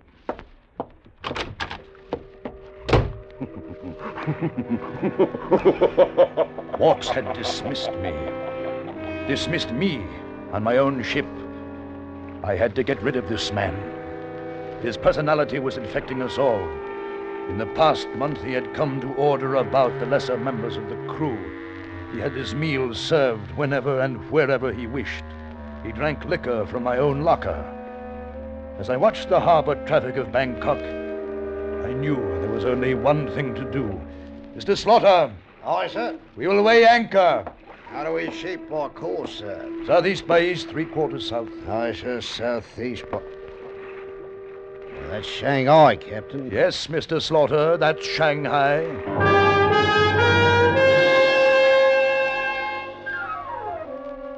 On the 2 weeks' return trip to Shanghai, I began to feel myself a stranger on my own ship. The trim little China Seas freighter was becoming a floating prison, and the jailer was Mr. Walks. My Kanaka crew, emotional and superstitious, were in love with him. They worshipped him, worshipped his massive body and his liquor-fed eloquence. My deck officers and I could feel control slipping through our fingers, and we were powerless to do anything about it. Then, finally, it was the last night. Tomorrow, we would anchor in Shanghai. And so we're back to where we started from. But at least we'll be rid of him. I hope there's no slip-up this time. There won't be.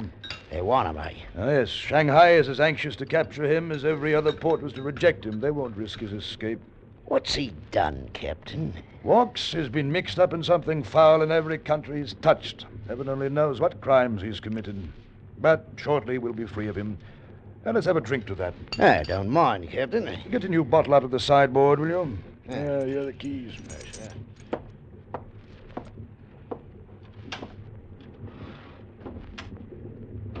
Good. Just put it here. Oh, and 2 glasses. You should make it 3 glasses. Well, gentlemen, surely you'll invite me to join you. No, Mr. Walks. Will not. Then I shall have to help myself. I think I'd better get out on deck, Captain. You'll excuse me. Wonderful, wonderful. Too bad poor Mr. Slaughter couldn't stay. Glad you enjoy my whiskey. You have good taste, Captain. Good taste in everything. Whiskey, boats. The roundabout is an ideal little steamer. You might almost say I found a home here. Have you packed, Mr. Walks? A comfortable cabin, good food, now that I've schooled your cook, a well-stocked liquor cabinet. Are you packed, Mr. Wilkes? No. No, I am not packed. You haven't much time. Tomorrow we'll be anchored at Shanghai and you'll be taken away. I hope to jail. You could be wrong, Captain. It might turn out that I shall stay forever aboard your ship. Until eternity. Walks, I've never liked you. Not since that first night when you came aboard in Shanghai. Oh? You're filthy. You're rotten, unclean.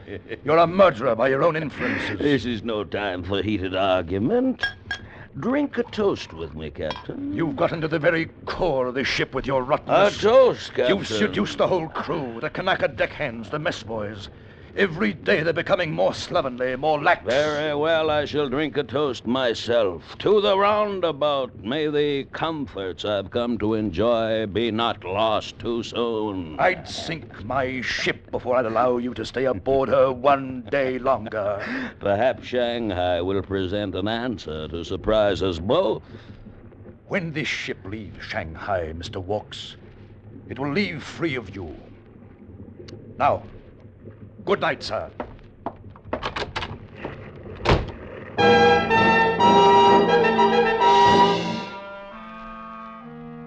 It was in the sweltering noon of the next day that Mr. Chisholm, the British consul at Shanghai, was seated in my cabin. a long drink in his thin hands. Captain, the Chinese port authorities have told me of your predicament.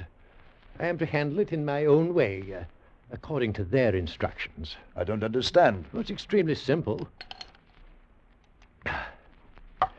In every spot, every port, every town in which this man sets foot, some sort of trouble's broken out. Oh, I know this, sir. I cannot be sure this man is responsible, but well, after all, the law of averages... Look, Mr. Chisholm, I want this man off my hands. How soon can you arrange this? I'm afraid I didn't make myself clear. Shanghai does not want him. Neither does the British consulate. But this man is a criminal. Oh, Mr. Walks would certainly be arrested the moment he set foot on land, but he'll not be given that opportunity. Now, look, Mr. Chisholm, you've got to take that man ashore. Oh, I'm afraid your now famous passenger is a man without a country. Am I expected to sail him around the world the rest of my days? I'm sorry, Captain English. I'm sorry. You will depart at your earliest convenience. Good day, sir.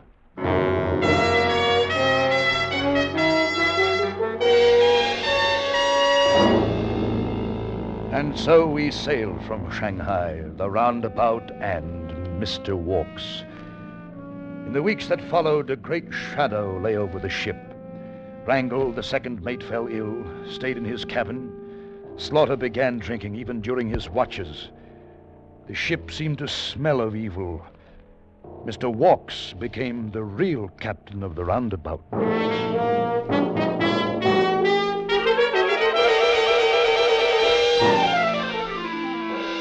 Then, sweeping in from the edges of the China Sea, came an even more destructive power, typhoon. The barometer had been falling for 3 days, and it was on the forenoon watch that the storm hit with its full impact. For 7 hours, the Roundabout wallowed through the seething masses of water. Then an emergency call from the quartermaster brought me to the bridge. I went into the wheelhouse. The power unit and the rudder control has gone out. Where's the mate? Went out, sir. Trying to correct trouble. We're on manual operation now, sir. You'll need another man to help you. Get help. But, sir, you can't I can handle it till you get back. Hurry, man. If this thing gets out of control and starts spinning, the rudder will tear itself free in a matter of minutes. Now go on, man, hurry! Aye, sir. With the steam-powered gears to help me, each wave that hit the shuddering ship made the great wheel come alive beneath my hands. I stood, feet braced against the wild pitching of the vessel, shoulders and arms straining to retain control. I tried to gauge the monstrous waves rushing toward us, tried to ease the groaning ship through millions of tons of lashing water. My muscles pulled and ached as each gray-green monster hit. I could hear nothing over the scream of the storm. I turned, looking for the quartermaster, and in that second it happened.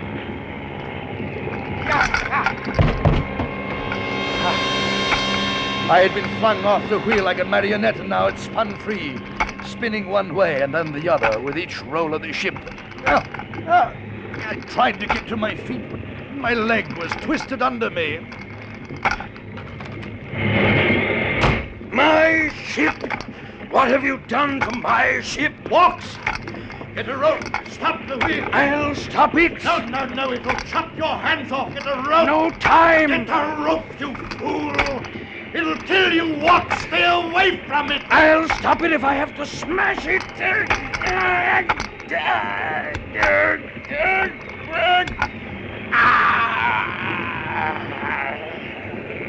You've done it.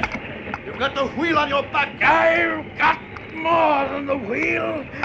I've got the whole ocean on my back. Can you hold it a minute longer, Walks? I'll help you. Hold on until I get there.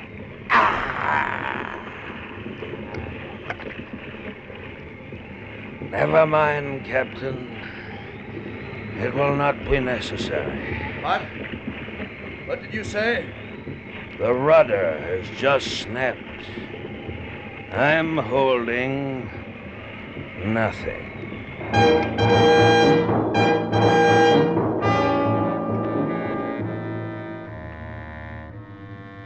The next morning, the storm was gone. Gone as quickly as it had come, replaced by a thick, yellow, clinging fog through which the roundabout floated, broken, wrecked, sinking. Her wireless gone, half her crew dead. She might go in half an hour, or she might last a week. But I had the safety of my crew to think about. My ship. I had given the order to abandon her. Like rats, we leave the sinking ship. Leave room for me up forward. I have need to stretch my legs. You won't be with us this trip, Mr. Walks. My luggage is not aboard the lifeboat. You're staying aboard the roundabout. I've left you a sextant. There's plenty of food and liquor, even enough for you. I'm not going. No, you're not going. The ship is yours now. Do with her what you want. But that's murder. You're murdering me. I have no idea how soon the ship will sink, or even if she will. You may be picked up today, or tomorrow, or you may float here for years. Captain English, we could... Stay where you are. But look, this Captain, gun can speak even above your voice, Walks. This is for the last time. Goodbye, Mr. Walks. Wait, Captain. It's not man's province to judge. No creature under your wing should be left to die. Cast loose, Mr. Slaughter. All right. Without compassion. Without... All right, then. Row, you fools. Row. Even now you may not have seen the last of me. Row.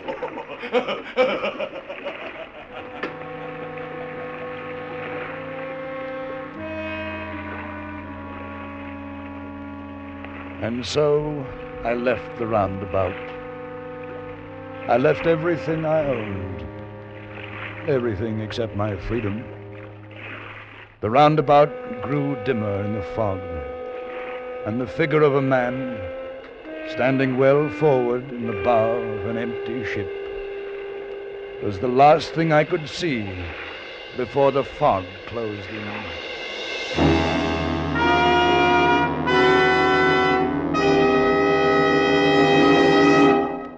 Under the direction of Norman MacDonald, Escape has brought you A Passenger to Bali by Ellis St. Joseph, especially adapted for radio by Mr. MacDonald.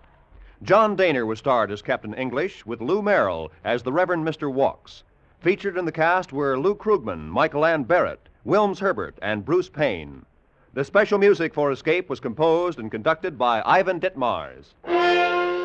Next week, escape with us to the Old West and the unusual story of a man who was a merciless professional killer, but who fought on the side of law, as Ernest Haycox tells it in his exciting story, Wild Jack Wrecked.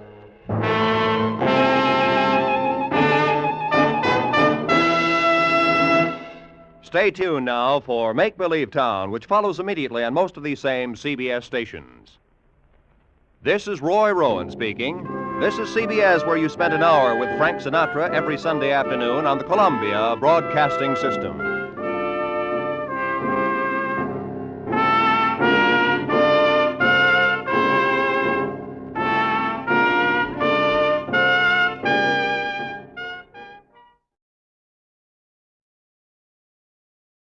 You, finding life rather dull, dreaming again of exotic places, wishing you were somewhere else, we offer you Escape.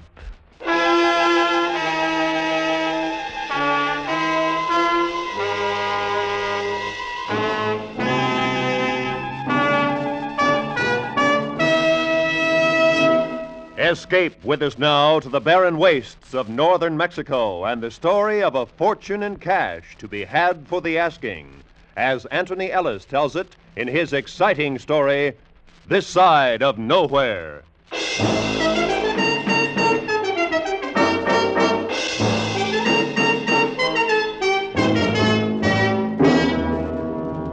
You want to know where you can pick up $250,000? Well, I know a place. The money's in $100 bills. The last time I saw it, it was all in one place, and the people who had it were the friendliest people in the world. That is, if you don't mind their particular kind of friendship.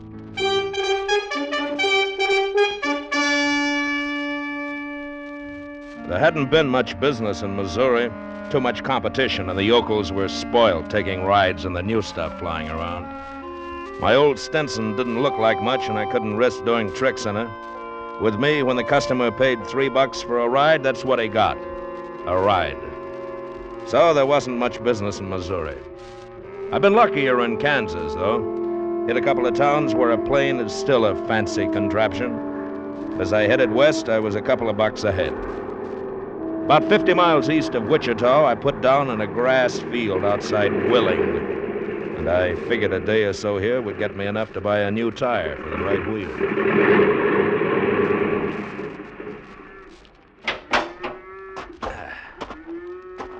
Well, hello there. Is this your field? Say, that was pretty. Coming down out of the sky like that, I seen you from a long way. You like planes, huh? Sure. Is this your field? Yep. Down Spur's Bogan Stream. Well, look, I'd like to make a deal with you. And so? I'll be here for a couple of days. Let me keep the plane here, and I'll give you $5. 5? Well... And a free ride. Mister, you got a deal. My name's Bill Maydew. Shake.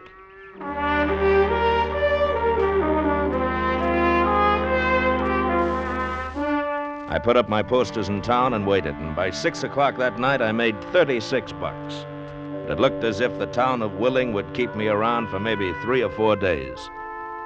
I put the Stinson to bed in Bill Maydew's barn and then started out to find a place for myself. The old man walked along with me. Say, have you got any suggestions where I can put up while I'm here? See that flying red horse sign up there? Yeah? Well, right across the street is Maydew's Willing Hotel. Nice and quiet. $2 a night.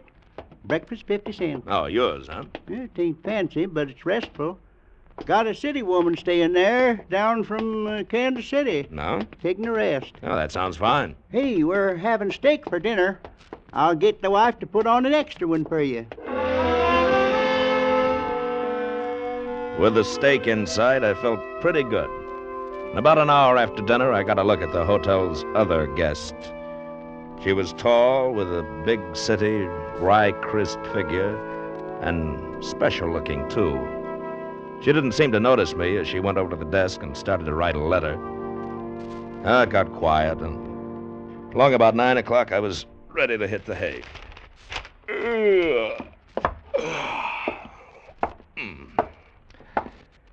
Excuse me. Yeah?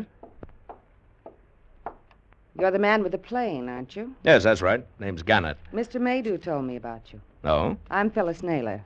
Well, it's nice to meet you. I wonder if you'd do me a favor. Why, sure. I wanted to go to Wichita tomorrow, but the bus service is so bad I'd have to wait until afternoon. Oh, you want me to fly you? Yes. Well, that's about 50 miles. I'd lose business here. I'll pay you $50. 50? Well, I wouldn't lose that much. Let's make it 25. If that's what you want. Can we leave early? Anytime. 7, okay? I'll meet you down here at 7. All right. So long.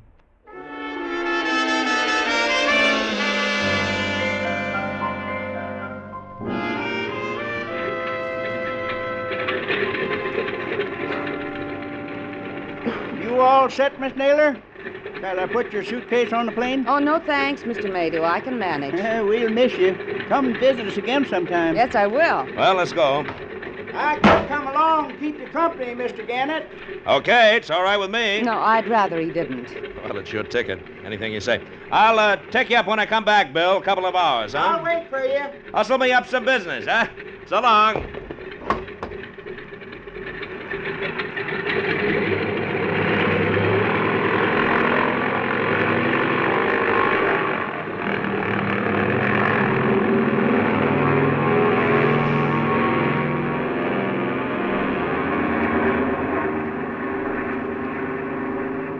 Have you done much flying? Quite a bit. Oh? Do any yourself? Yes. Oh, swell, swell. Would you like to move up here beside me and take over? Oh, no thanks. Oh. Mr. Gannett, Yeah? how much would you want to fly me to Mexico? Are you kidding? No. Don't you think it might be nice? Oh, sure, but not in this crate. Short hops for me. Try the airline in Wichita. I can pay. I'll bet you can, but not me. The old windmill wouldn't take it. $5,000? 5? I could buy a ticket, but I prefer you to take me. Oh? Why? Maybe because I like you? I'm glad. Look, are you in trouble? Of course not. Well, then why don't you use a scheduled line? That's not your business. I've got the cash. Will you do it? No, you better try somebody else. We're not going to land at Wichita. Now, that's what you think. I've got a gun, Mr. Gannett. Don't turn around. Here.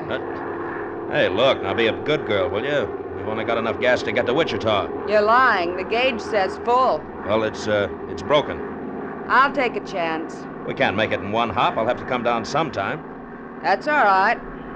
You don't want to get me in trouble, do you? No. I told you I like you. Just as long as you take me where I want to go. Head south. Go on. Okay.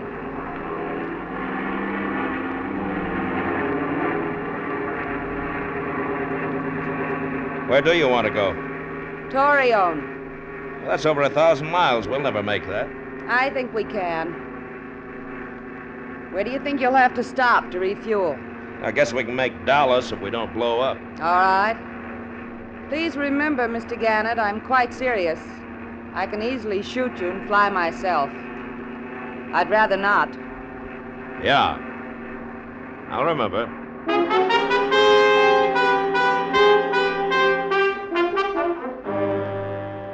An hour later, we were flying over Tulsa, Oklahoma, and I turned around just once to look at her. She hadn't been bluffing. The gun lay in her hand, steady, and pointed at me. I began to think about Dallas. We'd have to come down there. It wouldn't be hard to get the gun away from her then, but there was something else. $5,000. I thought of what I could do with it, and the more I thought, the more I wondered if I was a sucker. Why fly with a gun in your back when you can make a deal just for the asking? She was in trouble, that was her business. I didn't know anything about it, and I didn't want to. I reached for the map. What are you doing? Don't get nervous, honey. I just want to take a look at the map. Oh. Torreon, huh? Yeah. Oh, yeah. And I'd say that's about 300 miles below the border, southwest. I know. That's bad country in between if we had to come down. I know that, too. Were you kidding about that $5,000? No. All right. Put away your gun. What happens when we land at Dallas? Gas up, check the motor, and go on. If you try any tricks, Why should I? Good looker like you, $5,000. Can I sit next to you? Yeah, sure. Come on. There we go. Your first name's Deke, isn't it? You've been reading hotel registers. Yes. You won't be sorry about this. I'll bet I won't.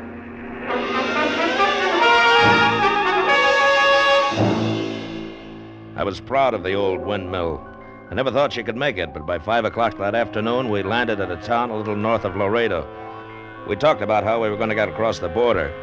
She still hadn't told me anything, but I knew that she wanted to get into Mexico with no questions asked. So we decided to steer clear of Laredo and border guards and hang around until it got dark and then take a chance. Took some extra gas aboard and went over the motor. Then there was nothing to do but wait for the night.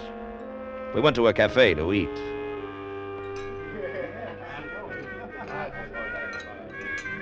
Ooh, it's hot. That's the American idea of Mexican food. Unless it burns your tongue off, it's not the real thing. You done much night flying? Oh, plenty. Used to be with a commercial outfit. No. They fired me for fighting with a passenger. That was before the war. Flew B-24s out of England, then came back. Now I'm too old for jets and too independent for commercial jobs, so I'm just a sky bum.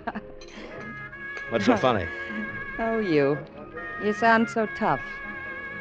I wonder. What? About you. I think you'd make love like a high school boy. You want to find out? No. How soon do you think we can take off for Torreon? Oh, about an hour or so. What about our lights when we cross the border? We won't have any. Good. Anyone ever tell you that you're good to look at? Yes, but you can tell me again. I like your eyes. They're soft sometimes. Hi, Mac. Hi. Sometimes mean. Going to the party? It's exciting, though. No, got patrol. Hey, you're not listening to me. Well, that's the first time I've seen that. What? You looked scared when the cop came in. Come on, it's time to go.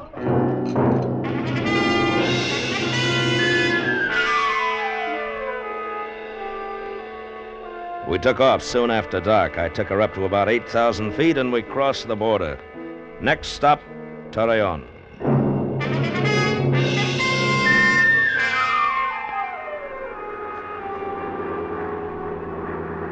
Laredo was nearly 200 miles behind us when the Stinson died. Just quit, cold.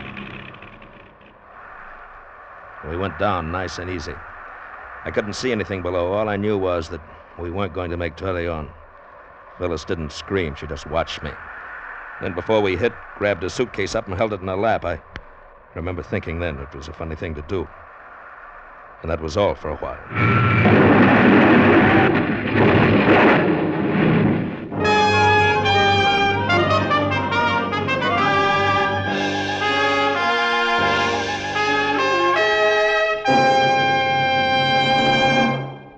Escape, under the direction of Norman MacDonald, returns in just a moment. You may hail from Harvard with a Ph.D., or you may come from PS00 with an E- average. It makes no difference. You're always welcome at our Miss Brooks class on CBS Sunday nights. For our Miss Brooks is played by Hollywood's Eve Arden, the star whom the nation's radio editors just voted Woman of the Year. Now, in her third successful season as the romantic schoolteacher of Madison High, Eve Arden will have you out ringing the bells for class every Sunday once you've heard her. Join her tonight. Class meets on most of these same CBS stations. And now, back to Escape.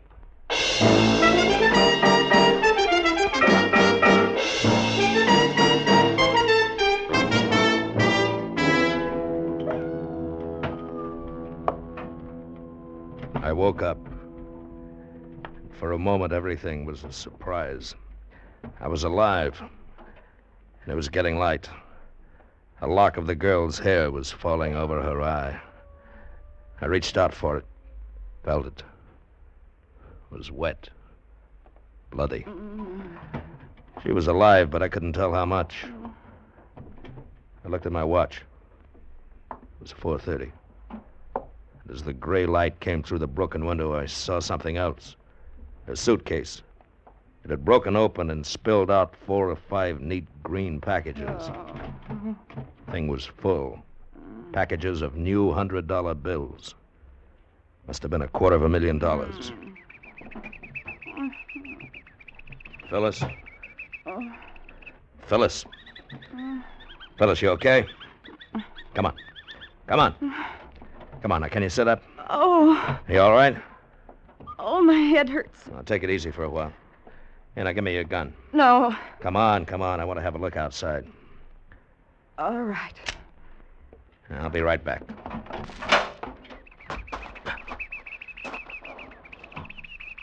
We'd come down in a kind of basin, and all around were ridges and low peaks. It was rough country, all right. From what I could see, mean. I had an idea water was going to be a problem. As far as you could see, there was nothing but cactus and yucca trees. I started back for the plane, and that's when I saw him, sitting under a bush, his hat on his knees. Good morning, senor. He was round, and his face was the color of sand. And his smile were lots of flashing white and gold teeth. I guess he was mostly Indian. He had the happiest voice I'd ever heard. You've had a terrible accident, senor. I'm so glad you're alive. How long have you been here? Since earlier. How much earlier? Oh, much earlier, senor. Well, why didn't you try and get us out? If you were dead, one must await a reasonable time to allow the spirit to depart. Oh. Well, I'm glad to see you. My name's Gannett. Gannett? Mm-hmm. You're American? Yeah. Oh, good. I love the Americans. They're so rich. I am Esteban. I will help you. There is another in the machine with you? Yeah, a girl. She's hurt. We take her to my village. There she will be taken care of. I'm so happy that you are alive, senor. Where are we? A little from my village. No, I mean, how far from Torreon? Torreon? It is many days from here. Oh. What's the name of your village? El Cielo. It means heaven, senor. You will like it. My people will be so happy to see you. Come, we must help your friend.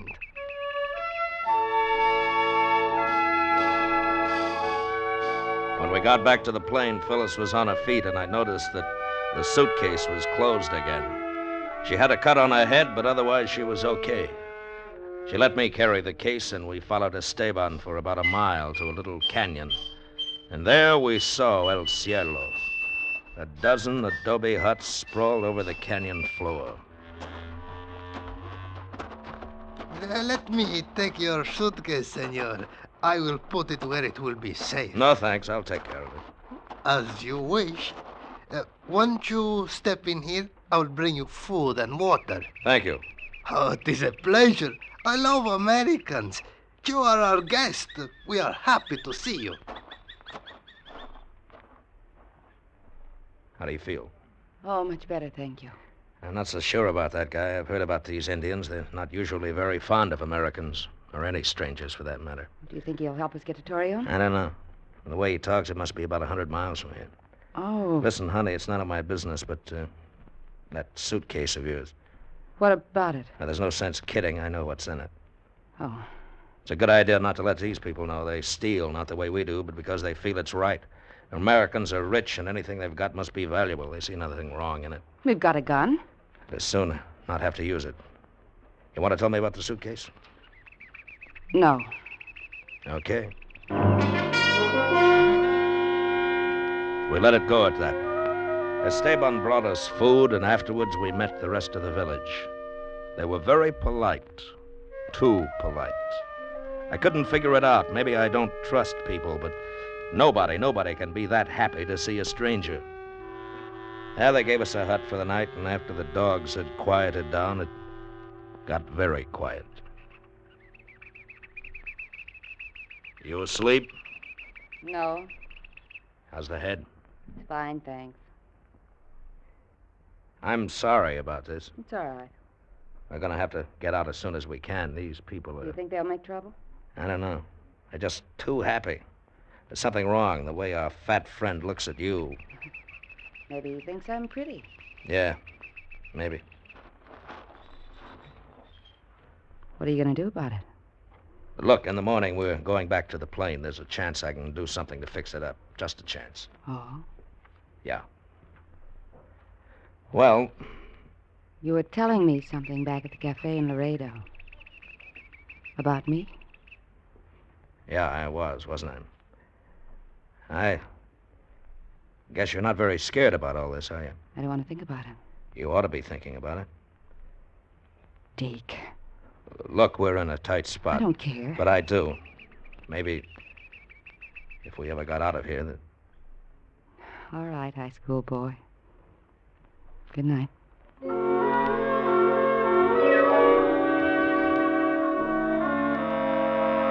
The next morning, Esteban went with me back to the plane. It was still there. That is, most of it. Of course, they'd taken everything movable from inside, stripped the rubber tires off, stolen the prop. Now I know why I hadn't trusted them. What about it, Esteban? It, senor? Nice hospitality. I wanted to patch her up. Senor, some dirty thieves must have come out of the night and done this Yeah, thing. you can say that again. Surely you would not suspect my people. Oh, no, not your people.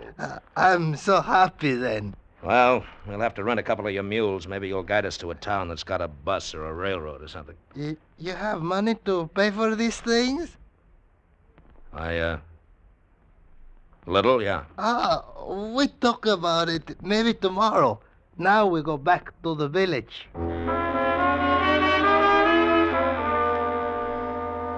We didn't talk about it tomorrow or the next day or the next. Esteban always made some excuse. We weren't prisoners, but wherever we went, there was always one of them watching. just watching and smiling. But there was something about those smiles. It was on the 5th day that things really went wrong. The villagers had left our hut alone, and I guess we got a little careless about the suitcase. Phyllis and I had been up to a ridge 4 miles away to take a look at the country and our chances for hiking out. When we got back, it was almost dark. The suitcase. What? It's gone. Well, I'll be... They've stolen it. You think it's funny? Stop it. Stop it! I'm sorry, but... What's that for? Don't you see how funny it is? $250,000 stolen by Indians? Where are they going to spend it? On what? Got to get it back. You help me. I'll share it with you. You will? Yes. Listen, you might as well know. Remember the bank holdup in Chicago last year? Yeah. $1 million and securities. That suitcase is part of it. A friend of mine left it with me. He got out of the country. Now he's in Torreon? Yes. I was to hang around in small towns until things got quieter. When you came along, it gave me a chance. I was to meet him in Torreon. I don't care about him now. It's you and me. Oh. We've got to get away from here. We can go to Mexico City or anywhere. How far do you think we'd get in this country? We'll take their mules. Well, we can try. Esteban's the boy to find. You and me? Yes. Yes. Don't you know that by now? Okay.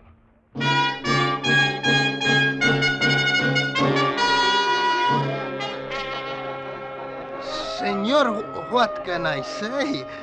No one has been in your house. It is unthinkable. Look, do you know what this is?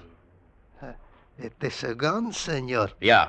Only the rich can afford such things. I'm telling you to round up that suitcase or else. Now tell your friends. I mean it. Now go ahead. El americano dice que tenemos que devolver la maleta. Si no, se va a enojar mucho y nos fusilará a todos, incluyendo a los niños. Tenemos muchas. Well?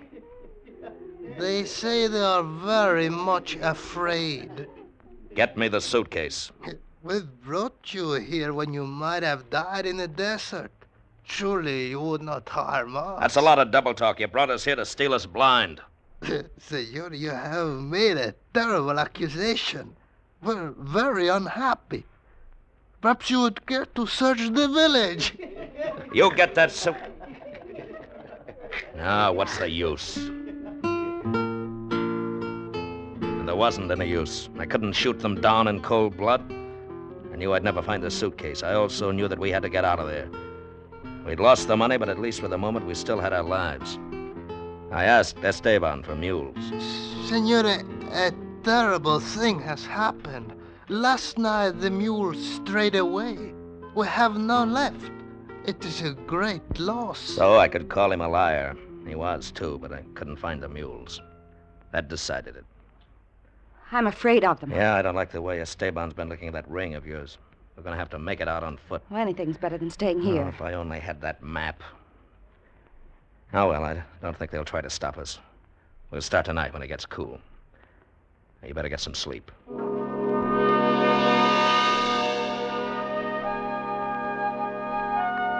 That evening, I heard the villagers moving around outside the hut. I kept our gun ready, but nothing happened. And then, about midnight, we took a couple of skins of water, some tortillas, and walked out of El Cielo. Nobody said goodbye. Nobody tried to stop us. But as I looked back, I saw in the moonlight a group of people huddled together, watching us.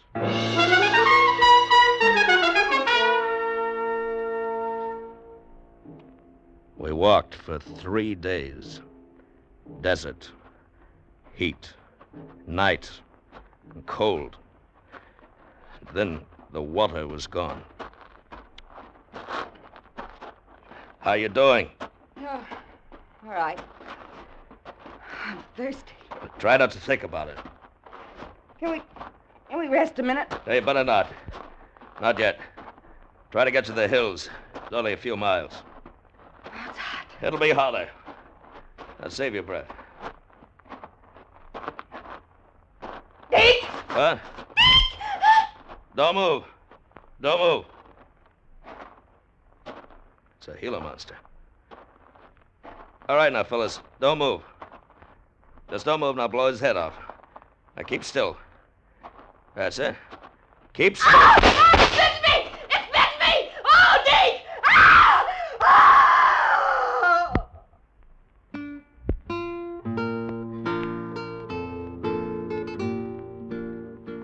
She lived on for about 2 hours, and then died raving, cursing me, the money, and herself. A week later, I was picked up. That was 6 months ago. The Mexican police tried to find my plane, but I couldn't tell them where it was. They'd never even heard of El Cielo. So, somewhere in Coahuila, Mexico, there's a village. Maybe if you go down there, you'll find a suitcase with $250,000. Or maybe you'll just find kids cutting paper dolls out of $100 bills. Just crash your plane this side of Torreon, and then look for a round, smiling Indian and his happy friends.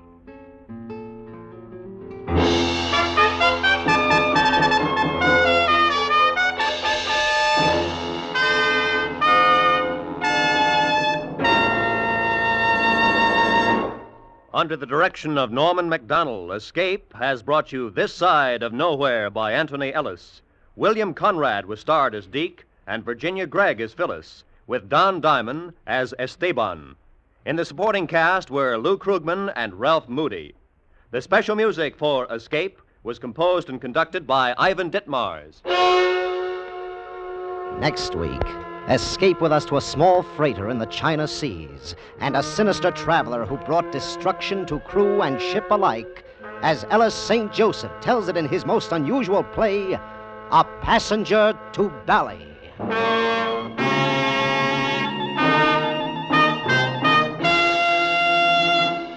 Later this afternoon, Georgia Gibbs and Nancy Reed will join Frank Sinatra on his hour-long CBS program. You'll also meet Arthur Godfrey with the latest edition of his Sunday Afternoon Digest, and J.C. Flippin with another entertaining session of Earn Your Vacation.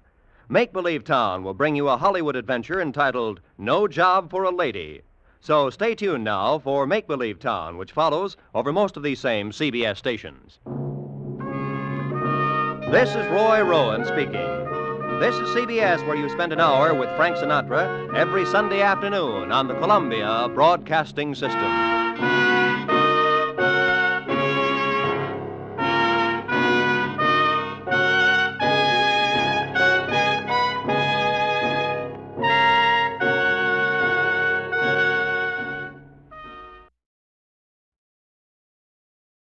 Tired of the everyday routine? Ever dream of a life of romantic adventure? Want to get away from it all? We offer you Escape. Escape, designed to free you from the four walls of today for a half hour of high adventure. Escape, the battle of man against the elements, of man against man. 30 minutes of flight into the world of action and danger, where every minute is a call to adventure. These are the moments when a life hangs on the twist of a chance. The moments of escape.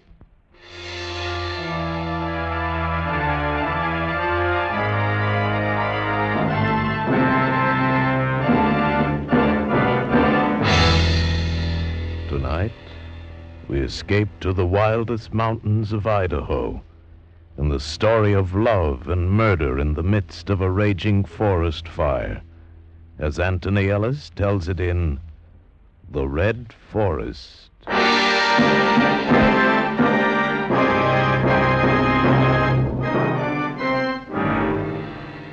It had taken me 5 years, 3 months, and 4 days. It had carried me across 21 states. And then in the Clearwater country of Idaho, I'd found it. That was in the afternoon. The trail had led from a lumber town along a washboard road and into the forests. I'm no woodsman, but in the daylight I found the place. And then I started back to the car. But something was different. Maybe the late sun, red through the trees, maybe tall shadows. There wasn't a trail anymore, only streams where there hadn't been before. Trees that were the same, but weren't. And sounds. Sounds that were fun when you were a kid on a hike, but now scared you. I used my last cigarette 3 or 4 hours before, and it was then that I started to run. Run. And the fear grows until you want to scream and want the ground to open up for you, warm and safe. But it didn't. And now, there was only the dry whirring of a rattlesnake, coiled inches away from me. No! I lived then, maybe because the snake was more afraid of something else than me. It didn't strike, just slithered away and became the pattern of the leaves. It was nearly dark when I found the road. I'd come to it about a half a mile below where I'd parked the car. A half hour later, on the outskirts of a little town, my headlights picked up a girl standing on the side of the road. She carried a cheap paper suitcase, and she was thumbing a ride. I stopped. Can I get a ride, mister? What, sure. Here, I'll put your case in the back. There we go. Gee, I'm lucky. Not many cars on the road tonight. Uh-huh. Been walking long? Uh-huh. I'm on my way to Missoula. My last ride dropped me a mile or so back. Yeah? You live around here? No. I don't guess you'd be going as far as Missoula. Well, sure. Gee, that's swell. I got a job there starting tomorrow. Kind of broke, if you know what I mean. Buses cost money. Yeah, I know what you mean. Mind if I smoke? No, of course not. Go right ahead. Hey, your face. What? You've been hurt. You're all scratched up. Oh, well, I was hunting. I got lost just the other side of town. If you want to take a nap, it's okay. We've got about 100 miles to go. Guess I look pooped, huh? Yeah. I'm not kidding. I am. Say you're all right, mister. I'll take you up on it. Some guys, the minute you get in, want more than the bus fare. I can see you're not that kind. You'll be safe. I'll wake you when we're at the city limits. Thanks. Thanks a lot. Oh. Gee, it's nice out here. It's kind of lonely, but it smells good. I wonder what that is, over there. What? The sky. Bright like, see? I don't know. Gee, could almost be Seattle from a long way off. I had a boyfriend. He used to take me driving at night. When we came back, you could see a glow. Just like that. Oh. I saw that glow in the sky. It was on our right. And as the road twisted through the trees, it fell behind us, then to our left and circled until it was straight ahead. The girl had fallen asleep very quickly. I saw her face in the light from the dash. Thin, pretty, peaceful. And it was about 15 minutes after I'd picked her up that I saw the lights on the road. And then closer, the figures waving. Hey, there already? I just got to sleep. No, there's something wrong. There's a cop coming this way. What's the trouble? Plenty. We want you, mister. Want me? Yeah. Forest fire. Bad one. We gotta have every man we can find. Someone else in the car with you? Yes, a girl. Good, she can help. Look, I'd like to very Here's much. the forest ranger. He'll explain. Well, I'm awfully sorry, but you see, I'm on my way to Missoula. Not tonight. I got authority to do this, mister. I'm sorry, but we need you. Well, Now, you couldn't get much further anyway. The road's cut off. Mountain's going up like a torch. If it spread, there's 3 towns going, too. Come on, I got some clothes and boots for you. Hey, what about me? I gotta get to Missoula. I got a job in the morning. Sorry, sister. You got a job serving coffee here. You cops. $5 a day. A day? Or longer, it depends. Come on, let's go. There was nothing else to do, so I got into the clothes the ranger gave me, then stood around and waited. I wasn't tired anymore, just scared. Scared of going into that forest again. The wind came up a bit, and with it, the smell. Smell of burning. Smell of death. A long way off, but closer than the glow had been, we could see flickering against the sky. And it was in a lot of places. Suddenly, it was too warm and too quiet. All right, you guys. The telephone's burnt out. I made contact with a short-wave set. You, mister. What? What's your name? Pendel. Pendel. Yeah. You ever use one of these? Walkie-talkie? Sure, I was in the Signal Corps. Okay, then you'll carry it. Now listen, this is bad, real bad. The fire's got behind us. We can't get any more men through for several hours. They got to come around from the other side, and that's 30 miles. What's the use, then? Let's get out. Hey, Crowbar. Yeah? I'm putting you in charge. You know what to do. Get in as close as you can to the river and set a backfire. Sure. I got to stick here with the transmitter. You take the walkie-talkie, and I'll let you know what's happening. Sure, you stay here with the pretty girl. We go and get fried. Shut up, Pat. Hey, Hanson, you'll have to go with them. 3's not enough. Sure. Well, the cop's going to do some work for a change. You better take along some food and a thermos. Come on, step on it. Too bad we haven't got the A track. couple of sandwiches I made up. Here. Thank you. This sure is something, isn't it? Yeah. You scared? Scared? Why? Your face is white. You scared? I'm from the city. I know what you mean. Those trees give me the willies, too. It's dark. Sure. That's it. You'll be all right. Listen, kid. If anything happens, you take my car. Here are the keys. What do you mean? If I don't come back, keep the car. You kidding? You're coming back. Yeah, sure. So long. Hey, my name's Jan. What's yours? Wally. You be careful, Wally. We went into the forest. Men with spades. Men against fire and terror. There was the man they called Fat, 300 pounds of ungainly body, topped by a tiny and almost disgustingly childlike face. There was Crowbar, a big, dark man, quiet and filled with a knowledge of the woods. Hanson, the state trooper, thin and wiry, his natty khaki shirt stained with sweat and dirt. And me. We'd gone about a mile when we first heard it. It came in gusts with the wind high above us. Wait a minute. Holy... Shut up. Let's get out of here. About 3 miles away. I figure coming fast. We're about that far from the river, aren't we? Yeah. Listen, you guys, if it's crossed the river, we're sunk. Let's get out. Hey, Wally. Yeah? Get the ranger.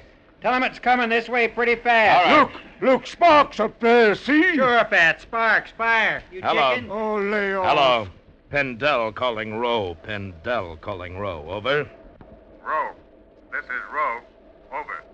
We're still about 3 miles from the river. We can hear it. Over. You can't set a backfire now. Wind's changed. You better come back. Over. Right. Well, he says go back. That's okay with me, boys. Come on. Gee, listen to that. I wanted to run again, that same feeling I'd known before, the fear all around us, closing in and down. There was no sky above, only blackness tinged with red, pressing. And behind, the living forest, running, overtaking, and passing us. When we reached the road again, the sound was steady. I had a strange feeling of relief when I saw the forest ranger and the girl, Jan. It was like coming home. I think it was then that I stopped being afraid. Come on, Row. We can't do no good now. Yeah, you're not kidding. We gotta try and join up with the others. What do you mean? Well, the fire's on 3 sides of us. That means we head southeast. Well, can't we take the road back? Nope. 200 men trying to keep a path open for us. We gotta make 5 miles in a hurry. Bad as that. Yeah, worse. If we don't get there in time and they can't make a fire break, we're gonna be smack in the middle, and there's not going to be any way out.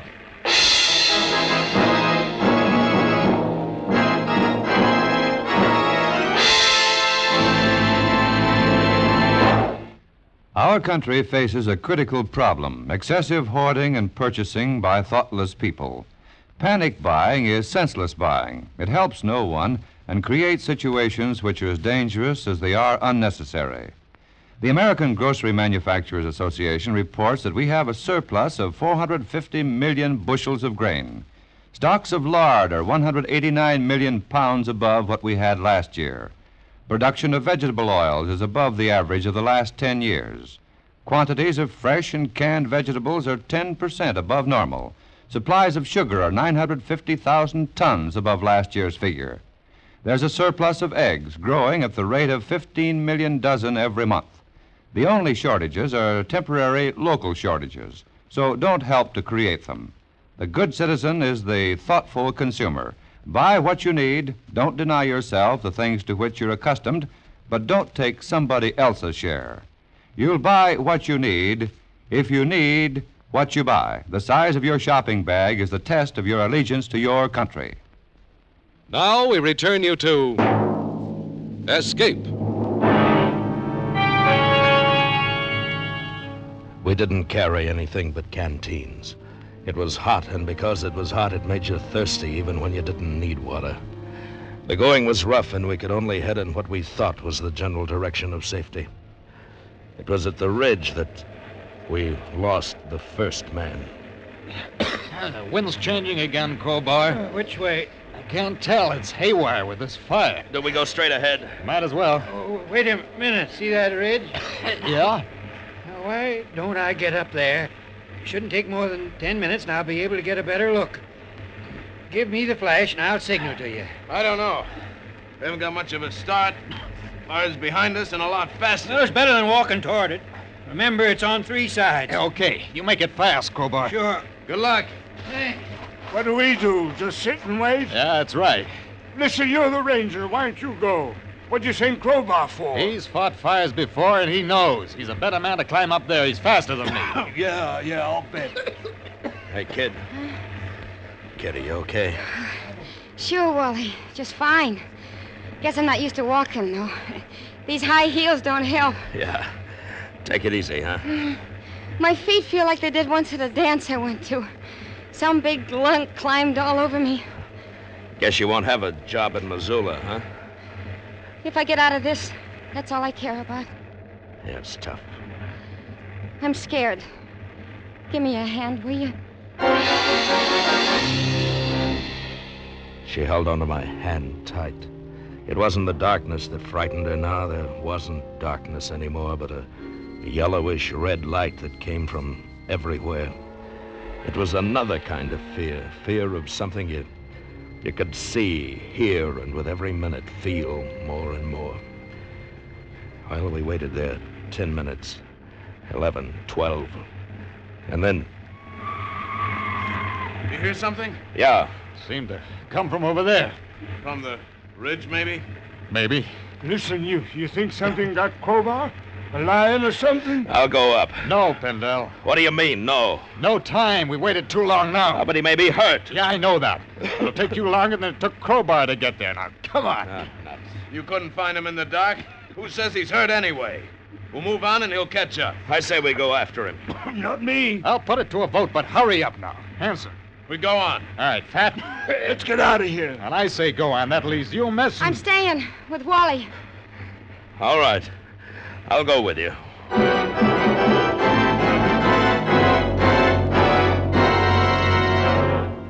We never saw Crowbar again. Maybe a lion got him. Maybe he got lost. We never saw him again. The ranger went ahead, finding trails somehow, keeping us moving. We began to climb, and after a while we were on another ridge. For the first time we could see the fire. It stretched out for miles like a huge red sea. And it was all around us. Oh, gee, Wally. Yeah, I know, kid. I know. Will it hurt much? I don't know. All right, take a breather. I'm going to try the walkie-talkie again. He's not scared, is he? I guess not. Is that because he's a ranger? Or because he's very brave? You're a funny girl. No, I'm not. Hey, give me a kiss, will you? Sure. Why did you want me to do that? I don't know. You're a nice fella. I'll miss you.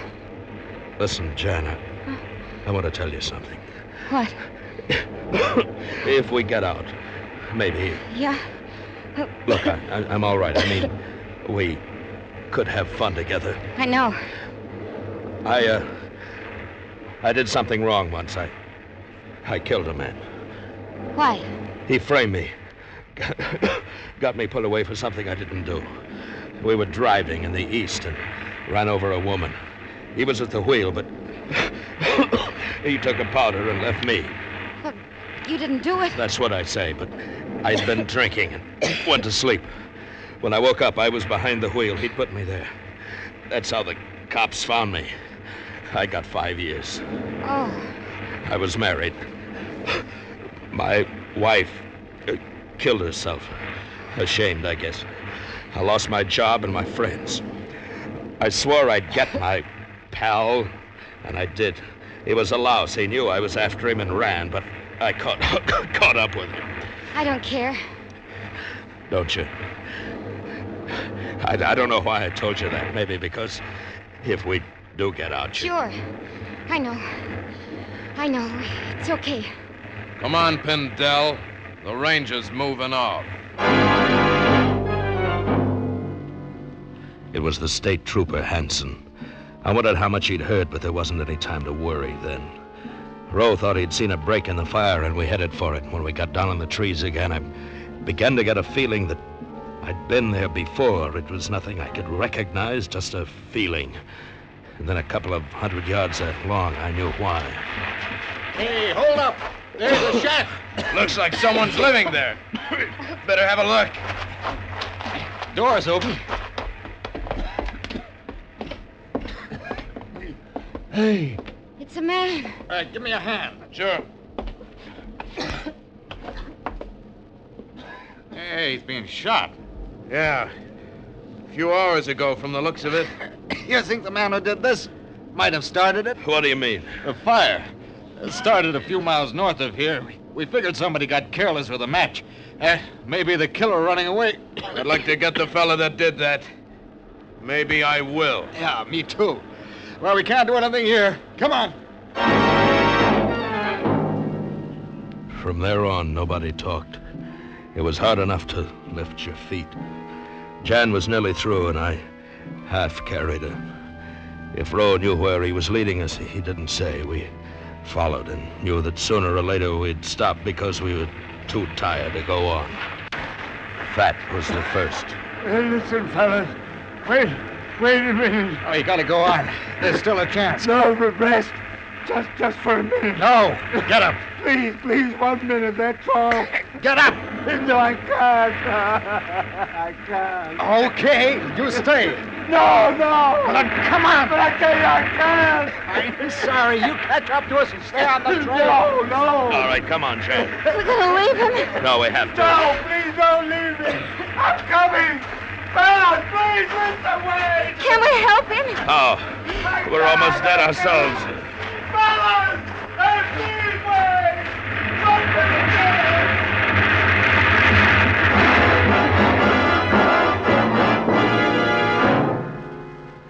I don't know whether it was because none of us liked him or because we knew that we couldn't do anything. It's funny how you can lose a man and know he's going to die and put him right out of your mind. Perhaps we wanted to live so badly we figured the fire would take time out from us to attend to him. Hanson was next. I'm finished. No, you're not. Just a bit more to go. We can still get through. No, you go ahead. Save the girl. I'm sorry. Go on. Maybe I can catch up. I gotta rest. You, Wally, do me a favor. What? I lost my gun somewhere. You know what I mean? It'll be quicker that way. You got one? Yeah. Here. Thanks. One bullet fired, huh? That's all I wanted to know. Okay, Pindell. I've had enough rest. I can keep up with you now. Feel a little safer with this on me. Go ahead. So he knew. I didn't care now. I was too tired to care. If he wanted to play cop, that was his business. Sure, the man in the shack was Lenny Gillen. Sure, I'd killed him. It was my match on that last cigarette when I was lost that must have started this fire, but it wasn't important anymore. Right now, I wanted to get Jan out of it. Get myself out. What was that? It's behind us. It sounded like Hanson. All right, come on. Watch the ravine. Oh, he must have fallen. We gotta help him. No time. Got to. We didn't help Fat. Why him? I don't know. Please. All right, stay here. Hanson! Hanson! Keep calling, Hanson! Here! Over this way! This way! Over here! Okay.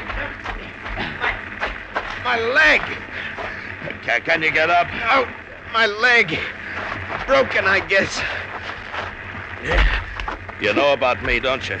Yeah, I know. Girl knows, too. I heard you telling her. She won't say anything? No, I guess not. Gillen had it coming to him. I wouldn't know. I'm a cop. Yeah. It's getting hot. Put your arm over my shoulder. You can't get me up there. Well, I can try. Now, come on. Come on. Hey.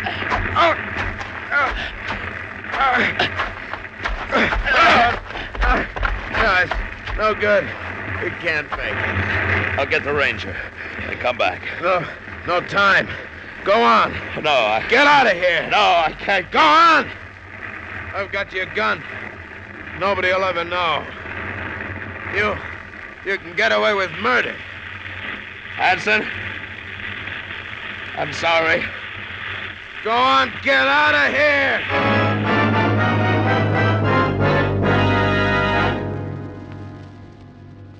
Somehow I made it up the trail again. I thought I heard a shot. Maybe it was a burning tree going down. Jan was waiting for me, and we went on until the trees began to thin out, and we heard the shots of men. I don't remember anything else because I passed out for a long time.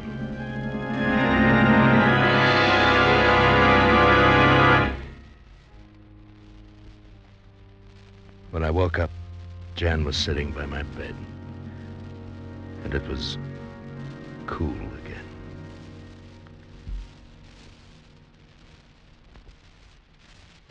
Hi. Huh? Oh, hi, Jan. Did they get Hanson out? No. Jan, listen to me. About what I told you back there. You know, the man I killed. Yeah. I'm not sorry. I mean, it was all right about him, but not Hanson, Crowbar, and Fat. That was my fault, you know that. Yeah. Well, I want you to call a cop. Listen, kid, I've been dreaming about it. It's no good now. Be a good kid and call a cop, will you? I don't have to. There's one outside now. What do you mean? When you passed out, I guess you were delirious or something. You told them. I told them.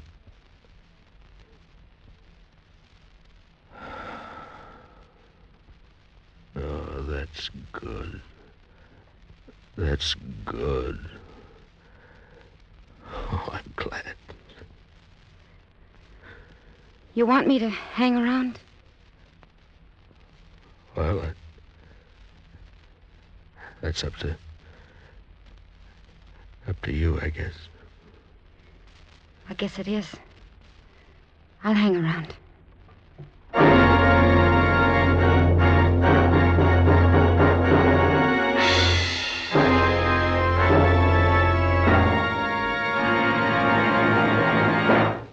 Each year, thousands of Southern Californians contribute to the pension and sick and injured funds of the Sheriff's Relief Association. You can do your share for this deserving organization by attending the Sheriff's Annual Rodeo in the Los Angeles Coliseum on August 27th. Cowboy star Roy Rogers and Trigger will head the great array of talent on this thrill-packed show. June Haver has been selected as Rodeo Queen, and Joel McRae will act as Grand Marshal. There'll be exhibitions of roping and riding by champions from all over the country and 1,000 other exciting events at the Sheriff's Annual Rodeo, the greatest spectacle of its kind in the world. It's at the Los Angeles Coliseum, 2:30 Sunday afternoon, August 27th. It's a treat the whole family will enjoy. And don't forget the date, Sunday, August 27th. Escape is produced and directed by William N. Robeson, and tonight has presented The Red Forest by Anthony Ellis. Featured in tonight's cast were Georgia Ellis as Jan, Bill Conrad as Wally, Paul Frees as Hanson, Ben Wright as Roe, Jay Novello as Fat, and Will Gear as Crowbar. Special music arranged and played by Ivan Ditmars. Next week. You're in the middle of the most barren desert of Mexico, watching a wealthy Oriental voluntarily being strangled to death by the priests of his strange religion, dangerous fanatic priests, from whom there is, for you also, no escape.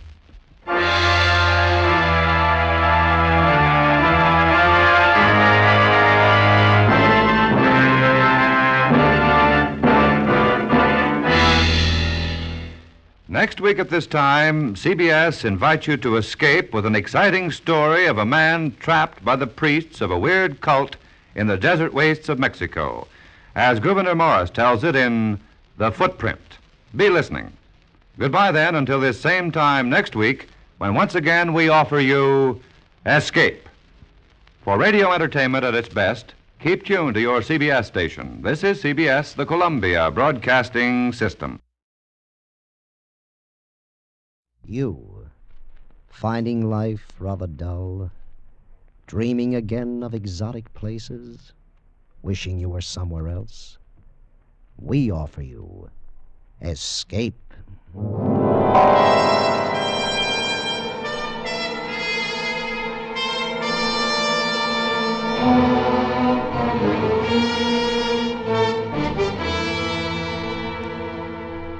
Escape with us now to the Western Pacific and the story of a man trapped by the terror of another man's insane dream, as Millard Kaufman tells it in his exciting story, The Island.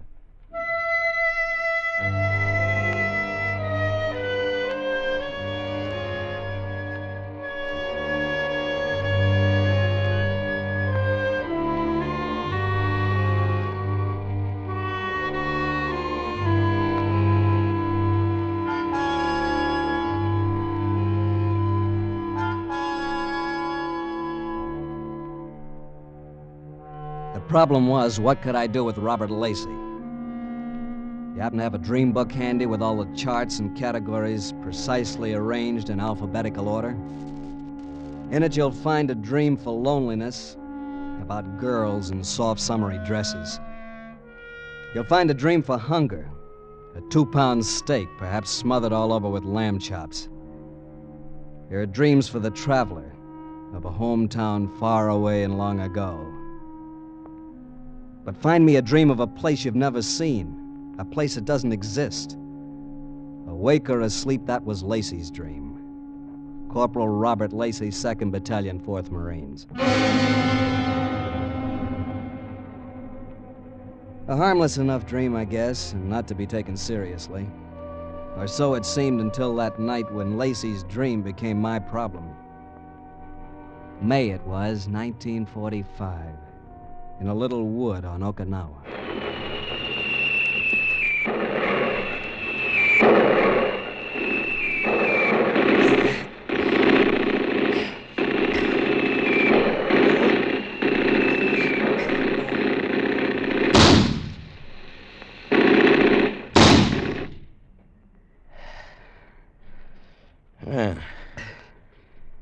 Okay, DeBoer. I guess we're safe. Where are we, anyhow? Oh, a couple of 3 miles behind the Jap lines. So how safe is that?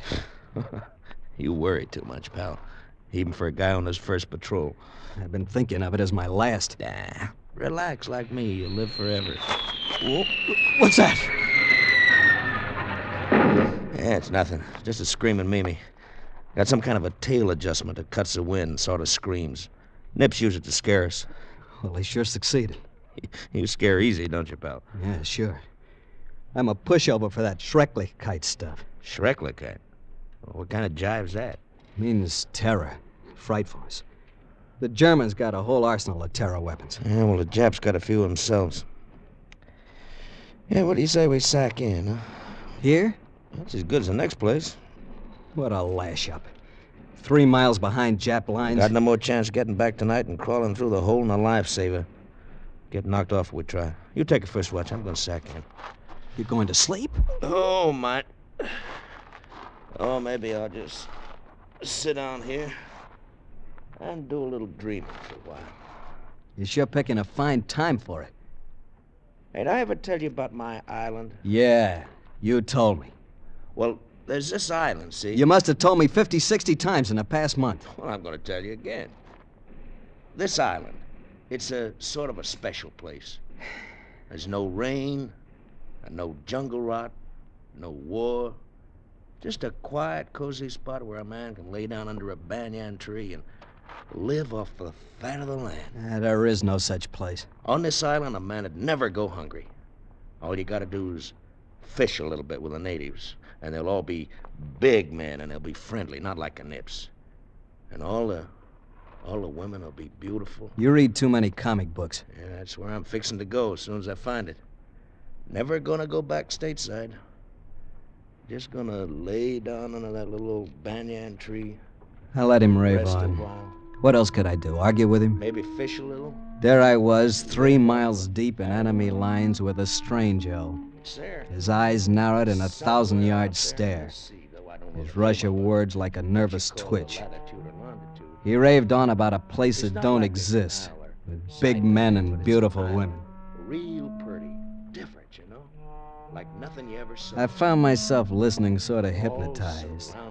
And I learned something about Corporal Lacey and what combat weariness means. He'd foraged too long among the rotten, bomb-scarred pebbles of the Pacific. He'd seen too much death, too many crack-ups. He himself was half-cracked and slightly dead, barely held together by the taut and twisted wires of his dream. So what could I do, argue with him? I'm gonna eat roast wild pig and pineapple and bat the breeze with the people. And there's gonna be cattle on the island, too. I'm gonna find me a beautiful girl, and I'm... Tabari. Yeah. Yeah, I'm listening. Look, Tabari. Out there. Coming toward us. No, over there. About 2 o'clock, you see it?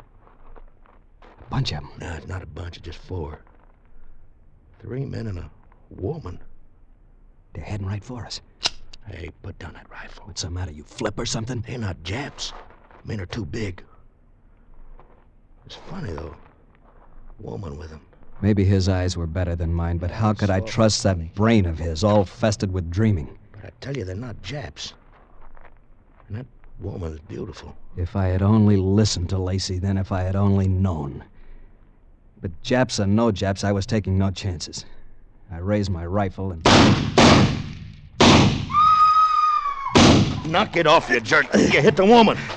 Lacey, where are you going? I'm going to see if she's hurt bad. Now, come on. Don't go, Lacey. You know the Japs. It might be a trick. Don't worry about me. Will you let go of my arm? You'll get yourself killed. Not me, Tabori. I'll live to spit in your grave. Now, let go of me. Okay, I hope you know what you're doing. I just don't want to get involved in your cockamamie dreams. Dreams? It's no dream, Tabori. You'll find out.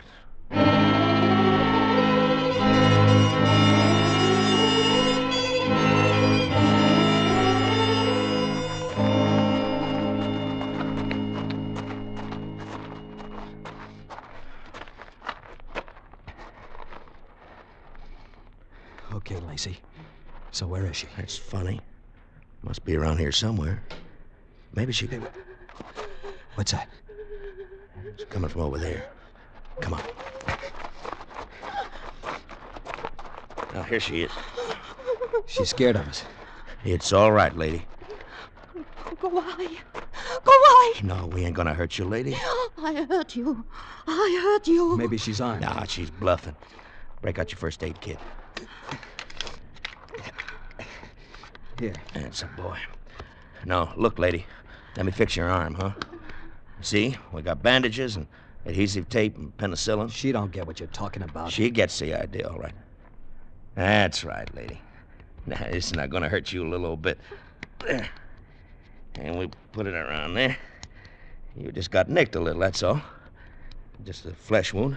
She trusts you. Yeah. She trusts me more than you do. Didn't I tell you she was beautiful? You told me a lot of things. How about the men she was with, the big men? She was with them and they weren't Japs. Not Japs in a pig's eye, not Japs. No. No, they're not Japs. Yeah, there, you see? And what were they?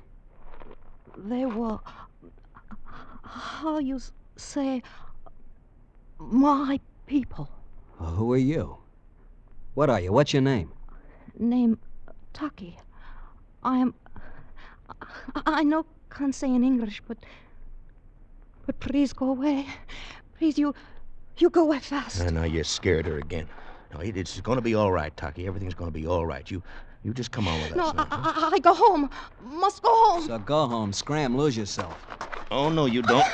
Let her alone, Lacey. Hey, you keep out of this. Then let her go. Let her get back to her rice paddies. You still don't catch Tabori. She ain't from Okinawa.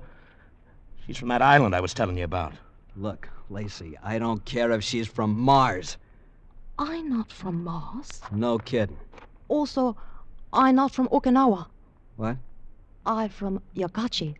Yagachi Shima. Shima. There, you see? Shima means an island. Yes, island. Then what are you doing here? I do not know. The Japanese brought us in canoe. She's crazier than you are. Whoever heard Shut up. Taki, where is your island? Where is Yagachi? In east, in China Sea. Yeah? A half day from Okinawa by canoe. Canoe. What's it like, Taki? What's your island like? Never mind the island. Let's find a canoe. Don't you see, Lacey? With the canoe, we can get back to our lines by water. Yeah, I think maybe you got something there. Taki, can you find the canoe? I think I can. Then let's go.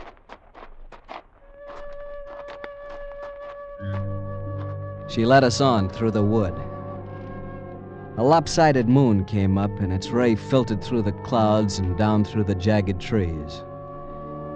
In the moonlight, she was like one of those porcelain figurines. Delicate, with a peculiar tint to her skin, unlike anything I'd ever seen before. The shade of waxed ivory, ancient ivory.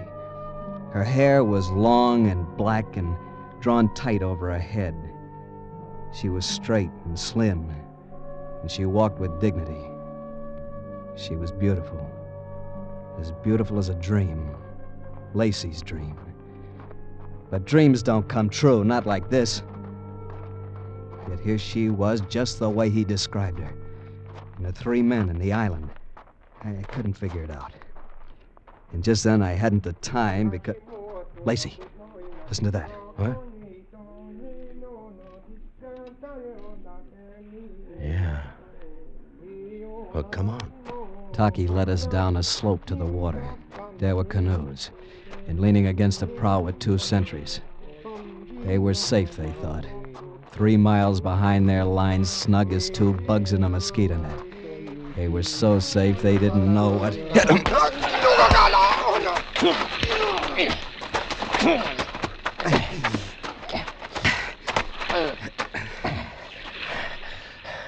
Taki, get in the canoe. Okay, you push us off to Burry. Yeah. Come on. That's a boy. All right, you take a bow. Sit down, Taki.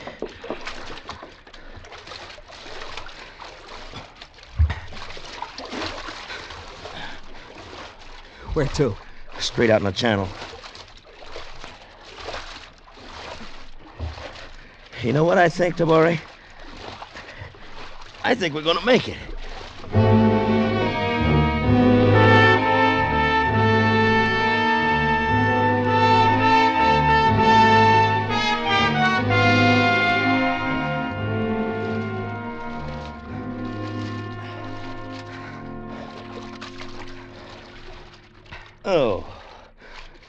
Okay, Tabori, we can take it easy now. I'm not taking it easy until we cross our perimeter. Yeah? Well, just how you going to tell at night? With your Zippo lighter? Oh, lay off. Maybe you think I got neon signs, huh? Well, maybe we'll see a landmark or something. Yeah. Well, the trouble is distances can fool you at night. We're liable to paddle into a platoon of nips. What'll we do, Lacey? Yeah, we'll stand by till morning and head for our convoy. We'll ride ashore in style in an LST. I don't know. I think it'd be better Well, look, whatever you think, you're outvoted. You've outvoted 2 stripes to 1. Pulling rank, Corporal? Why not, knucklehead? This ship's got 1 skipper, and I'm it. You are, If I want any stuff out of you, I'll knock it out of you. I'm warning you, don't foul up this detail.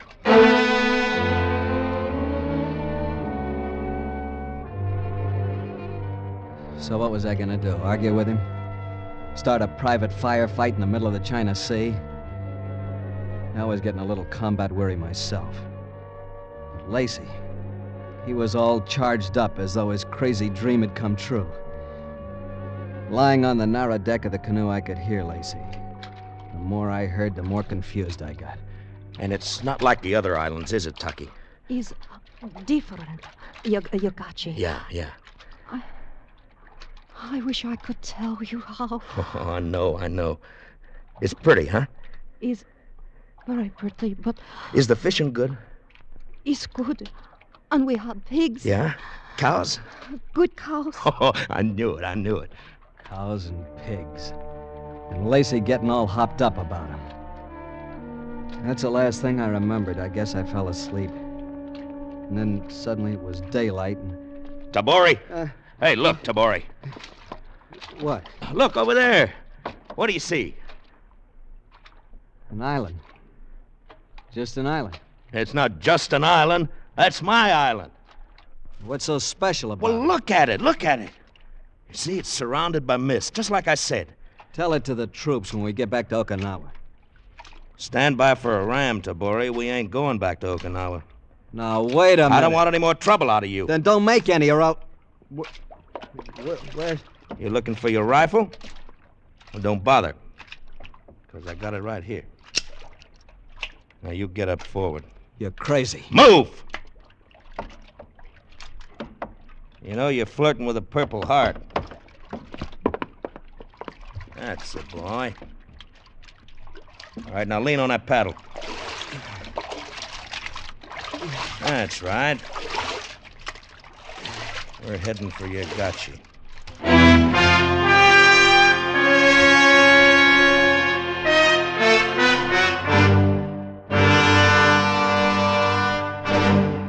Escape, under the direction of Norman MacDonald, returns in just a moment. Motorists, the next time you put your foot down on the accelerator, tread easy. Remember that excess speed is the cause of most highway accidents. And pedestrians, the next time you start to cross the street between intersections, stop and think. Crossing between intersections is the most dangerous thing you can do. Whether walking or driving, be careful.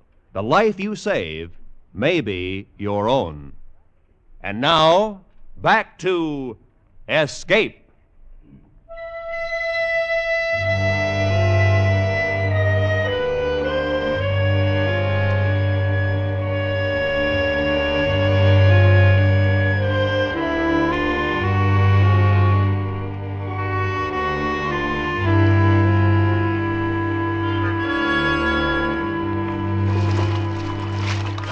Our canoe scraped the coral beach at Yagachi about 4 hours later. It was a lovely island with terraced hills and patches of tilled soil checkering the greenery. Well, here we are. Seeing's believing, huh, Tabori? Funny. So close to Okinawa, and this place looks like it never heard a shot fired in anger. Where are your people, Taki? Long way over hills. But you must not come. You go back now. Oh, no, not me. I'm sticking around. How about you, Tabori? You can't miss far. I'll sweat it out just for the laughs. Well, you're going to laugh out of the wrong side of your face. What do you mean? Just a figure of speech, Taki. Let's go. So there I was, caught up in Lacey's dream when all the time I should have taken off at high port for Okinawa. I should have known better, but I didn't. And what you don't know can hurt you. plenty. Hey, look. Look at that cow. You could eat her down to the hooves. Oh, I tell you, I'm gonna live off the fat of the land. The trail snaked upward. Pine trees and casuarinas rattled in the sweet, strong wind from the China Sea. Their cones lay along the footpath, and in the fields were raspberry bushes. There were lilies in the swordgrass and scarlet flowers. All very nice, I suppose, but I was looking for people. The big men of Lacey's dream. The girls all as lovely as the girl beside us. I was tense with expectancy at each bend in the trail, but Lacey's tensions had vanished. He lost them because he'd found Taki. Robert Racy. Oh, Taki. My name's Lacey. Now try it again. Racy. Lacey. L, like in, this is a lily, you are a lady. And you're loco. Tabori, I'm gonna slug you. You're so funny, Racy, when you're mad. Oh, you laugh nice, Taki. It is first time in 5 years. It is first time I happy. Maybe you was waiting for me to make you happy. Like I was waiting for you. What you mean, Racy? Well, I mean... Here. This is for you. Why you give me flower? I love you, Taki. No. No, you cannot. But why, Taki? You don't know. I don't know how to say, but you don't know me. Oh, I know you. I've been dreaming about you for 2 years. I always knew I'd find you. I never forget what you say. I'll never let you forget. Oh, Racy. Lacey, honey. L like in love. They walked on together, the tall Marine and the slim girl with the ivory skin, with a flower in her hand. Now and then she'd look at the flower, and then she'd look at Lacey, and a pained expression clouded her face as though she didn't understand. But I did.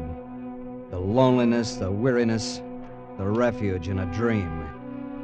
Very soon now that dream would burst like a bubble, or become reality. I had to find out.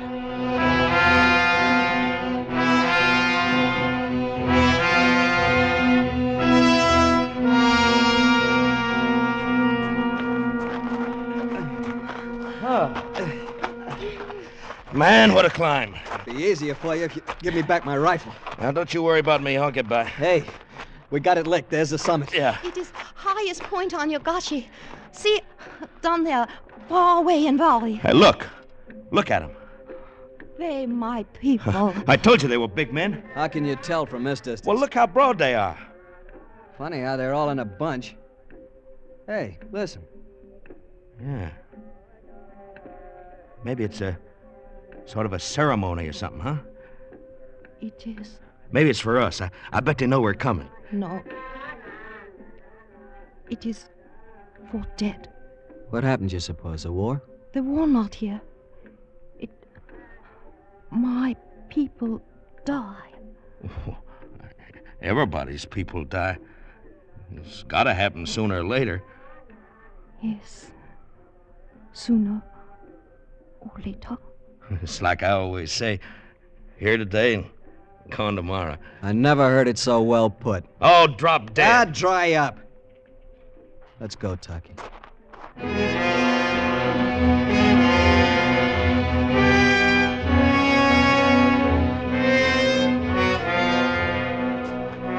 We went down the mountainside, down to a cape that jutted into the Pacific like a gnarled finger of doom. Far away, we saw a village. We headed toward it through the sunless gorge. At the far end was a thatched hut. It looks like it's empty. As any fool could see. You wait here. I come back soon with headman. He speak English good. You gonna stay here with me, Tabori? No, Lacey. I just want one good look at your big men and beautiful women in their native habitat. Then I'm off for Okinawa. You still want proof, huh? Yeah. There's something strange about this place. I want to know what it is. It's not strange. It's just different, like I said. You're all fouled up in a dream, Lacey. I'm not sure what it's all about, but I gotta find out. It'll drive me crazy the rest of my life. You mean crazy like me? I didn't say that. Since we left Okinawa, you've been giving me a bad time. It was mutual. Now you call me crazy. I know what I said. I know what you think. And I know what you'll do. Once you get back to Okinawa, you'll tell the MPs I went over the hill. And you'll tell them where I am. And they'll come after me. You are crazy. I'm just crazy enough to make sure you keep your trap shut. You remember, Tabori, I said I'd be around to spit in your grave? Hey, Lacey, stop kidding around with that rifle. I ain't kidding. I'm gonna kill you. No question about it, he wasn't kidding. He slid back the bolt of his rifle and it sprang forward, a cartridge in the chamber. I'm gonna kill you, Tabori. But first you're gonna see I was right. I want to see the expression on that smart-aleck face of yours when you admit it. And then I'm gonna kill you. Now get back in that corner. And keep your mouth shut.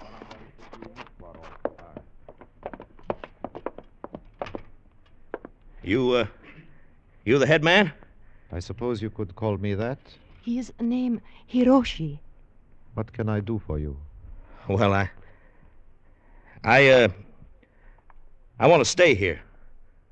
With Taki. I'm afraid you can't. Well, I'll work my way, you know that. That is not the point. You cannot... Look, I don't want no arguments out of you. You cannot stay. But why can't I? She is a leper.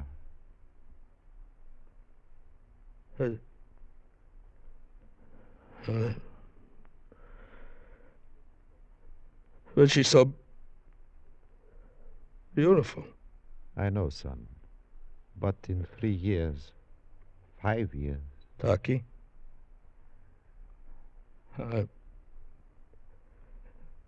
I'm sorry, Taki. So am I. I tried to tell you, but I not know how. And then I could not, even if I want to. I wanted to rest 1 more hour, 1 more minute. They stood there facing each other, the tall Marine and the girl with the ivory skin with the flower still in her hand, the flower already beginning to wilt. Goodbye, Lacey. Goodbye. Thank you for the flower. That's all right. I never forget you. I won't forget either. It was like a dream come true. For a while it was. Goodbye.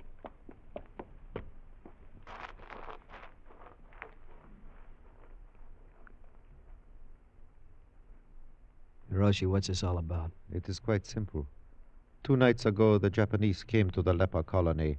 They took more than half my patients to Okinawa, headed toward the American lines. But why? To disrupt your advance. There was no chance of contagion, but, well, my patients aren't all as lovely as Taki. I see. Schrecklichkeit. Exactly. A weapon of terror. Tabori? Yeah, Lacey? I guess we better move on, huh? Are you ready, pal? Yeah. Long road back to Okinawa.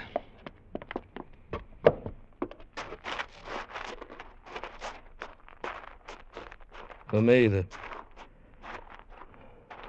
road back is longer than that.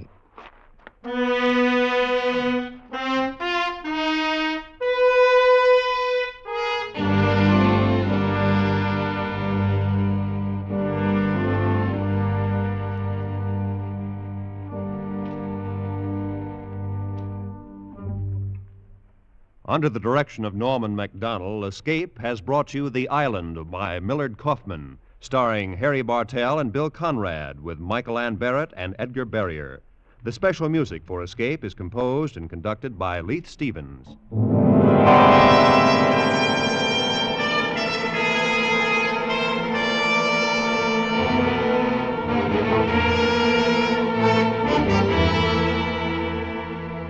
Next week, escape with us to the most evil city in the Orient, and the story of a beautiful but unscrupulous woman who ruled it, as Herb Purdom tells it in his exciting tale, Macau.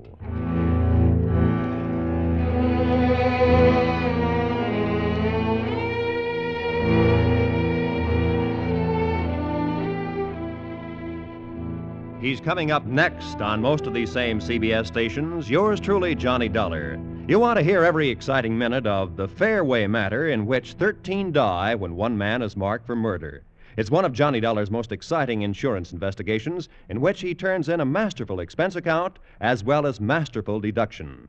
Stay tuned for yours truly, Johnny Dollar, next on most of these same CBS stations. Roy Rowan speaking.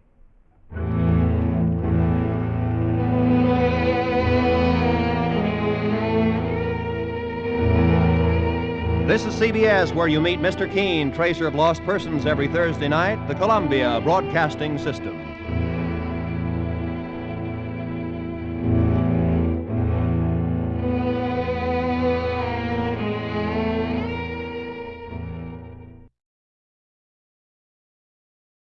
You, finding life rather dull, dreaming again of exotic places, wishing you were somewhere else? We offer you Escape.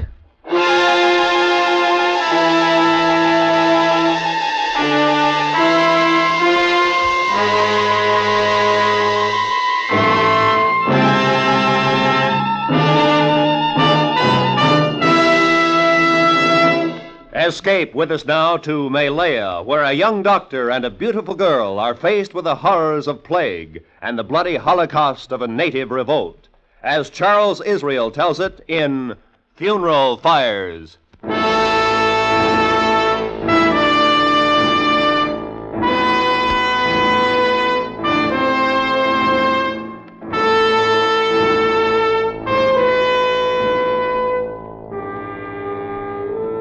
They were burning the dead.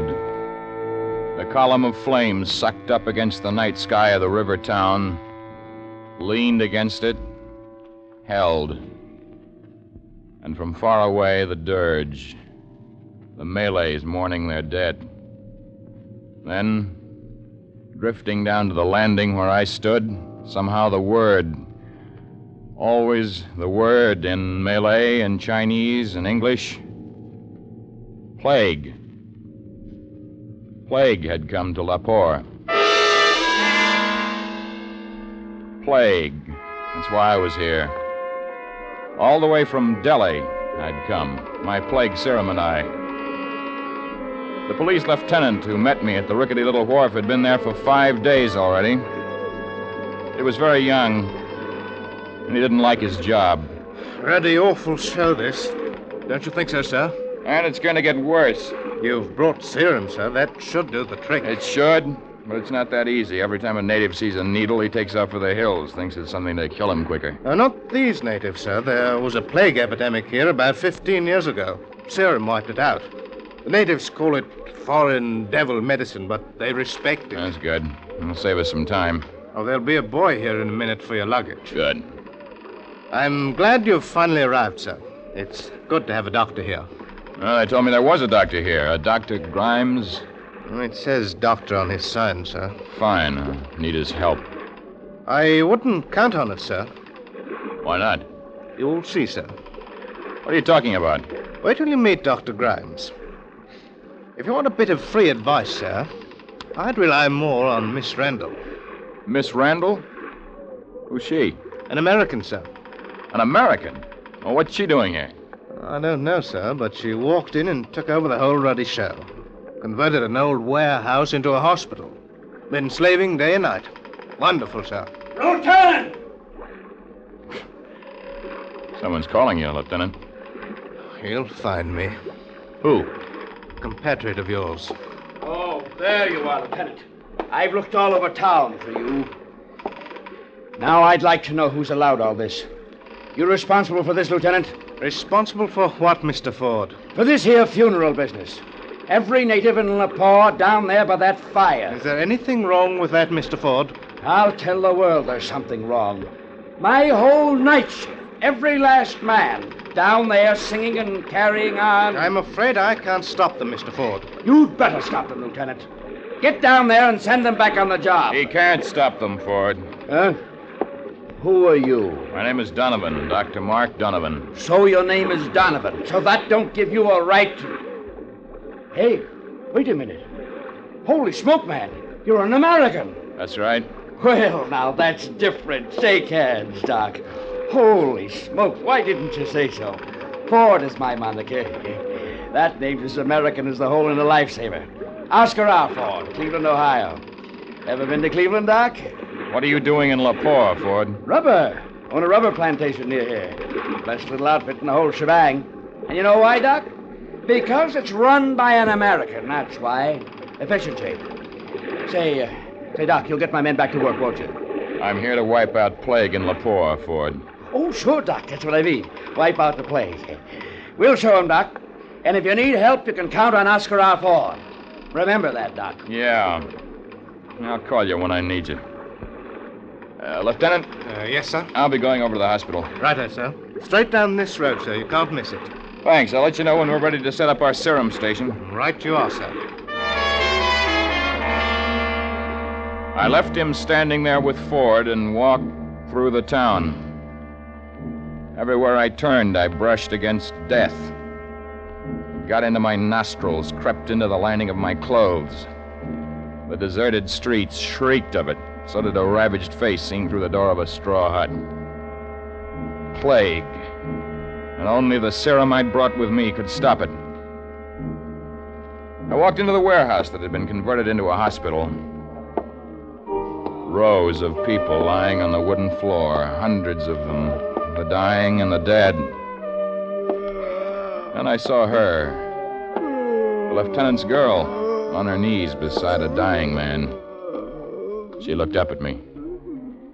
Hand me that cloth, please. This one? No, not that one. There, in the basin. Bring out the water first. Miss Randall? Yes? What do you want? My name is Mark Donovan. I've just come in from Delhi. That's fine. I'm busy. I'm a doctor. Did you bring the serum with you? Yes? Well, get it and get to work. Miss Randall, I'm in charge here now. I'm sorry. It's just that I'm tired. I know. I need your help. We're going to set up a serum station. It's about time. When do we start? As soon as we can get organized. Good. Oh, by the way, Miss Randall, is Dr. Grimes around? The rum pot? The resident medical officer. Look, if you want to find Grimes, there's only one gin parlor in Lepore. They call it the Nine Dragons. He'll be there. Thanks. Miss Randall, Yes? get yourself some sleep, huh? Sure, Doctor. As soon as they stop dying.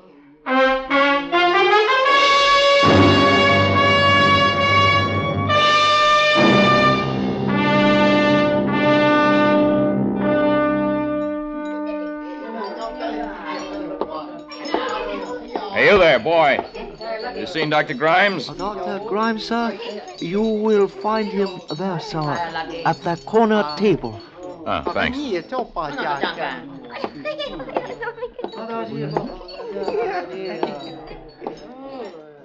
You're Dr. Grimes? What if I am? Who wants to know? I'm Dr. Mark Donovan, World Health Organization. I just got in from Delhi. Hey, well, now that's a fancy introduction, laddie. That's worth the drink. Here, laddie. And drink up. No, thanks. Dinna be that way, laddie. Take it. No, thanks. Take the glass, laddie. Take it. We'll have a wee toast. That'll be the ticket. Wee toast. I said no. You didn't have to knock the drink from my hand, laddie. Dr. Grimes, how soon can you be ready to give plague injections? There's no blasted plague here, young man. You're drunk. I say there's no plague here. No plague, you hear? That's what I say, and that's what I mean. Come on, Grimes, we'll get some coffee. You're insolent, young man. I'm in charge here. Let's go, Grimes. You've come to send a bad report on me, have you not? Aye. Well, you'll not do it. I said come on. Aye. I'm coming, young man. I'm coming. Hey, put that knife away. I'm coming right at you, laddie. I told you to put that knife away. Get up. You want to send a bad report on me now, will you, laddie? Now, tell me you want. Get up. Now, what is it you want from me, laddie? Meet me at the hospital in 1 hour. We're going to begin shooting serum. Anything you say, laddie, only if you please, no bad report. Just be there. I'll be there.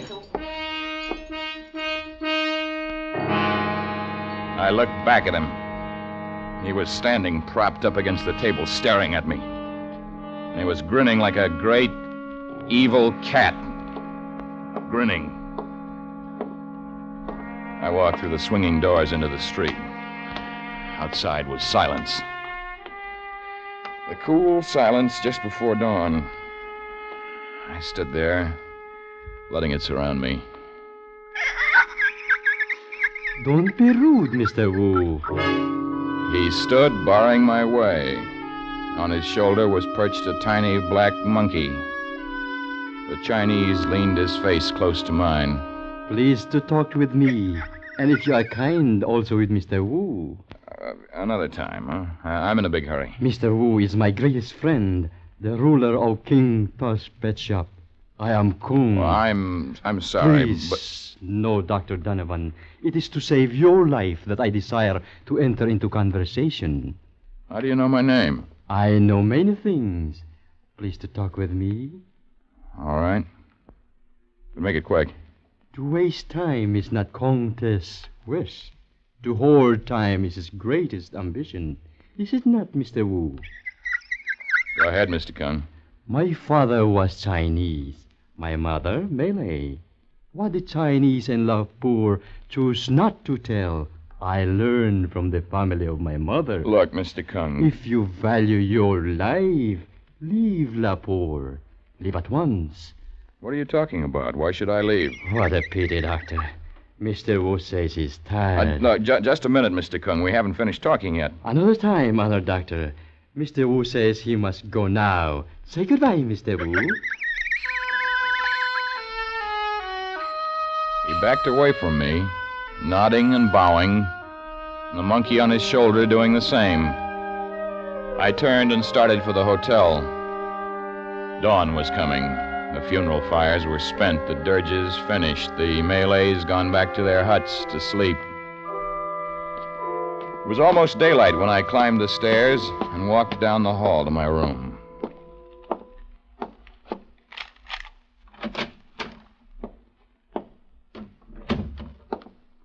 I've been waiting for you. Where have you been? What are you doing here, Miss Randall? I'm here. That's enough. I asked you why you're here. To help with the serum. You're going to need help, aren't you? Yes? Good. Well, do we get the serum? Remind me to ask you a question, Miss Randall. Like what? Like what brought you to Lepore? I'll remind you. The serum, Doctor. All right. It's here in this closet. Yes? Doctor, what's the matter? Doctor. What? I said, what's the matter with you? The serum. What about it? It's been stolen.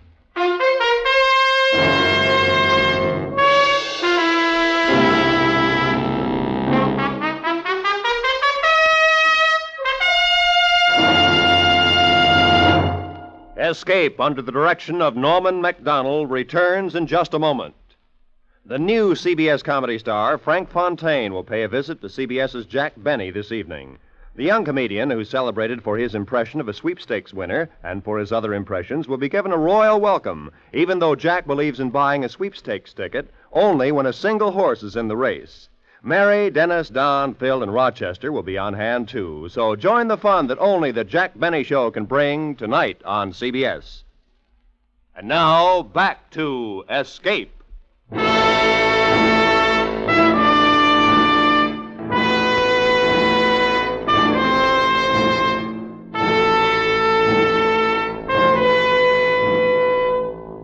When they sent me from Delhi to Lahore, they said it was plague, and they said it was bad.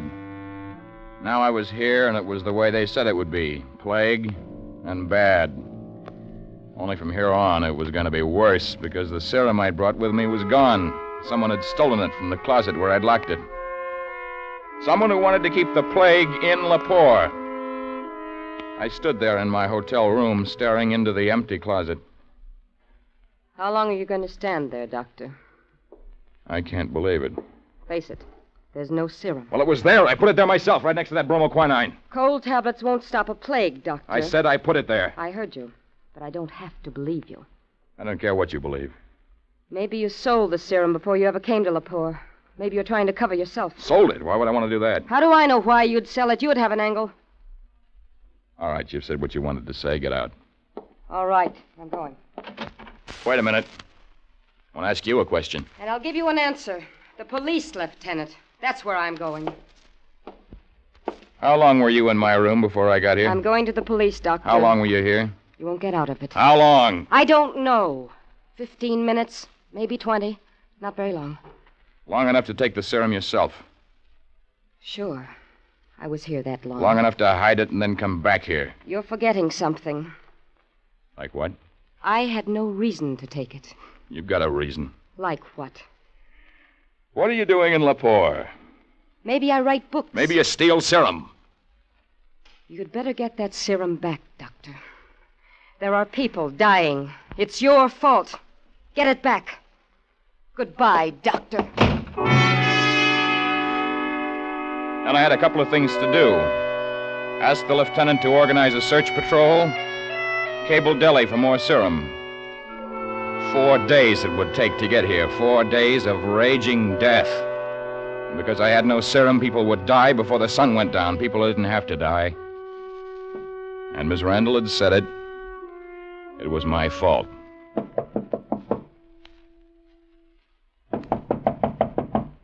All right, just a minute. Master, you no move. You listen. Who are you? Number 1 boy in shop of 1 Conte. Conte. Oh, the old man with the monkey? That same, Conte. All right. You got a message? What is it? Conte say, Master pay $5. Here, message. Here. Now, what's the message? Conte say, he no Master have trouble. Conte say, Master, come see him chop chop. No come chop chop, too late. Is that all? Him say, come chop chop. Chop chop, Master. Anything was worth a try. I found Kung Tae's pet shop in a narrow, musty street just off the marketplace. It wasn't difficult to pick out because there was a crowd jammed around the door. Holding them back were 2 Malay police. I pushed through the crowd and up to the open door. Oh, good morning, sir. I didn't expect to see you here. What's all this about, Lieutenant? You haven't heard, sir? Heard what? About the unpleasantness. What unpleasantness? What are you trying to tell me? You'd better come inside with me, sir. All right. Oh, what's this unpleasantness you're talking about? Right over there, sir. In the corner. Kung Tae. What happened, Lieutenant? Murder. A large caliber bullet, I'd say. Probably a .45. You'll want to examine him, sir? No, that won't be necessary. Quite right, sir. You know, I can't understand it. What? You see, sir, besides yourself, there are only 3 foreigners in that pool. Miss Randall, Mr. Ford, and Dr. Gray. Well? Well, that's it, sir. Why should one of them want to kill the old man? How do you know it was one of them? The weapon. Native skill with a knife for a rope. Mostly a rope. Never with a gun. Yes, that's interesting, Lieutenant. And there's something else I don't think natives do. What's that, sir? Steal serum. I meant to ask you about the serum, sir. Miss Randall mentioned it to me. There's going to be trouble, sir. With Miss Randall? With the natives, sir. I told you they were waiting for medicine. Somehow it's gotten out of them. They know you don't have the serum. They're right, Lieutenant. It's been stolen. Look, I want all the foreigners in Lepore at your office an hour from now. Can you arrange it? Yes, sir. You think there's some connection? Between the murder and the serum? Maybe. Can you have them there? If you don't mind my saying so, this sounds like a police matter. You're wrong, Lieutenant. It's medical. Strictly medical. I don't understand, sir. You will. Just get those people to your office, huh? Yes, sir. Miss Randall, Mr. Ford, and Dr. Grimes. You forgot somebody, Lieutenant. Who, sir? You? Me, sir? Quite right. I forgot, sir. I turned and walked out of the shop into the street. I had trouble getting through the crowd. It didn't mean much when somebody poked an elbow in my face. That could have been an accident, but not the man who jumped out in front of me and spat on the ground at my feet. This was no accident. This was meant for me. All at once, they were silent, watching me. Then from the hills outside the town, the sound of a drum, slow, ominous. And from somewhere in Lepore itself, the answer, urgent, threatening. Finally, I understood. It had gotten out to the natives. Somehow the people had found out that I had lost the serum, and in their minds I was the medicine man who had failed, the man who was making them die. My plan for getting the serum back had to work. I picked up my medical bag from the hotel, hurried to the lieutenant's office, a one-room wooden shack near the edge of town. I had things almost set up when the first person arrived. It was Miss Randall. What's all this about? What are you trying to do? It'll take a little while, Miss Randall. Sit down. I don't want to sit down.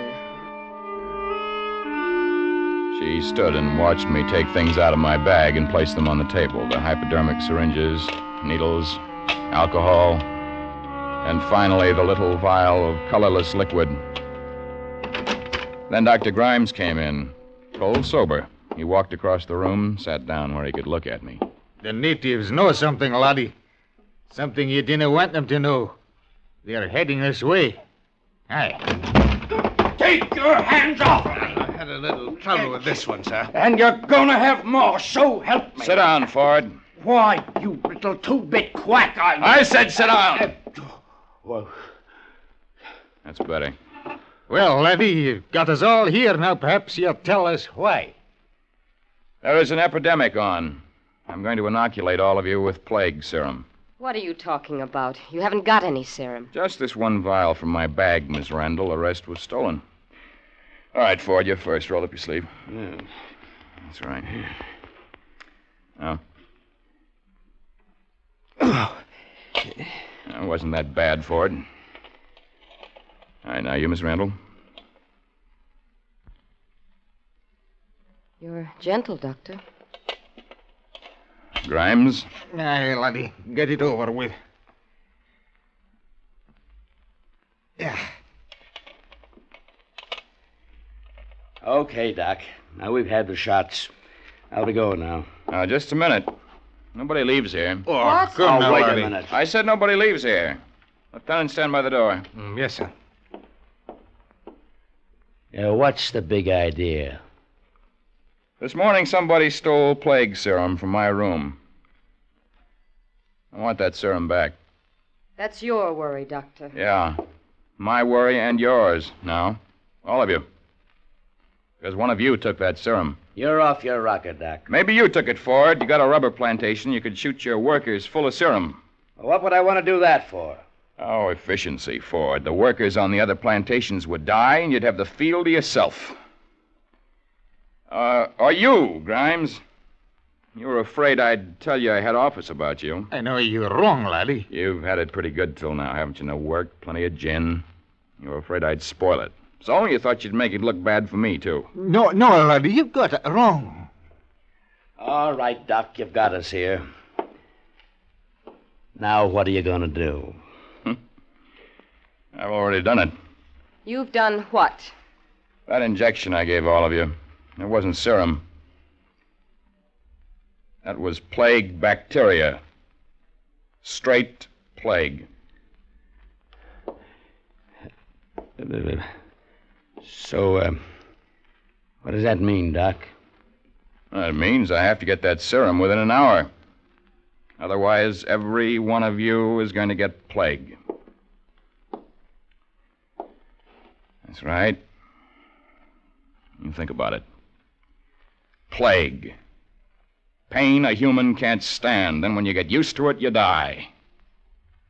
Each one of you. This is ridiculous. You're going to die, all of you, because there's no serum. Serum would save you. Serum I haven't got. Look, Doctor, those sick people at the hospital, they need me. Let me go there. You forget, Miss Randall, you're sick, too. You've got plague. You're going to die. I'm not forgetting. Let me go to the hospital, Doctor. Please. Now, what could you do there? Put cold towels on their heads? It doesn't help. It doesn't help much. I know that. They die just the same. But at least they're comfortable. Don't do it, Doc. Don't let her go. It ain't right. If she goes, we all go. You keep out of this.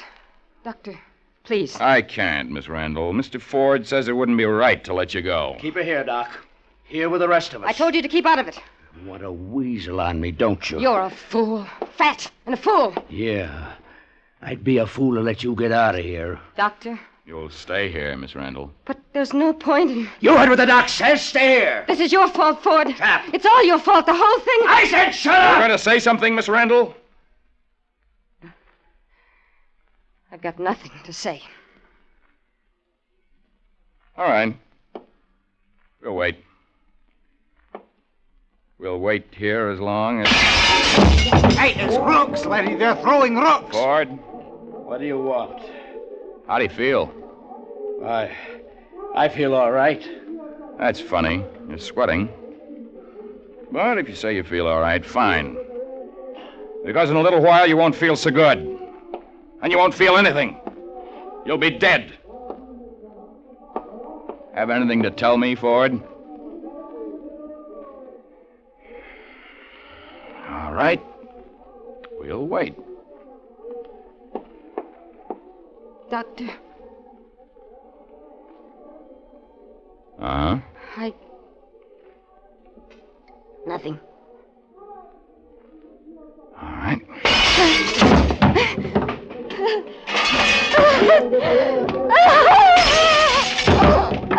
You're going to die, Miss Randall. I don't want to die. Don't let me die. Where's the serum? Make him tell. Make Ford tell where it is. She's crazy. Tell him. Tell him how you paid me to steal it. Don't listen to her. Tell him, Ford, you wanted the serum for your own workers. You killed Comte because he found out. You! What? Don't move, Ford! Keep him covered, Lieutenant. All right, Ford, where's that serum? How do you like that? Trust a day. The serum, Ford, where is it? It's in my house, the living room. Under the floorboard. Get it, Doctor. I don't want to die. Please. Please. Lieutenant, you speak Malay? Yes, sir. Get out there and tell those people they'll have serum in 30 minutes. Right, sir. Pleasure. And take these two with you.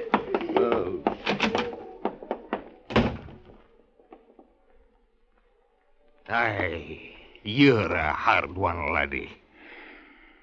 You ready for work, Grimes? But laddie, you'll be taking care of me first, will you not? Oh, you're taken care of, Grimes. Aye, I'm taken care of. You fill me full of plague. Oh, not plague. Water. Water? Yeah, water. Don't worry, it was distilled.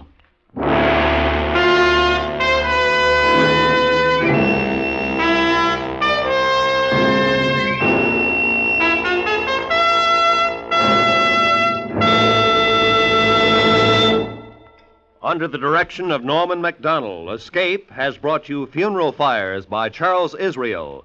Lamont Johnson was starred as Mark, with Georgia Ellis as the girl Alice. Featured in the cast were Don Diamond, Ben Wright, Wilms Herbert, and Leon Lontock. The special music for Escape was composed and conducted by Ivan Ditmars. Next week, escape with us to the barren wastes of northern Mexico and the story of $1 million in cash to be had for the asking, if you live, as Anthony Ellis tells it in his exciting story, This Side of Nowhere.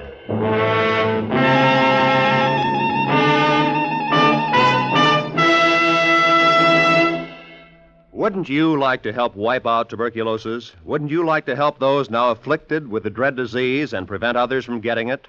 All the wonderful work carried on by the National Tuberculosis Association is financed by the sale of the Christmas seals you buy each year.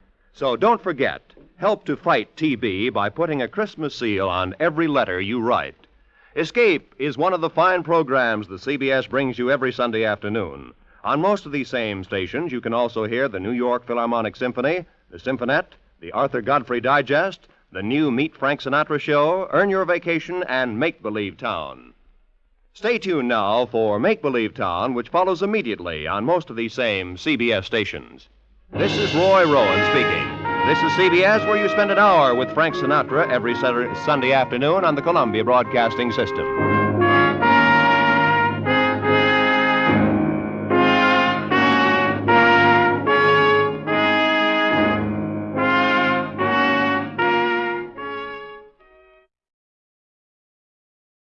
Tired of the everyday routine?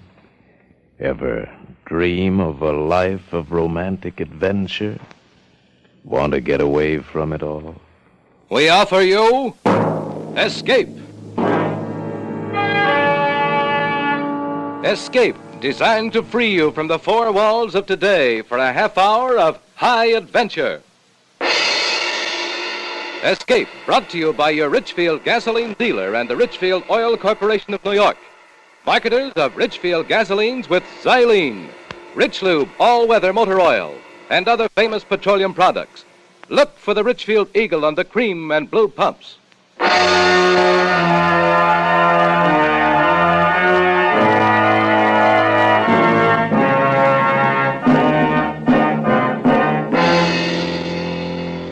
Tonight, we escape to an old-time whaling ship in the Pacific, and the story of the desperation and murderous violence of the men who sailed her, as Bud Nelson tells it in his exciting tale, Yellow Wake.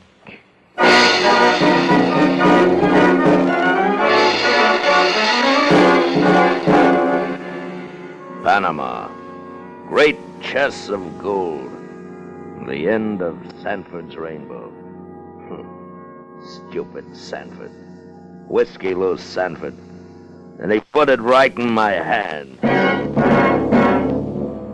Aye, his boast of an ancient book and a chart of buried treasure reeked of whiskey, till he flashed that poke of pieces of 8 in the San Francisco saloon, and I took care of the rest.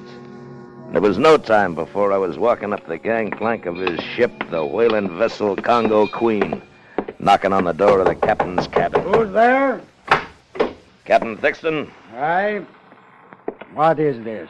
Fine watch I have that lets strangers board without challenge? Maybe your anchor watch is a little loose, Captain, but I'll tighten it. My name's Love. Jonas Love. Love, is it? What's your business aboard? I'm your new first mate. Where's Sanford? He won't be coming back. Sanford jumped ship? I don't believe it. Jumping for dead, Captain. Shot, sir. Shot in a brawl. Aye, whiskey, no doubt. I'd warned him. It had to happen someday. You were a friend? For a time. Whiskey makes all men friends. Or enemies. I shot him. You shot him? You shoot my mate and you got the sand to come here telling me about it? I shot him in the smoke of his own gun, Captain. In San Francisco, that's a fair contest. I want his job. You want his job, eh? You kill a man and ask for his job. What sort do you take me for that I'd take you on in the light of what you tell me? For an intelligent man, Captain. One who won't pass up a chance to take on a better man than Sanford. He won't find another qualified mate on the California coast. You got a good deal of talk, Mr. Love, but talk don't run a whaler. A ship's a ship, sir, whether she runs whale oil or slaves. Well, now you want to change the diggings. Where's your papers? Papers don't run a vessel anymore in talk. Here, you'll find I speak the truth. Well, maybe we can come to terms. Where's your gear? Sanford won't need his. What? Mr. Love, you've gotten on common gall. You kill a man, ask for his job, and now you take his very worldly possessions. I scarce think you'd stop at his wife. Did he have one? Well, it's a fair thing you didn't. You're a heartless man, Mr. Love, and I don't admire you for it. But it takes a heartless man to run this crew. I dare say there's worse ones on board. Get your men in hand, Mr. Love. We sail in half the hour. South's the course.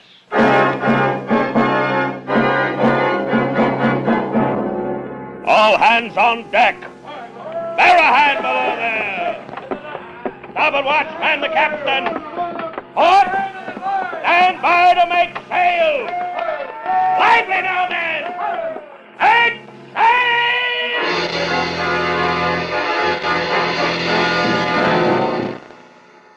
The Congo Queen was 300 tons between her jibs and her spanker and fleece in the teeth of the wind. A three-masted ship with canvas 5 high and the smell of her trade and her wood. I beat her to windward, cleared the bay, turned her south, and took a fresh wind over her stern, trimmed and sailing free for the end of Sanford's rainbow. Sanford. His berth was mine, the key to his sea chest hung from my neck. Secure inside his iron-bound chest was the proof of his drunken boast. Notes, more coins, green with age, a leather-bound book, and a parchment chart of Spanish legend. All I lacked was the name of the men who were in it with him, but I knew they'd show themselves soon enough. They'd be the ones who hated me most. Meantime, I had the whaling trade to learn, my life to guard against unknown men, and a new captain to please. I joined Captain Thixton at the wheel. I've been expecting you, Mr. Love. Aye, sir. Belay the formality, man. Respect is not in your nature. You're right, Captain. And wrong. What's our destination? Well, you might as well know you're not just my first officer. You're a confessed killer, and this is the high seas. One false step, and you're my prisoner. The matter is closed. Closed it is, but not locked, sir. Our destination, Captain. You go as far as your behavior takes you. We, the Queen, and the rest of my crew hail New Bedford in time. First the Horn and the 60 latitudes, God willing. 60 latitudes, huh? Ice, then. Aye, ice. But also whales, many and big. Sperm, blues, humpback. We should fill quick with luck. You'll see, Mr. Love. Secure the watch. Aye, sir. From now on, it's watch and watch, 4 and 4. Keep 'em moving smart. Tired men don't make trouble. That includes you, Mr. Love. Watch and watch, 4 and 4 it is, sir.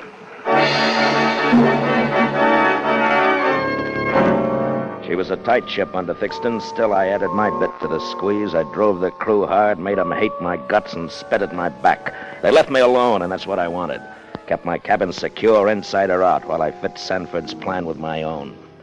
Oh, how the fool could have waited, I'll never know. The cache of gold was described in his notes. He'd been to the site from the Caribbean side, yet he sailed halfway around the world because he needed 4 men. 4 men who were on board, 4 men who would kill to put hand to my book and my chart. Well, we were fast hauling south. Had to tempt them to show their hand. The bait was the book with some pages cut out, a false rolled chart, and an open hatch. We were in Mexican waters, sailing hard on the wind. I was in my hammock, a tired dog, and sleep was a fitful thing.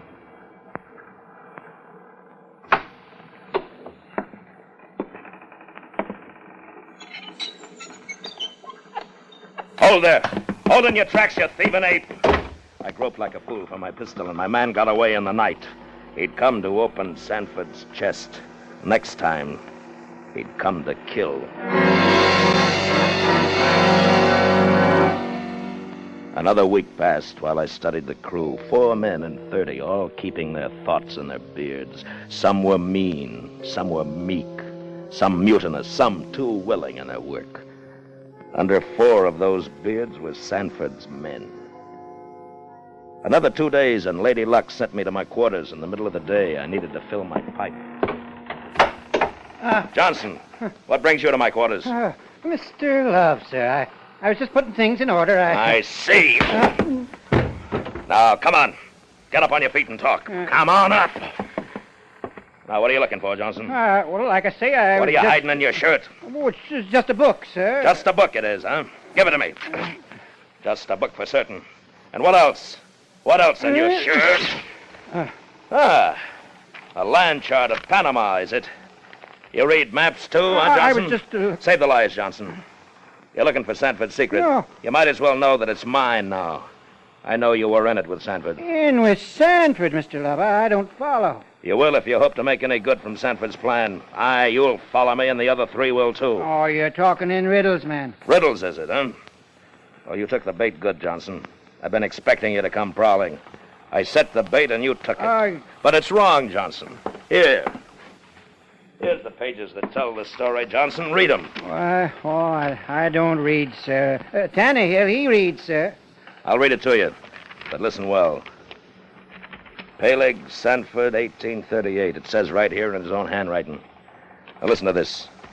The name of the book, Sir Francis Drake Revived. Calling upon this dull and effeminate age to follow his noble steps for gold and silver. Pretty thought, isn't it, Johnson? Aye, it's a haunting story, I'm told. Tannehill was to read it to me on wages, sir. Save the lies, Johnson. Just listen to this, where Sanford marked. Now listen. He keepeth 100 slaves at least in the mines, each slave being bound to bring in daily clear gain, all charges deducted, 3 pesos of gold for himself and 2 for his women. It goes on to say, Johnson, that the daily haul, daily, mind you, was 1,600 pounds sterling. Translated, that's roughly $50,000 every day. Well... Now listen. Which he keepeth in certain great chests of 2 feet deep, 3 broad, and 4 long. Just think of it, Johnson. Caskets full of gold.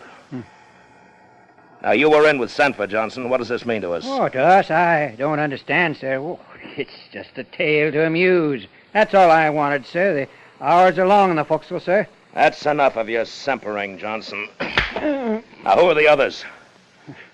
It's your boat crew, isn't it? Tannehill, Bigsby, and Alcott? Why, you call their names with your dying breath. Be sensible now, man. I'm willing to put in with you. You need a leader, and I need men. And I hold the map in the book. When you're ready to talk sense, fetch your men here. Now, shove off. Hi, Mr. Love. I'll shove off. And Johnson, I'll kill the man on sight I catch near my quarters. Is that clear? Aye, Mr. Love. We know killing ourselves. You may not see the light of another day.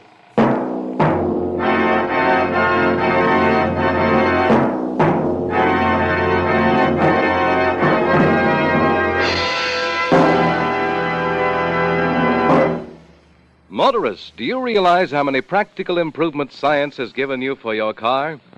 For example, you get better gasoline because scientific research discovered xylene. Xylene is one of the highest anti-knock components in gasoline history. Xylene gives new high anti-knock qualities, new flashing power to gasoline. But here's the big news.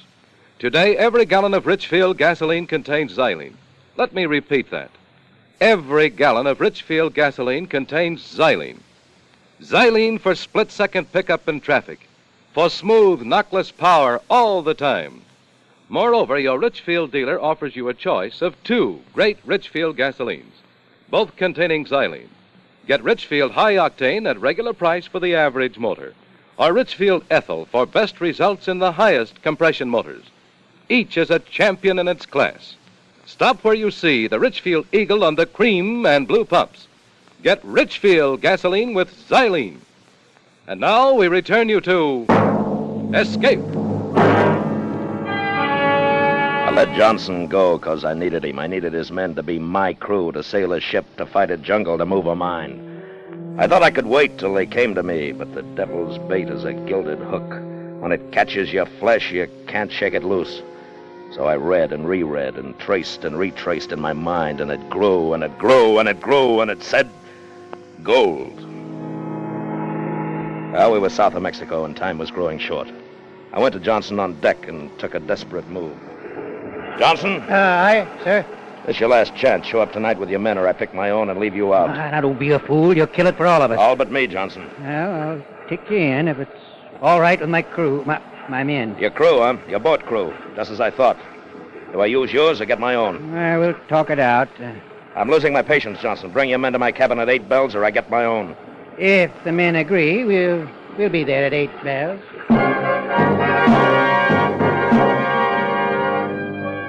long chance, but it worked. And at 8 bells, they came to my cabin. Johnson, Tannehill, Bigsby, and Alcott. Here we are, Mr. Love. Come in. Keep quiet. All right, belay the talk. Now gather around the charts. Now, there's one point I want clear. I'm giving orders, and they're not going to be mislaid. I understand, nobody else. Any man who doesn't like it can talk up now. Mr. Love, we're taking you in. You're wrong, Johnson. As Sanford's, legal heir, I've got 9 points of the law right here on this table, this map, and this book, and the know-how. He's right. Stow the gripes, Johnson. We need a man with learning. How about it, men? All right, that's settled. Understand, Johnson? All right, close in on this chart. I'll show you where Sanford was wrong. Now here, right here, was our position at the noon sight. We're approximately 12 degrees, 30 minutes north by 82 degrees, 40 minutes west. See where that puts us?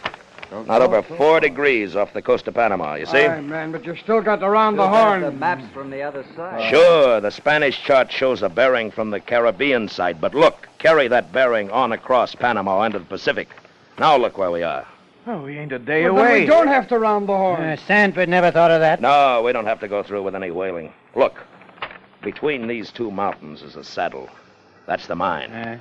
The bulk of the treasure is shown on the Spaniards' map right here, at the highest point in this defile.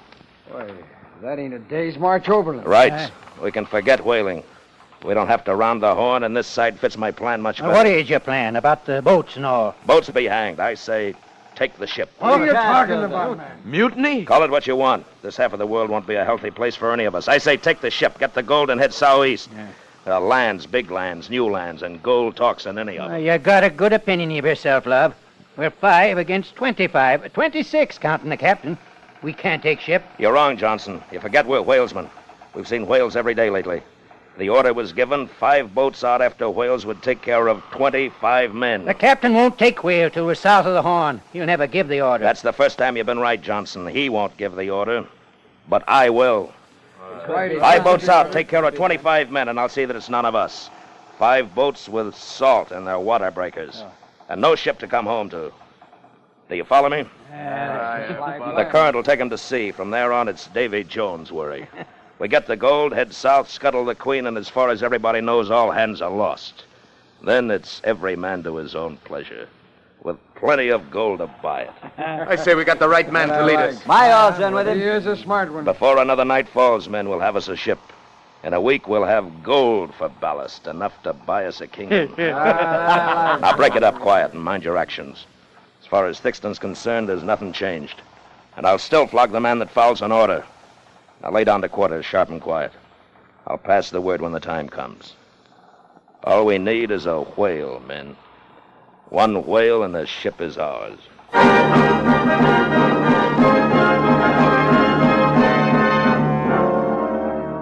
It was a neat plan and it carried fair. The watch changed.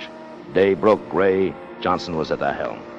Bigsby stood lookout high in the fort of gallant yards, all on orders of Jonas Love. Captain Thixton was lashed in his bunk. I saved him to kill him with the loss of his ship. The proud Captain Thixton, a prisoner of Captain Love. For now, we were whalesmen in search of a whale, any whale. It was watch and wait and watch. And... 2 points starboard! Keep low! Lay to the helm! Aye, sir. Bring her up! Up! Stand up on! Lightly now! Bear ahead! Clear on the port side! All away! Have it clear, all away!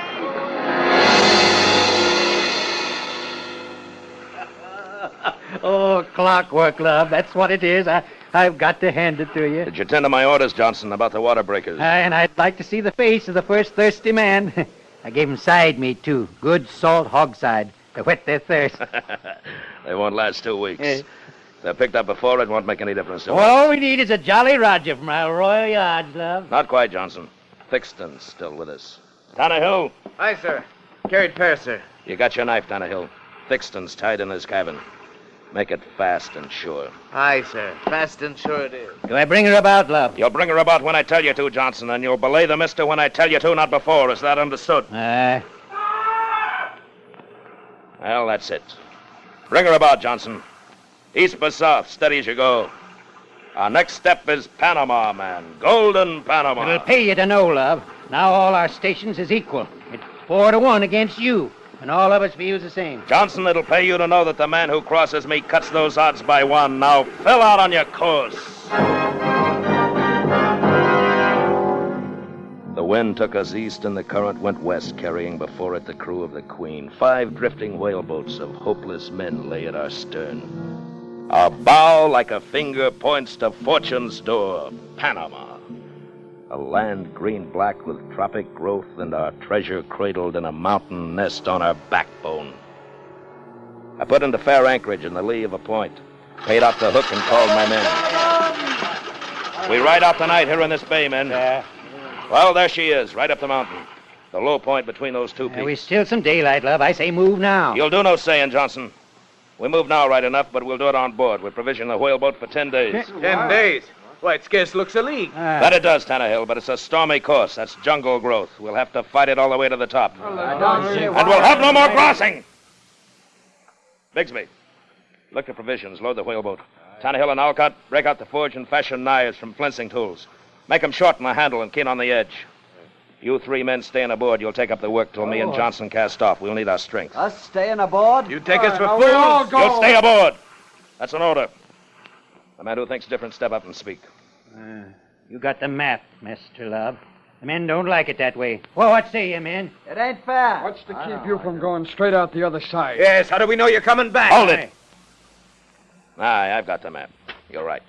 It's not fair that one man should have it. Tannehill, give me your knife. Aye, sir. You men don't trust me. You do trust Johnson. That's very well. So, here, Johnson. Half for you, half for me. Now, does that satisfy you? Aye. Aye. Johnson's for us, fair enough. But you'd better come back.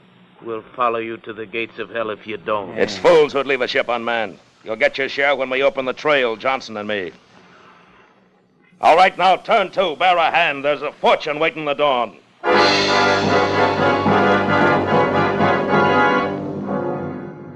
The fools. Simple, arrogant fools. And Johnson, too. Content with a worthless half of a map. Landmarks in plain sight, the last and main bearing stowed safe in my head. Every bearing and distance to the final pace memorized from 1,000 readings. Now to find the starting point. The rock with a face in Sanford's notes. Certain great chests of 2 feet deep, 3 broad, and 4 long. Ponderous heavy. A wall of jungle to cut. I needed these fools. Even Johnson, for a time. Jungle. Lush, rich, gentle. It's a trap, a slimy, stinking, creeping green trap. Hold up, Johnson. Fetch up the water. The bugs, the heat, green snare. Take the lead, Johnson. No man can keep this up. I say belay it and rest. We need a strength. Move on, Johnson. We've hacked half a day and we're not a cable's length from the sea. Take the lead. We'll not last if we hold this pace. Look at the blasted insects. They hang in clouds.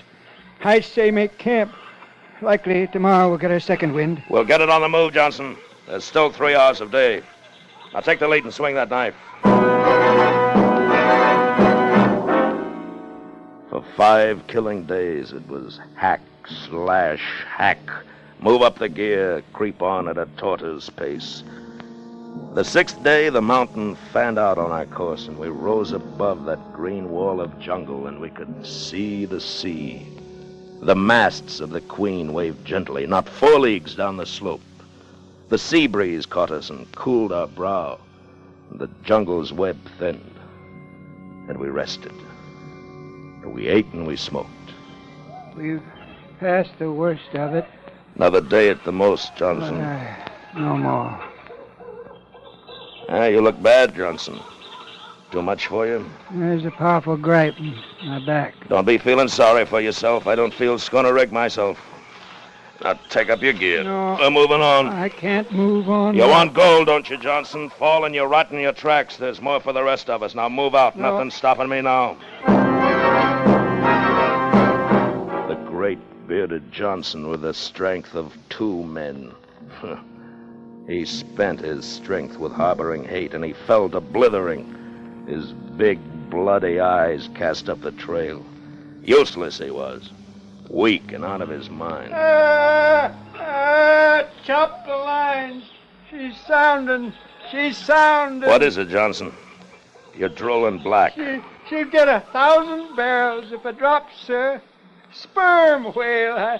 I've seen it with my own 2 eyes.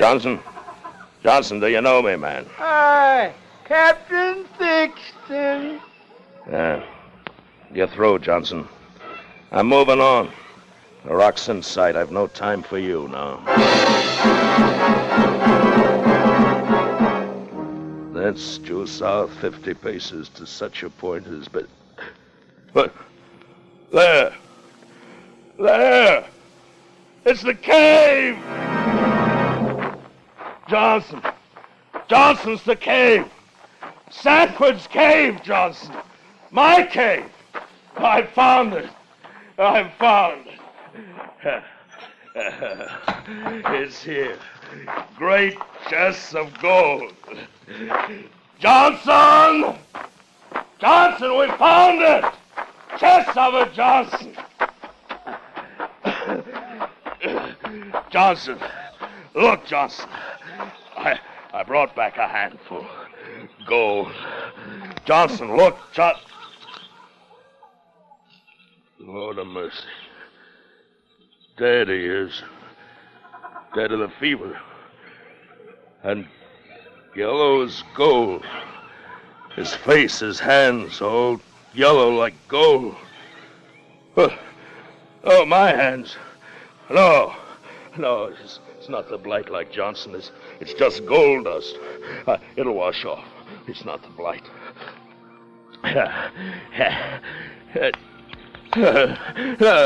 My hands, my limbs, it don't wash off. No!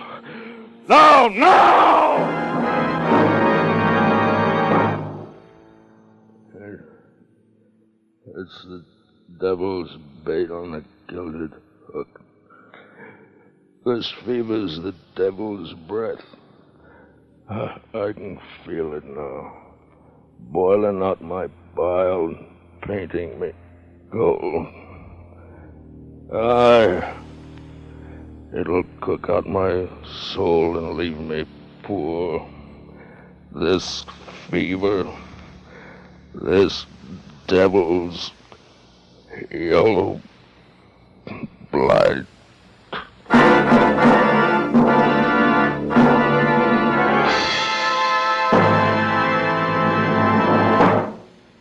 The good old summertime may be fun for you, but it's no picnic for your car. Hot summer weather and gritty dust can take your car off the road right into the repair shop. That's why it's important to make sure now that your car is safely lubricated. Get protection against wear and breakdown with Richfield All-Point Safety Service. The Richfield gasoline dealer will give your car a careful all-point lubrication job using Rich Lube lithium lubricant, the new premium lubricant that stands up under the toughest use, that wears like iron. Then he'll change your oil to fresh Rich Lube all-weather motor oil, the oil that cleans your motor as it lubricates. And finally, the Richfield dealer will give your car a careful safety check of all the likely trouble spots. So why take chances? Get Richfield All-Point Safety Service from the Richfield gasoline dealer tomorrow. Stop where you see the Richfield Eagle on the cream and blue pumps. Escape was produced and directed by William N. Robson, and tonight has presented Yellow Wake by Bud Nelson. Featured in tonight's cast were Bill Conrad as Love, John Hoyt as Sanford, John Daner as Johnson, Will Gear as Thixton. Also heard were Paul Free, Stacey Harris, Harry Bartell, and George Offerman, Jr. Special music arranged and played by Ivan Ditmars. Next week. You're in India, lying in bed at night, when suddenly a crate, the most deadly poisonous snake in the world, crawls into bed with you. The slightest movement will bring you to a horrible death, from which there is no escape. Next week at this time, the Richfield Oil Corporation of New York invites you to escape with an unforgettable story of a night of terror in Bombay, as Roald Dahl tells it in his story, Poison. Be listening. Goodbye then until this same time next week, when once again we offer you Escape. Tom Hanlon speaking over CBS, the Columbia Broadcasting System.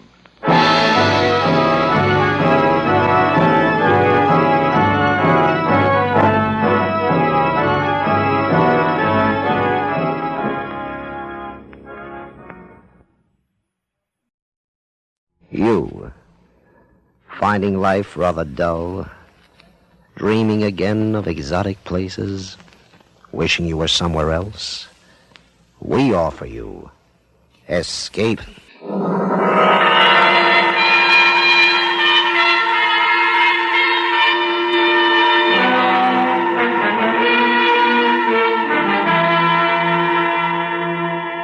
Escape with us now to the outer limits of space and the terrifying experiences of four men who penetrated it, as Ray Bradbury, famous science fiction writer, tells it in his gripping story, The Earthmen.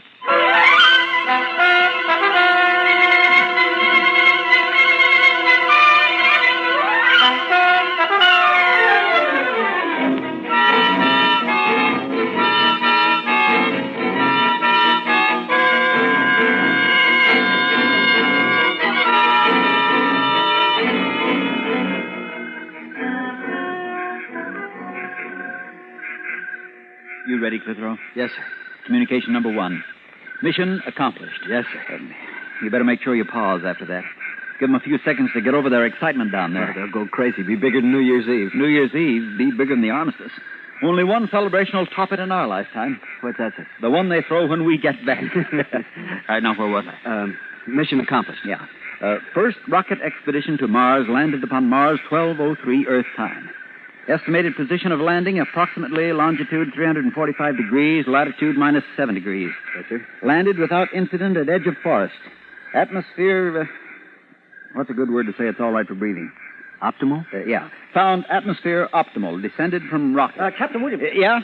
Prescott, sir. I see Prescott. He's running this way. Running? Something after him? No, he's just loping along. I think he's smiling. Keep your binoculars on him. Sound off. It looks like he's in trouble. Descended from rocket. Sent Lieutenant Prescott on reconnaissance mission. Dugan, Prescott all right? Yes, sir. Want me to yell to him? No, just stay up there and watch him. Morale high. Commend efficiency and discipline of the entire crew. Lieutenant Prescott and Dugan, Sergeant Clitheroe. Thanks, Captain. There's enough glory for all, Sergeant. Any chance of sending that in now? Not for 2 hours. Channels won't be clear for voice communication until 3 o'clock Earth time. They don't even know yet that we made it.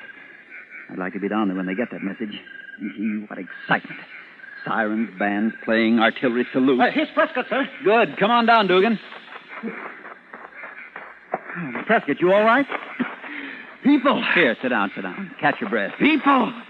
Mars has people. All right, now take your time. You want a drink? Mars is inhabited.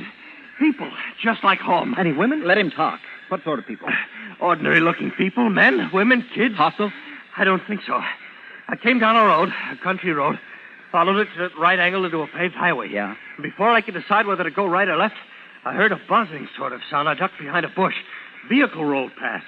One wheel must have a gyroscopic balancer of some sort. Yeah. Inside was a man and a woman. What'd they look like? Just like us. Hair, eyes, nose, mouth, body, clothes, everything. Mars inhabited. Wait till they hear that down there. Well, after it passed, I followed it. I came to a hill, and when I got to the top, there it was, a little town. Buildings, streets, just like home. And then I hurried back here. People. And just like home, huh? Yeah. You suppose they're really friendly? Well, I don't see why not. You heard what he said?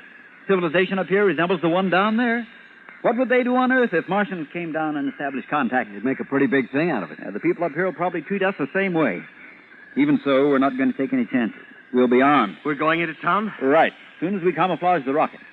All right, start cutting some of those branches and gathering leaves. Cover it up good. I don't want anybody monkeying around while we're gone. Right. We can't be gone long, Captain. Channel's open at 3. We'll be back by then, if everything goes well. Oh, can you imagine their reaction when they see us? Come on, man, make it fast.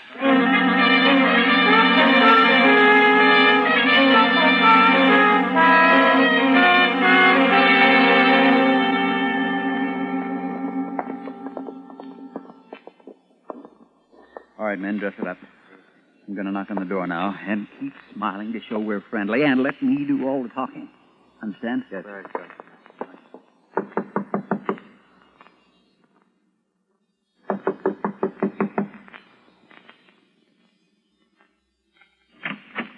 Yes, what do you want? You speak English. I speak what I speak. What do you want?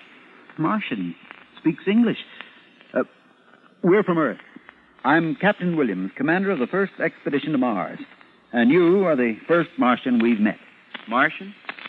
What I mean to say is you live on the fourth planet from the sun, correct? Well, everybody knows that. Well, we're from Earth.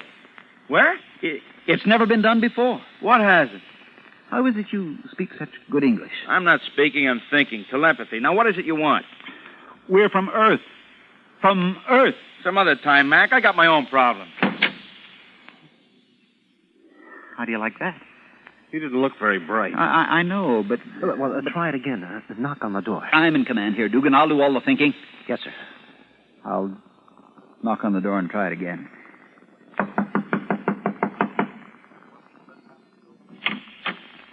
Yes? Oh, excuse me, ma'am. Was that your husband I was just talking to? Yes. He shut the door so quick I never got a chance to explain. Oh, I'm sorry, but he is busy. Can I help you? Are you strangers in town? I'll say we are. We're from Earth. Earth? The planet Earth. Maybe you have a different name for it. The third in order from the sun. We came in a rocket. Almost 60 million miles through Don't come near space. me. I just want to see you can. You and your husband are the first people on this planet we've Don't seen. come near me. You don't understand. We're from Earth. We came in a rocket. We came in a rocket. And we...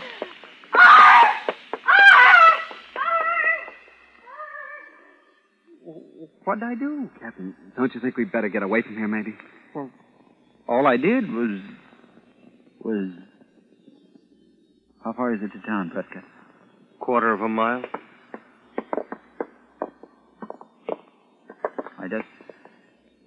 I just wanted to shake hands. What was it that scared her?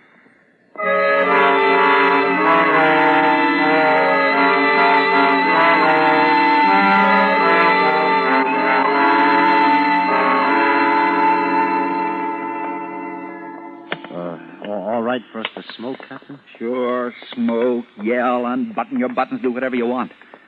Doesn't seem to make any difference. Nobody's paying any attention to us anyhow. You'd think these people had visitors from Earth every day. Nobody even turns around to look at us. Can I say something, Captain? Yeah? We can't blame them for ignoring us, sir. We look just the same as they do. For all they know, we're just a few Martians ambling through the town square. We ought to take a chance and try telling someone else. We've told 3 of them already. Back at that farmhouse, the man ignored us and the woman screamed and ran away. And that girl we told fainted. Captain, looks like a bar or a soda fountain in here. Would it be all right if we went in and had something to drink? Well, why not?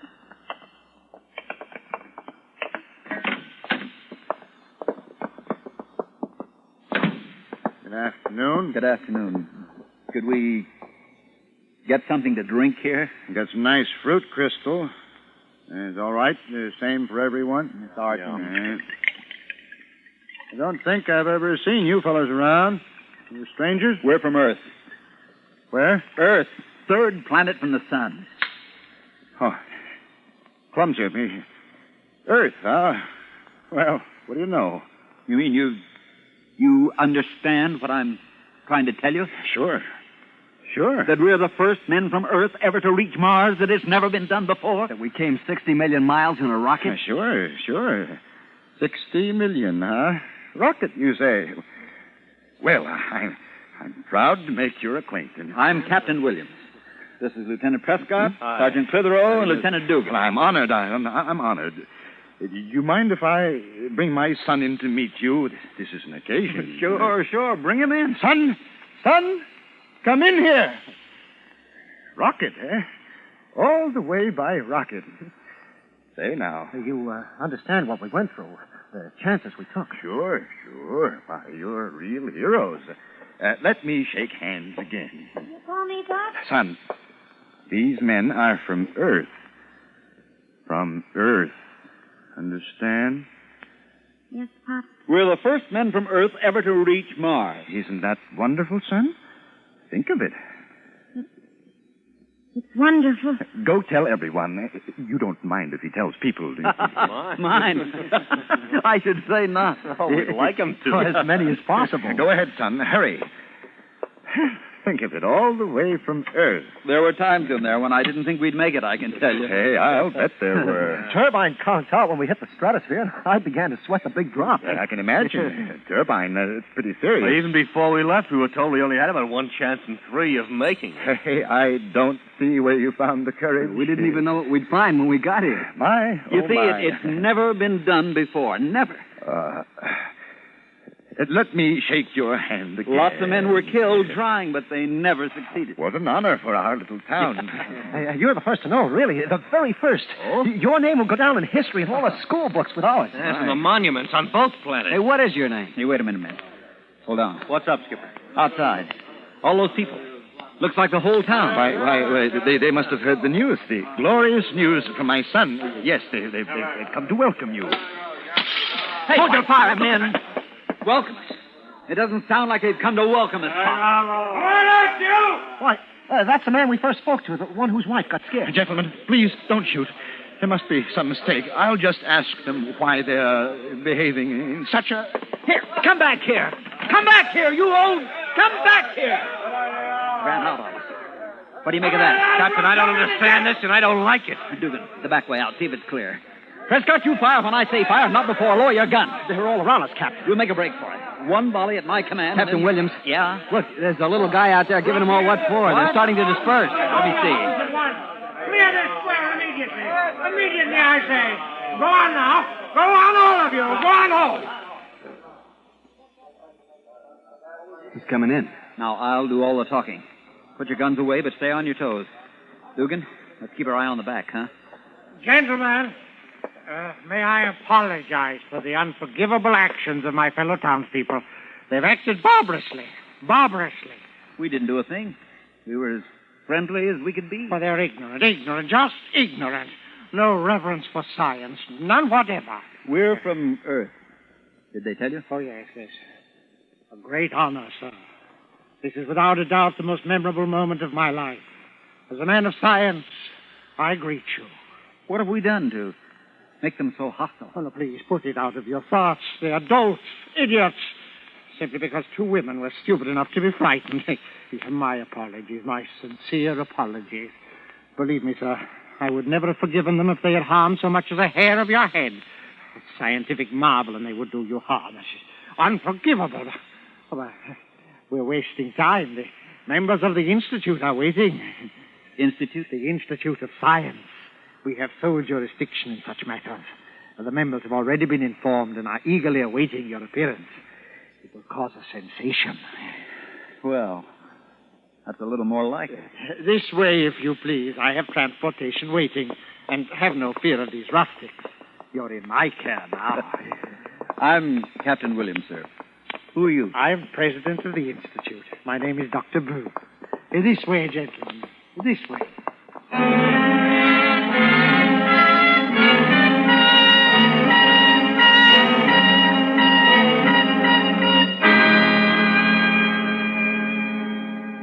Escape under the direction of Norman MacDonald returns in just a moment.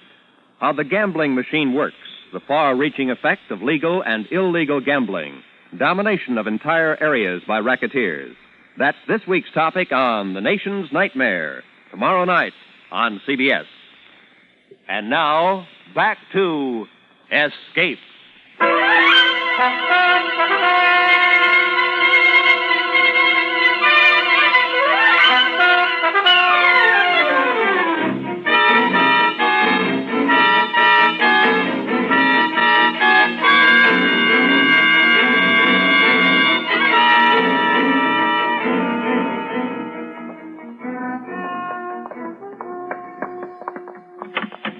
In here, Captain Williams. Go right in, please.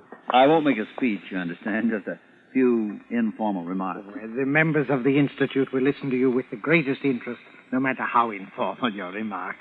Go right in and make yourself at home. Thank you, Doctor. I'll keep it short. We have to be back at our rocket by 3 o'clock our time in order to... To communicate with Earth, yes. You told me, yes. Go right in. I'll join you very soon. Thank you. After you, men. He's a nice fellow. Wow. What an auditorium. Must be hundreds of people here.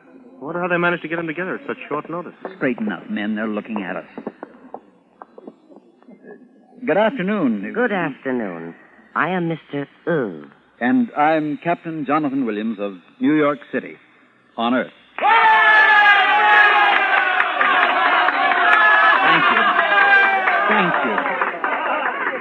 Thank you, one and all, on behalf of myself and my crew.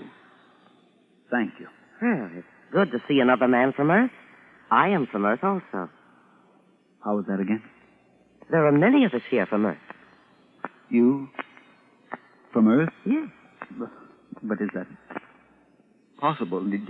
Did you come by rocket? Has space travel been going on for centuries? What country are you from? Tuiriol. I came by the spirit of my body years ago. Tuiriol? I never heard of it. What was that about the spirit of your body? Well, what do you mean there are many of us here from Earth? Not only from Earth. He's from Jupiter. He's from Saturn. Jupiter? Saturn? Wait a minute, this is confusing.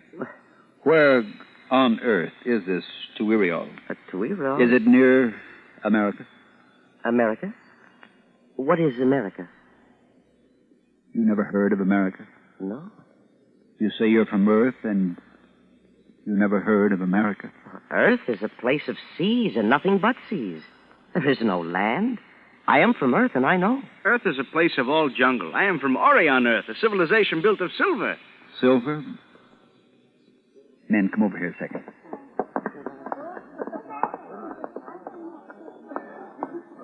You realize what this is? What, sir? This is no celebration.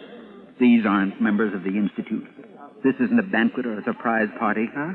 Look at their eyes. Listen to them.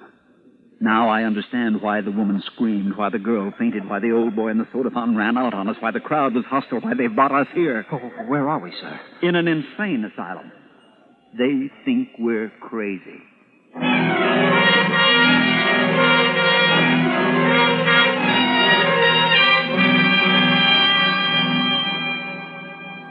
Clitheroe, try the door again. I just tried it, Captain. It's still locked. Go right in, gentlemen. The members of the Institute will listen to you with the greatest interest, no matter how informal your remarks. I'll bet they've been listening, all right. I'll bet they've had us under observation ever since we entered this building. Captain, look. What? You ought to take a look. That woman who said she was from Earth, too. A blue flame is coming out of her mouth and then turning into the shape of a small naked child. You think that's something? I've been watching one of them change into a crystal pillar and then into a golden statue and then into a staff of cedar and then back into a woman again. Never saw anything like that. Magicians. No, not magicians. Those are hallucinations. They pass their insanity over into us, and we see their hallucinations, too. Telepathy, autosuggestion, and telepathy. Well, look, Captain. If hallucinations can appear this real to us, to anyone, if hallucinations are catching and almost believable, it's no wonder they took us for psychotics. If that woman can produce little blue fire children and that one can change into a pillar, how natural if normal Martians think we can produce our rocket ship with our minds. I've been thinking along those lines, too. If someone came up to you on Earth and said he was from Mars, just came in by rocket, wouldn't you think he was crazy? I would. Heaven help me, I would. What time is it? 2:35. The channel's open in 25 minutes. Where's that doctor? Where's that doctor? I said, where's that doctor? I'm here, Captain. I demand our release. I demand an apology for this outrage. My government will certainly hear of this. All the governments of Earth will hear of it. I shall tell them of the indignities heaped upon their representatives. Yes, of course. Don't humor me! Are you going to release us, or must I take steps? What sort of steps? I'll kill you. That's very interesting. Excuse me a moment. Dr. O. Yes, Doctor. Did you call me, Doctor? The case is developing along classic lines. I thought you might be interested. He's just threatened to kill me. Proceed, please, Captain. I wasn't joking, I tell you. Are you going to stand aside? No. All right. Jan. Most interesting. What do you suppose the next phase will be? A denial of insanity, reaffirmation of sanity. But we are sane. We are. You see? Classic men try to think of something. He thinks we're insane, and he won't understand that we're not. No, not at all. I do not think all of you are insane. Oh, no. Just you, sir. The others, the ones you persist in referring to as your crew, they do not exist. They are secondary hallucinations. Secondary? Hallucinations. But you can touch them. You can hear them. Go ahead and touch them. It would prove nothing. Patients have come to me with snakes crawling from their ears. When I cured them, the snakes vanished. We'll be glad to be cured. Go ahead. It's unusual. Not many want to be cured. The cure is drastic, you know. Cure ahead. I'm confident you'll find we're all sane. He persists in referring to the others. Oh, they never stop. You know, Captain, such cases as yours need special treatment. The others in this hall are simpler forms, but once a patient has deteriorated as much as you have with primary, secondary, tertiary, auditory, olfactory, and lingual delusions, as well as tactile and optical fantasies, it's a pretty bad business. We may have to resort to euthanasia. Euthanasia? You're crazy! Now, listen. My crew and I left Earth 3 days ago in a rocket. We landed here in Mars. Yes, you've already told me, Captain. Most detailed dream fantasy I've ever heard. But I can show you the rocket ship. I'd like to see it. Can you manifest it in this hall? No, certainly. It's over there in the corner.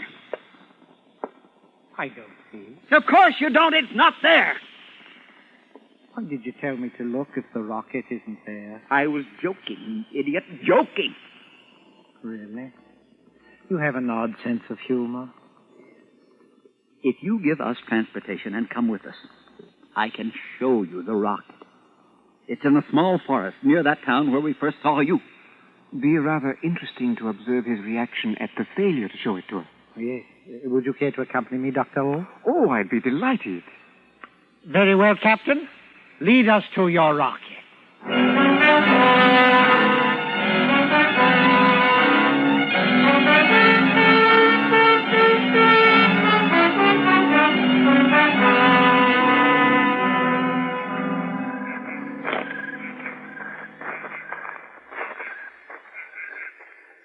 Here it is.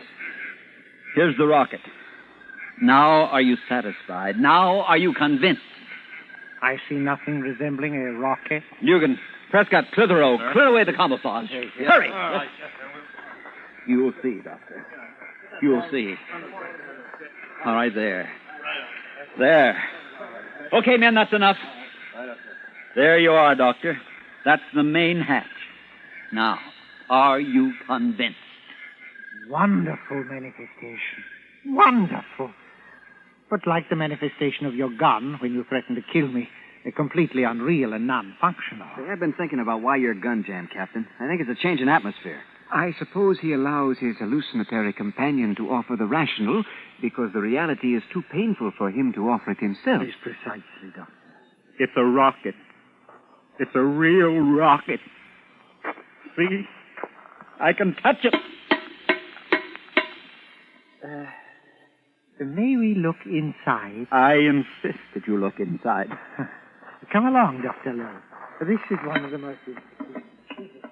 Captain, it's 3 minutes to 3. If we can keep them here until they open the channels, they'll be able to hear the reaction to our report on Earth, and then we'll be able to... I know. What a suspicious bunch of louts. 2 cents, I'd tell the people back home not to bother with Mars.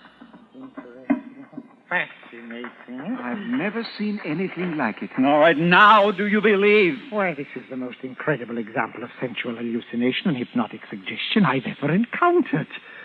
We went through your rocket, as you call it. I tapped it, and I heard it. Auditory fantasy. I smelled it. Olfactory hallucination induced by sensual telepathy. I could even taste it. Lingual fantasy. Allow me to shake your hand, sir, and congratulate you. You are a psychotic genius. You have done the most complete job by the task of projecting your psychotic image life into the mind of another via telepathy, and keeping the hallucinations from becoming sensually weaker is almost impossible. Those people in the house usually concentrate on visuals, or at the most visual and auditory fantasies combined. But you, Captain, have balanced the whole conglomeration.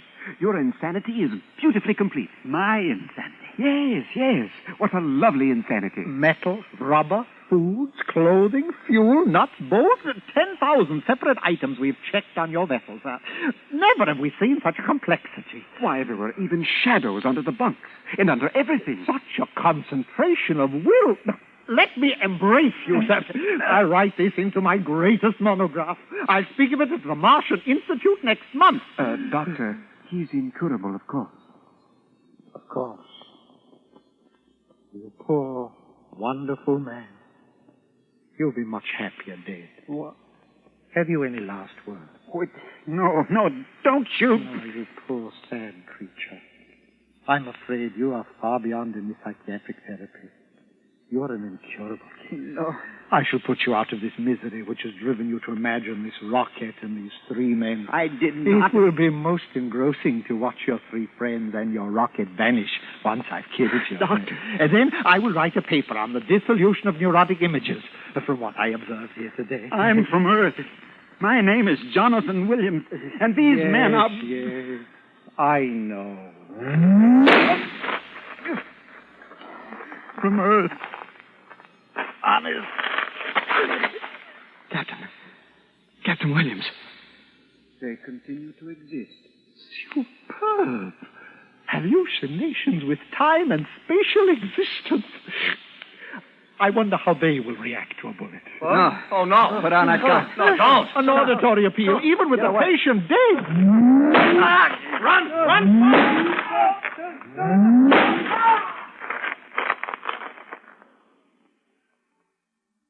They still exist. And so does the rocket. Phenomenal. Such persistence of the psychosis. First time I've ever observed it post-mortem.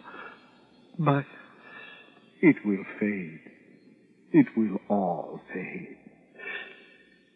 Interesting, wasn't it? Well, shall we be returning to the Institute?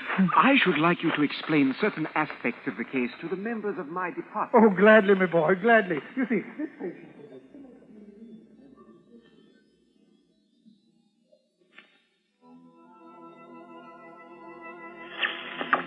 Earth to Mars, Earth to Mars, calling rocket expedition, calling rocket expedition.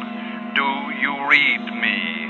Do you read me? Come in, Captain Williams.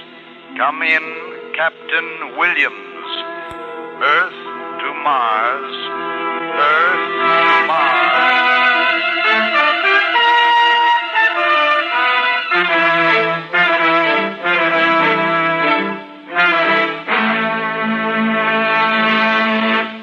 Under the direction of Norman MacDonald, Escape has brought you The Earthmen by Ray Bradbury, especially adapted for Escape by Walter Newman, starring Parley Bear with Harry Bartell, Hans Conried, Larry Dobkin, and Lou Krugman. Featured in the cast were John Daner, Sidney Miller, Georgia Ellis, Jack Crucian, and Byron Kane. The special music for Escape is composed and conducted by Leith Stevens.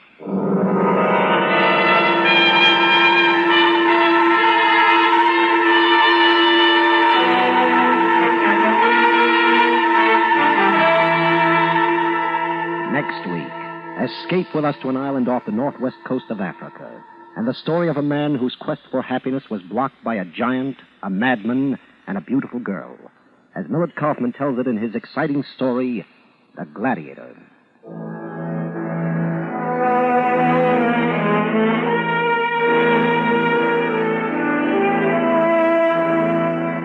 There's all fun each and every weekday when most of these same stations bring you CBS Radio's Arthur Godfrey Time. This is Roy Rowan speaking.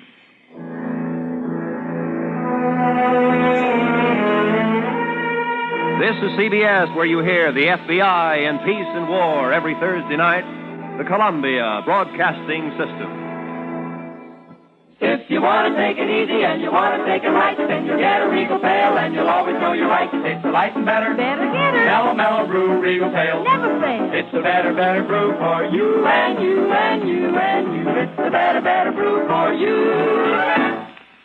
This is KNX Los Angeles. Tired of the everyday routine? Ever dream of a life of romantic adventure? Want to get away from it all? We offer you Escape. Escape, designed to free you from the four walls of today for a half hour of high adventure. It's time to escape with an exciting story of men and women whose dramatic lives will carry you beyond the horizons of the ordinary scene to a fascinating world of secret enterprise, strange experience, unforgettable adventure. The charmed world of Escape.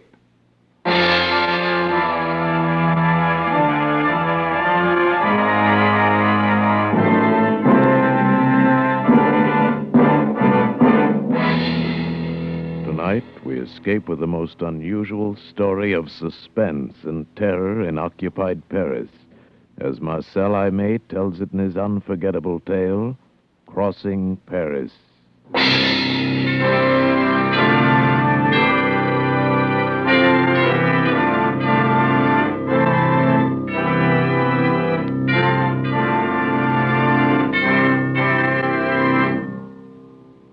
If you had been in Paris during the occupation by the Nazis, the filthy Boche, you would have seen a lot of interesting things. You might even have caught a glimpse of me stealing through the streets at night as inconspicuously as possible for a man carrying a heavily loaded valise in each hand. These valises were lined inside with canvas to prevent the leakage of any telltale drops of blood. And they belonged to my employer, Monsieur Jamblier, in whose cellar the original butchering was accomplished. Quite often I worked with an assistant carrier, usually Le Tambo. One winter afternoon, I set out to meet Le Tambo at the Café Voltaire on the Boulevard de la Bastille. The trees were bright with frost, and the day seemed dying of cold. It was nearly dark when I reached the Café Voltaire and went in. I went straight up to the bar. Ah, Pierre. What will it be? You look cold enough for a brandy. I can drink brandy in any season. So can Le Tambo. Yeah, this will warm your bones. The Tambo was in. Said to tell you he isn't free tonight. Isn't free? Curse him. How can he behave like that? He has no respect for his work. Respect for what work? Who is this Le Tambo? Respect for what work? Oh, peace, monsieur. I'm talking to the bartender. It's no affair of yours. I'll teach you whose affair it is. He put his glass down and staggered up to me, fist raised. At the same moment, a huge man with a head like a ram calmly stepped around from behind me, caught the drunk's chin in his big hand, and pushed him backward with a powerful thrust. I get it now. The police always travel in pairs. We're not police, you idiot. Yes, police written all over them. Well, then let's go, my lad. Pay for our drinks now, and we'll report to the station for duty. Pay up and let's be off, huh? I don't know why, but I paid. Good. And then, still laughing, the big one took me by the arm and we started Come out. along. He was a rough fellow, probably a laborer. Dressed as he was in a spotted shiny suit and a dark turtleneck sweater. The tight blonde curls that ringed his huge head gave him the appearance of a great ram. When we reached the street, the night was already black with high, icy winds. That was a squalid scene. The man was drunk, but I could have handled him. I carry a knife, you know. You didn't have to interfere. Oh, I enjoyed it. Well, anyway, you probably saved him from being cut up. But I didn't realize you were going to cut him up. My apologies, monsieur. You are a bloodthirsty brute. What do you do? What? What is your trade? Oh, this and that. I manage. Look here. You're a strong fellow, and if you're not afraid of a little risk, I can give you a job tonight as my assistant. It pays well, too. How much? Oh, 400 francs? Ah, you're on. But you don't even want to know what it is? You're an assassin. Of course not. I'm a man of honor above all. What difference does it make? You're an odd type. All right, then, let's turn off here. First, we must go to the Rue Polevo. Our work starts there. Good, but let's walk faster. I'm cold.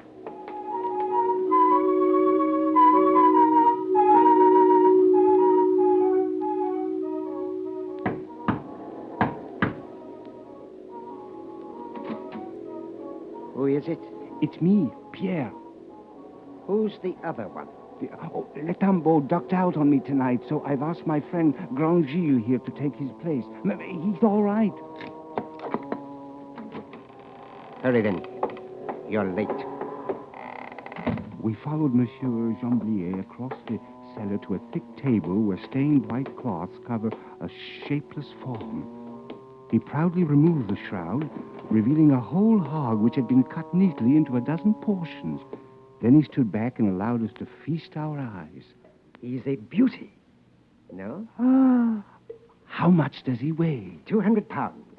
But divided into 4 valises, you'll manage him all right. Ah, it's easy to see you've never carried 100 pounds of black market pig about Paris. You're wasting time. Hand me a valise under the table. Where does it go tonight? To Montmartre, butcher shop, in the Rue Goulancourt, number 43. And one thing now. To arrange his deliveries, he must have the meat there by 2 a.m. 2 a.m.? If you are late, he will not accept it. But, Mama... It's no distance for a young man like you, but...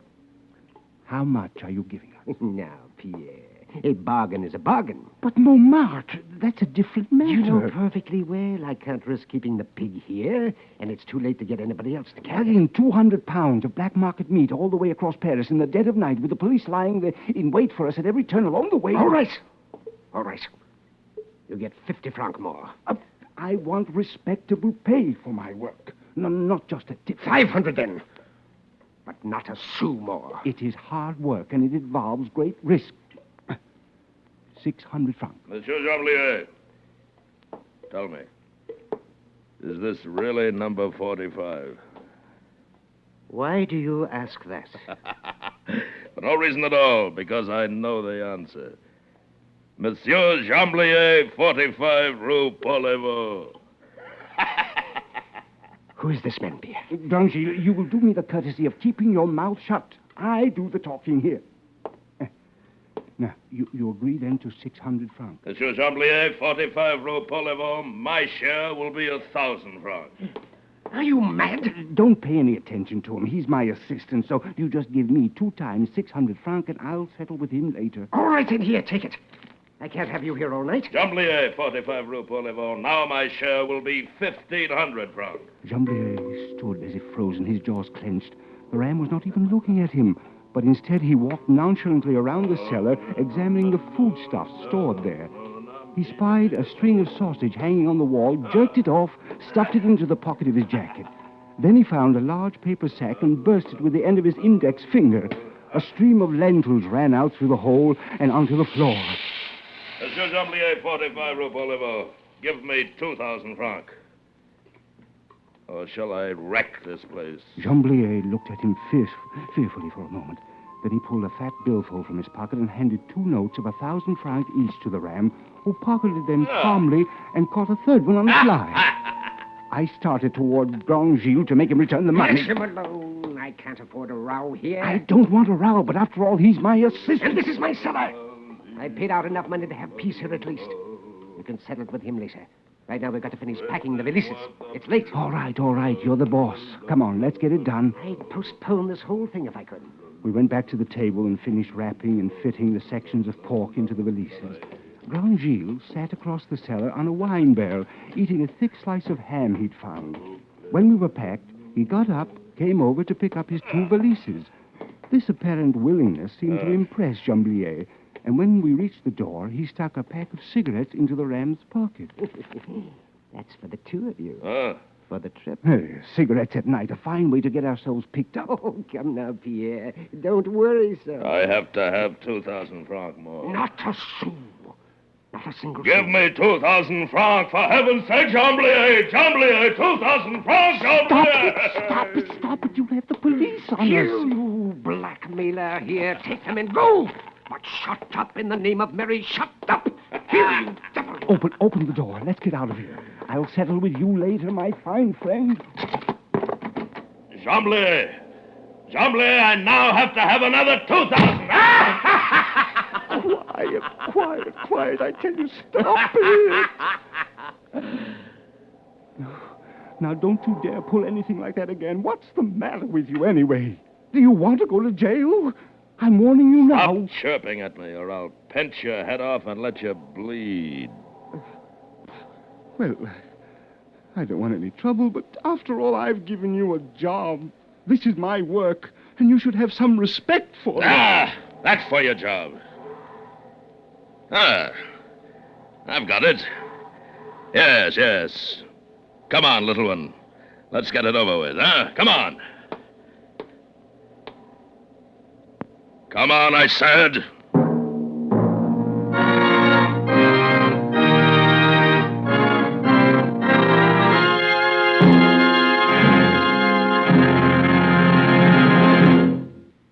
It's the obligation of all of us to participate in the effort being expended to protect democracy.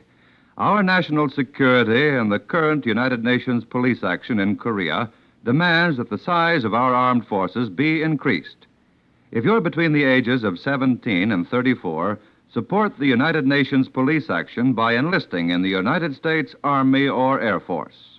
Men are vitally needed for important jobs in all departments of the Army and Air Force. Strength is needed in the Far East. To have strength requires manpower.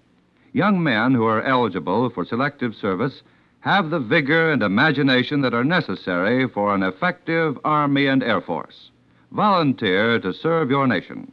Be a part of the Army and Air Force and take part on your own team of young men. See your local recruiting sergeant and volunteer to enlist today. Do it now. Yes, if you're between 13 to 34, enlist in the Army or Air Force now.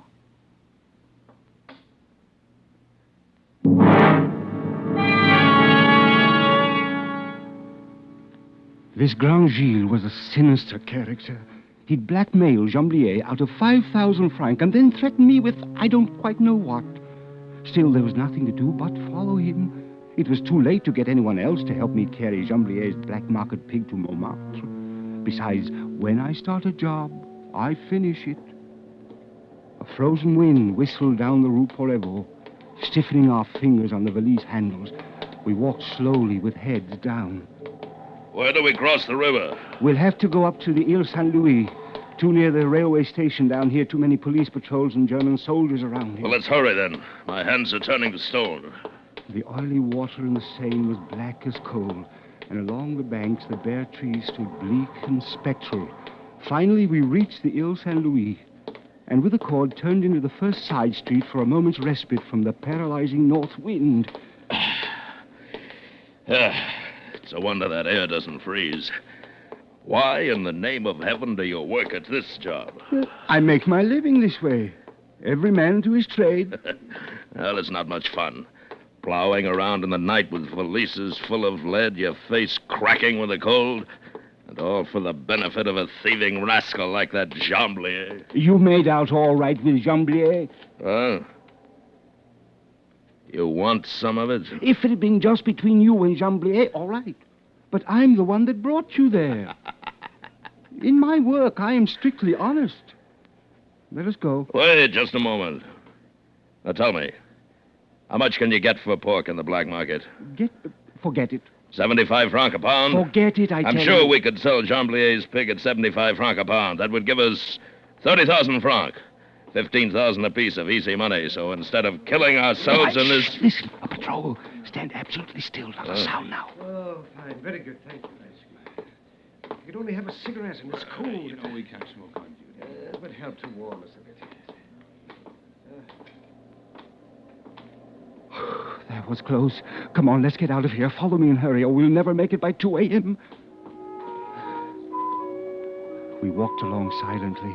The moon was still hidden, but the night had grown lighter and consequently more dangerous for us. After a block or two, I suddenly sensed that Grand Gilles was no longer behind me, and turning, I saw him halfway across the street, headed toward a line of blue light that framed the doorway of a cafe. I'm going to get a shot of liquor. Come back here, you fool! You can't carry that stuff in there! I won't be long. He was already opening the door. Curse him! No telling what he was up to now.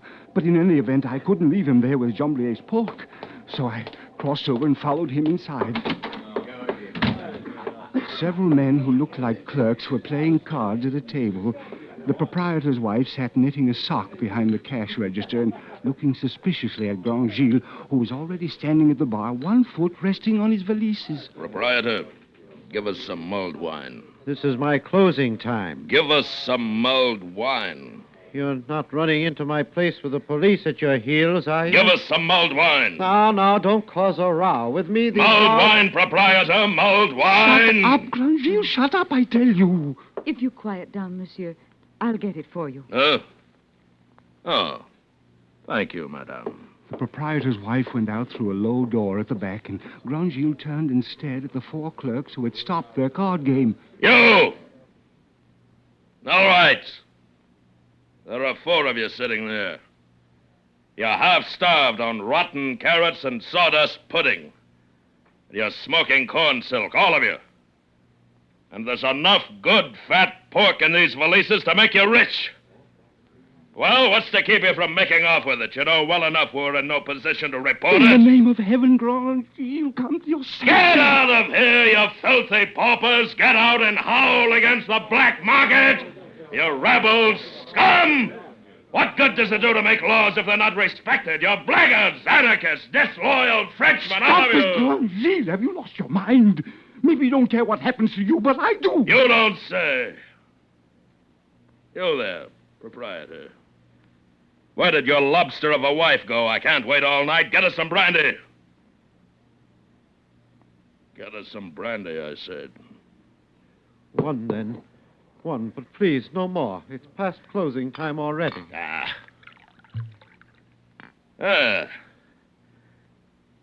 Here's to you, little Pierre. You who are as timid as a girl, but whose charm I cannot resist. Your valises full of pork that these cowards refuse to take, I will carry as far as Le Havre on foot, on my knees, for you. Here is your mulled wine, monsieur. Oh, but you have... Give it to me, madame. Give me your pitcher of mulled wine, huh? She approached him with hesitation and placed the pitcher on the bar. Thank you. The ram reached out, seized it with both hands, and heaved it with all his strength against the wall shelf, where it was shattered on the belly of a full bar. The unhappy couple dared not even turn their heads to ascertain the damage. Excellent, excellent. Yes. And now my valises. Come, little Pierre. I wish never to see these wretched people again. Baboons, I ignore you. I erase you from my memory forever.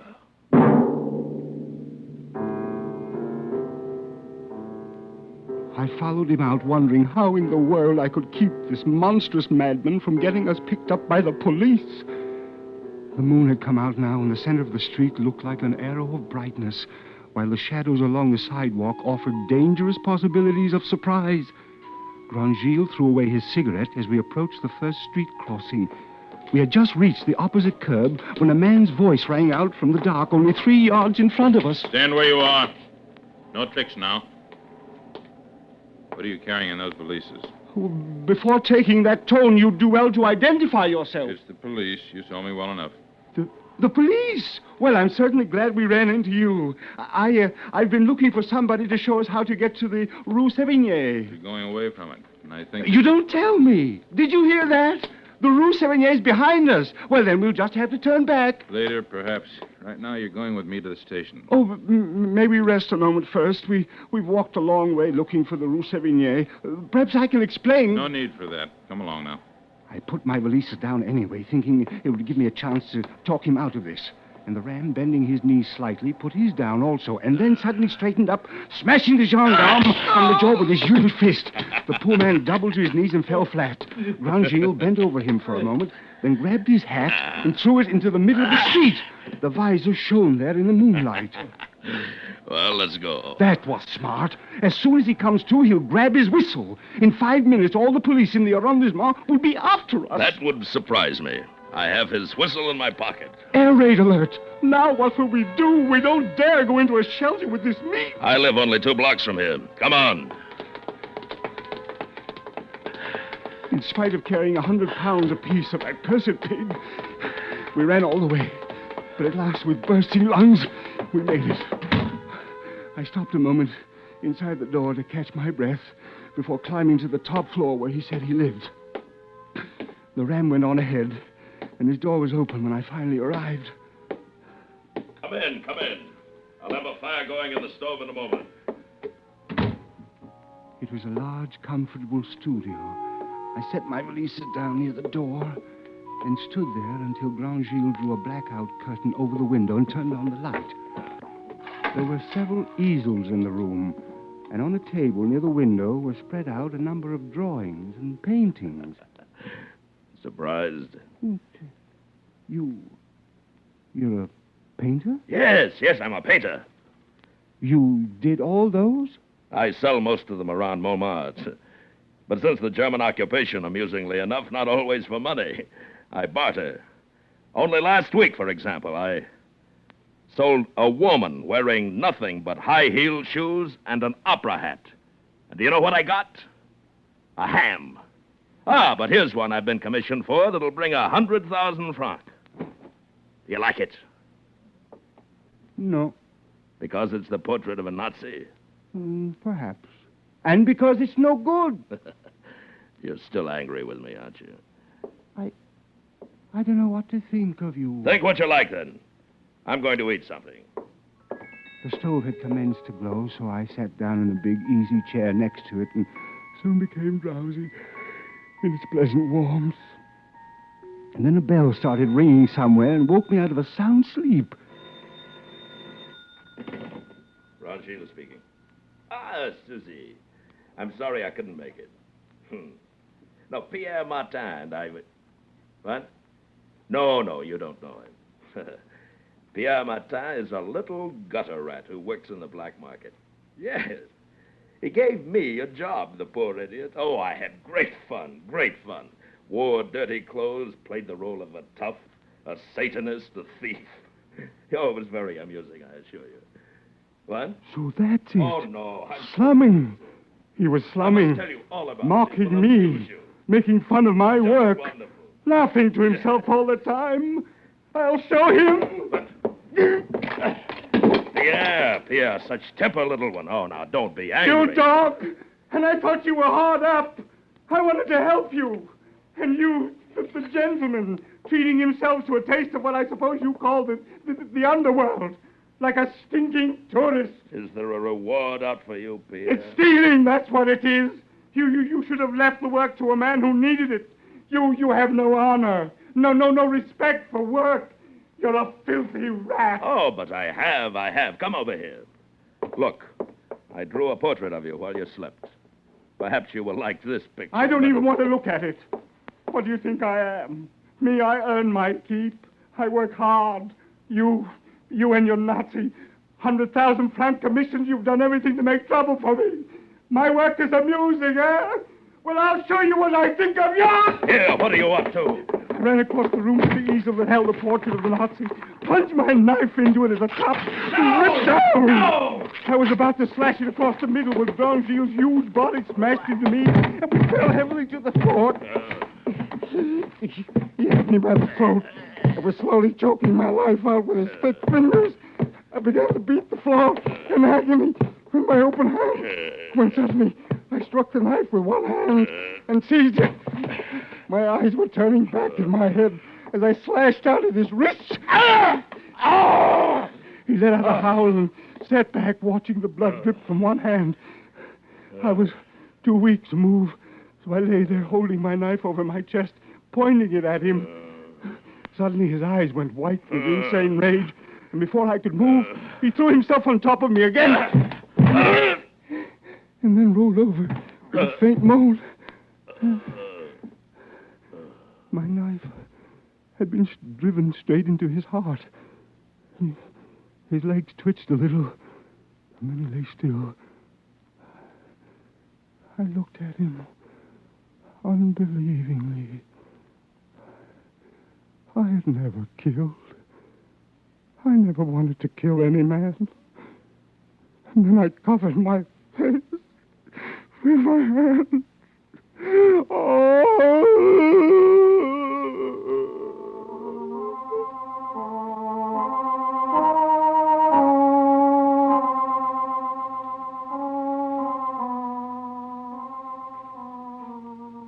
2 hours later, faint with exhaustion, I had delivered all 4 valises to the butcher shop in Montmartre. All right, I've waited. It's all there. Of course it is. I'm a man of honor, monsieur. I can see that. You made it on time, too. But didn't you have an assistant? I understood from Chamblier... It seems that my assistant, monsieur, did not really need the work. I was forced to dismiss him. Well, anyway, you made it. Oh, yes, I always finish any job I start, monsieur.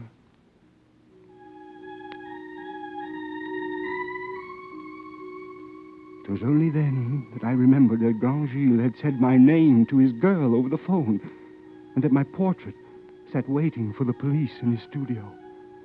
I put the 5,000 francs which I had taken from his body into an envelope and addressed it to Chamblier. I dropped it in the mailbox and walked slowly down to the big market of Les Halles.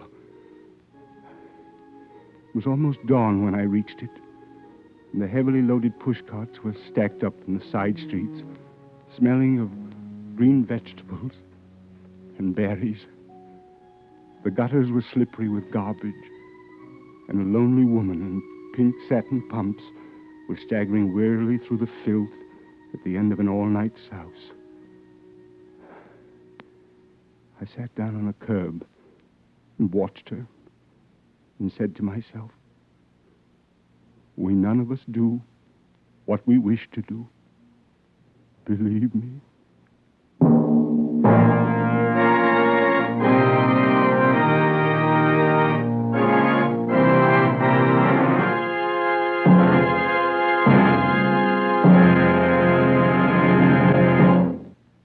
The Army and Air Force is proud of its soldiers and airmen. Today's members of the armed forces have finer training, better equipment than ever before, and a strong, flexible defense of intelligent young men and women. We in America can maintain this effectiveness only by building strength and remaining strong. To have strength requires manpower, and men are vitally needed to support our forces in the Far East. You young men eligible for selective service make for the vigor, flexibility, and imagination that are necessary in an effective Army and Air Force. If you're of draft age and haven't yet received notice to report for pre-induction physical, volunteer to serve your nation now. Be a part of the Army and Air Force. Stop in at your nearest Army and Air Force recruiting station today and get the details. Volunteer your services now while you can still choose. Don't delay. Enlist today.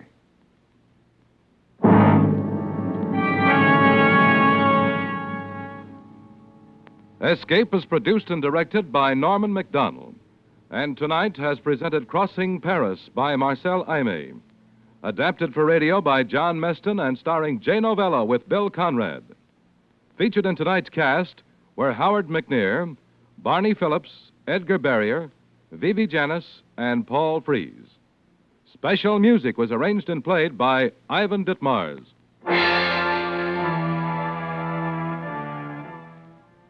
Starting next Thursday night over most of these same stations, radio's outstanding theater of thrills, Suspense, will return to the air. As its first star, Suspense presents Mr. Pat O'Brien in a thrilling story entitled True Report. Remember, radio's prize-winning mystery program, Suspense, returns to the air next Thursday night. This is the Columbia Broadcasting System. You, finding life rather dull, dreaming again of exotic places, wishing you were somewhere else, we offer you Escape.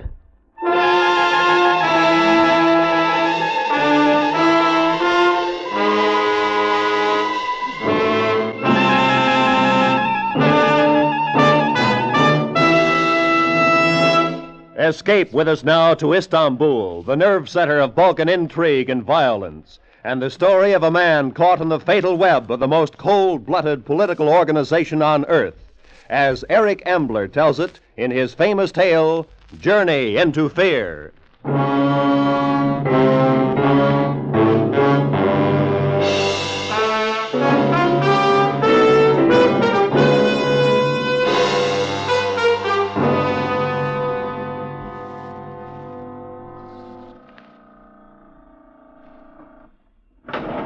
Bonsoir, monsieur. Bonsoir.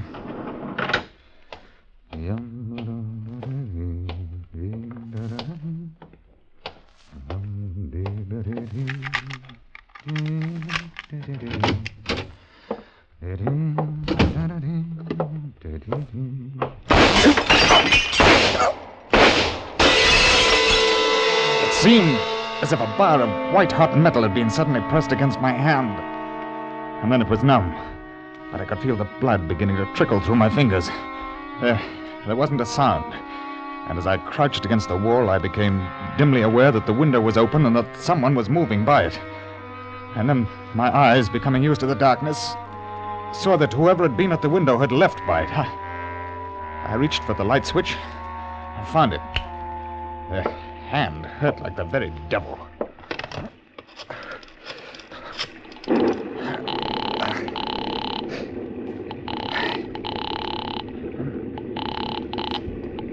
Yes? Is that you, Kopekin? Yes, what is it? I have only this moment come in. Where are you? I'm in my hotel room. Listen, something rather stupid has happened there. There was a burglar up here. He took pot shots at me as I came in, and one of them hit me in the hand. Are you badly hurt? No, but it gave me a nasty shock. Have the police been notified? No, not yet. Good. Leave the matter to me. I will speak to a friend of mine about it. He is connected to the police and with great influence. As soon as I am finished, I shall come over. Well, there's no need for that. Excuse me, my dear fellow. There is ever a need. You must stay in your room until I arrive. Well, I had no intention of going out. Well, if you must come over, Kopekin, please hurry. I want to get some sleep tonight.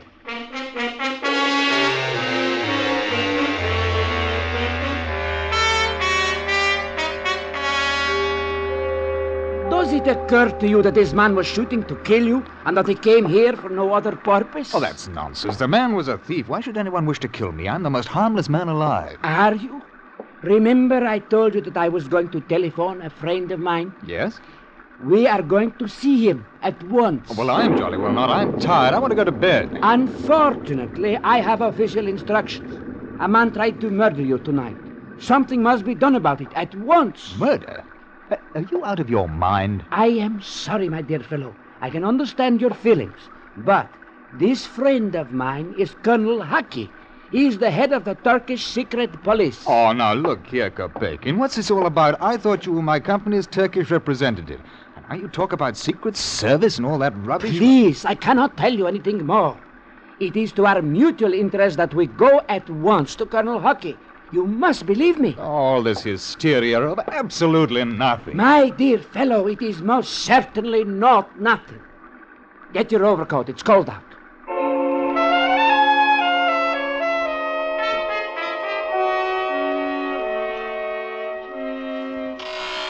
You must realize, Mr. Graham, that an attempt was made to kill you tonight. Well, now, I don't see that at all. I mean, I disturbed a thief at his work. He fired at me and escaped. A thief? Unfortunately, no. I have a duty to do, Mr. Graham. It is to protect you. Protect me?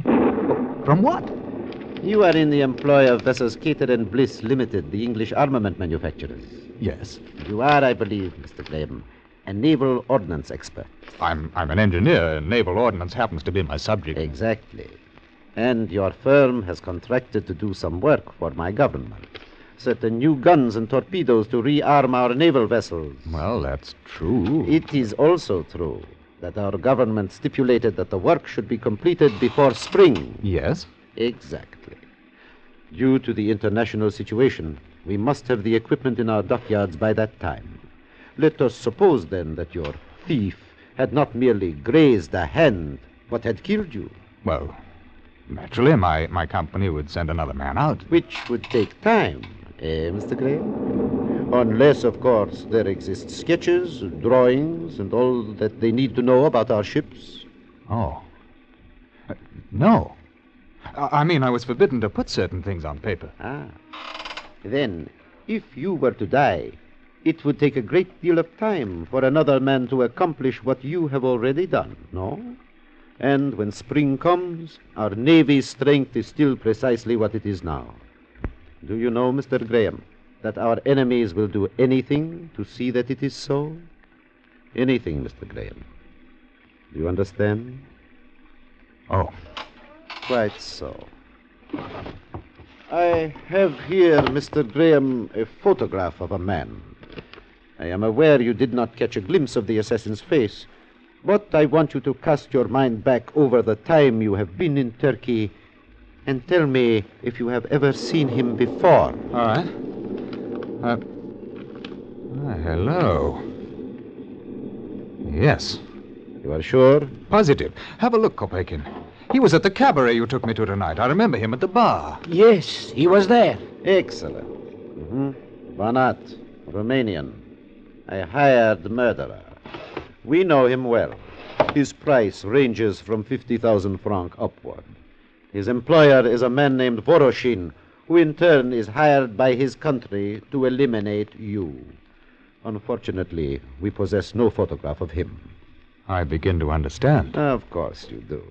Now, we face the problem. You must return to England safely. But how? The train is out of the question. You wouldn't live for an hour. The aeroplane. Unfortunately, the weather here has disrupted service. There is the Sestri Levante sailing for Athens tomorrow afternoon. It is a small boat. And we can see that your enemies do not board her. From Athens, you can take the plane to England. Well, I don't know, Colonel. In view of what you've told me, perhaps I should get in touch with the British embassy here. And what do you expect them to do? Send you home in a cruiser? No, my dear Mr. Graham. This is a question of time. Leaving tomorrow afternoon will land you in Athens the day after. That is how it is to be. Well, I seem to have no choice in the matter. I am happy to see that you are cooperative. Return to your hotel, Mr. Graham. We shall see you safely aboard tomorrow.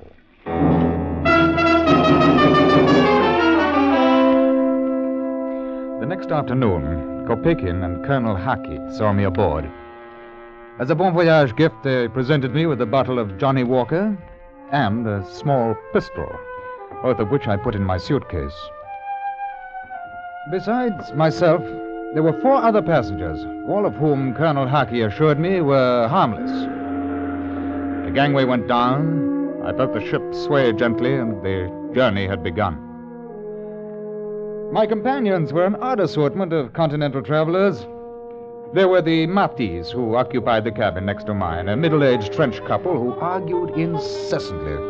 Their voices penetrated the thin wooden bulkhead with dismaying ease. The sheets are damp? No, it is simply that they are cold. It does not matter. You think not. You may sleep as you wish, but do not complain to me about your kidneys. Cold sheets do not harm the kidneys, Sherry. We have paid for our tickets. We are entitled. Then there was a Mr. Covetli, whom I learned at the dinner table was a dealer in tobacco.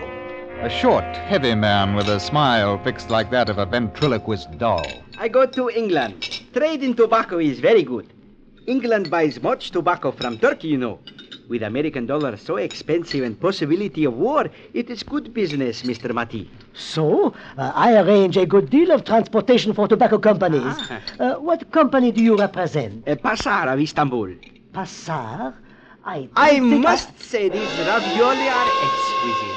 The last passenger was a thick, round-shouldered man with a pale face and prominent blue eyes. He introduced himself over a brandy on the lounge. My name is Haller, Dr. Fritz Haller. I'm a German, West German. And I am on my way back to my country. Oh, have you been long in Turkey? A few weeks. I came there from Persia. Your oil business, hmm? No, Mr. Kelly. Archaeology. Oh, how interesting.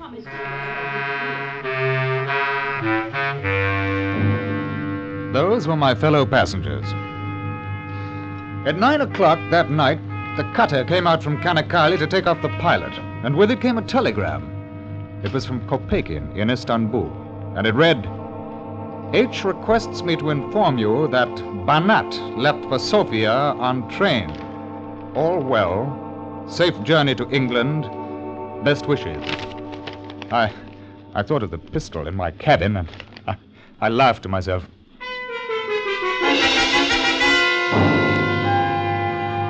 It was an Aegean day, intensely colored in the sun, with small pink clouds drifting in a bleached indigo sea. I lazed in my bunk. I had coffee sent in. And later, I was standing by the rail talking to the little Frenchman. Beautiful, beautiful. Oh, my wife has no appreciation for the lights such as these. Oh, what a shame. My wife, you mean? Oh, well, one cannot have everything. She is a wonderful cook. How fortunate. Yes. Oh, by the way, have you met our new passenger? New passenger? Yes, didn't you know? We stopped at the island of Lemnos during the night. He came aboard then. A Greek, I think. I hardly heard what he said. Very sociable. Because at that moment from the lounge stepped a man. Beneath the high-crowned, soft felt hat were the pale, doughy features of a face I had seen before. A face in a photograph. A photograph that Colonel Haki had shown me.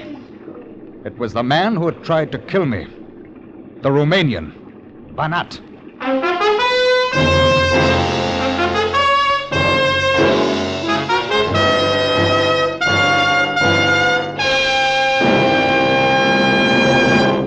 Escape, under the direction of Norman MacDonald, returns in just a moment. Even the children cheer when they know school's open in our Miss Brooks' classroom. Yes, she's here, charming, romantic, utterly madcap, and played to the hilt by Hollywood's Eve Arden. You'll love her, you'll laugh with her again tonight on most of these same CBS stations. Our Miss Brooks, starring Eve Arden. And now, back to Escape.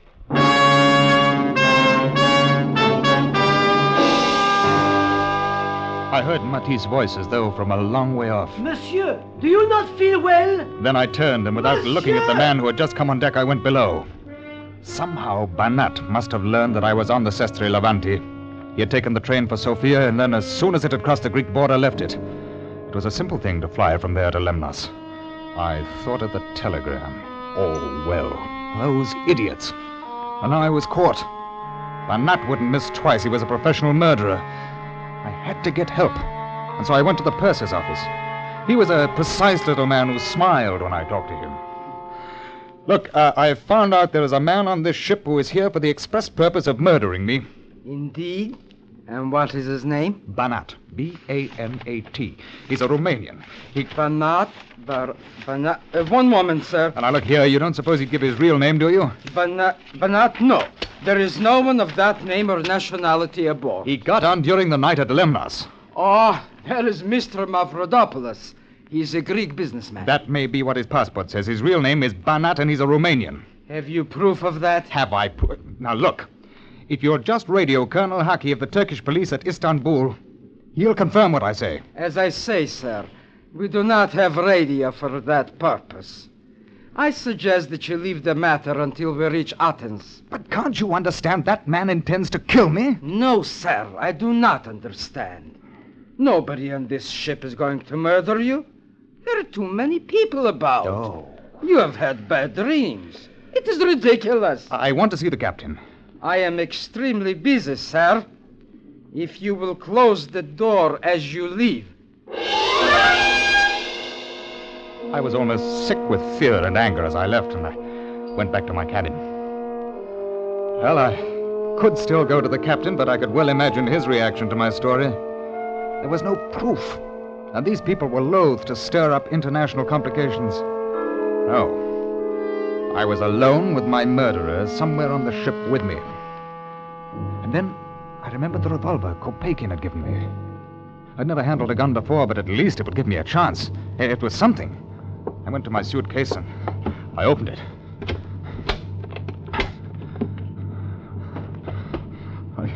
Well, it must be. I put it in myself just before I got on board. It had to be there. There was nothing. Someone had been in my cabin and had taken the gun.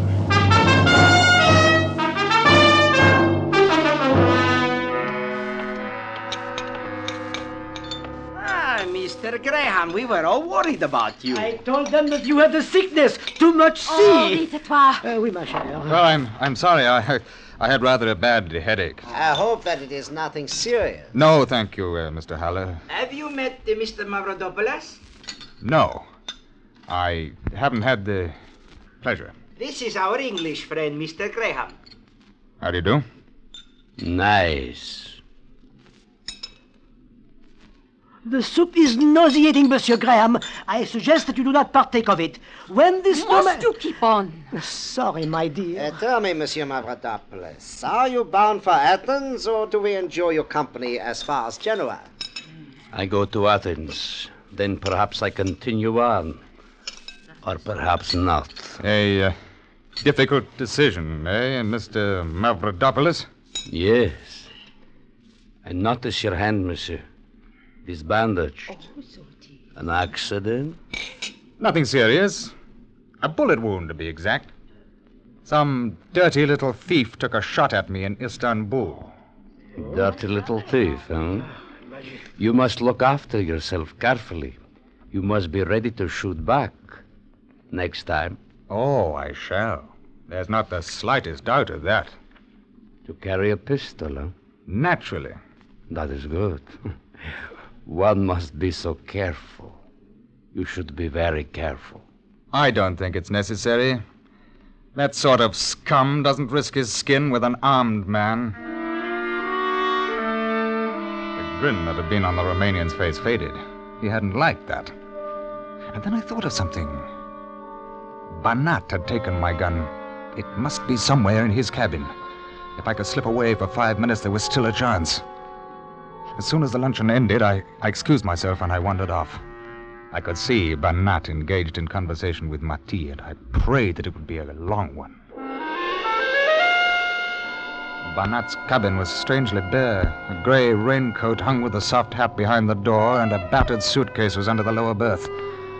But the gun was nowhere to be found. Nor was it anywhere in the cabin.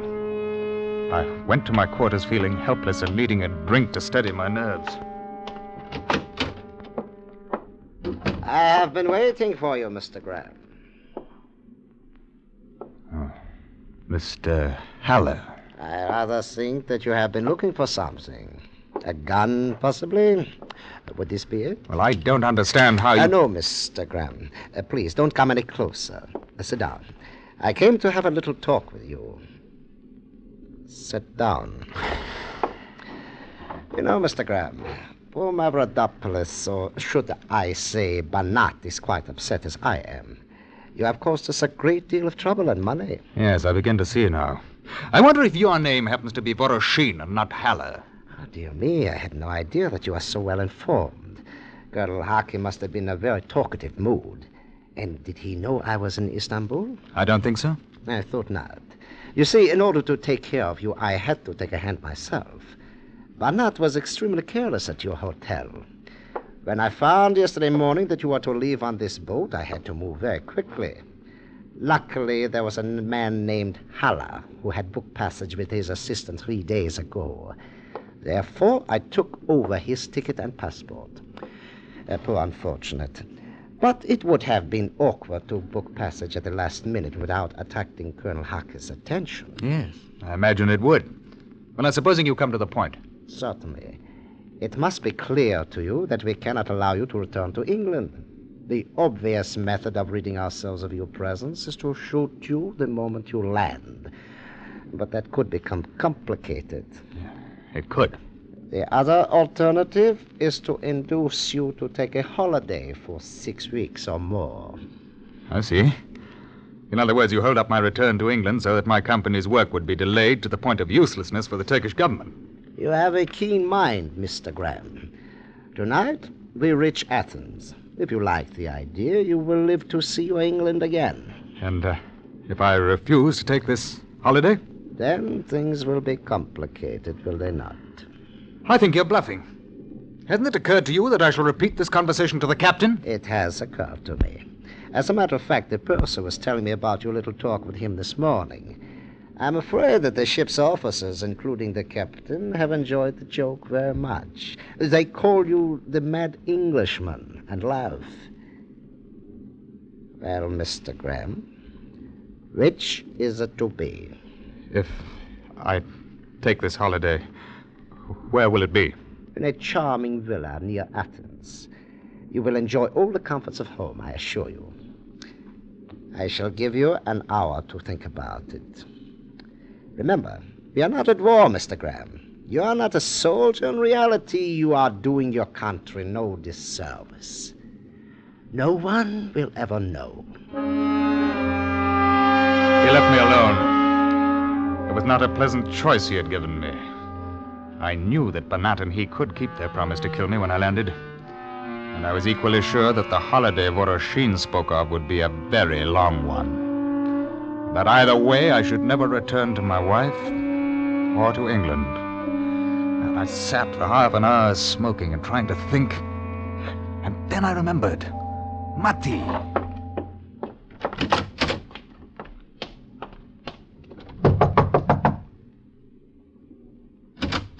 Yes?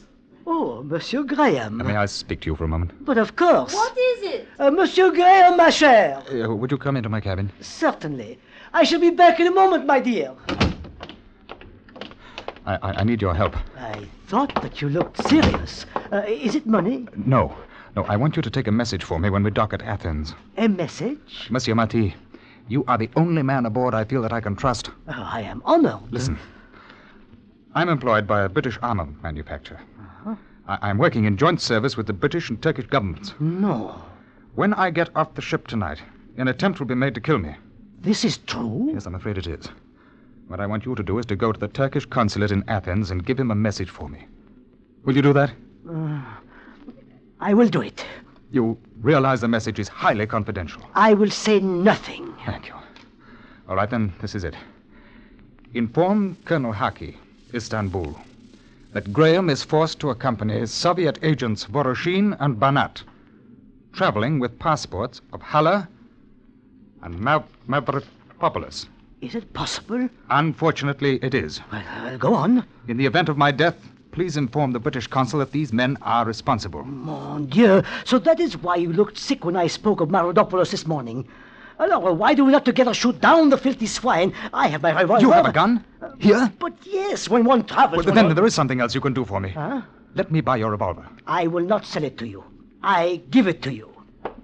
Here. Oh, thank you. But let me help you. No. This is splendid.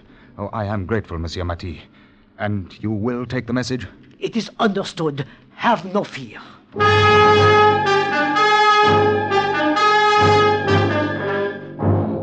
Half an hour later, I told Voroshin that I would agree to his plan. I'm sure that he didn't believe me, but nor did he know that I was armed.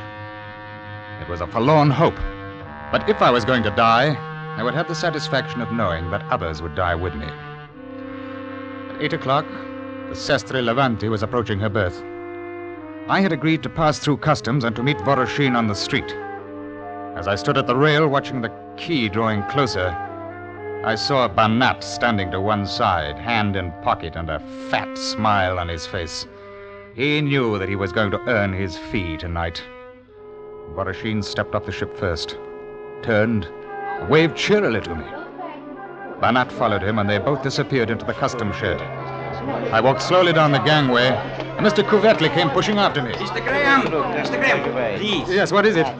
Colonel Haki would be very angry with me if I allowed you out of my sight. Haki, I wanted to tell you before on deck, but Banat was watching.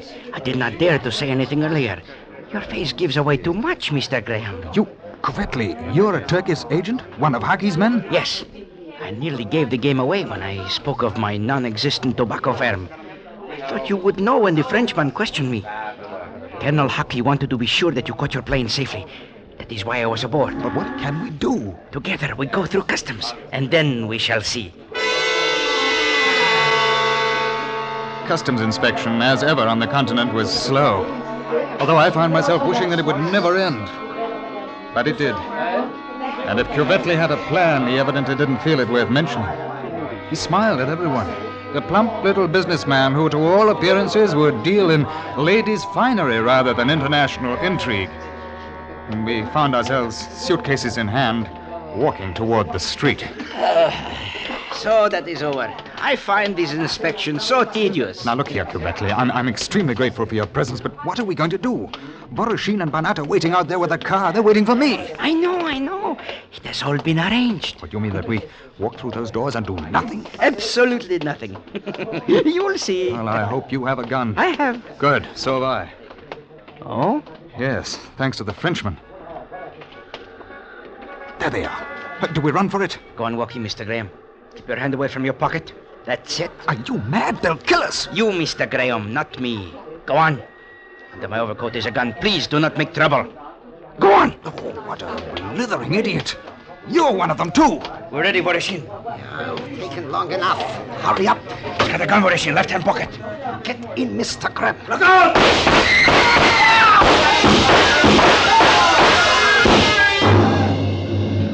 I remember a perfect fusillade of shots, and then something cracked me on the skull, and I was falling.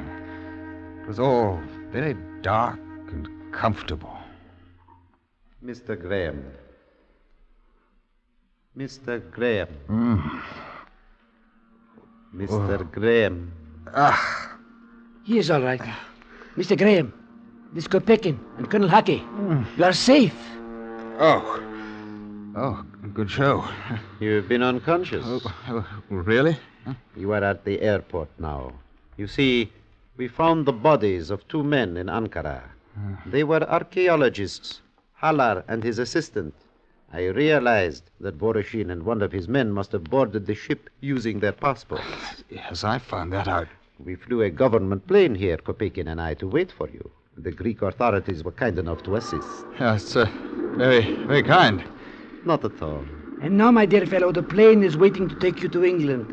We'll see you safely aboard. Yes. I say, what about Banat and Voroshin and Kubetley? Oh, yes. It was rather unfortunate. After you fell, they tried to get away in the car. Someone hit a tire. There was a smash-up. The petrol tank exploded. A tragedy. Oh, yes. Well, it's very decent of you. My dear fellow, it has been a pleasure. Come along. We will help you to your plane. I am sure you're anxious to get home to England and your wife. Come along.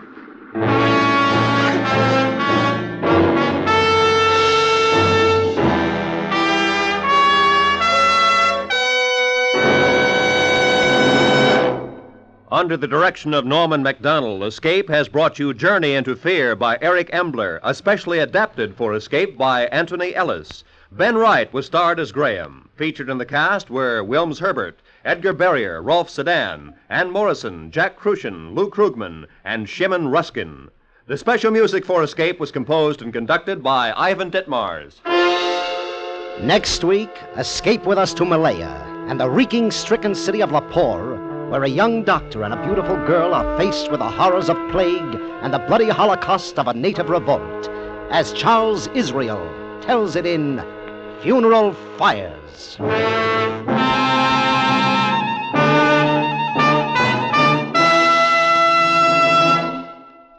Stay tuned now for Make Believe Town, which follows immediately on many of these same CBS stations. Roy Rowan speaking for CBS, where you spend an hour with Frank Sinatra every Sunday afternoon on the Columbia Broadcasting System.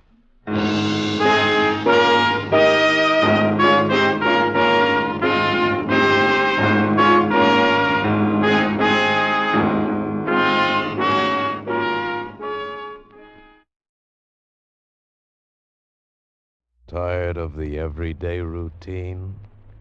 Ever dream of a life of romantic adventure? Want to get away from it all? We offer you Escape. Escape, designed to free you from the four walls of today for a half hour of high adventure.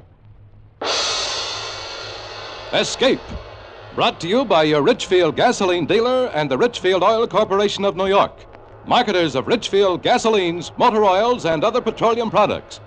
Look for the Richfield Eagle on the cream and blue pumps.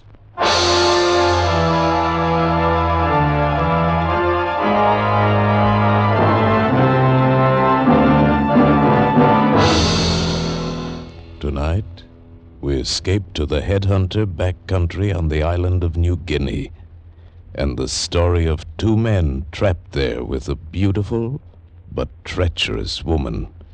As Jules Archer tells it in Two Came Back.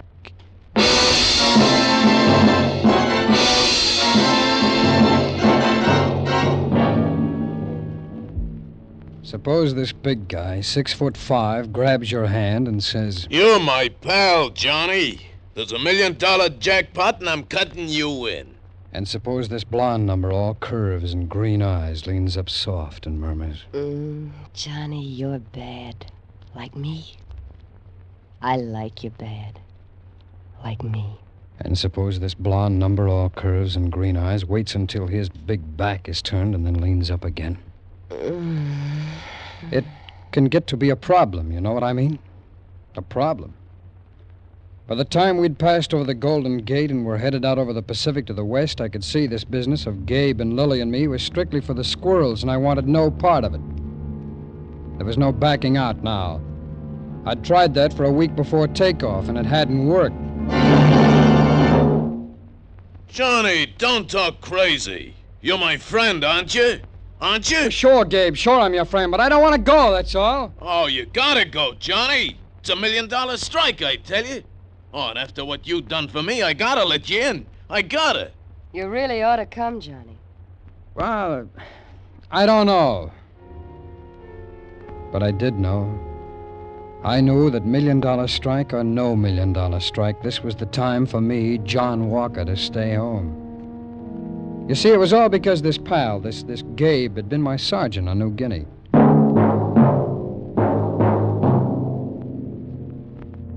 We were doing guerrilla mop-up work. Rugged duty, what with the Japs scattered all over thousands of miles of interior and all, when Gabe disappeared, just plain vanished. We all figured the guy had caught one and was dead. The lieutenant reported him missing in action. We forgot about him. Then one morning, about 3 weeks later, he shows. Not a scratch, not a word about where he's been or why or what. Well, they were all for shipping him back to Guam for a desertion trial, but Gabe, being a real rough soldier and all, being the kind of guy we needed bad right then, they decided to chuck the book for the time being and keep him on. It was, like I say, guerrilla mop-up work. And a couple of nights later, we were heading down this trail when a machine gun nest went off right in our faces. We all hit the ground excepting Gabe. He dropped to one knee and sprayed the trees with his Browning. A big guy, he stood out like a pinwheel on the 4th of July. Yeah, Gabe caught one. I saw the BAR fall out of his hands and down he went. I wriggled through the kunai grass and onto the jungle trail and got him by his collar and... Now, why go into it? I was a hero, I guess. I saved his life. And what did it get me? Baby. Trouble. It was in the spring of '47 that Gabe's letters finally caught up with me. I was in New York then. He was in Frisco. At first, I thought it was, well, just the old hoorah, but I was his buddy for keeps because I'd saved his life. But one of the letters had a plane ticket and a C-note along with a line about, I'm going to let you in on something big if you'll just come out to the coast. So I thought, maybe the guy's got something. I caught the plane, and the next day I found myself walking down this empty street in Frisco with an address in my hand. And a real funny feeling in my head that I ought to turn around and go back home.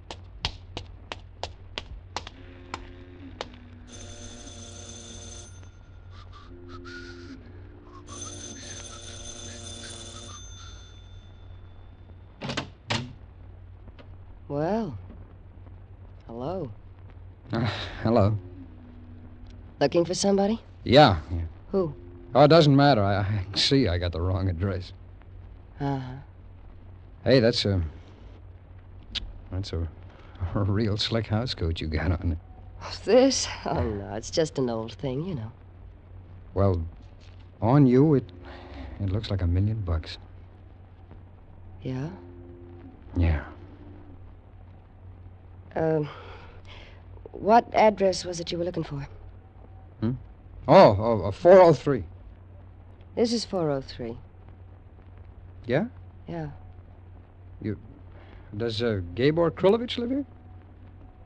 My husband. Oh. Uh-huh. Gabe! Huh? For you! A man. Yeah? What does he want? I can't imagine. Well, why... Oh, Johnny! Hiya, Gabe! Oh, Johnny, boy. So you Hiya. got here, huh? Sure. Oh, gee, am I glad to see you. Gabe, you're looking good. Hey, so are you. So are you. Look at that guy. Is this the Johnny you've been talking so much about? Yeah, Lily, this is Johnny. Johnny, meet Lily. Lily, Johnny. Hey, didn't know I got married, did you, guy? No, Gabe. No, I didn't know you'd got married. Yeah. Not a bad little dish for a big slob like me, huh? Congratulations. Shall we come in out of this doorway? Yeah, let's do that. Oh, Johnny, you guy. You know, Johnny saved my life, honey. Did I tell you? 1,000,000 times.